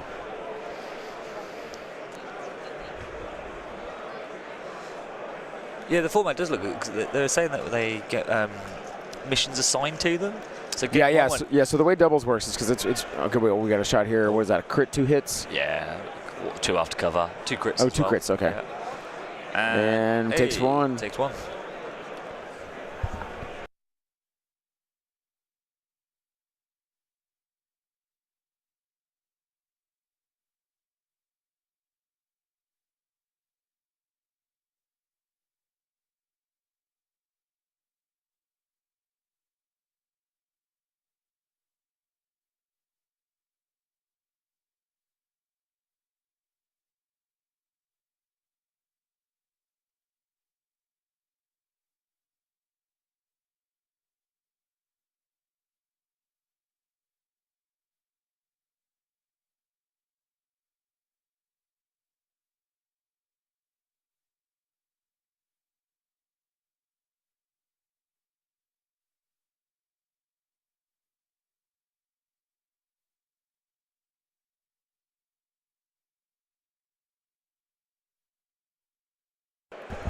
Tactical mute. Sorry, guys. It's a TM. Yeah, if you lose sound, it's because we've purposely muted to have a chat either with somebody or about something off camera here.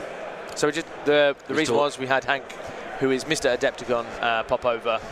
He asked him questions, how we're doing, and so just giving him some feedback really, because he's the boss. So Yep. He's the one that we essentially are contract to. So he's the one we all reported. Yeah. So he's the man who's made it happen.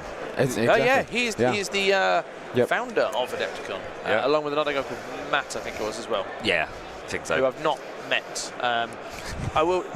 Legion aside, when it tells something that's really cool and funny, not really cool, sorry, really cool and thoughtful. He is setting up. So obviously, as Adepticon is hold that thought. I think we've got a BX shot coming in here cool. at some Magnas. It's a range-free shot as well. Yeah. He spent a surge to do speed-free to get there though, so there's no tokens on this. Okay. It's just whatever lottery we get. Straight roll. Yeah. Absolutely, that's fine. I think he's looking to see who all he can see.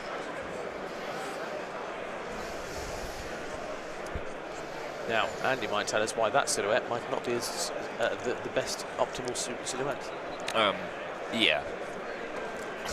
So these kind of silhouettes, that is probably the large majority used of these 3D printed ones or the acrylic ones of the style of them. And you place them behind the miniature.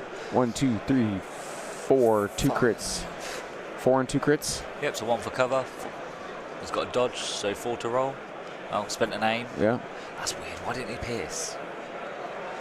So 1 for cover, 1 for a dodge, 5. 5. Weight of dice. Wow, maybe? wow. 5 is 5 red saves though. into Magnas. Yeah. Ooh. Oh, look at the surges. That's 4 surges. No, it's 3 surges. 3 surges and a miss. blank. Oh, And yeah. That's 2 dead Magnas. Oh. Oof. What a shot. Nice dice from the EXD. So to go back to the silhouette point of view, when you use them thin ones kind of style, you get to see from the mini being behind it. So you might be able to see the silhouette, but if you then bring that slightly forward, you might not actually be able to see it. Like I'm talking about, with the times where you clip the silhouette. Yep. So if there are other silhouettes available out there where they're a cylinder style of the model, and they're the same height and they're the same size as a base, and they actually help represent the size of the silhouette properly. Yeah. The downside is it is a downside. You have to mark the miniature using speed tool, take the miniature away, put the silhouette down. Right. So it can be a little bit more painful, but it's no more painful than when you've got a clump of these models here and you're trying to squeeze in a silhouette behind something. Yeah. You still have the same issues. Yeah. It's like TTS. But you get a true representation of where the model physically and its silhouette is. Yeah. So just what happened there. Trent decided to move that Magna behind cover, behind line of sight blocking, to not lose his last Magna. BX is moving forward here. Probably going to take a shot at these B1s, which could be pretty devastating. Whereabouts did he hide him? Is he with Maul? Where did he hide that Magna Guard? Directly behind the those stacked barrels. So that last Magna Guard, you can see his head just poking out over the top there. Oh, right. But that's not. Oh, but he's using the wall as a line of sight block. Yeah. So he's got the central point there. 2 hits to crit. Yeah. Into B1s, I'm thinking. Yeah. Bye-bye. Yep. 2 dead B1s. Expect nothing less. Yep. So just now, back to Trent needs to be careful here because this is only turn 3. Yeah. And he's starting to lose the attrition war. Yeah. Things are starting to get hit, which, I mean, we thought this was going to happen anyway. BXs are going to hit hard into B1s. I mean, even into Magnas, like that's just, you get 5 going through, that's just a lot to have to save against in a non-surging unit. So, I mean, I don't think by any stretch of the imagination he's out. No. Especially Maul is still a game changer. Maul can still do things. And he's still got Bosk. He's got a good gun platform. He's still got them Geonosians. Yep. So he's got a lot of units that can impact the game. I mean, we're about to see a B1 shot here, and I'm calling 3 crits. All right. I'm gonna take 2. I'm gonna take 2 crits. I'm going to take the under on 3. I'll take the under. Okay. Well, that's 2. Yeah. Yeah, but that's a 2. Under also is under 2 as well. Anything so you're going 1, you're going 2, I'm going 3 then. Yep. And we got anything under 3. We've got 1. None. That? No none. crits. None. Okay. We're all wrong. Wait. So I took the under 3 and that. But he killed the BX. Took one. Oh wow.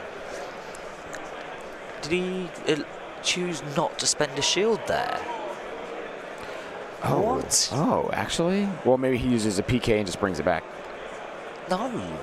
But I mean, like, maybe that's what he does now. I mean, all right, let me just rephrase that. He's a 6-0 player, I'm not, but why?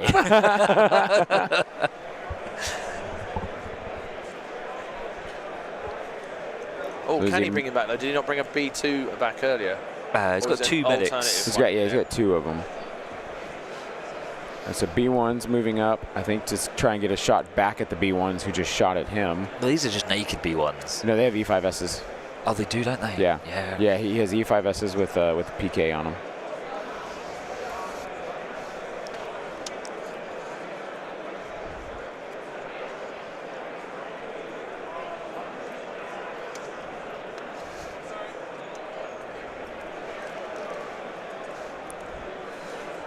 He's running out of room, though. Yeah. Yeah, he's crowding that. He's maximizing that space as much as he can to get as much in there to shoot as he can.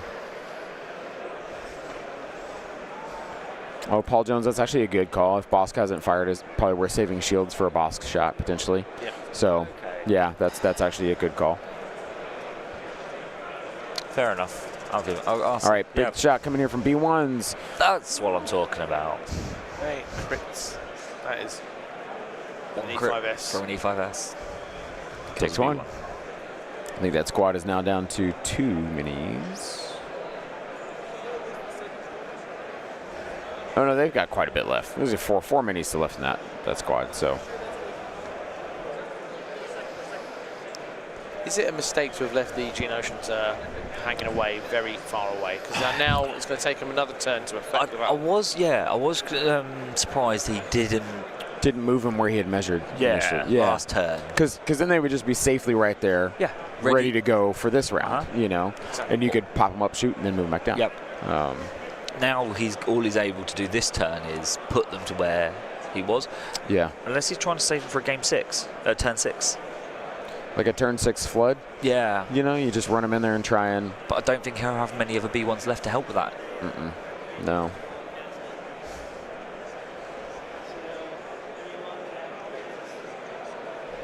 Speaking of, looks like he's moving his B1s around to take a shot back at the. Let's see, what is he measuring to there? BXs? Yeah, so that's a BX unit.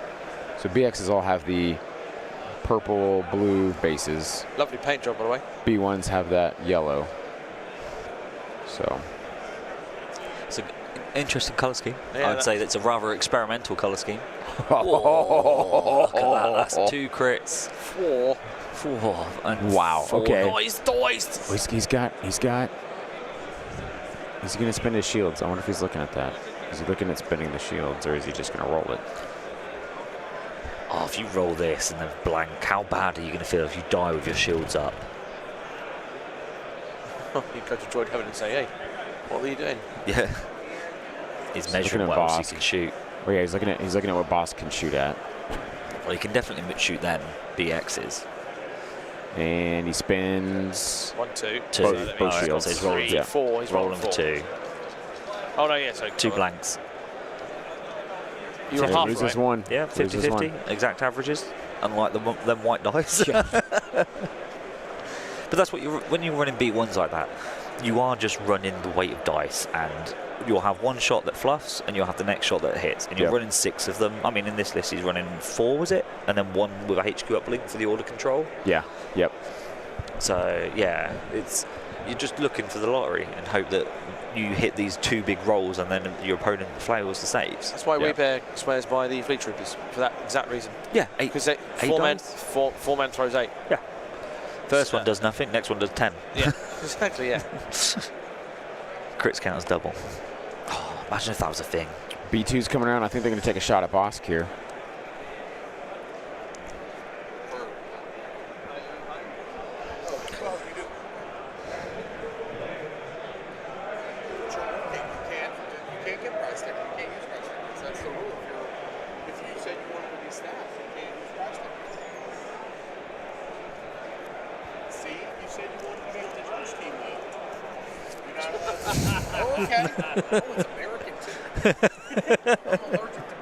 All right, so we got a crit and a hit. He looks like he makes the save. All right, so 1 wound on Bosk and a suppression from B2's there. Little visit from Mr. Table there.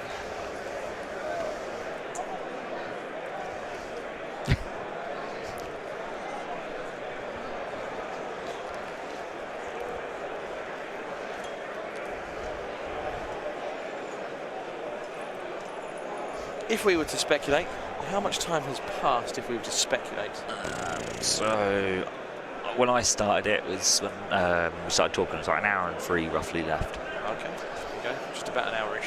Yeah, I mean, It's not too bad. I mean, players moving fairly decent. And I mean, things are going to move a little bit I could be quicker 5 minutes as we get behind, down. I could be 5 minutes early. Yeah. And then there's the variance on top of that. Yeah. Another big All right, we got a shot yeah. here. This 1 crit, 2 crits. Yeah, so 5 in total. Saves 2. Saves 2, nice. Nice. That's on that same unit, I believe. Is that the squad dead? No, it's only 1 dead. got 1 left. 1, yeah. Yeah. Leader and no, it's purple. That's a B1. It's purple. So I think it's just the leader. Leader, and is that not the heavy weapon just here? Here, let's see from by this. the positions corner. Yeah, I mean that's the sniper rifle itself. So there's 3 of them left for purple. No, that's blue, isn't it? That's a different colour. Lovely, lovely view of Jesse's hand here. There's knuckles perfectly placed by. Oh, look at the hair on that hand. Oh yeah, expertly manicured. Just like that, droids appear. Yeah, that could be 2 left in that squad. So it's bringing up some B1s for another I feel like E5S shot coming back. maybe a PK on there as well, maybe. Yeah, I think. Yeah, Yep, there he goes. Yep. Bring one back. All that good work for nothing.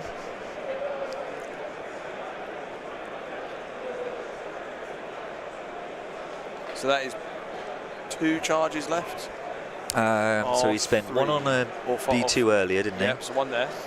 He spent 2 BXs, I believe. That's So the second one. 3 charges gone. So I think he's got 1 charge One charge left, left, yeah. unless we've missed one. Yep.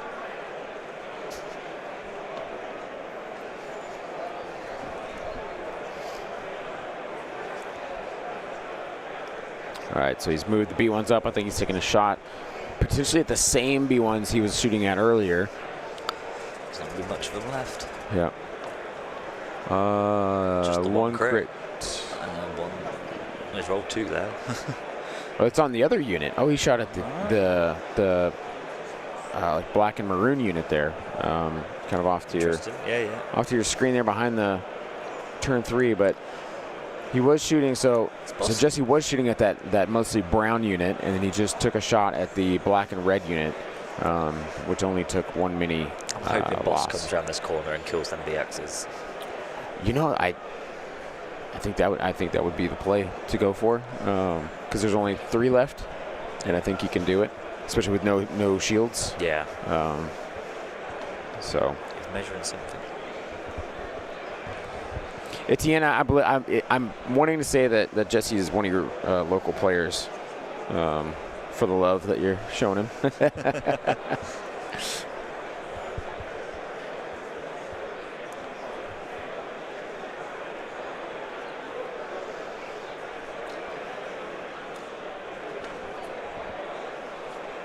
Is that paint scheme for the experimental droids? Is that like the training ones at the clones from the Clone Wars? You know the training facility. Is that no, because Josh Cook and Brian Cook.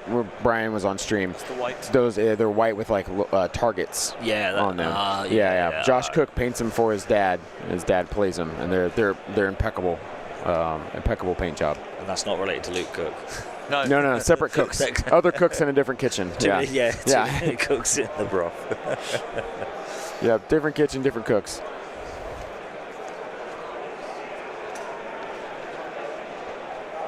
This is the last round of today. Yes. Yep. We're only doing 3 today. We're doing 2 tomorrow. Or is he looking to see if he can get up there with Bosk? I don't know if he can. I think that roof is too slanted to put some chewing gum or blue tack underneath the base. I heard of a player doing that. Yeah, it was. I think was it Cockles? You were the one that told us that. You had a player that put chewing gum underneath his mini and stuck it. It's Nicky, wasn't it? Should have told him to jog on. I was too kind. You are too kind. I would have been. What the hell do you think you're doing? That was. I was still new to tournament format then. Yeah. I say new. I was still a novice tournament format and tournament etiquette. I should have said jog on. I didn't. He put Bobber in the middle, so Bobber stayed there. Bobber was able to do things. If Bobber doesn't stay there, I might do all right. But hey ho, these things happen. You live and learn. Measuring range 4 here. So Bosk's gun is what, 3 to 4? 2 to 4. 2 to 4. Okay. I think what he's measuring here is that he's going to try and nope. I thought he might be moving backwards to get the shot to keep the B1s from being able to move forward and shoot. I know he can spend a surge. Yeah, so this is what I thought he'd be doing. Hold the horses. Did you see where one of those 45 positions is? What? See the barricade? Yeah, up underneath. Underneath. Yeah, that's what we were saying earlier. So blocking line of sight. I missed it. Yeah, it's using it to block line of sight. Yeah, because he deployed Maul there and put a silhouette behind him to see if he could even see behind it. So I missed that bit. That was 1 from Boss. All right, here we go. Oh, hello. Oh, 2 crits. 2 crits. No, 3 crits. Surge. 3 crits. Yeah. Surge. 3 crits. Nice. Come on. PS1. Suppressive. Not bad. Kills 2. 2 down. Pierce. All right. Oh no, he's got a surge on the BXs, so he only takes 1. I just saw him take the surge token up. Ah.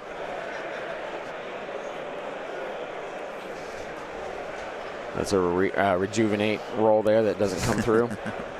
Never does. It had, one time it got 5 back for me. I had a Bosk that was on his way down, and I slowly rejuvenated him back, and I was like, okay. And then it didn't do anything for the rest of the game. Okay, Geonosian's finally. Yeah, let's see where these. Finally coming out to play here. I do think he's waited a turn too late for this. I think he should have done this triple move last turn. Yeah.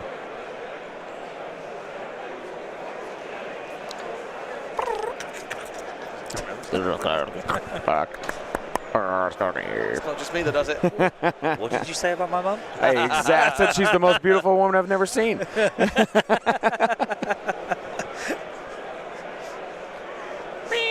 the noise is there. All right, click clack. Oh, don't place that one there. He might get shot by a silhouette. I was going to say, is the silhouette the same on a Geonosian? Yeah, this is normal trooper. Yeah. So yeah, I mean it could. So you're talking about this back one by the order token, correct? Yeah. So maybe moving it over towards Maul. Yeah, I've said them all, or just in a pyramid shape with the other two. Like, there's a chance now that then BXs can swing to the right and just clip that one wing off. If he does, I think he'll definitely be able to fit all 4 on top of that turret. Yeah. So he actually helps him. Yeah. All right, so we are cleaning up here. End of turn 3, going into turn 4. Scoring round. Turn 4 is a scoring round for sure. Should be an exciting part of the game. I'll go. Yeah. Because they probably won't forget to tell. I'm going to confirm what scores. What is it? I'll find out, see when they say. Well, they're not scoring yet. They're not scoring yet. Oh, you just said it was a scoring round. No, we're going into turn 4, which is a scoring round. Jump in the gun. It's like you've been here streaming all weekend or something. It's as if he knows how to play the game. Yes, I have been. Yeah, no. I know this game. I play this. My brain has gone down a little bit. No, it's fine. I just misheard. Beer cart. Ding-a-ling. Ding-a-ling.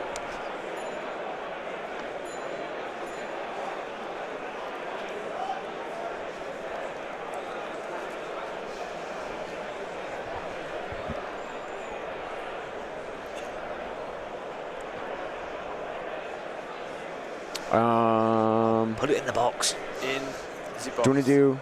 Yes, we shall. And we'll give this away at the end. 100%. What do we want to do for? They're so quick.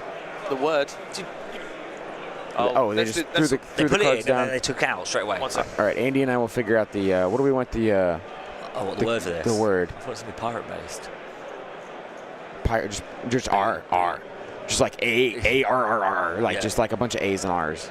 Yeah? Yarr. Yeah. So, all right, guys. So we're going to be giving away, in this round, we're going to give away a acrylic tone or turn dial, which is magnetic. So it's really cool. It doesn't come apart. It's just. This is 50 tickets.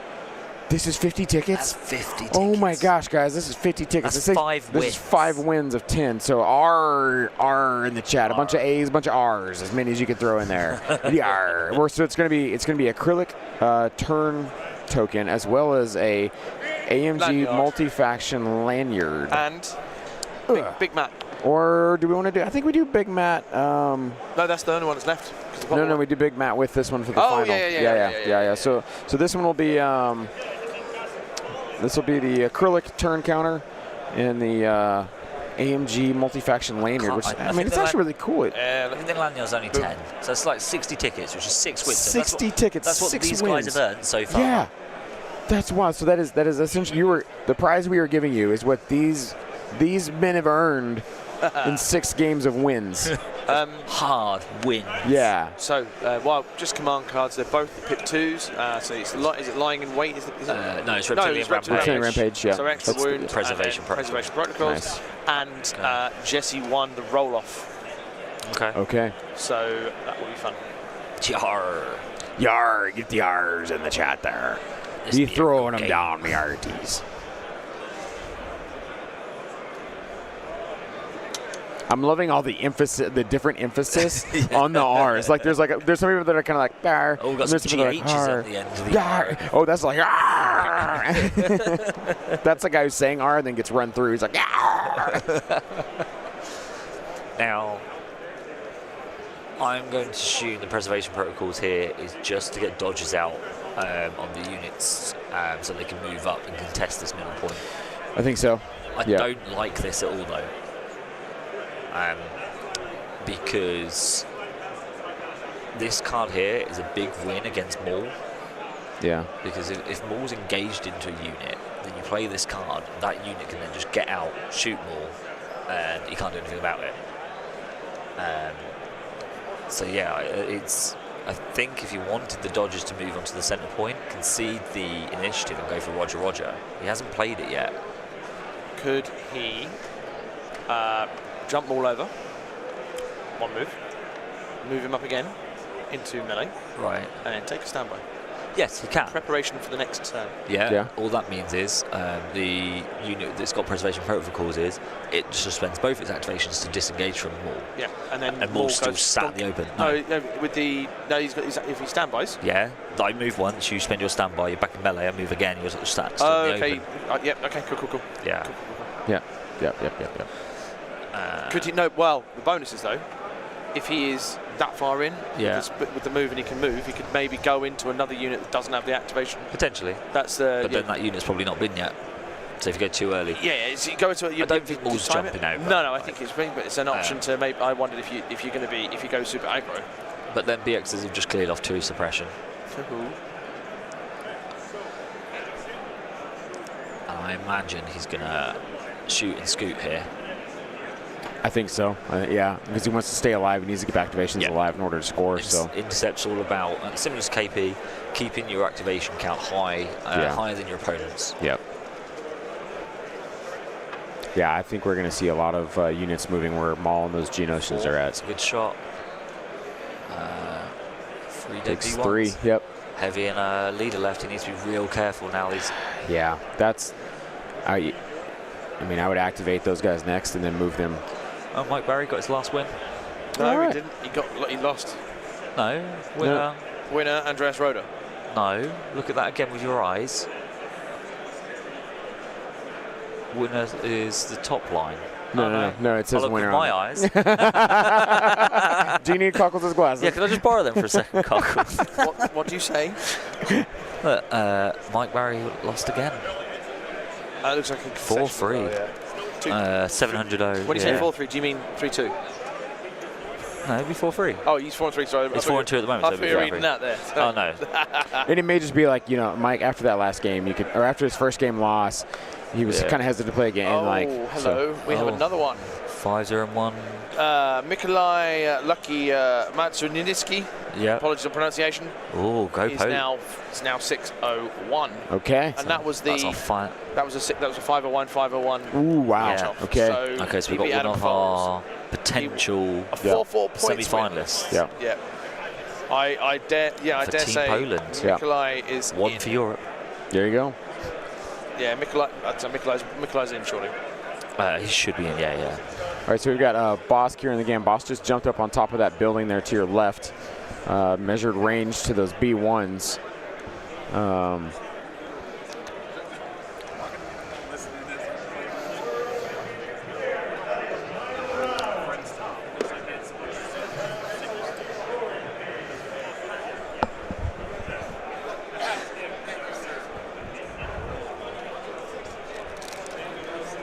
Score is 2-1. Yeah. 2-1 Trent currently, our Geonosian Maul player. So we've got a hit from Bosk here. We've got 1 crit, 2 hits. Cheers. Loses 2 B1s. I think it's on that yellow squad. Michael. Do we have a visit from our adopted Brit who is There's Brit? one. The best American. Yeah. Maybe he only lost 1 there. Regenerate, I believe. Yeah. Regen symbol. It's that. It's 1 back. So did he shoot twice then? I didn't see him shoot twice. He only shot once. And then he jumped back down.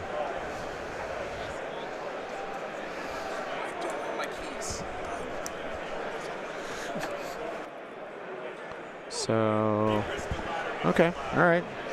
Not much there from Bosk, unfortunately. You expect. Did that just deflect off cover? Did it? Yeah, he only killed one from what I saw, and I didn't see him roll a second attack. Has he forgot that? Or? He must have taken. But he had to, because he takes a wound to make a speed 1 move, right? Yeah. But he doesn't. Yeah. Did he do a move, shoot, move? Maybe that's what he did. Where's Boss currently now? Is he He's back down. Again? Yeah, he's back behind He's on the roof, isn't he? Oh yeah, he's still on the roof. Yeah, you can see him. Yeah, so he's done a move. So he moved. Shoot, he got up, move. moved, shot, and then he moved back. So he took that wound. That's why he rolled 2 regens. He got 1 back. So he's still on one wound here. Interesting, he didn't go for a double attack move. Seb says climb shoot move. Yeah. Because you wanna. To me, you wanna take out activations as much as you can. So I would just whittle things down. Especially with them BXs. Yeah, and you have good range here. I mean, maybe he's afraid of getting shot by the BXs. That's maybe exactly it. He doesn't want to get return fire and lose him. Move behind that line of side blocker he made. That barrel. Yeah, that's where I would have. Yeah. Yeah.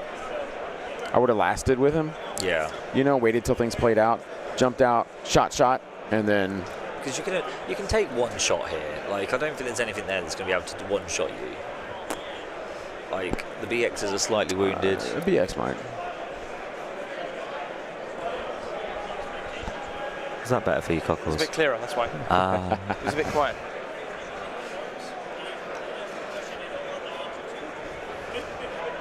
Where is Kalani? Where is Kalani in amongst all his shenanigans? He's here at the back, just underneath the laptop. Oh, that's the T-Series. That's T-Series. Yeah, it's T-Series. Where's Wally? Kalani's right there to the left, underneath advanced positions. Fortified, he's moving him right now. Oh, here we go. Look at Boom. There we go. Strategize. His hand was in. Well, that's the bonus now. So the T-Series can go, not T-Series, Kalani can go over there without fear of reprisal from Bosk.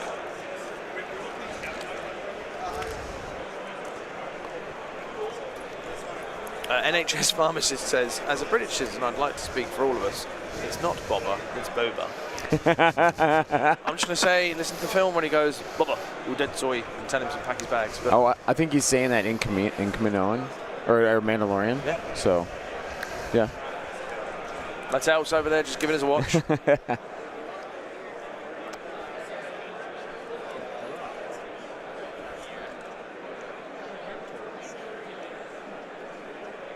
So I think Jesse, they're measuring to see where Maul can get to.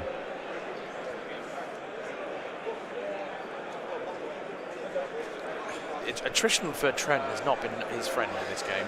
No, he's not. I mean, and what's hurt is the little damage that he's managed to get through. The PKs have just brought him right back. Yep.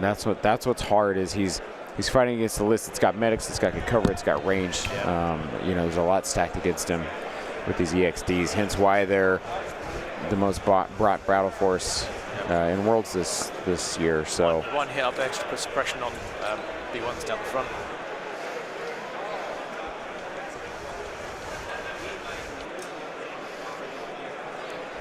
Moving the B1s back. Yep.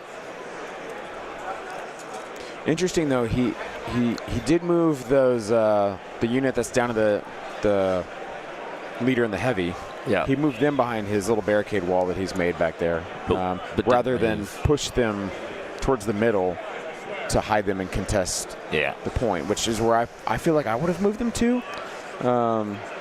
Because you can probably tuck your unit leader in there and be safe. If you lose your heavy, fine. You just need the leader there to score. Yeah. So, because there's a good chance that Jesse's going to start running things forward here in the next round and making this difficult for him. Here's one for you. With the Geonosians behind the wall, / in the middle, tucked away near Maul, their next activation, are they jumping up into the middle and firing down for extra? Yeah. I think they have to. Do they fit? Wow. Well, that'll be interesting to see if they fit. I think they can. Yeah. Right. If they can is a different matter. So Trent going with those B1s in the back, just moving them forward. See, and here's the other thing too, right? That 2-man squad, I'd move them back to your back point to move your other B1s forward to have more bodies. Rotate. Well, the reason we've got them there though is because it's the order chain. That's what starts the HQ. it all. That's the HQ uplink squad. That's what starts it all. Yeah. That chain is getting very small at the moment. It is. I mean, he's still got that Magna Guard unit. I don't think he's lost a unit. He's just down to a lot of single models. Yes. While on the other... No, he has. Oh, He's lost the those purple B1s that you can see. Oh, yeah, okay. Are all his Magnus gone as well? No, there's he's one got left one Magna. behind You can see him just over the barrels there. Oh, yeah. So I would move the Magna back and say, hey, Magna, this is your job. You kept this point this turn. And then move those other B1s forward so you keep your chain going and you have more bodies. Yep. And do that. Well, Jesse, I think he's only lost a few models, hasn't he? I don't even. He's lost one. He's lost a couple of BXs, I think. Yeah, let's take a look at the Oh, sideboard. what I can see, he's not just put them away. Sorry. Oh, he's just putting them away. Okay. There's one there I can see that's there, but I can't see the rest of the casualties. That's fair. Well, let's zoom out. Here, I'll give you guys a little overview of what you... B2s are gonna... So it's gonna be interesting what Maul decides to do as well. I think in this round. Maul in them Geonosians really need to do a lot of work. Yeah. I don't think it's impossible. No. Geos are agile, is that right? No. What's their keywords, please? They have scale, It's jump on free. that card right there. Oh, yeah, You've got this lovely promo card right in front of you. Scale, jump free. There's a special keyword for they can't pick up a box and get the free jump. Death from above, weighed down, jump free. Weighed down, that's the new one. Jump free, yeah. Okay, jump There's free. there's scale on that. You don't need scale when you've got jump They free, have surely. they have scale as well, I thought. Yes, it is. Is that a misprint? 2-1 Jesse. Jesse winning as of right now. We are in turn 4. This is a scoring round. Yeah. It's a bloody misprint on the promo card.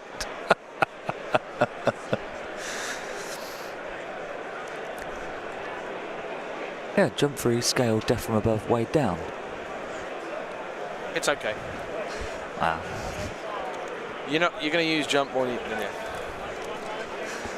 I mean, it's no different to the Chewbacca red save one. Yeah. What? Yeah. Yeah.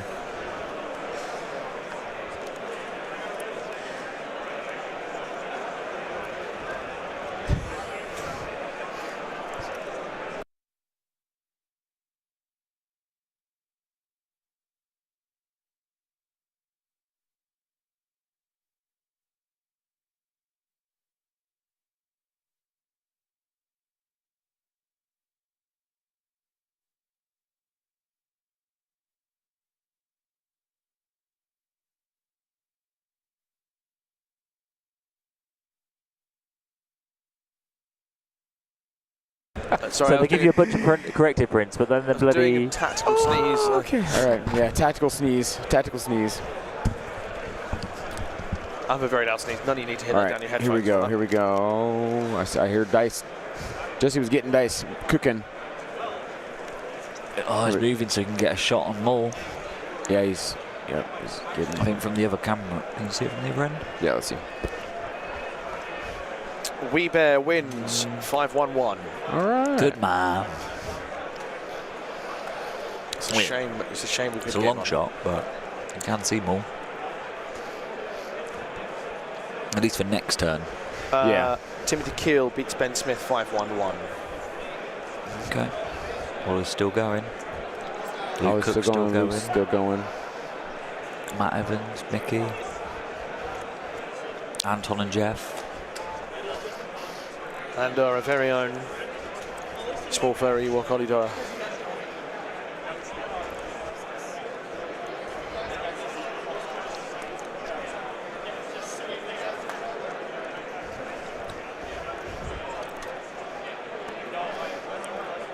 I think for making it through to tomorrow, it will be whoever wins this game plus 3 6-0-1s.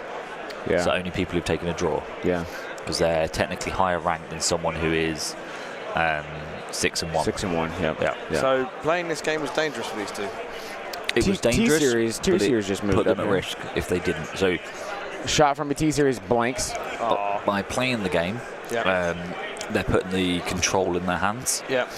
But if they intentionally drew to have the same score as the other players that are playing and winning, they're risking it to strength of schedule. There's so the one of them potential, could yes. miss. So winning Yeah. in, winning in. Indeed. get you guys a top-down view here so you can kind of see what all would be scoring for this round, potentially. So Trent, to your right, is definitely scoring that far right point. Maul can force push something off here. Yeah, Maul can force push something. Jesse obviously has his left point over there secured. So currently this round would be a tie with 1-1, which would make it 3-2. It will depend on how this middle shakes out for turn 4 here.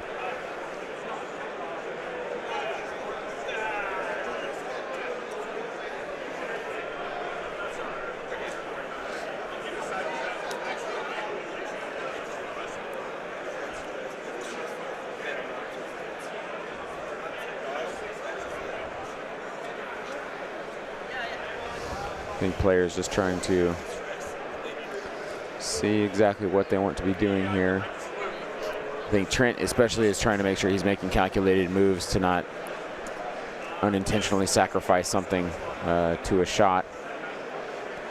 Moving his Magna Guard, okay.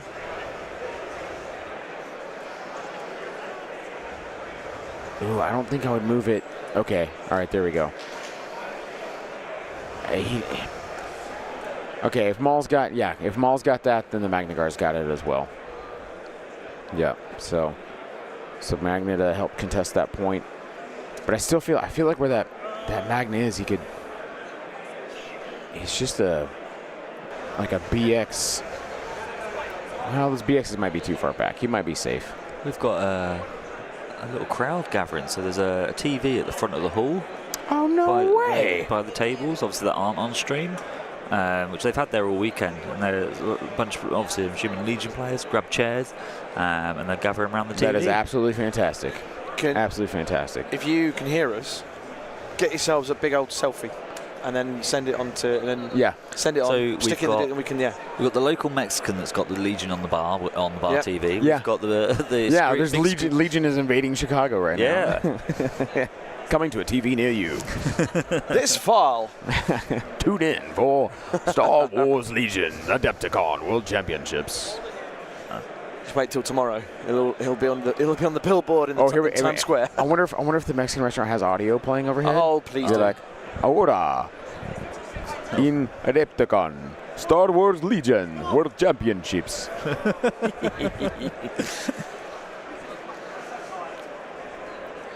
Dear Mexican restaurant, I heard Peter Lyons said he wants a burrito. And all of the beer, por favor. Is this Maul? Is this Maul moving here? This looks like it right now. Don't move the movement tool. Yeah. Leave the tool.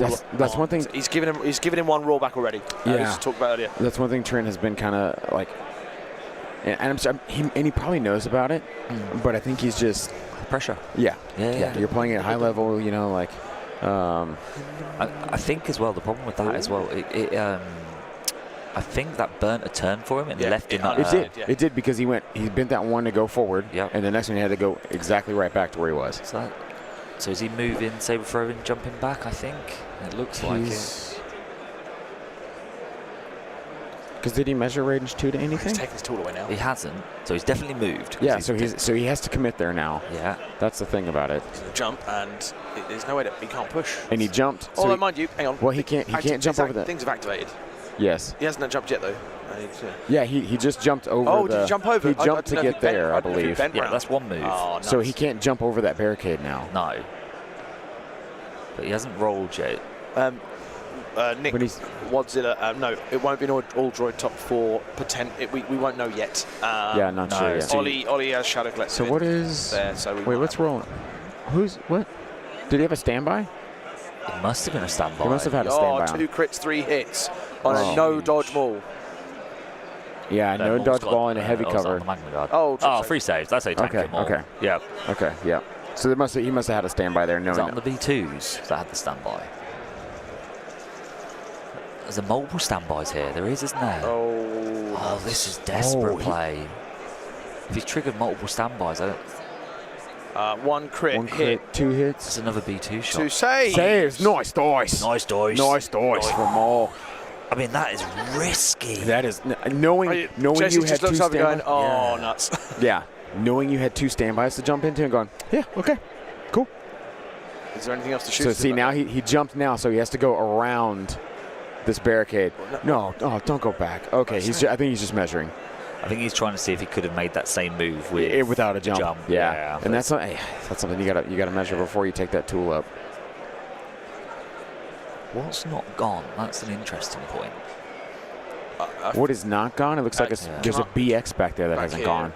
Right. Yeah. Leave your tool up, son.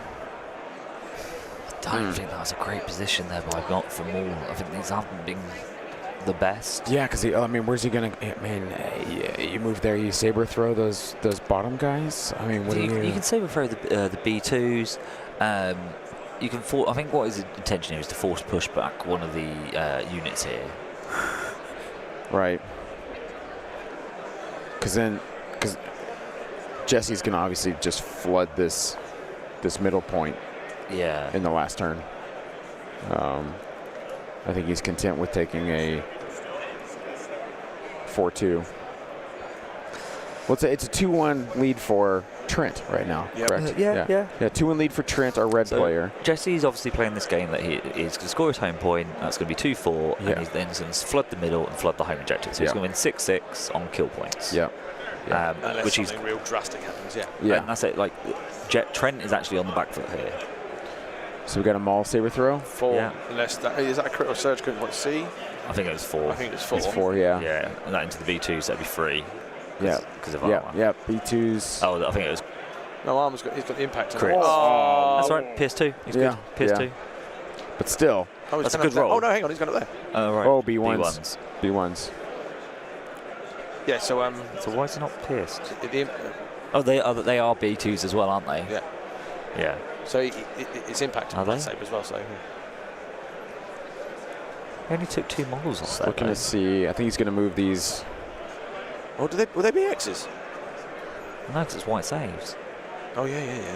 That was B1s in. He's moving to just touch. And they're going to shoot Maul.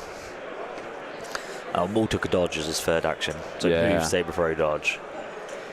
I think that's immune deflect. That's what you have to do. Full squad of BXs. That's a 5-man squad. Yeah. Oof. And them Geonosians have done nothing this turn. I don't think, has he pulled them? No, he has. Yeah. Because he had to move them there. Wasn't that last? No, that was this round. Wow. Okay.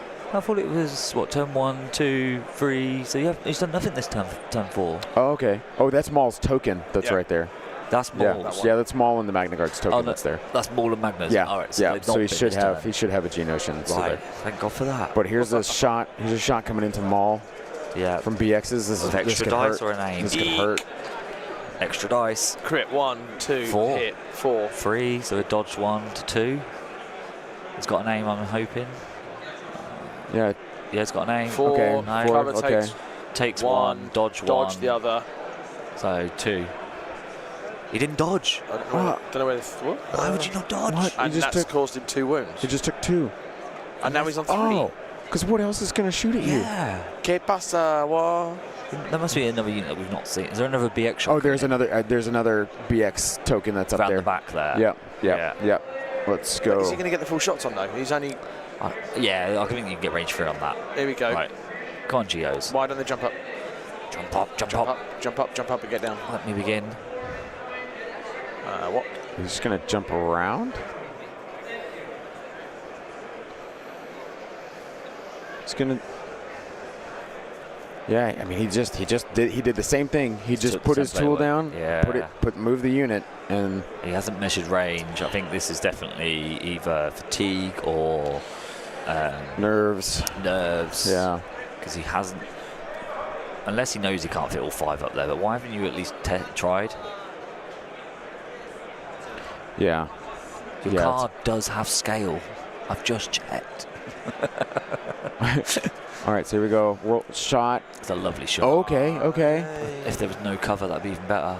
They're so quick at picking up their dice. I know. I told them it's so hard. They're trying to clear it out, but yeah. Shields. So 2 shields were spent there in the BXs for just 1. Takes 1. Okay. But that was a 5-man squad. Yeah. I think if he and then they've jumped back. That's fine. That's the right Okay, play. yeah. Because you're still scoring right there. He measured with Maul. Yeah. Maul was scoring, so he's still scoring right there. But why are you not jumping up on the top and doing that?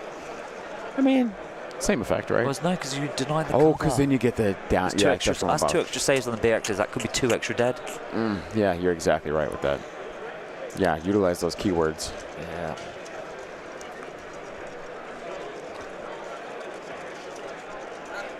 Yeah, Chris FX, exactly right. With what you said about the draw. So, as you say, I think Maul might have been saving it for this shot here.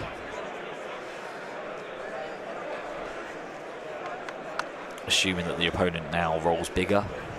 Yeah. And the irony is, if he fluffs out on the dice roll, you've now wasted a dodge. Yeah. Oh, no, wow. All right, he might be okay. Minimum 2 crits there, a hit, another 3 hits, I think. It's 6. Oh, That's a good nice dice. surging. I mean, that's 6 there. So that's going to be 4. 4. Four. He's got to aim. He's got to aim. And an There's aim. another That's crit. 5. Oh, this dead Maul. I think that's game. I do not see a way out with if Maul's down. Spin and dodge. Spin the dodge. Spend the dodge. Spend the dodge. Yeah, it was. Spin it. Spin it. Spin it. Spin it. I think they're just talking about if that was a hit. Yeah. There was definitely 6 there. Yeah. Yeah, it was 6.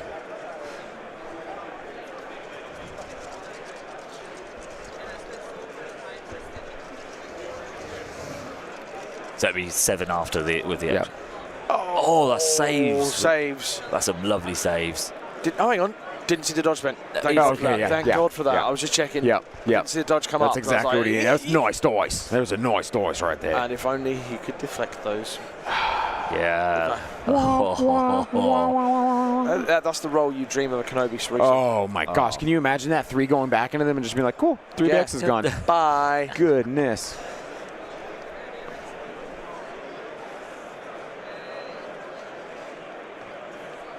Right, cheerio.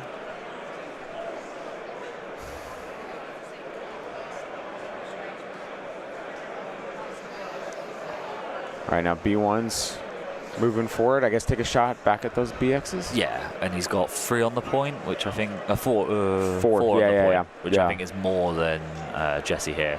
Yeah. It's a good shot. 1, 2, 4. 3, 4. It's only 1 crit. Yeah. Yeah. Kills a B1. Huh? I think he's shooting the B2s.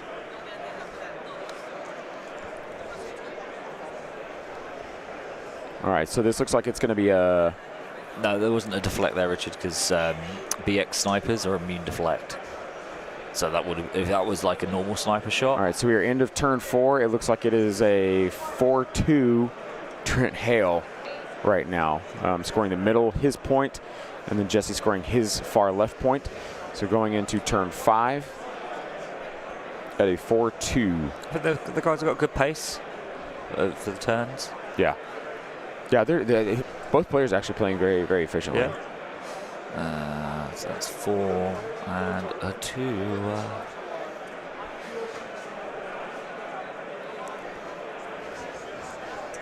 So I reckon we've got about 25 Oh, here we go. minutes. Command cards coming out, and we have one was that ambush. It was clone ambush, isn't it? Versus Jewel of the Fates. Yeah. Such that's karaoke.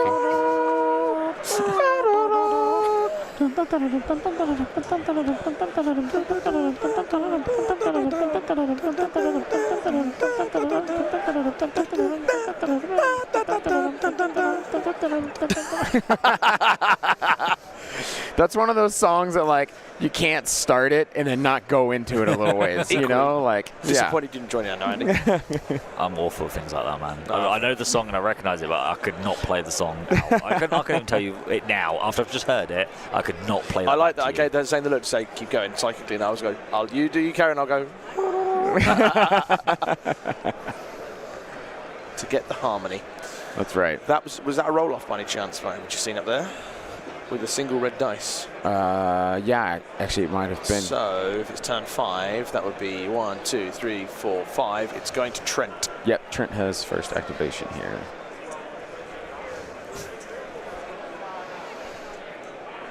I've got visions of them in the Mexican hearing that.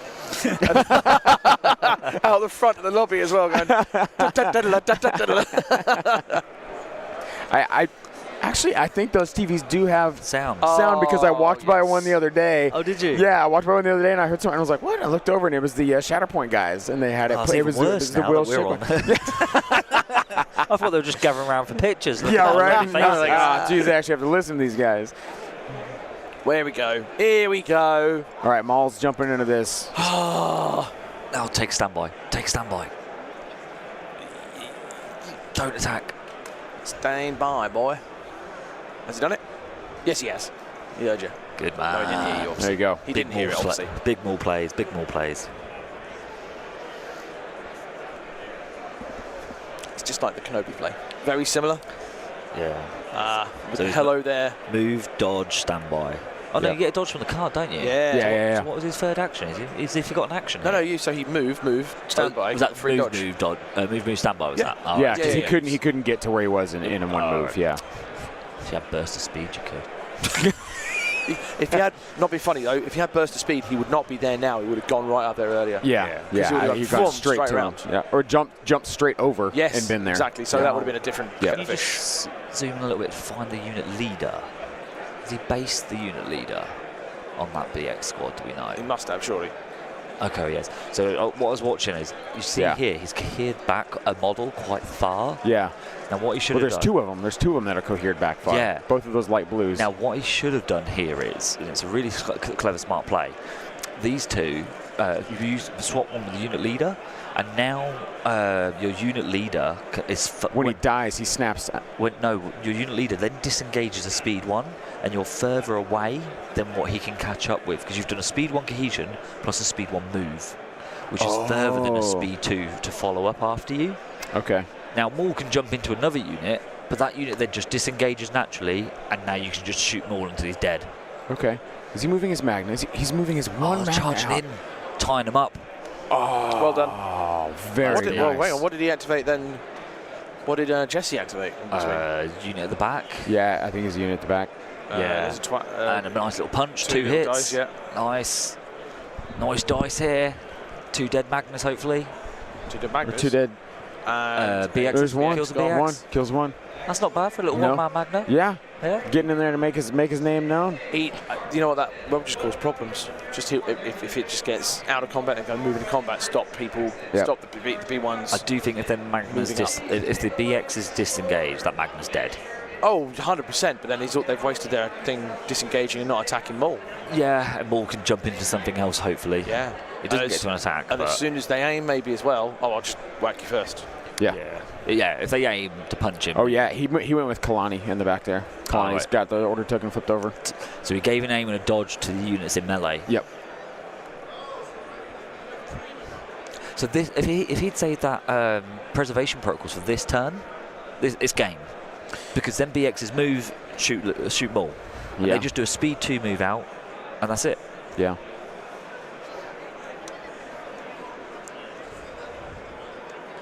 So players just getting the shield tokens a little more situated there.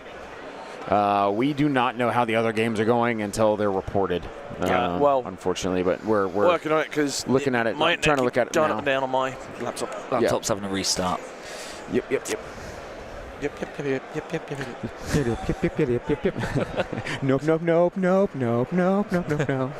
all right, I'm done. I'm not doing it.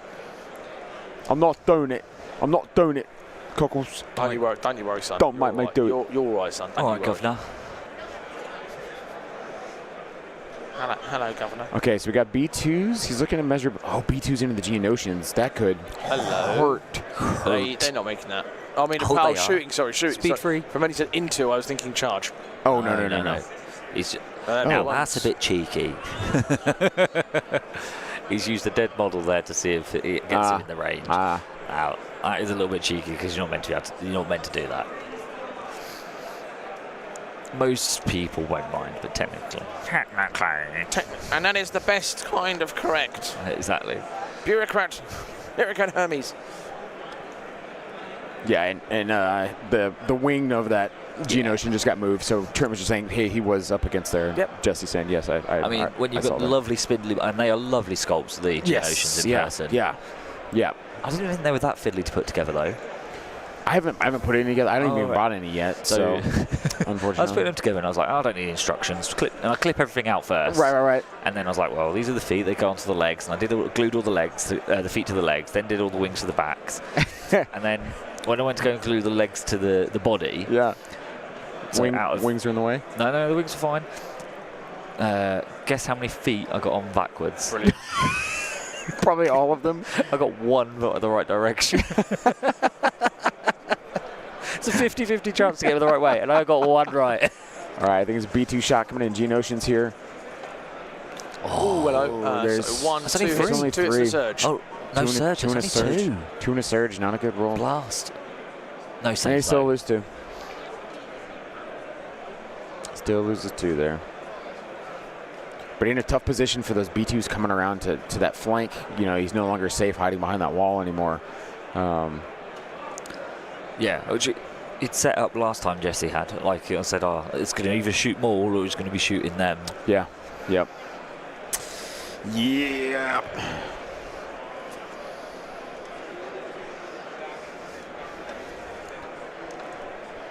All right, so we got another shot here. Just one. Loses 1. Is that another BX gone? I think it was a B1. It was these. Was it?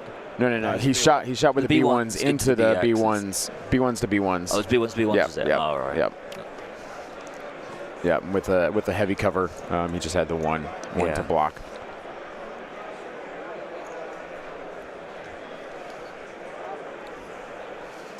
Commander D-Series. What does he got left on this backside to go here? Because I think he's pulling from his back. He's trying to delay this standby action as long as he can here. Yeah. Just going to move up his T-Series. And then now, he's checking for bolster here. This is interesting because I don't know what Maul does. Because if them BXs disengage, he's running out of things to shoot Maul with. Quick query. Does not Maul have into the fray? No, he's got tenacity and what? It was last game into the fray then. Yeah, that's fine.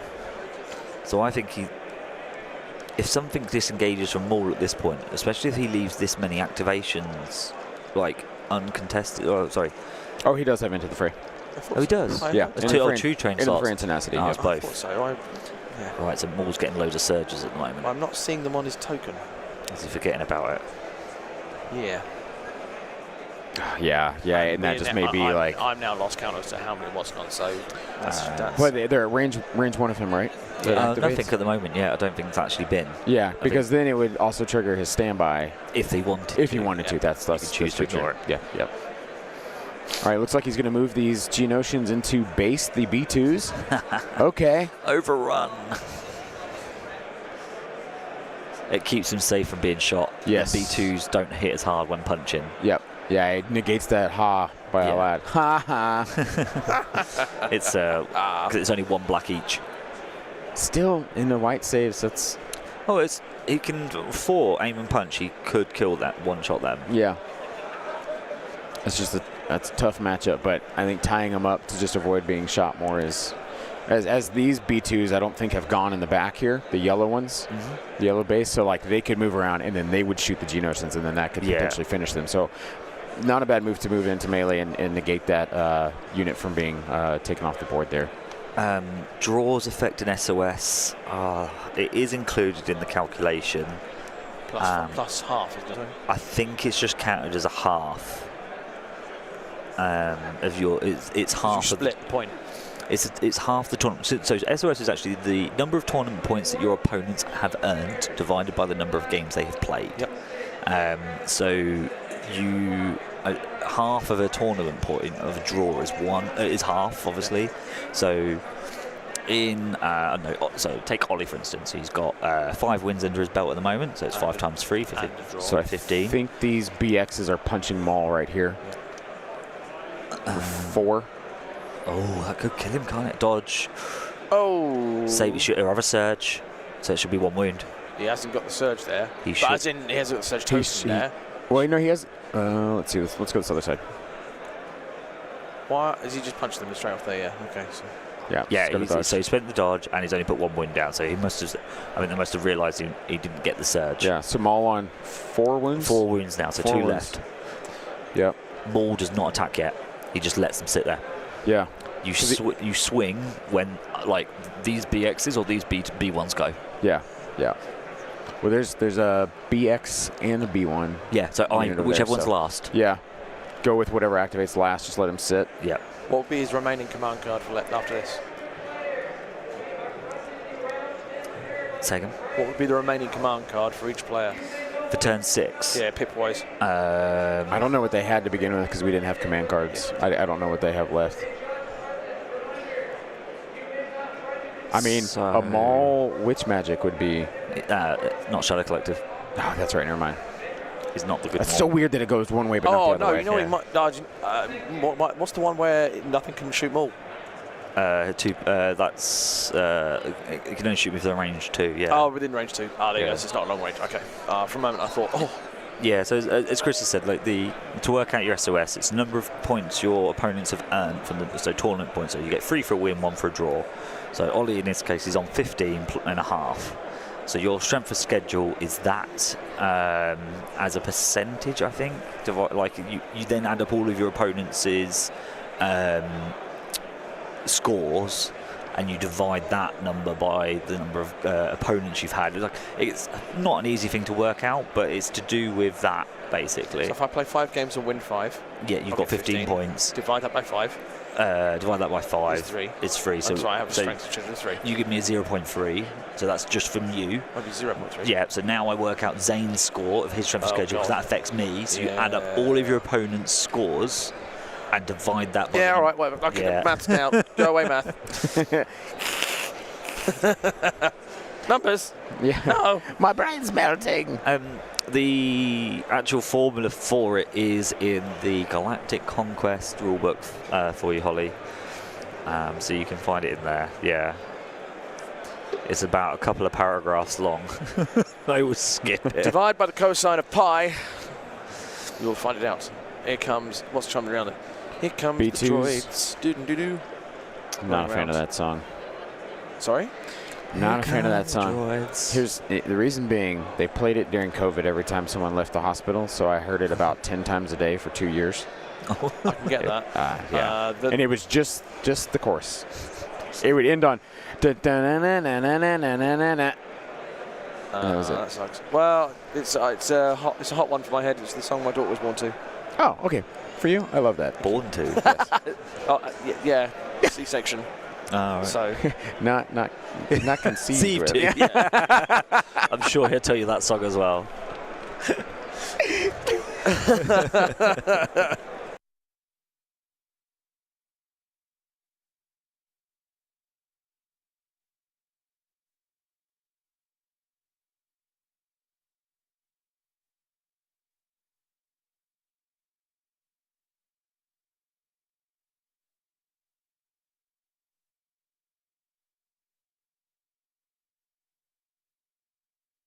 Just a quick tactical mute there for things not said on stream. We got a B2 moving out, shooting here. 2, 3. He's There's got a surge. 3. Yep, so 3. With blast. blast. Oh, 2 saves and a surge. Nice dice. Oh. Nice dice. You've just pulled a Martin. Yeah, nice dice. Oh, hello. Oh, judge call. Query and query. Can you hear the query?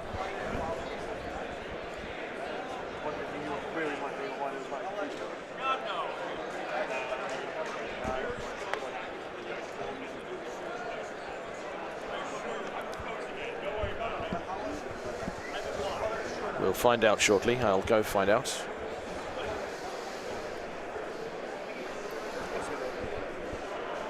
Did I beat you to it? Oh. Oh. So there's a judge call being made right now on the dice. Inspector Cockles will go find out. Oh, yeah. Kalkas is going to ask our stream judge Kami here exactly what was conferred. There was something to do. I heard surges. I wasn't entirely sure what the. Yeah. So Cockles is going to see what that discussion was just about between the players and the judge. Trent moving that, I think, 3-4-man B1 squad up now to.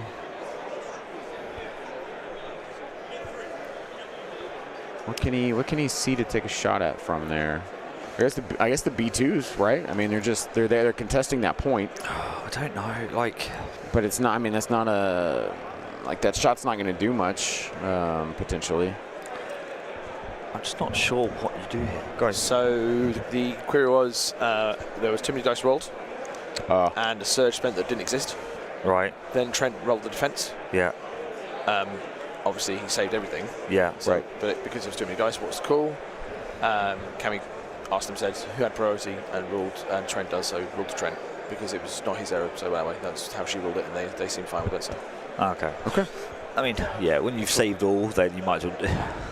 I think that's probably the best thing, considering you saved all. But he wouldn't surge to defend anyway. Yeah, I think the way I've always ruled it is if you roll under, you just top up. Yeah. If you roll over, you restart. Yeah. It doesn't matter if that's a good thing or a bad thing. Yep. You restart, and that works for the saves as well. I've had it where I've like, oh no, I've rolled one too many dice because I forgot a guy's dead. Too late. I've re-rolled the attack dice. I roll more, but then my opponent saves better. Like, kind of thing. So it works in both ways, you know. They got you if you save brilliantly on the first. So we got roll. suppression, a rally roll here for one. Because Kalani back there, I believe, is 5 suppression. Is very suppressed. Or no, it's the T series, isn't it? It's the BX. It's the BX. Yeah, it's a BX. Sorry, I'm keeping you up there, mate. Yeah, you are keeping me up, man. It's just you. Zane's doing fine, man. Yeah. After all, I'm his favorite American, remember? Second. Oh, no, Michael Smith. He has a love affair with Michael Smith. Oh, that man's a legend. All right, so we are going. Louisa should be worried. She should. There's a new bromance brewing. T series moving up. I mean, I think his T series has to. Does his T series contest the back unit? Or the back point, or does he just go for the middle and then try and just get as much on the middle? Does he need to contest the back with it? Sorry, you mean does Jesse use his T series for the back unit? You mean? No. Trent just moved his forward. So I'm wondering if because he doesn't need to because he's got these guys around the back. Yeah, I'm just saying as far as like efficiency of what you have. Yeah. Is he not swapping this squad round though? So you've got a squad of 1 health and a squad of 6. Or is he going back? That may be what he's doing with that squad of 1 health. He's pulling them back to contest, and pushing the full squad forward. Pushing the reserves up. Yep, just double moving, which might be a tad late for that swap to be happening. They could be caught in dead space with not much to shoot at or contribute to. Well, see, not entirely sure where we're at around time right now. Is that Ryan from Stabkins? It might be Ryan. It's probably Ben. It might be Ryan. It could be any of them. They're all my favourite Americans. Which Stabcast is it? Which is it? Ben? I'm saying it's Ben. I think it's Ben. I think it's Ben. Because Ryan was playing Twilight Imperium, so. Oh, is it Tim? Maybe. No, it'd be Ben. No. Tim is at Disney World. Oh, is he? Yep. That's right for some, isn't it? I'd rather be here.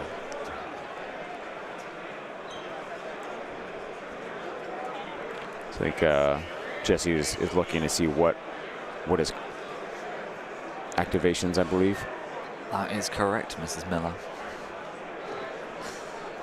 Strength of schedule is not a representation of your ability, but if you're lucky enough to match against an opponent who is good, opposed to someone who loses every game. Yep. It's an imperfect world. See, Ben, I knew it was you the whole time. Hey, Ben, love you. Shh. Don't tell anyone. Is it Disney that will oppose to this? With the Tim puppet. Richard will post. All right, players right now, I think they're looking at if it's possible to contest the middle.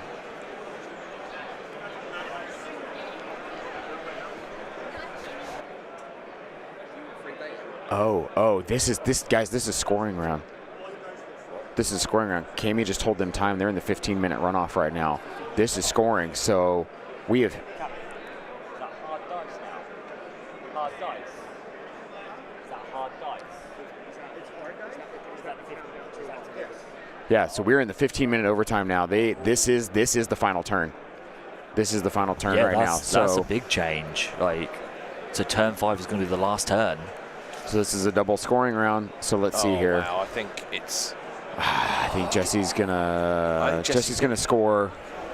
Let's see how many unit leaders. Let me switch to the number. Maul's scoring, right? So yeah, can we get? He's got. I think those B2s, the B2s that are tied up with the Geonosians are too far because you can see the unit leader. Yeah, if you're looking at those Geonosians, the Geonosians and the B2s are out. Yep. They're too far. This B2's in. Yes. No, wait, from here. Yeah. No, we're talking here. Oh, here. So, of course. B2's in front of the building there. So on the middle we've got one B2, the BX with the Magners, another BX unit, 3. So that's 4 units, I imagine. And is Maul still within? Yeah. Okay. Maul's still in. Okay. He's got the Magna in, so it's 2 to 4 at the moment. But these have all been. Yeah. You need Maul to swipe to try and reduce. And what did he just? That was a 5 black, 1 white. He needs Maul to kill a unit and somehow get one of these over there somehow. This unit here's not been, whatever that is. Is that another B1? It's a lone B1 model. Yeah, it's just the leader.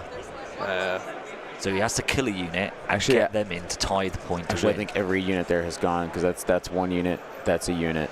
That's a unit because there's 1, 2, 3, 4. The only ones that haven't gone are the 2 in the back there. Oh, that's awful.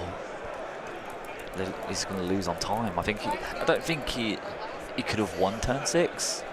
He makes it a game of it. He doesn't win it outright. Yeah, I think he's lost too much attrition. Yeah. So I imagine they're going to talk over in a minute. He's going to see if he gets anywhere close, which is not. Yeah. No, double move is going to get him way out. Oh, he's not going to blink. Oh, I can't because I need. Yeah, so if you could do that, and then I can get on there. So my laptop has lost the hotel Wi-Fi. It's just not connecting to it. So my timer was quite off because I was 30 seconds left. So I was obviously started quite late. You got your hotspot for us? No, I'm just going to look at the results. Okay. So we've got Ollie Dyer beating 14 activation Ewoks. That's him top 4, surely. That's him making top 4. But sorry, just hold the phone. That's beating all 14 activation Ewoks. That's both of them have made a loss. Yes. Yep.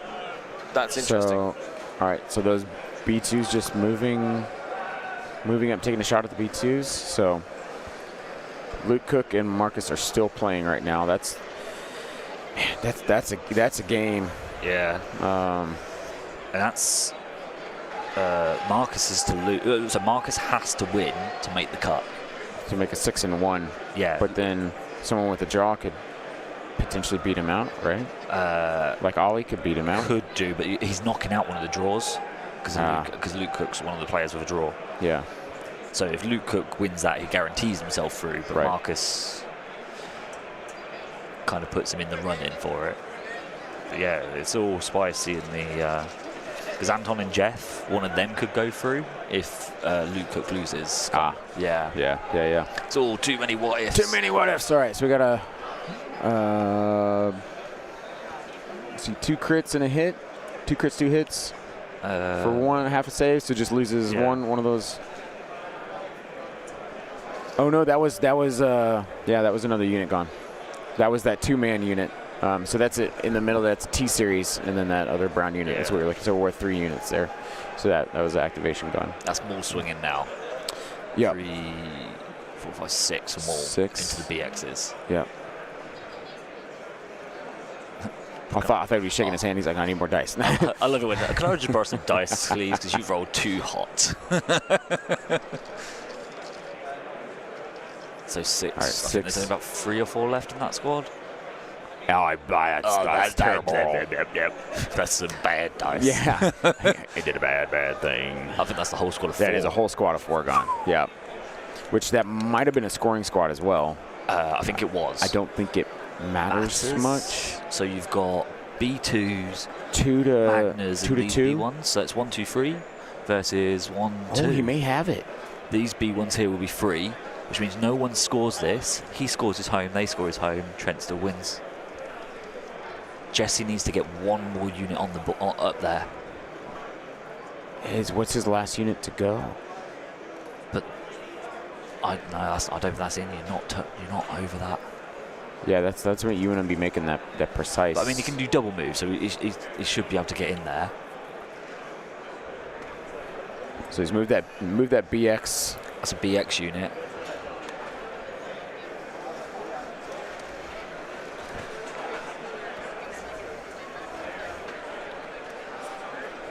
I don't think interesting fits in range. It's interesting. Like as I say, I kind of did think Jesse had this, especially if they got the 6 turn in. I think this was his game to massively lose. But by getting it called that close, like midway through turn 5, he's going to shoot. He's shooting Maul here with 4 wounds. Why? He just got the point. Oh, because it removes. There was only 1, 2. There's 2.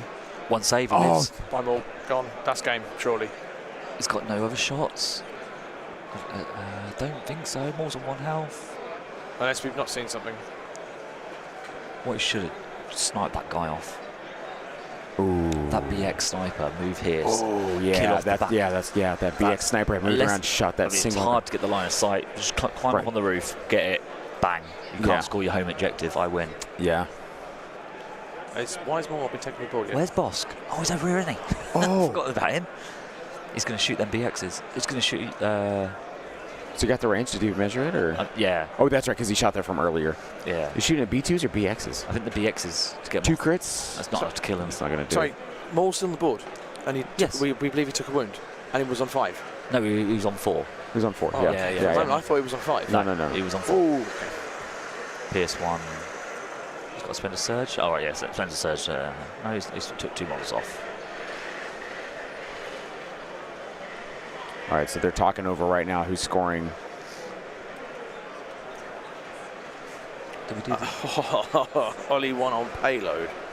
Oh, wow. So he goes with this last unit. He just moves it. That makes sense. Yeah, so he has that capped. Which unit's this we got left? It was just that lone unit. He just flipped it over, saying like this unit is. Oh, this lone dude. Handshake. There we go. Oh, is that Trent? And it is. 6-4. They're calculating. Yeah, they're both looking at it right now to figure it out, because it was 4-2 going into this round. Trent. They've got some victory points on the side that they're helping keep tally with. So.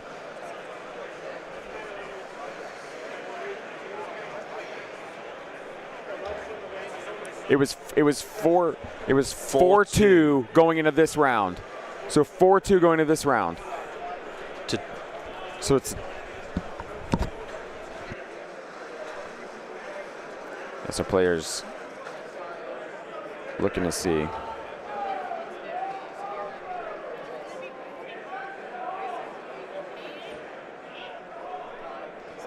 This is a tie right now. It sounds like it's going to be a tie, which will go to kill points, which will. That'll be close as well. That'll be very close. That'll be very close.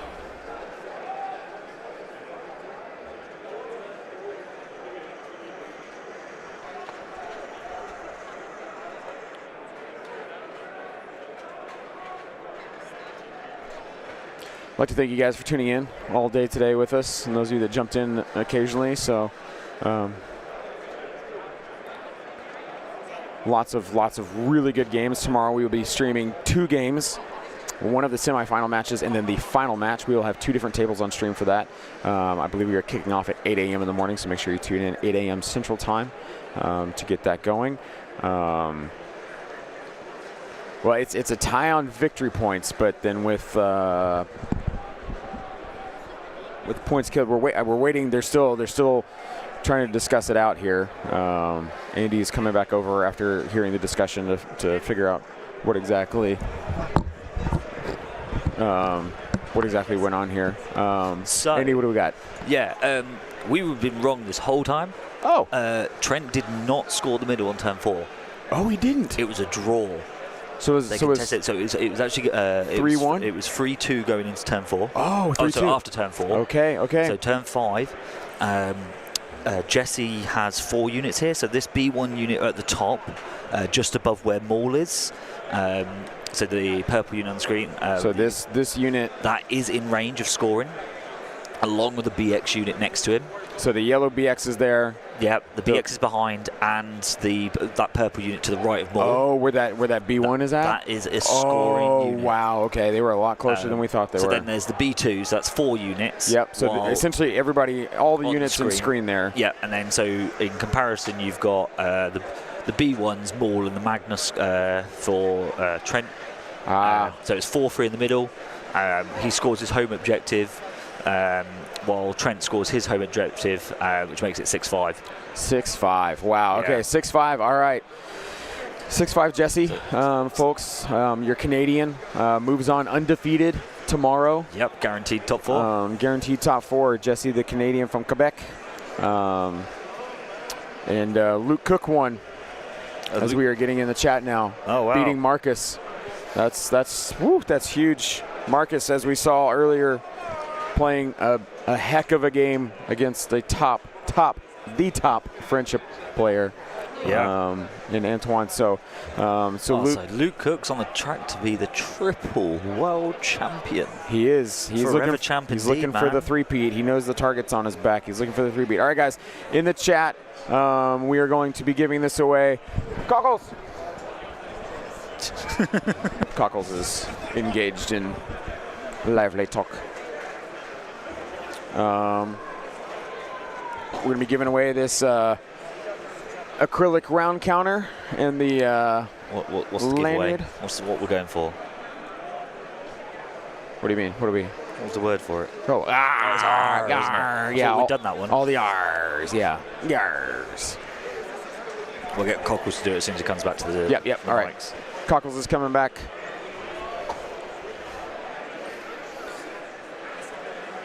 Oh. Sensing the giveaway fine. What was the words? Yeah. Yar. Just all the R's you can find.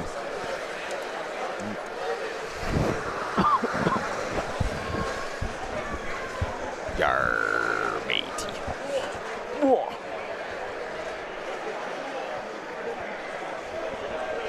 All right, guys. So that is it for today. We're gonna draw this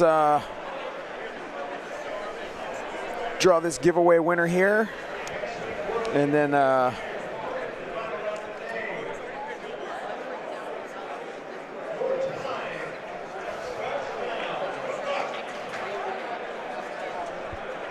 bear with, it's coming.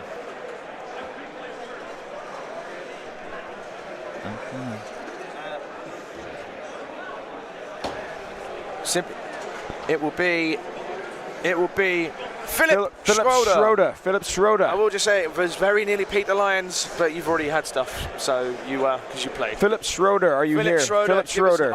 We need a boom. And a boom. We need a boom. He doesn't deserve 6 wins worth of stuff. Philip Schroeder, if you're here, we need a boom. Type boom in the chat. Otherwise, we will be moving along. I'm going to give you 20 seconds. 10 seconds here. That's harsh. Philip Schroeder. Philip Schroeder. Philip Schroeder. To be fair, everyone's still typing. I mean, we're watching. I'm giving you a little bit more time because I'm just waiting because there's a slight delay between the two chats connecting. So, Philip Schroeder going once. Calling. Going twice. Oh, come on, Philip. Give it a boom. And going to the next one. He's driving. He's driving. All right. We're picking another. Spin again. Oh, yeah, I've got the other. Oh, no. I've got the spinning over this side. Oh, he's got it over there. I've got the spinning ready. Here we go. Nope, it only goes so far. We got Zachary Kasper. Zachary Kasper. That's Zachary Kaspar. Give it the R. Zachary Kaspar. We need a boom. Give us the boom. Zachary Kaspar. Zachary Kaspar. We need a boom. Zachary. Zachary! Zachary! Come on, Zachary! You type the boom right now. We're at the end of the day now. We're getting silly. Come on. Yeah. Zachary Casper. Oh, Zachary. Zachary Casper. Are we gonna do this? Are we gonna do a third?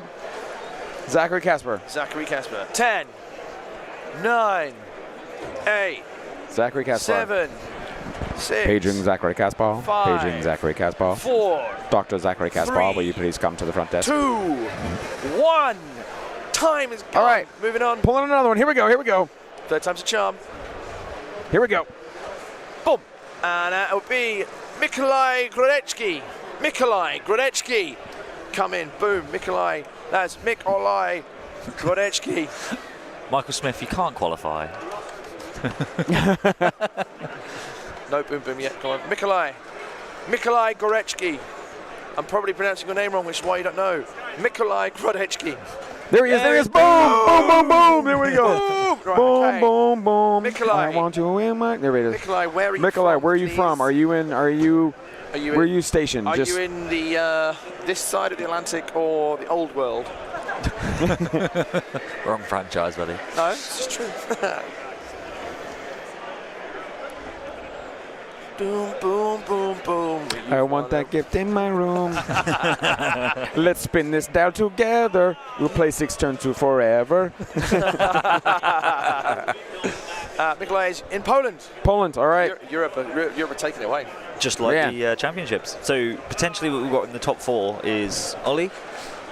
Yeah. Let's see how this top 4. We're gonna stay on until these. Yeah, we're gonna tell. We're staying because they're probably they may not do pairings until. No, they won't pair. They won't do pairs, but we can work out who's top 4 because it's gonna be based on where they finish. So 1, 5, 0, and 1 might not get through. So it'll be based on their strength of schedule. So yeah. Let's just Mikolai. What I need to do, please, my friend, is can you email Cockles at that'snomoonpodcast.com. Cockles at that'snomoonpodcast.com to just basically get your address details, everything. Obviously, unless you want to put it in the chat, which is just silly, but don't do that. Thank you very much. Wow. As of right now, current standings are on Game Uplink. Jesse 7-0-0, so undefeated. Is our 1. Oscar at 2. Ollie at 3. Mikolai at 4. Luke Cook out at 5. We will have a new. Is that all confirmed? Results? It could change based on the other results that come in. That's what I mean. Oh yeah, this is true. So this is also pending on other players. Confirm. Oh wait, So there's we've got 3 waiting verification. So that is not the final standing. It's not. It's the standings. Yeah, this is the world champ 3-peat out because of the draw. Did Trent make it? No, he'll be definitely out because he's had a loss. 6-0-1 is worse than 6-0-1. Yeah, that's a shame.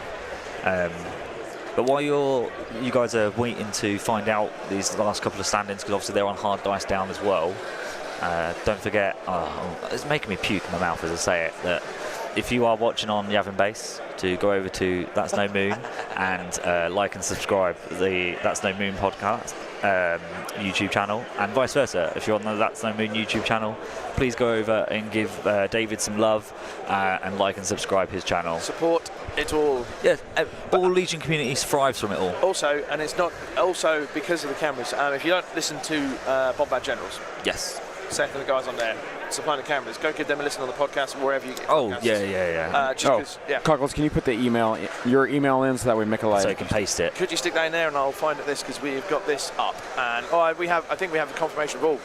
All results are in. Gents, all results are in. So I'll read results and then we'll go to the standings. So Antoine beat Jeff. Nicholas beat Corey. Andreas Roda beat Michael Barry. Ollie beat Marius to be 6-0-1. Wee Bear beat Sebastian. Oscar beat Nathan Nicholson. There we are. Mickey beat Adam Foles. Paul Rosado lost to Philip Hock. That's changed. Michael Krojny beat Patricio. Mike Knack over Matt Evans. Luke Cook over Martin. Timothy Keel over Ben Smith. Jesse over Trent. Into the standings. All right, here's standings we have been re-upped. Number 1, Jesse Gilbert here. Number 2, Luke Cook. Number 3, Oscar. And number 4, Ollie Dyer. So Luke Cook, who was literally in 5th, based on the other results. Based on the other results, bumped through. So this is why it's important to play games out, because then you see how it affects. So Luke Cook going from 5th to 2nd to make it till tomorrow. Mikolai getting bumped out just into 5th. So we've got 1 Canadian, 1 American, 1 Brit, and 1 Polish. 1 Pole. Fantastic. So we've got potential here. If anyone bar Luke Cook wins, we've got a new country top 4. 1, 2, 3, 4. Now let's just put the sorry. CIS, Shadow. Yeah, yeah. Followed by, so just to round it out. Followed by CIS, Rebel. CIS, Rebel. I think CIS. Then Republic. Yeah. That is a mental top 10. On Discord, you told me I was hesitating between a coaching list with a saber tank and this list. You're the one who told me to like go for this. I'll take all the credit for the that win now. It's my first come. I'll come back next year for sure. So just obviously Jesse just saying it's his first time. He's going to come back for sure next year. But I'll just give you the strength of schedules for a second. So Jesse's strength of schedule is 2.1. Luke Cook on 1.8. Oscar 1.74. Ollie on 1.7. With Mickey Lucky Matsunushni, 1.58. Had Trent won, he would have, Trent's strength of schedule would change, but he has the strength of schedule of 2.04. Antoine Granet 1.86. He's got a higher, so the fact he has lost means the 601s beat him out. Apart from Lucky from Poland. That, my friends, is your final 4. I was going to say, would we have a new champion? We may have the same champion. We may have a new. It's UK, Poland, Quebec, and the United States. The boy from Buffalo, can he do it again? Can he make it a three-peat? Let's find out tomorrow. Everybody, thank you for joining us. Adios, my amigos.